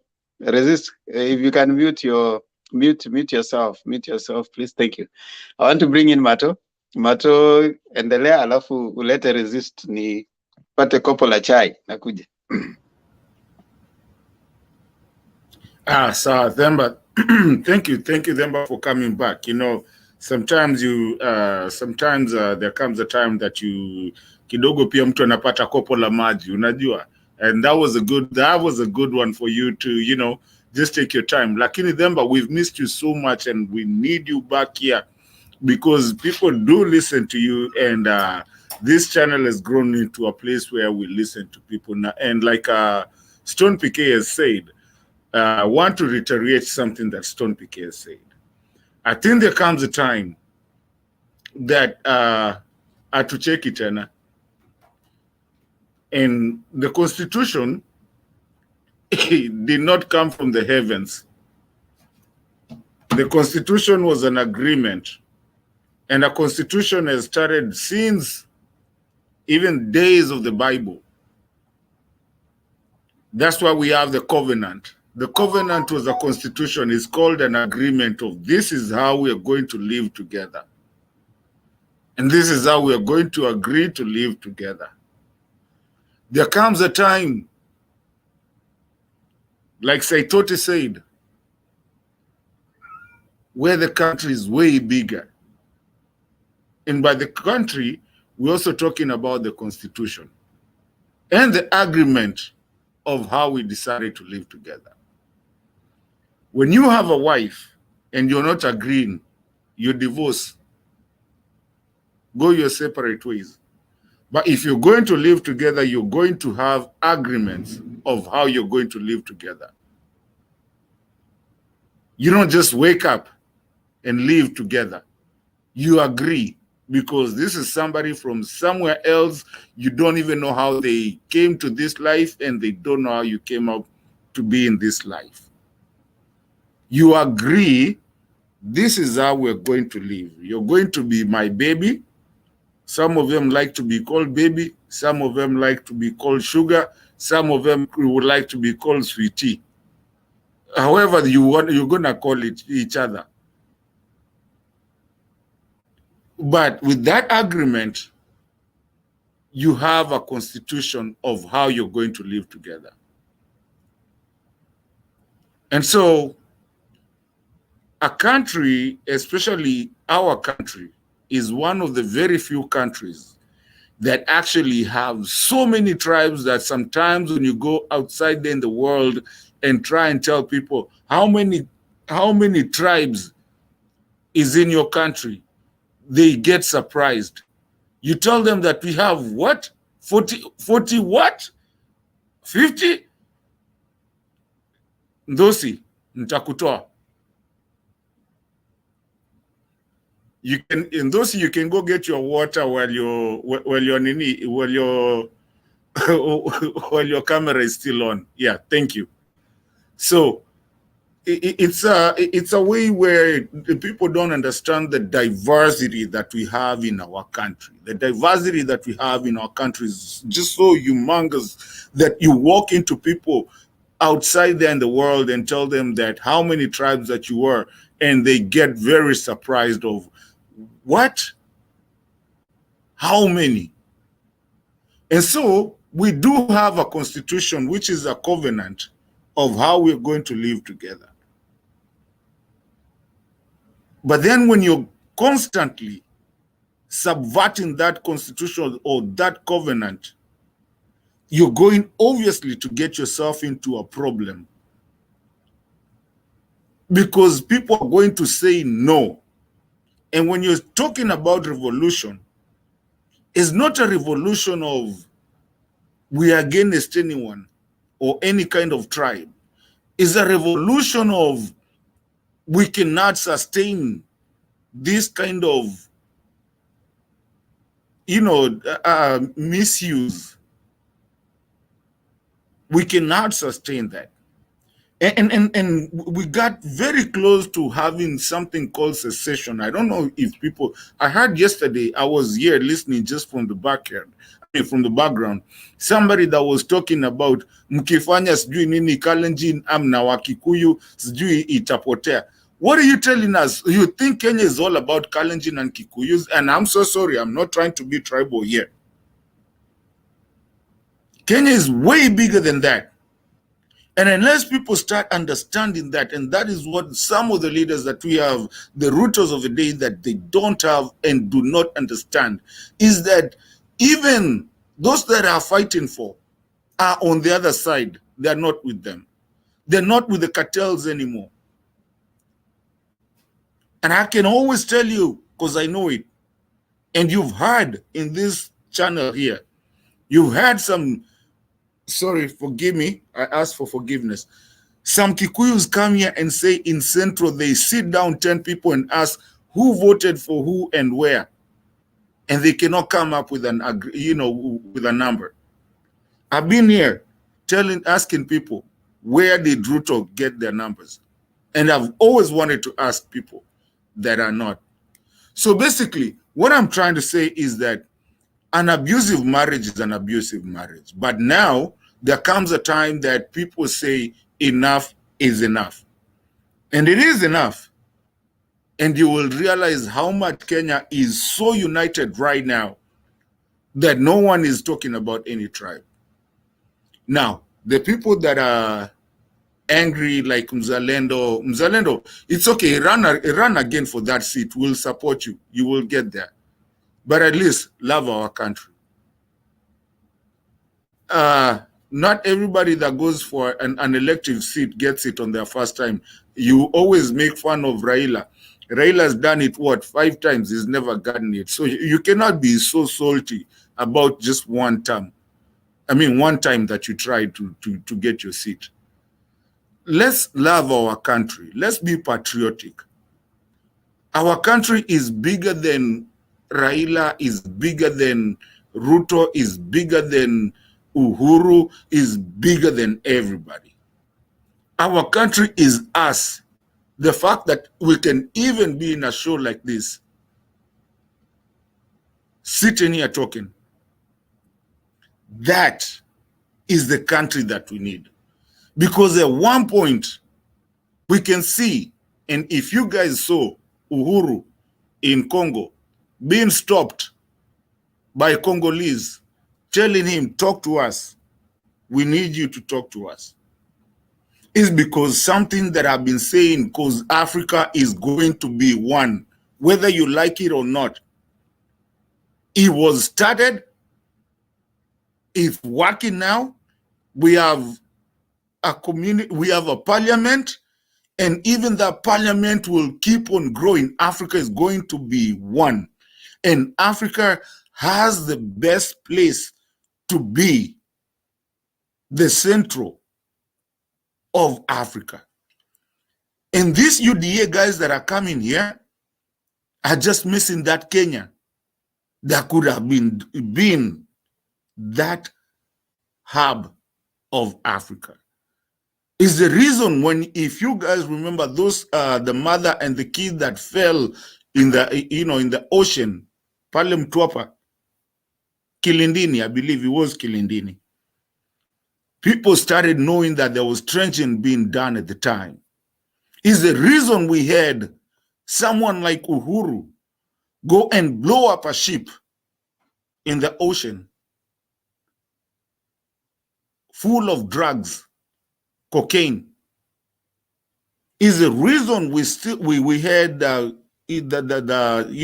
Sagarsian or whatever trying to come and fight for their drugs. And is the reason we have the Akasha brothers taken. Is the reason we had people being arrested. Today, who has been arrested? Mnasumbua MCA. And the big people, you're not. So basically, Kenya, where we were, you're messing it up by bringing in cartels to lead you and pull us back. And that's why you have people telling you, mutadu, nini kina nani kutuambia. Uhuru's time, especially the second term, you couldn't say kitu kama hiyo, mlikuwa munatoroka, walikuwa wanatoroka. Friday kwanza ikikaribia hivi, wanaenda wakiogopa kamata Friday. Kwa sababu wanajua wataka hapo mpaka Monday. Walikuwa wanaenda. Saizi wanawauliza mutadu.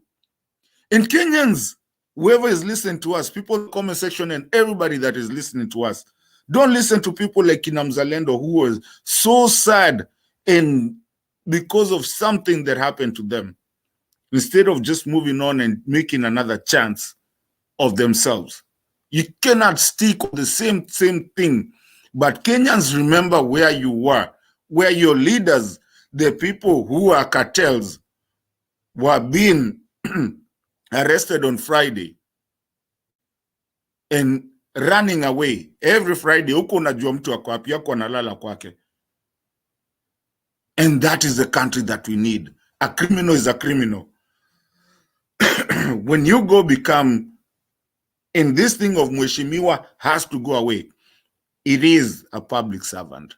That is where we had started to get. So that's all I'm saying, that Kenyans, let's be realistic with our country. Na tuache ujinga, na hakuna ukabila. Kenya haijai kuwa na ukabila. Watu wanapendana wote. Just look at the screen today. Ask everyone what tribe they are. They don't even care. And that's all I'm asking. Even the people that are watching us, the people in the comment section, no one cares. There's Kalenjins, there's Kikuyus, there's Giriamas, there's everyone. They don't care what kind of tribe we are. And that is all I'm asking for, because it comes a time that we need to use our system, because the day we will get ourselves in a place like Ukraine got themselves, if we are still fighting, we will not be able to defend our own country like Ukraine has stood. And we are not very special. That can happen to us too. So Kenyans, mimi niliacha politics sana. All I try to say is that I try to pull people to that so that I can bring people together and we can be one Kenya and understand we don't care where you come from, what tribe you are, but we are one Kenya, and let's stand for what is right, because what is right is what will make us move on. Thank you. Stone PK ameenda. Think resist ulikum, nani alikuwa na come next? I don't know. I think is resist. Resist before them bakuje. And then we'll go to Nathan Dosi after resist. Assemble Mongia. Assemble. Yeah, it's resist. It's resist time. Then resist. Then Zalind, I think he has a rebuttal or something like that. Then Nathan. Okay. Perfect.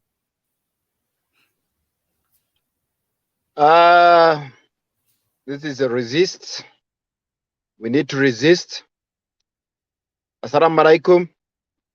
Hamjaboni. Mungu asifiwe. Alaikum salam. Alaikum salam. Asante sana. Bwana asifiwe.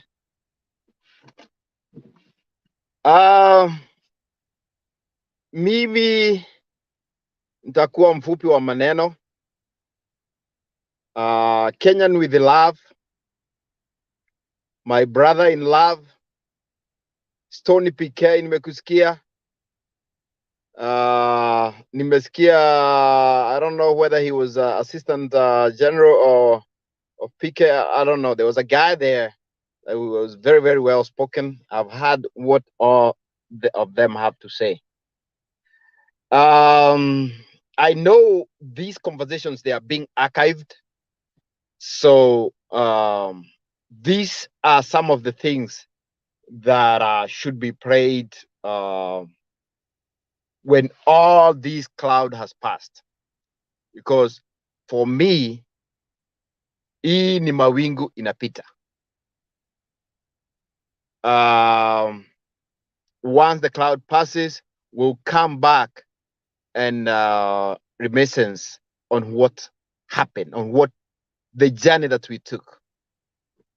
You remember before the elections, we had a lot of confidence. We knew that Azimio, as it was at the time, moving forward, it had cleared all the parts of the country. As per the estimates,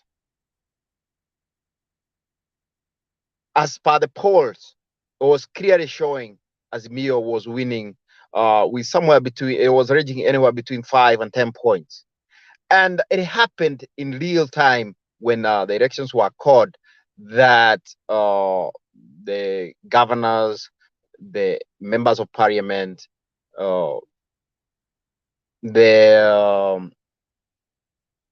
other posts, the women reps, they all went as it had been forecasted. Only the presidential behaved differently. And it was a red alert, it was a red flag. Immediately we saw that, we knew something is not going right.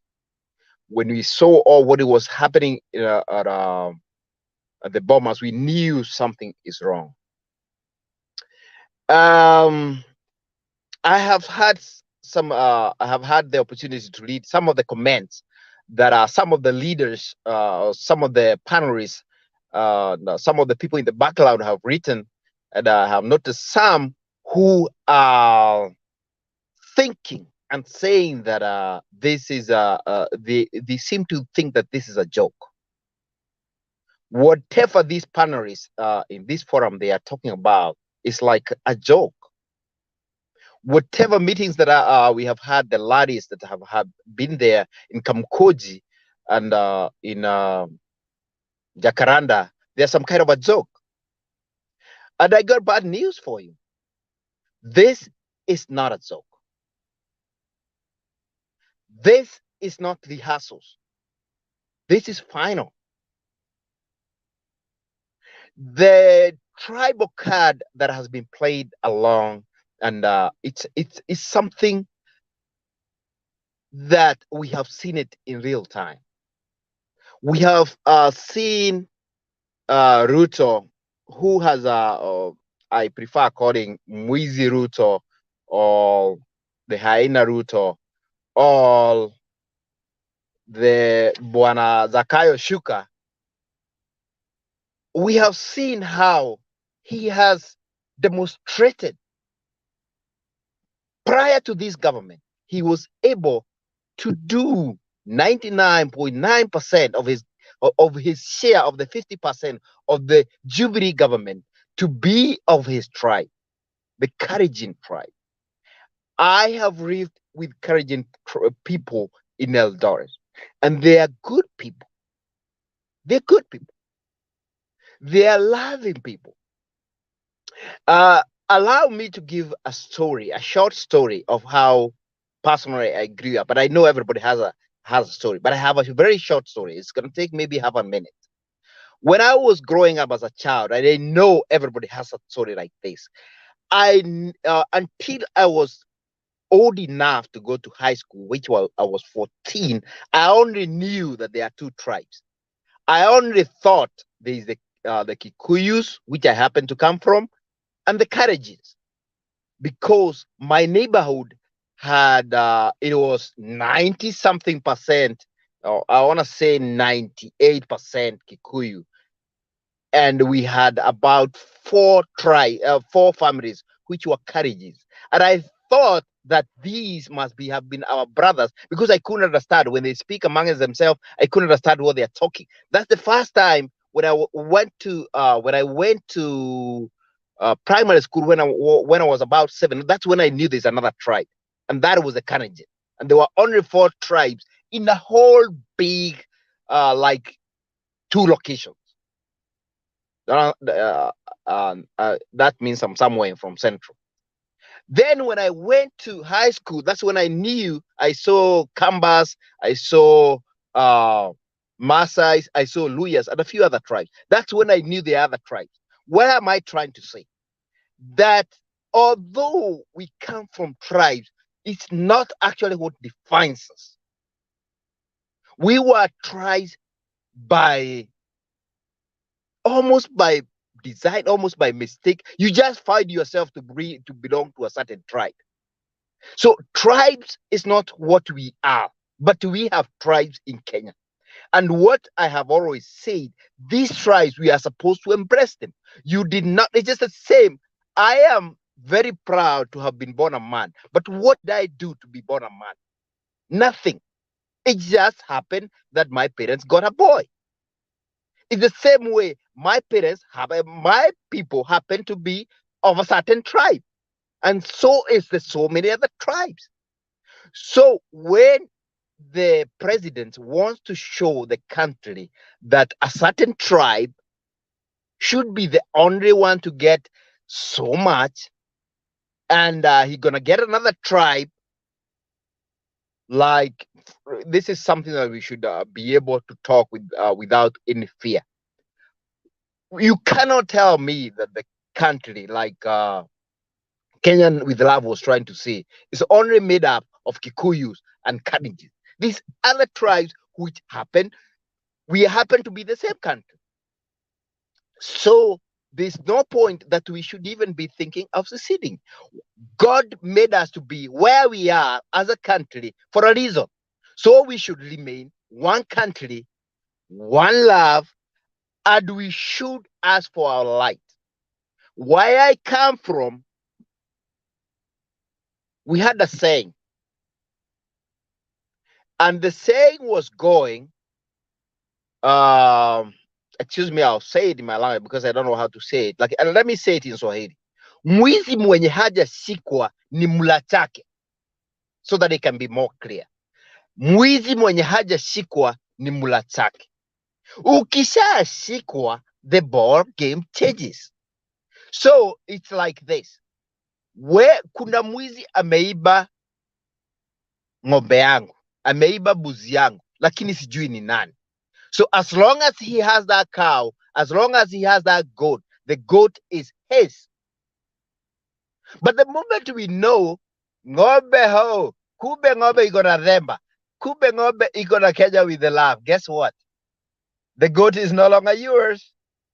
The goat returns back to the owner. And what I'm saying is this. Until we did not know that the elections were stolen, the president belonged. Resist. Yes. I was keeping to the Kamoja. Please hold your thought. I'm so sorry. Msimamo, you're going against the channel's rules and everything. If you cannot come back to your screen, we'll kick you out. Continue. Yes, thank you. So we know who won, and neither the government of Kenya, neither Zakayo Shuka, neither Chebukati have said that the results that were brought by the whistleblower, they are incorrect. So we have given enough time for them to say something. They haven't. So we are now where we are going. Kuna mtu tu kidogo alikuwa anazungumza naye, sikuwa sitaka nimwogopea. All right.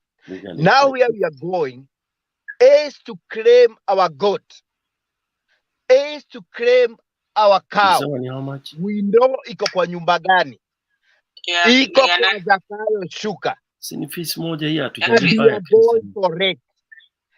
And I want to say the same sentiment that one of the panelists, I think it was Tony PK, said that we are at the point of no return. And why are we at the point of no return? Stone PK, we can hear you. CB payment bill 522522 akanipa account number. Alafu akaniambia you forward me the bank SMS. Hakuna account name. Moderator, you can mute. Ukishalipa sasa ndio inapatia hizo, I think hizo details. KCB cooperative andika na Equity andika. KCB ndio nitajua leo. That was so simple. Can you ask Tony PPK to turn off his mic? Thank you. Now, like I was saying, we know buzi yetu iko wapi, tunajua iko kwa Zakayo Shuka. So the only option that is left is we are going for the goods. Is there going to be skirmishes? Is there going to be issues? Is there going to be bloodshed? Guess what? Our forefathers has already taught us. Even on the ones that are saying that they are Mau Mau. The real Mau Mauers, they taught us. The people who fought for independence. And I'm telling you, although I'm from Mount Kenya, I know it was not only Mau Mau. We had people from the coast, led by people like Ronald Gara. We have people from the Lake Basin, the Young Kabirodo Association. We had people from the Luhya. We had people from Northern Kenya, NDF, Northern Frontier District.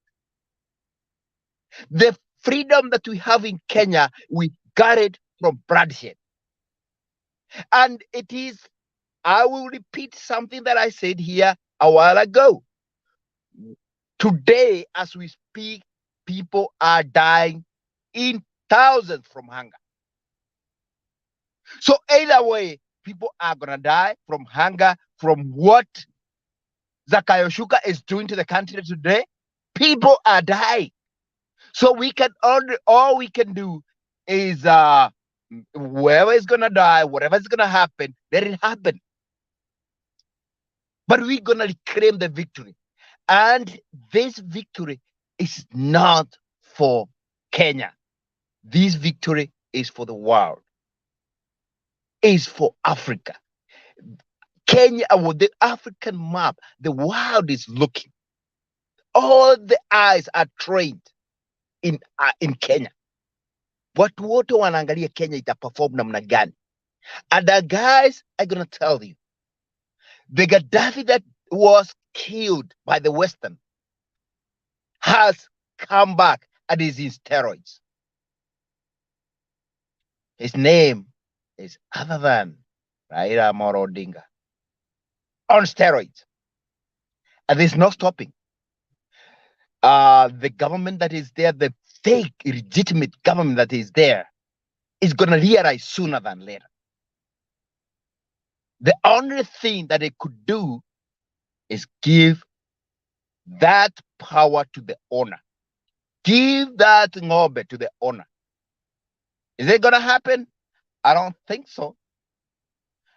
Is it going to happen by him allowing it?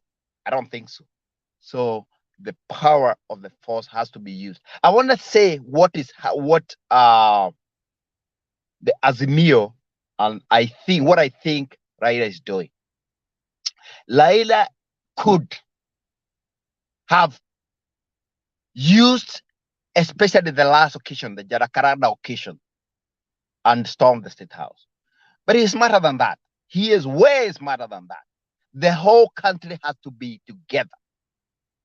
All parts of the country has to be in this. We have all to be united.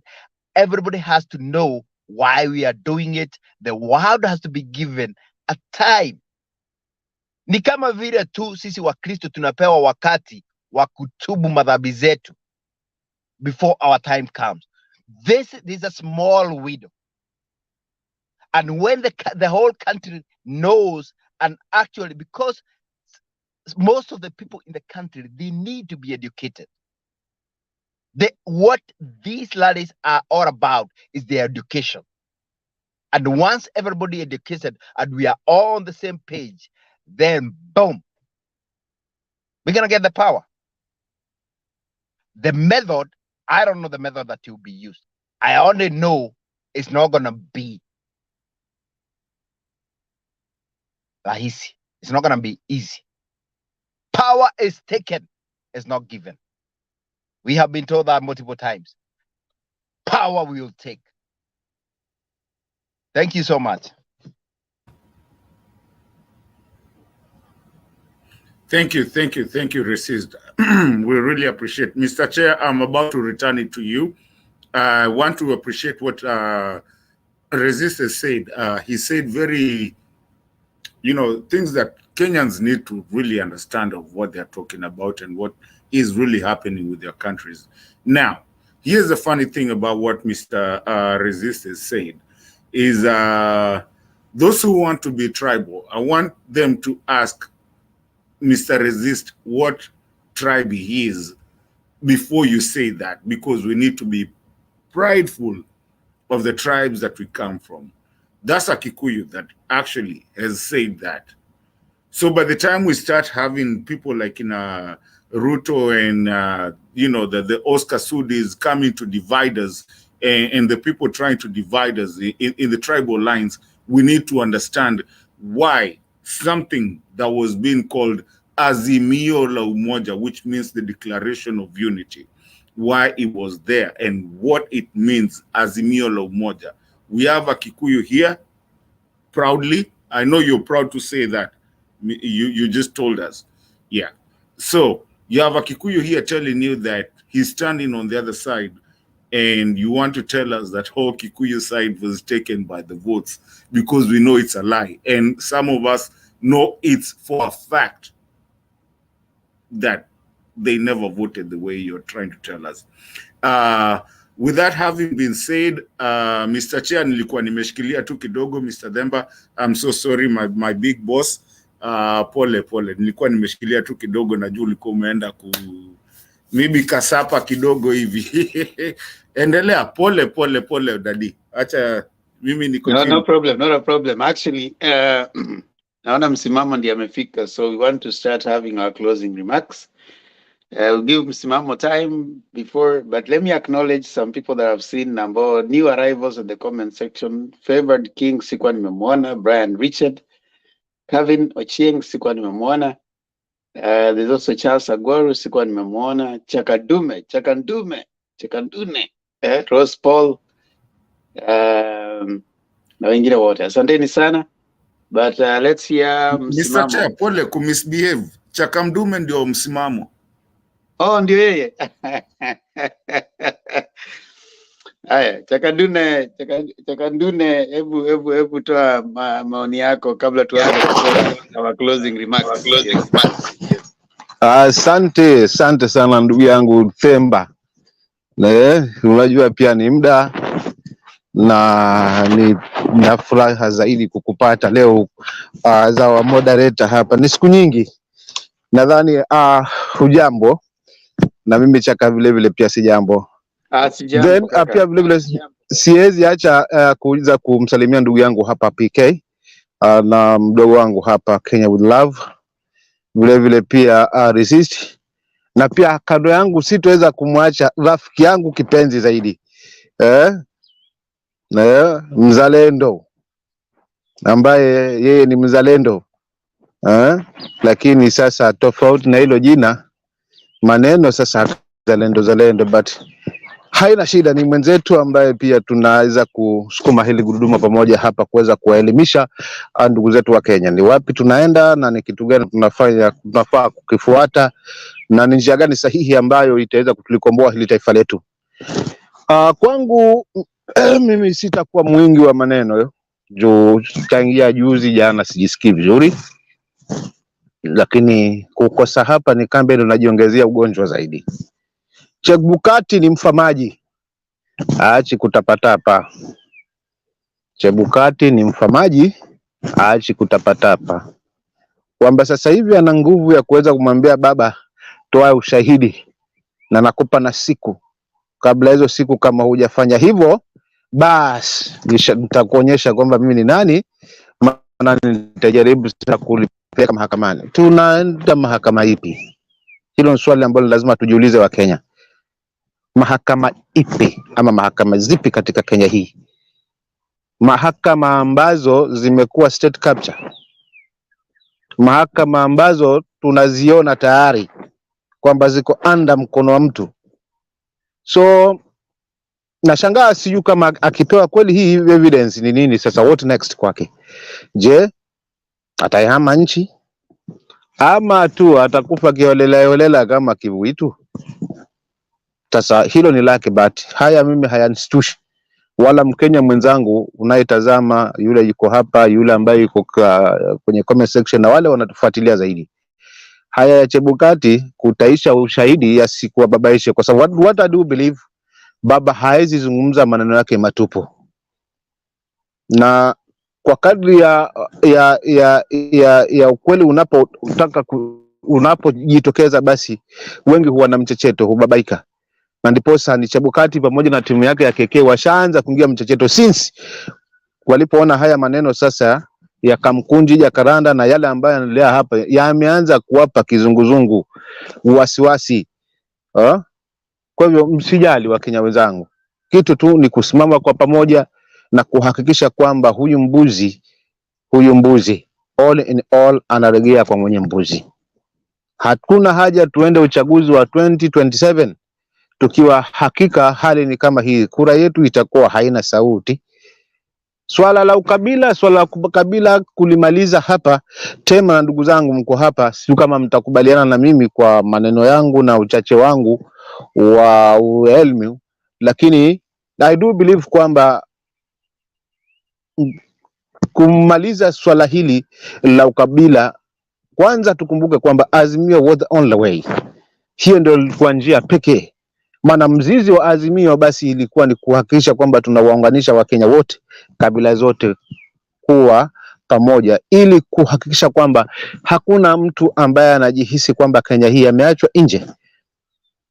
Na tuanze kutoa katika huu uongozi kutoka kwa kabila mbili since 60s mpaka sasa hivi, hakikisha kwamba pia unaweza enda hata kwa kabila zingine ndogo ndogo, ili mradi mtu yuko na maoni, ili mradi ni mtu ambaye ana utu wa kuongoza. So swala la ukabila sasa hivi tumepewa sisi wananchi tuanze kulimaliza ni kwa sasa hivi, kwa kushirikiana kwetu pamoja na kuhakikisha kwamba haya maneno ambayo tunayo hapa ni yetu sisi wala si ya Raila, na tumjibu Bwana Ruto kwamba haya maneno, wacha kumlaumu Raila, wacha kumlaumu Uhuru, ni sisi wa Kenya, kutokana na picha ambayo umetupa ndani ya miezi mitano ya uongozi wako kwamba Mkenya hana matumaini.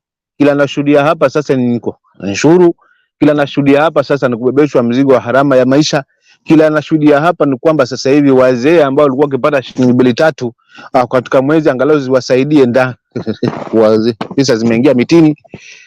Vijana wale walikuwa wanafanya kazi mtaa at least pia wanategemeo, ili kuepukana sana na masuala ya ukora, masuala ya kujiingiza katika anasa. Imeshaenda, haijulikani ilipo. Swala la pesa za kina mama hakujulikani zilipo. Sasa ni mambo mengi ambayo Wakenya sisi ambao haswa ni wazalendo na wenye kuitakia nchi yetu tumegundua kwamba huu sio mrengo zaidi, sio njia sahihi, na sio njia itakayotupeleka mahali ili tujivunie katika vizazi vya sasa na vile vinavyokuja. So kwa hiyo mimi tu nimjibu Rais Ruto ambaye ni rais wa mimi nitasimama kwa Azimio kwamba mimi simtambui na I don't tambui hii serikali, na ninazo sababu ambazo nitasema kwa nini sitambui. Kwa hiyo Wakenya ambao tunazungumza kundi, unampitishia tu Raila kwa sababu tunamuona yeye ndio mwenye hii roho ya kuweza kusimama na sisi. Lakini kama ni mashambulizi yaachwe. Kenya Kwanza isipeleke mashambulizi kwa Raila na Uhuru, walete mashambulizi kwa Wakenya, kwa sababu kile kinazungumziwa pale, vita vikubwa ni kaidi baina ya sisi wananchi wa Kenya. Tunaona huu mzigo tunaobebeshwa dhidi ya hii serikali ambayo iliingia kwenye mamlaka kwa mlango wa nyuma. So kama ni mashambulizi yasitokee huko, yaje back kwetu, direct kwetu haswa, kwa sababu amini haya mapinduzi ama hii tunaendea ni kwa ajili yetu sisi wa Kenya. So Raila yeye yuko na miaka 78, of which end time yaweza sema mimi naachana na siasa, But this will not stop Kenyans ambao wanaona huu mzigo. Kusema kweli, hatuwezi enda election kila mwaka, mwisho wa siku tunagundua kuna makosa ambayo yapo, lakini tuwe kila siku ni watu wa let's accept and move on, kwa sababu tayari mtu ashaapishwa na lazima mzoee huyo. Hisi hatuwezi enda pale. Wakenya ambao wanaiona huu mzigo kwa sasa hivi na wamechoshwa haswa, wakile wanahitaji ni kuhakikisha kura yao inazungumza pale debeni. Kile wanachagua ndo kile wanapata. Siku naingia watu wengine hapo katikati wenye uchu na madaraka, walafi na pesa, wanatuharibia. Kile ambacho tumechagua sicho, na kile ambacho tunapewa sicho tunachokipata. Kuna simamisha mtu mwingine ambaye either pengine kwa pesa yake ama kwa mipango yake mingine amesimama pale kwa kiongozi. So vita vyetu hapa ni vya mwananchi. Kwa hiyo KK, wacheni kusumbuana na Raila, wacheni kusumbuana na Uhuru. Lawama hizi hazitafika mwisho. Kujaribu kupaka matope alafu kutufumba kitambaa cha macho wakati mnatubebesha ushuru. Tunamnani mnatubebesha mzigo. Just imagine sasa hivi Temba mimi nikutumia 10,000, basi itaonekana hazijajulikana kwamba hizo pesa zangu 10,000 nimekutumia either ni za biashara ama ni za school fees ama pengine ama umenitumia ama ni za kupeleka mtoto hospitali. Kile kitaonekana pale kwamba hii ni pesa ni ya faida, watu wanakata. Yani vitu vya ajabu ajabu. Vya ajabu ajabu. Na hata kama ni kujenga uchumi, lakini si hivyo. Hii taxation imekuwa too much. Kiasi kwamba inanitia wasiwasi kwamba je, hai serikali ni mahali tu wanamulika mahali watapata pesa na wajiongezee katika mfuko yao. Kwa maana kama wangekuwa hakika kweli wana nia nzuri haswa, kutoa ushuru si shida kwa Kenya wala maana ndio kujenga nchi. Lakini kutoka watoe subsidy hizi ambazo zilikuwa zipo. Hii pesa hatujaiona ikifanya angalau ya maana la kumsaidia mwananchi, kwamba ndio tulitoa subsidy ya unga, mnanunua kweli unga juu, lakini hii pesa imeenda hapa. Ni kweli tumeondoa subsidy ya mafuta, lakini hii pesa inafanya hapa. Tumeondoa pesa za wazee, lakini zinafanya hapa. Kuondoa pesa ya kazi mtaani, lakini hii pesa tunaona at least, lakini we don't see. Ni wingi tu kwamba hii pesa sisi hatutakopa, na wakati watu wanakopa. Hatutakopa madeni, ni vitu ambavyo ni lawama zisizokuwa na msingi. So kwa kweli mtu kama si yake na ushindi si wake, huwa Mungu ana njia nyingi za kuweza kumsambaratisha. So what we need, let's come together na tumalizane na hii swala la ukabila, kwa sababu kwa kushikana kabila zote pamoja, Temba na ndugu zangu hapa, hakika ndio mwanzo wa kuweza kulimaliza hili donda la ukabila. Maana wakati tutakapopata huu uongozi, kila mtu atajisikia yes ni part wa hii nchi. Na imani hakika hili si utani. Kama yalikuwa utani wakati huo, ni wakati wananchi ndo wenye kusema. Wananchi ndo tutazungumza, na ndo ambao tunaumia. Hilo tu ndo litakulichangia ndugu zangu kwa leo. Asanteni kwa hii nafasi mlionipa. Inshallah, asante sana. Chaka Ndume, msimamo. Yani hivi hata mimi nafaa nibadilishe jina, manake hata jamaa wangu Mato amekuja na nyingine mpya sasa 2023. Acha nami pia niende nitafute jina ambalo lita Temba kidogo, kuna kakitu nilikuwa nimekasahau. Kindly ndugu yangu kidogo tu. Hapo tu malamu umengusia msimamo. Msimamo ni jambo la msingi zaidi, ndio maana mimi nikaamua kuweka hili jina la msimamo. Hakuna venye sisi tutaweza kusonga mbele haswa kama one azimio, kama hatutakuwa na msimamo. Msimamo wetu ndio kitu kitakacho kupeleka mahali. Kwa hiyo ni wakati wa kwanza kuwachagua wale ambao wako na msimamo kamili. Hata wabaki wawili watatu, tutajua hawa ndo wenzetu. Lakini nashangaa kuna wale ambao bado wanayumba, yani mguu ndani kwa hii serikali ya Venezuela na mguu mwingine uko pande wa Azimio. Wapo wana Azimio, haswa viongozi especially wabunge. Please, kama unaona hii regime inakufaa kwa sababu unaongozwa na tamaa za mshahara, ingia. Haina haja kesho umesimamishwa ni minority leader katika event ya Kenya Kwanza, hapo umepewa heshima, tena ukitoka katika hiyo unarudi tena back to us ya mimi hiyo kitu iliniuma, na asingebadilisha hii jina. Ni hiyo event ilikaa Mombasa hapo, kuona wanaazimio tena vigogo wakipewa sifa haswa. Kwa hivyo hapa tuko na minority leader na hapa tuko na sijui na nini na majority leader, hapa tuko na mbunge sifu. Hivi vitu viniuma. Kama ni kuamua kwamba hii serikali hatuitambui, haina haja tuingie katika event zozote za hii serikali hii ya Venezuela. Ndio maana nikasema jamani, tuwe na msimamo. Asante Temba kwa kuongezea hapo.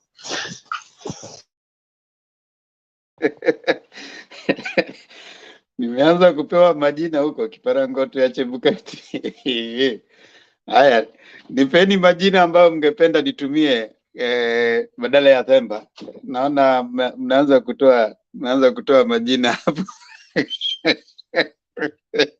Watu wako na mko na ucheshi sana. Watu wacheshi. Anyway, we appreciate all of you. We thank you for coming on here. It's time that now we want to take our final submission. We've been here for 9 hours. And indeed, it's always good to have this robust conversation where we talk about what is ailing Kenya, or not only that, or what can heal Kenya. That's more positive. And right now, tuko katika ile hali ya ati ngumi naitrana, tumia naitrana, niweke naitrana. Wekeni hapo zote zile ambazo mnataka niweke, tumia jina yoyote ambayo unaweza taka hapo. Toa suggestion. Matako na Kenyan with love, Stone PK bado yuko Stone PK, mzalendo bado ni mzalendo. Resist ndio Saimo wa kitambo. Nathan Ndusi bado ni Nathan Ndusi. Msimamo alikuwa Chaka Dume, amebadilisha. Operation Kill Chebukati. I want to give final submission. Now we will only finalize with the people that are in the studio for now. So atuingizi wengine manake we don't want to prolong the debate. So I want to start with the taking the rounds, but even as we take the rounds, thank you so much for coming to Mutembei TV. It's always a pleasure having all of us here sharing and giving your views and of course agreeing and disagreeing on certain parts, because that is the nature of debate. And of course right now it is getting that time where we have to see changes taking place in the body politic of Kenya. Now, if you haven't subscribed to Mutembei TV, kindly do so. We are going to 400,000. And what do you need to come here? You only need a working gadget, well-charged connectivity, and something to share. And as Mato adds, a working brain. That way you'll be able to share, you'll be able to be informed, you'll be able to understand what people are sharing. That's all you need to come here. But we really appreciate all of you who have come here. It's my first time moderating this year, but it has been a pleasure me taking you through. And of course, I hope to be coming here and continue to be with us. Be nice to me. Siwa kali sana. But again, I appreciate all of you. I've missed you. Now I want to give you at least everybody 2 minutes to give your final submission. I will start with Mzalendo. Then I come to Resist.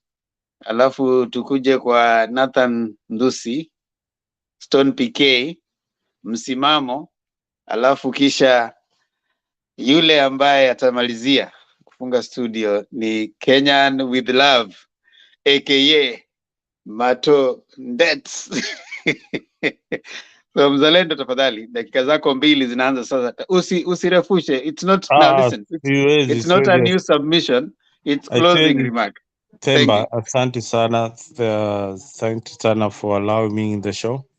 We have got different views, and we all love our country, and we love our country so much that people like us are willing to tell the other side of the story. Unfortunately, as you can see, most of Azimio supporters mumebadilisha majina. You'll keep on changing your names as we move forward. The most unfortunate thing that I've witnessed today is that somebody threatening to kill people on this TV.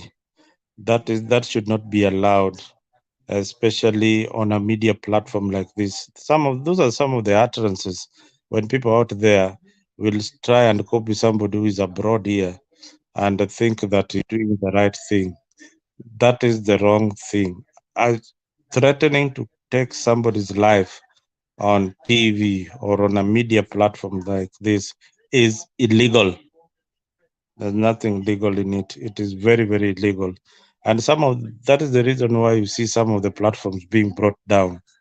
And you wonder, hey, tulikokaziwa na serikali, sijui tulifanya nini. So let us be responsible in our utterances and let us try to educate each other. To Mato, I love probably Raila more than you. That is why that's why he was in the wrong company and he lost the elections. If you can go by his chief agent, he will tell you the story why he lost the elections. We love Raila, that is why there is somebody who must stand up and tell him, hey, you've been doing the wrong thing. Otherwise, thank you. Thank you. Resist. Final submission.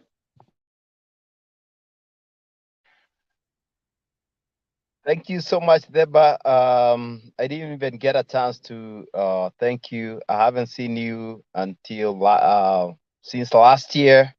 I think from the visual point of view, it's like you kind of added some weight. That's okay.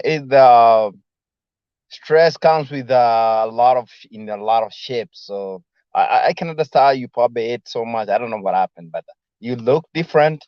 But it's good to see you, my brother. I thought the stress has taken you to another level. You say probably you never come back, but here you are, smiling like before. Now, I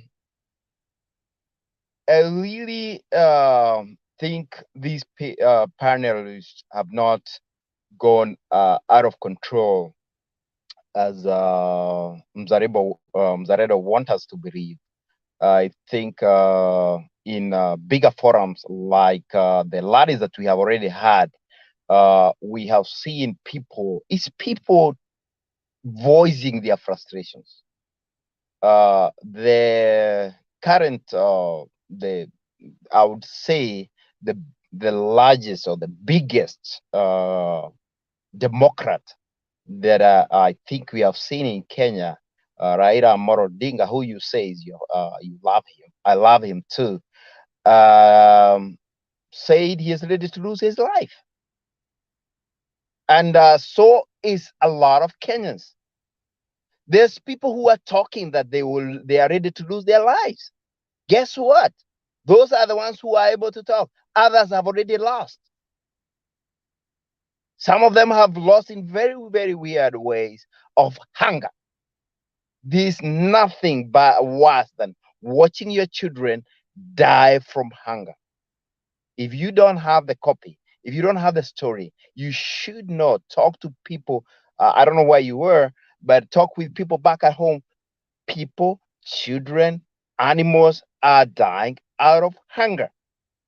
So when you hear people talking like that, I think somebody need to talk to I will call him by his first name, talk to Mr. Zakayo Shuka and tell him this is not acceptable. Who do you want to lead when everybody is dead?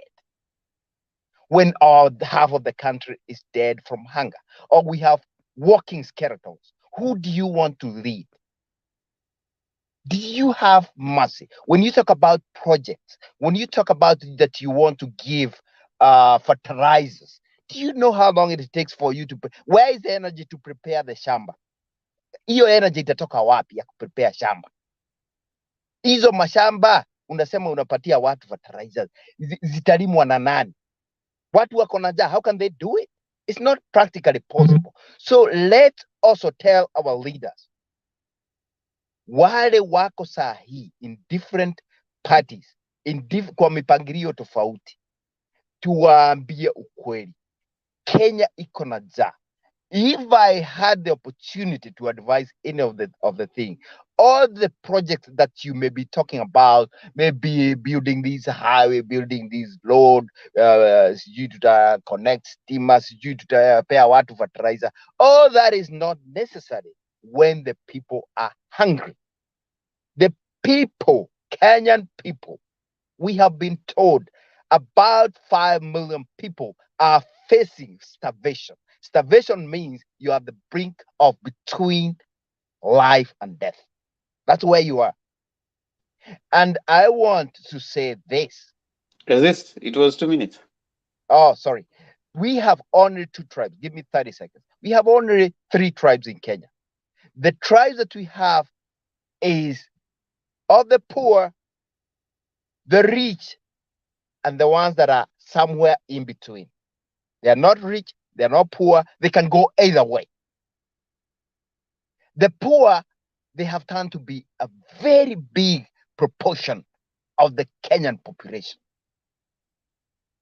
And I don't know how the rich will be able to have any kind of comfort when 3/4, 80-90% of the country is poor, sleeping, hungry. I want to say categorically, Kenya is bigger, not than Bwana Zakayo, not than Raila, not Uhuru, not all of us here, not all the Kenyans, the 50 million, it's bigger than us, because after the 50 million that is living today, the Kenya will be still there. We have to talk about those ones who not have even been born. So when you think, don't think like I had some people talking about, even after we have said this, don't talk about that sisi ni Wakalenjin na sisi ni Wakikuyu na tunapendana. Who gave you the permission to become any of those tribes? You just happen to be there by ulijipata tu hapo. So stop talking about tribalism. Say I'm a Kenyan, and this is my feeling. Tuwe na uzalendo, tuongee maneno ya uzalendo. Let's face the leader. Wewe usiseme mimi kutoka Rift Valley, sijui kutoka wapi. You are there. You just found yourself there. Thank you so much. Okay, thank you so much. And then yule Amanda. Okay. Nathan Dusi, dakika mbili. I was just about to if there's anybody who speaks some kind of wisdom, spews wisdom, is Mzalendo. Mzalendo, I like Mzalendo sana. Not Mzalendo. Jamaa mwingine ametoka anaitwa nani? Not Mzalendo. Oh, Mzalendo si wewe. Msimamo. Look at Mzalendo. He was beefing his but I respect you, sir. No, kweli. But I respect you, sir. Msimamo. Anaitwa msimamo. Yeah, nipo. Am I audible? Msimamo. I want to acknowledge you even before I start to say what I want to say here. Nimeona umepotea nikashindwa umeenda wapi. Haya. Sawa. So again, I will still reiterate and say electoral injustice is the fulcrum of everything that we want to speak about. And for me, this animal called electoral injustice will still fight. And like I said, I don't want to repeat. Tutafagia. So asante Temba. Okay, Stone PK.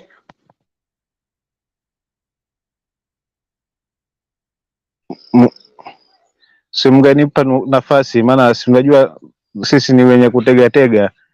Mara ndio hivyo tumeshatoka network zetu hizo hivyo. Nilikuwa nafikiri umetoroka, si kuona. Haya, ongea basi. Sijatoroka. Haya, ongea. Mimi nipo. My closing remarks ni kwamba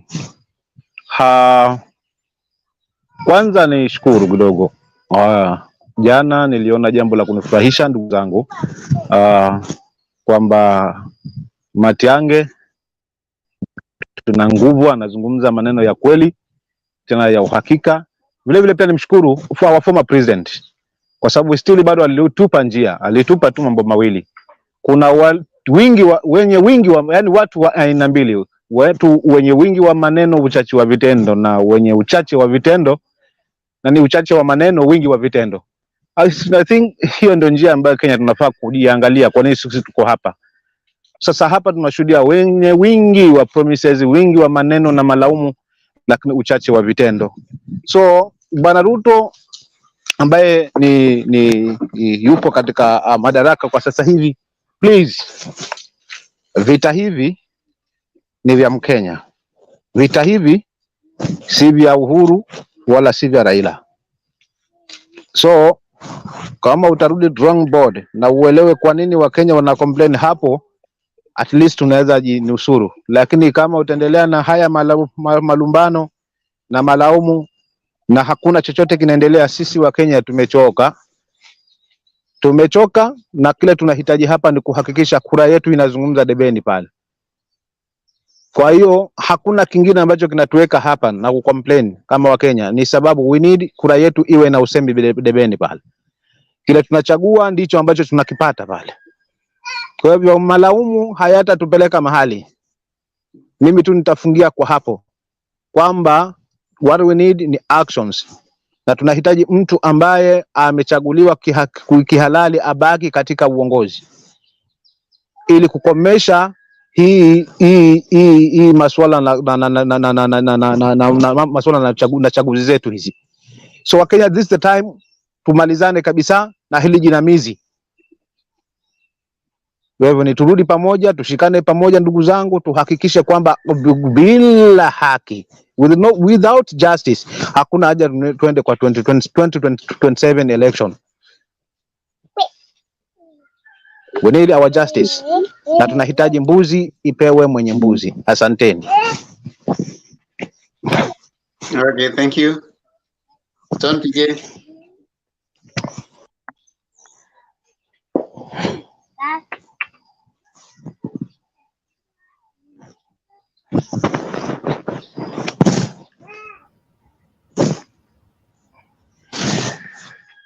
Stone, are you go? Stone PK.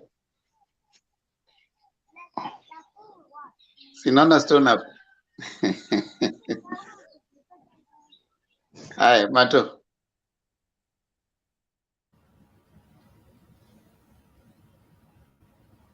Stone, unataka tukuchungulie? Umetuwekea sikio moja.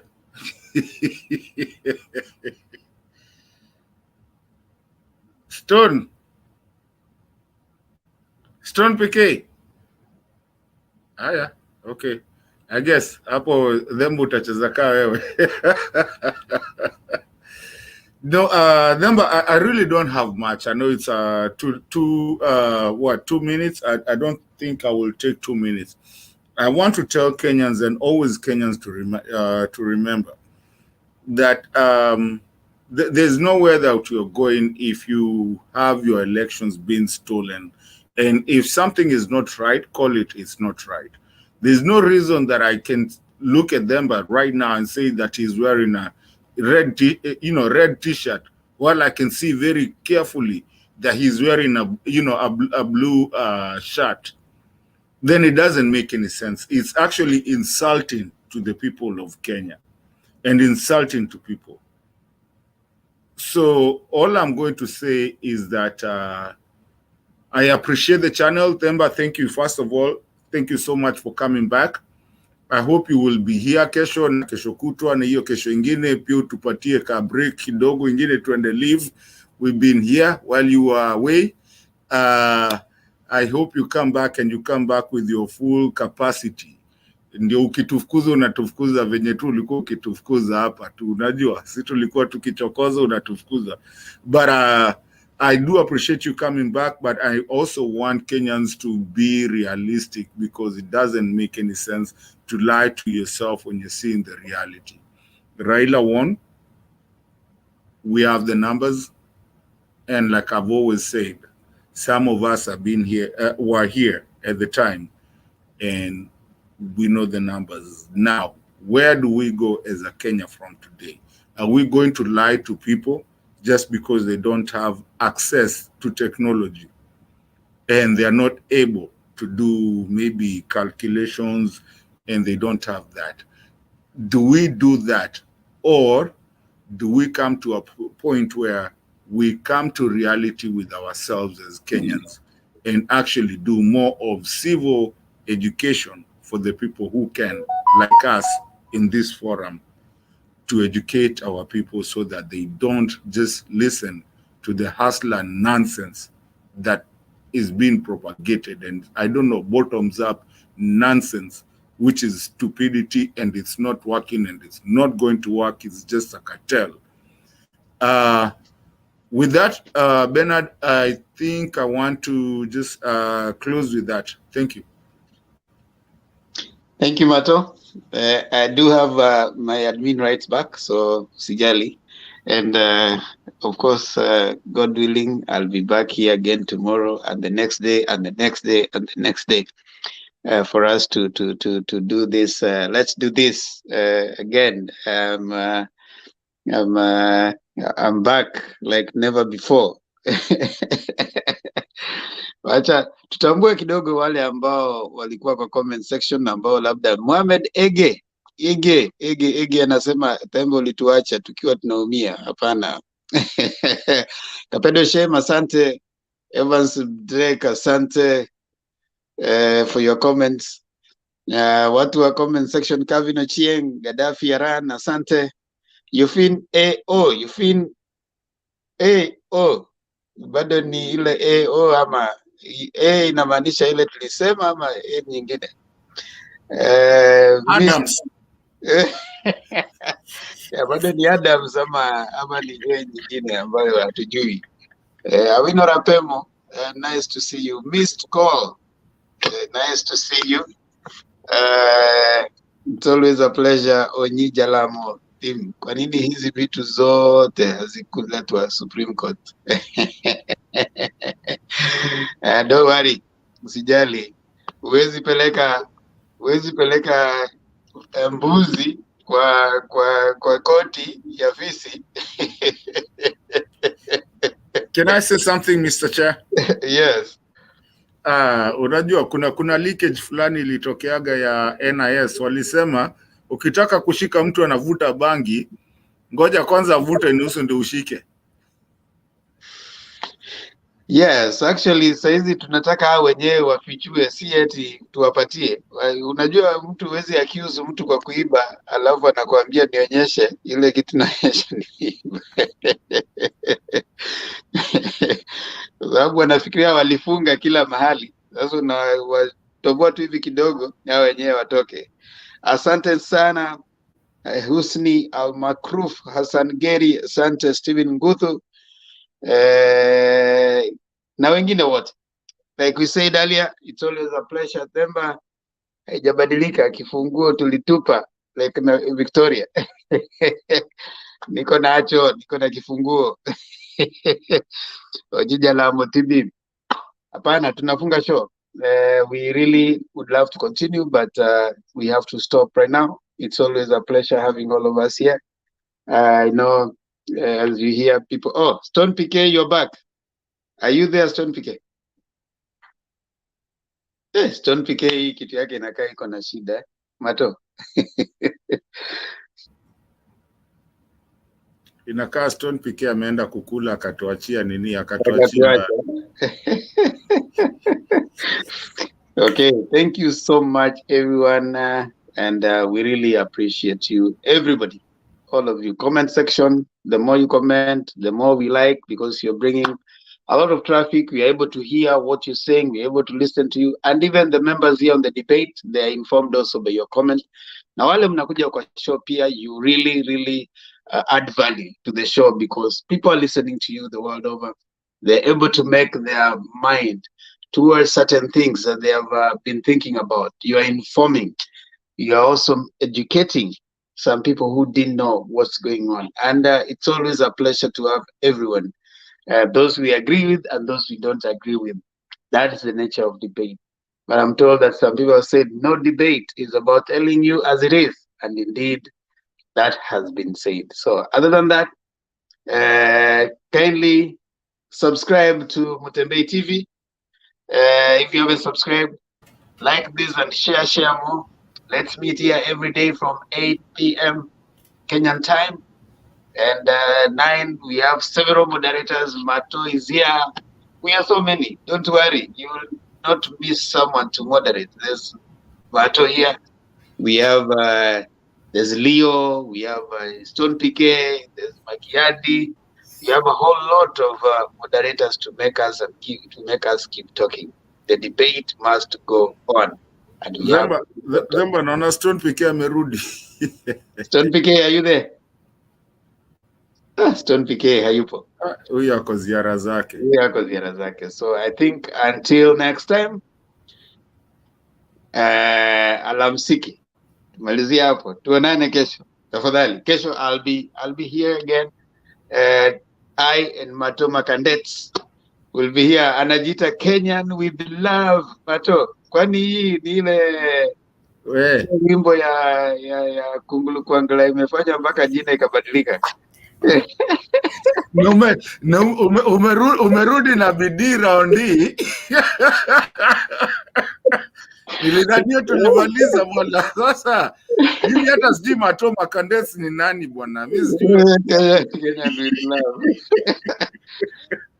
Well, Stone PK. Thank you so much. See you back. Stone PK. Temba. Stone PK anatuongelesha ama anaongelesha nani? Yeah, ako kwa meeting nyingine. Okay. Temba, thank you for seeing you. Yeah.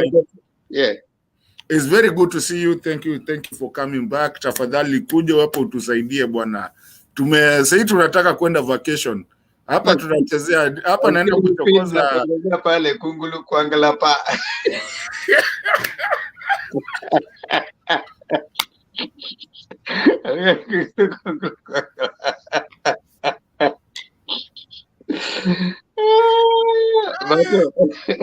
Thank you brother. Thank you brother. Thank you. Makiadi atarudi. Makiadi atakuja tuanze kucheza Lingala moto hapa. Itakuja hapa. Naona Kevin anapiga blue. The blue is still alive. Still very very much alive. So pigeni blue hapo. Kwanza leo umenitisha sana, nikijua ndio unaenda kufunga show. Nilikuwa nishaanza kutafuta first answer. Kwanza Temba, in case unipate off guard. Temba ungetuchezea ile nyimbo ya Mr. Politicians. Hiyo nyimbo ungetuchezea, si inaitwa nani yule aliimba, si na what? Mr. Politicians. Hiyo kitu jipange, hiyo tuchezee hapa. Ni dada fulani wa Tanzania. Mr. Politicians. Hiyo nyimbo Temba, sasa madamu umerudi nakupa kazi. Hiyo nyimbo hebu njoo itwange kidogo. Labda niimbe tu. MPK uko rudi. Stone sawa. Hatujafunga. Ngoja msimamo usiende. Wacha tusikize Stone PK. Stone PK. Dakika 2 zilikuwa zako, tunakungoja, kumbe umeenda kwingine. Maliza tufunge. Dakika zako. Thank you Themba. Unajua sasa hapa simu ni kila upande, manake watu wanataka kujua mambo ni ipi. Kumbe watu wameingiwa na mchecheto, and I'm so happy. Moto umewaka. Msimamo shikilia pande hiyo. Wewe ndio representative hapo. Manake imetamba kutoka Afrika Kusini. Moto umetamba. Sikiza baba vile ameongea Nigeria. Nenda kuna clip ile mkutano ya leaders. Amemaliza. Achana na akina Mzalendo sijui na nani, hao wamechoka hao. Watafagiliwa kama ile wimbo ya nani, fagilia toto, hiyo sasa.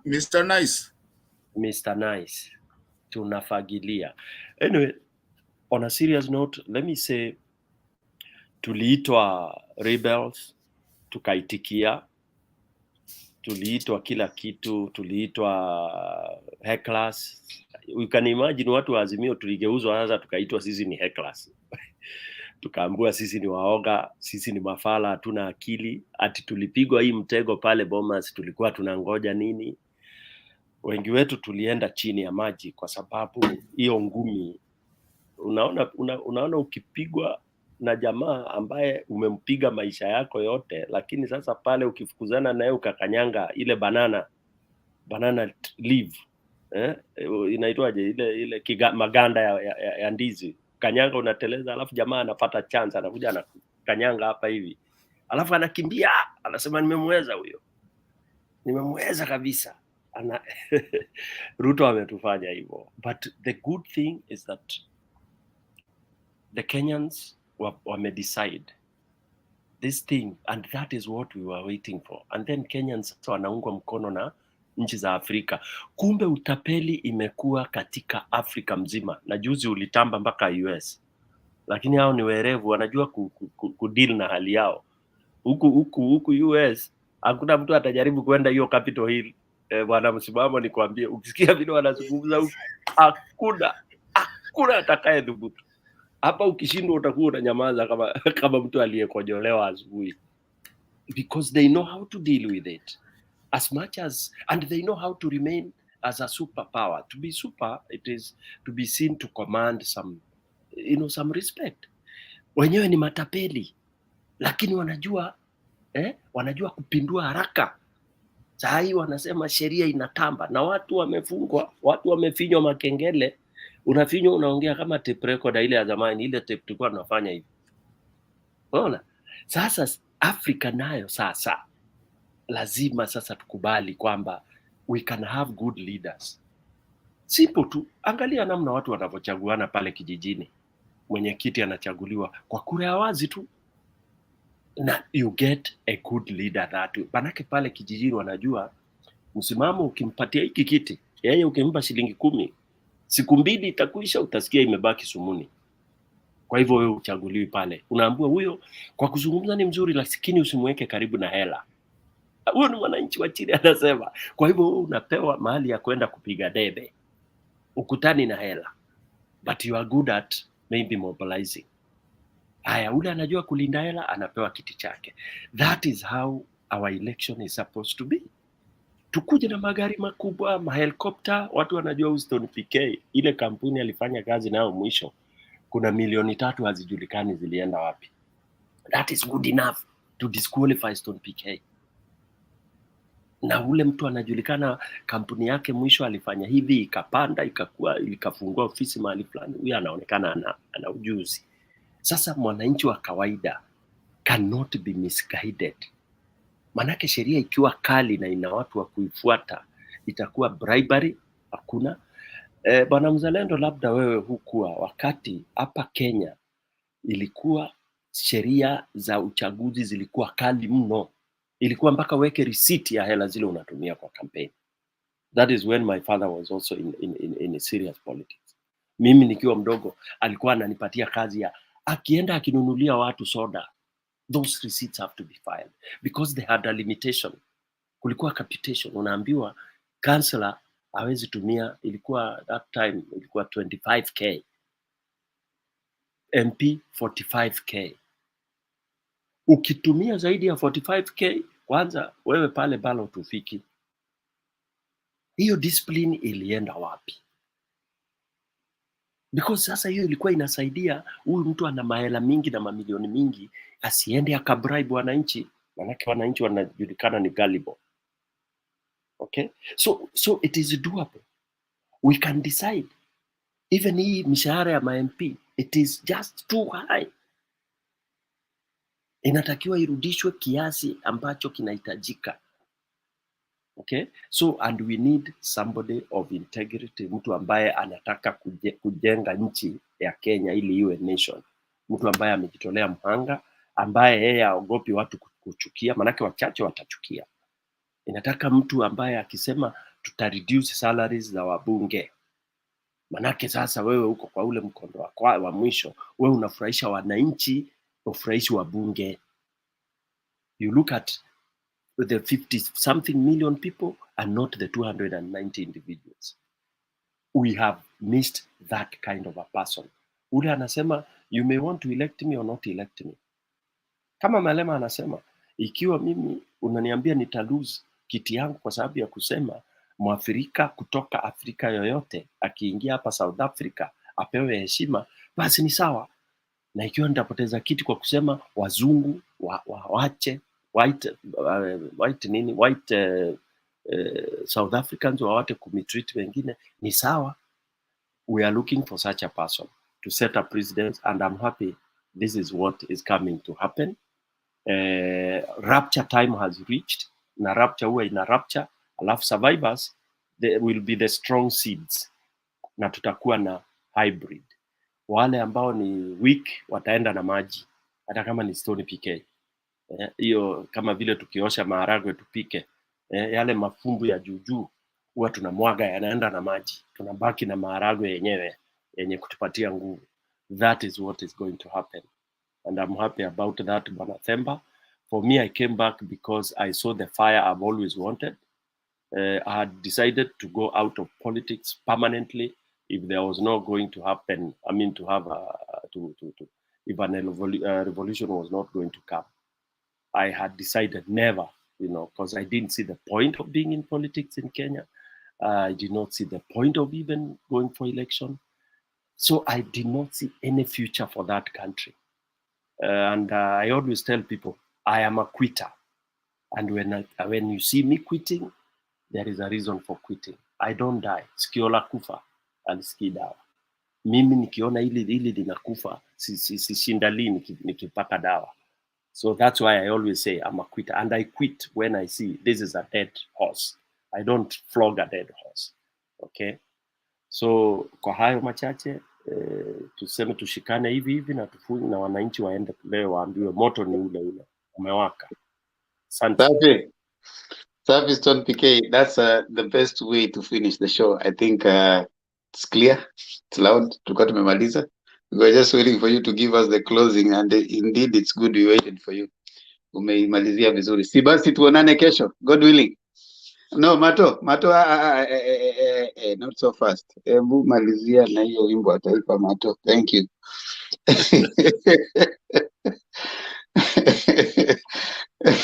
Yani mpaka wimbo wa taifa ulisahau. Jesus Christ. Nilijua utanipata. That's why I was so ready. Nilijua kabisa utanipata. Haya. Twende kazi. Sijasahau bado.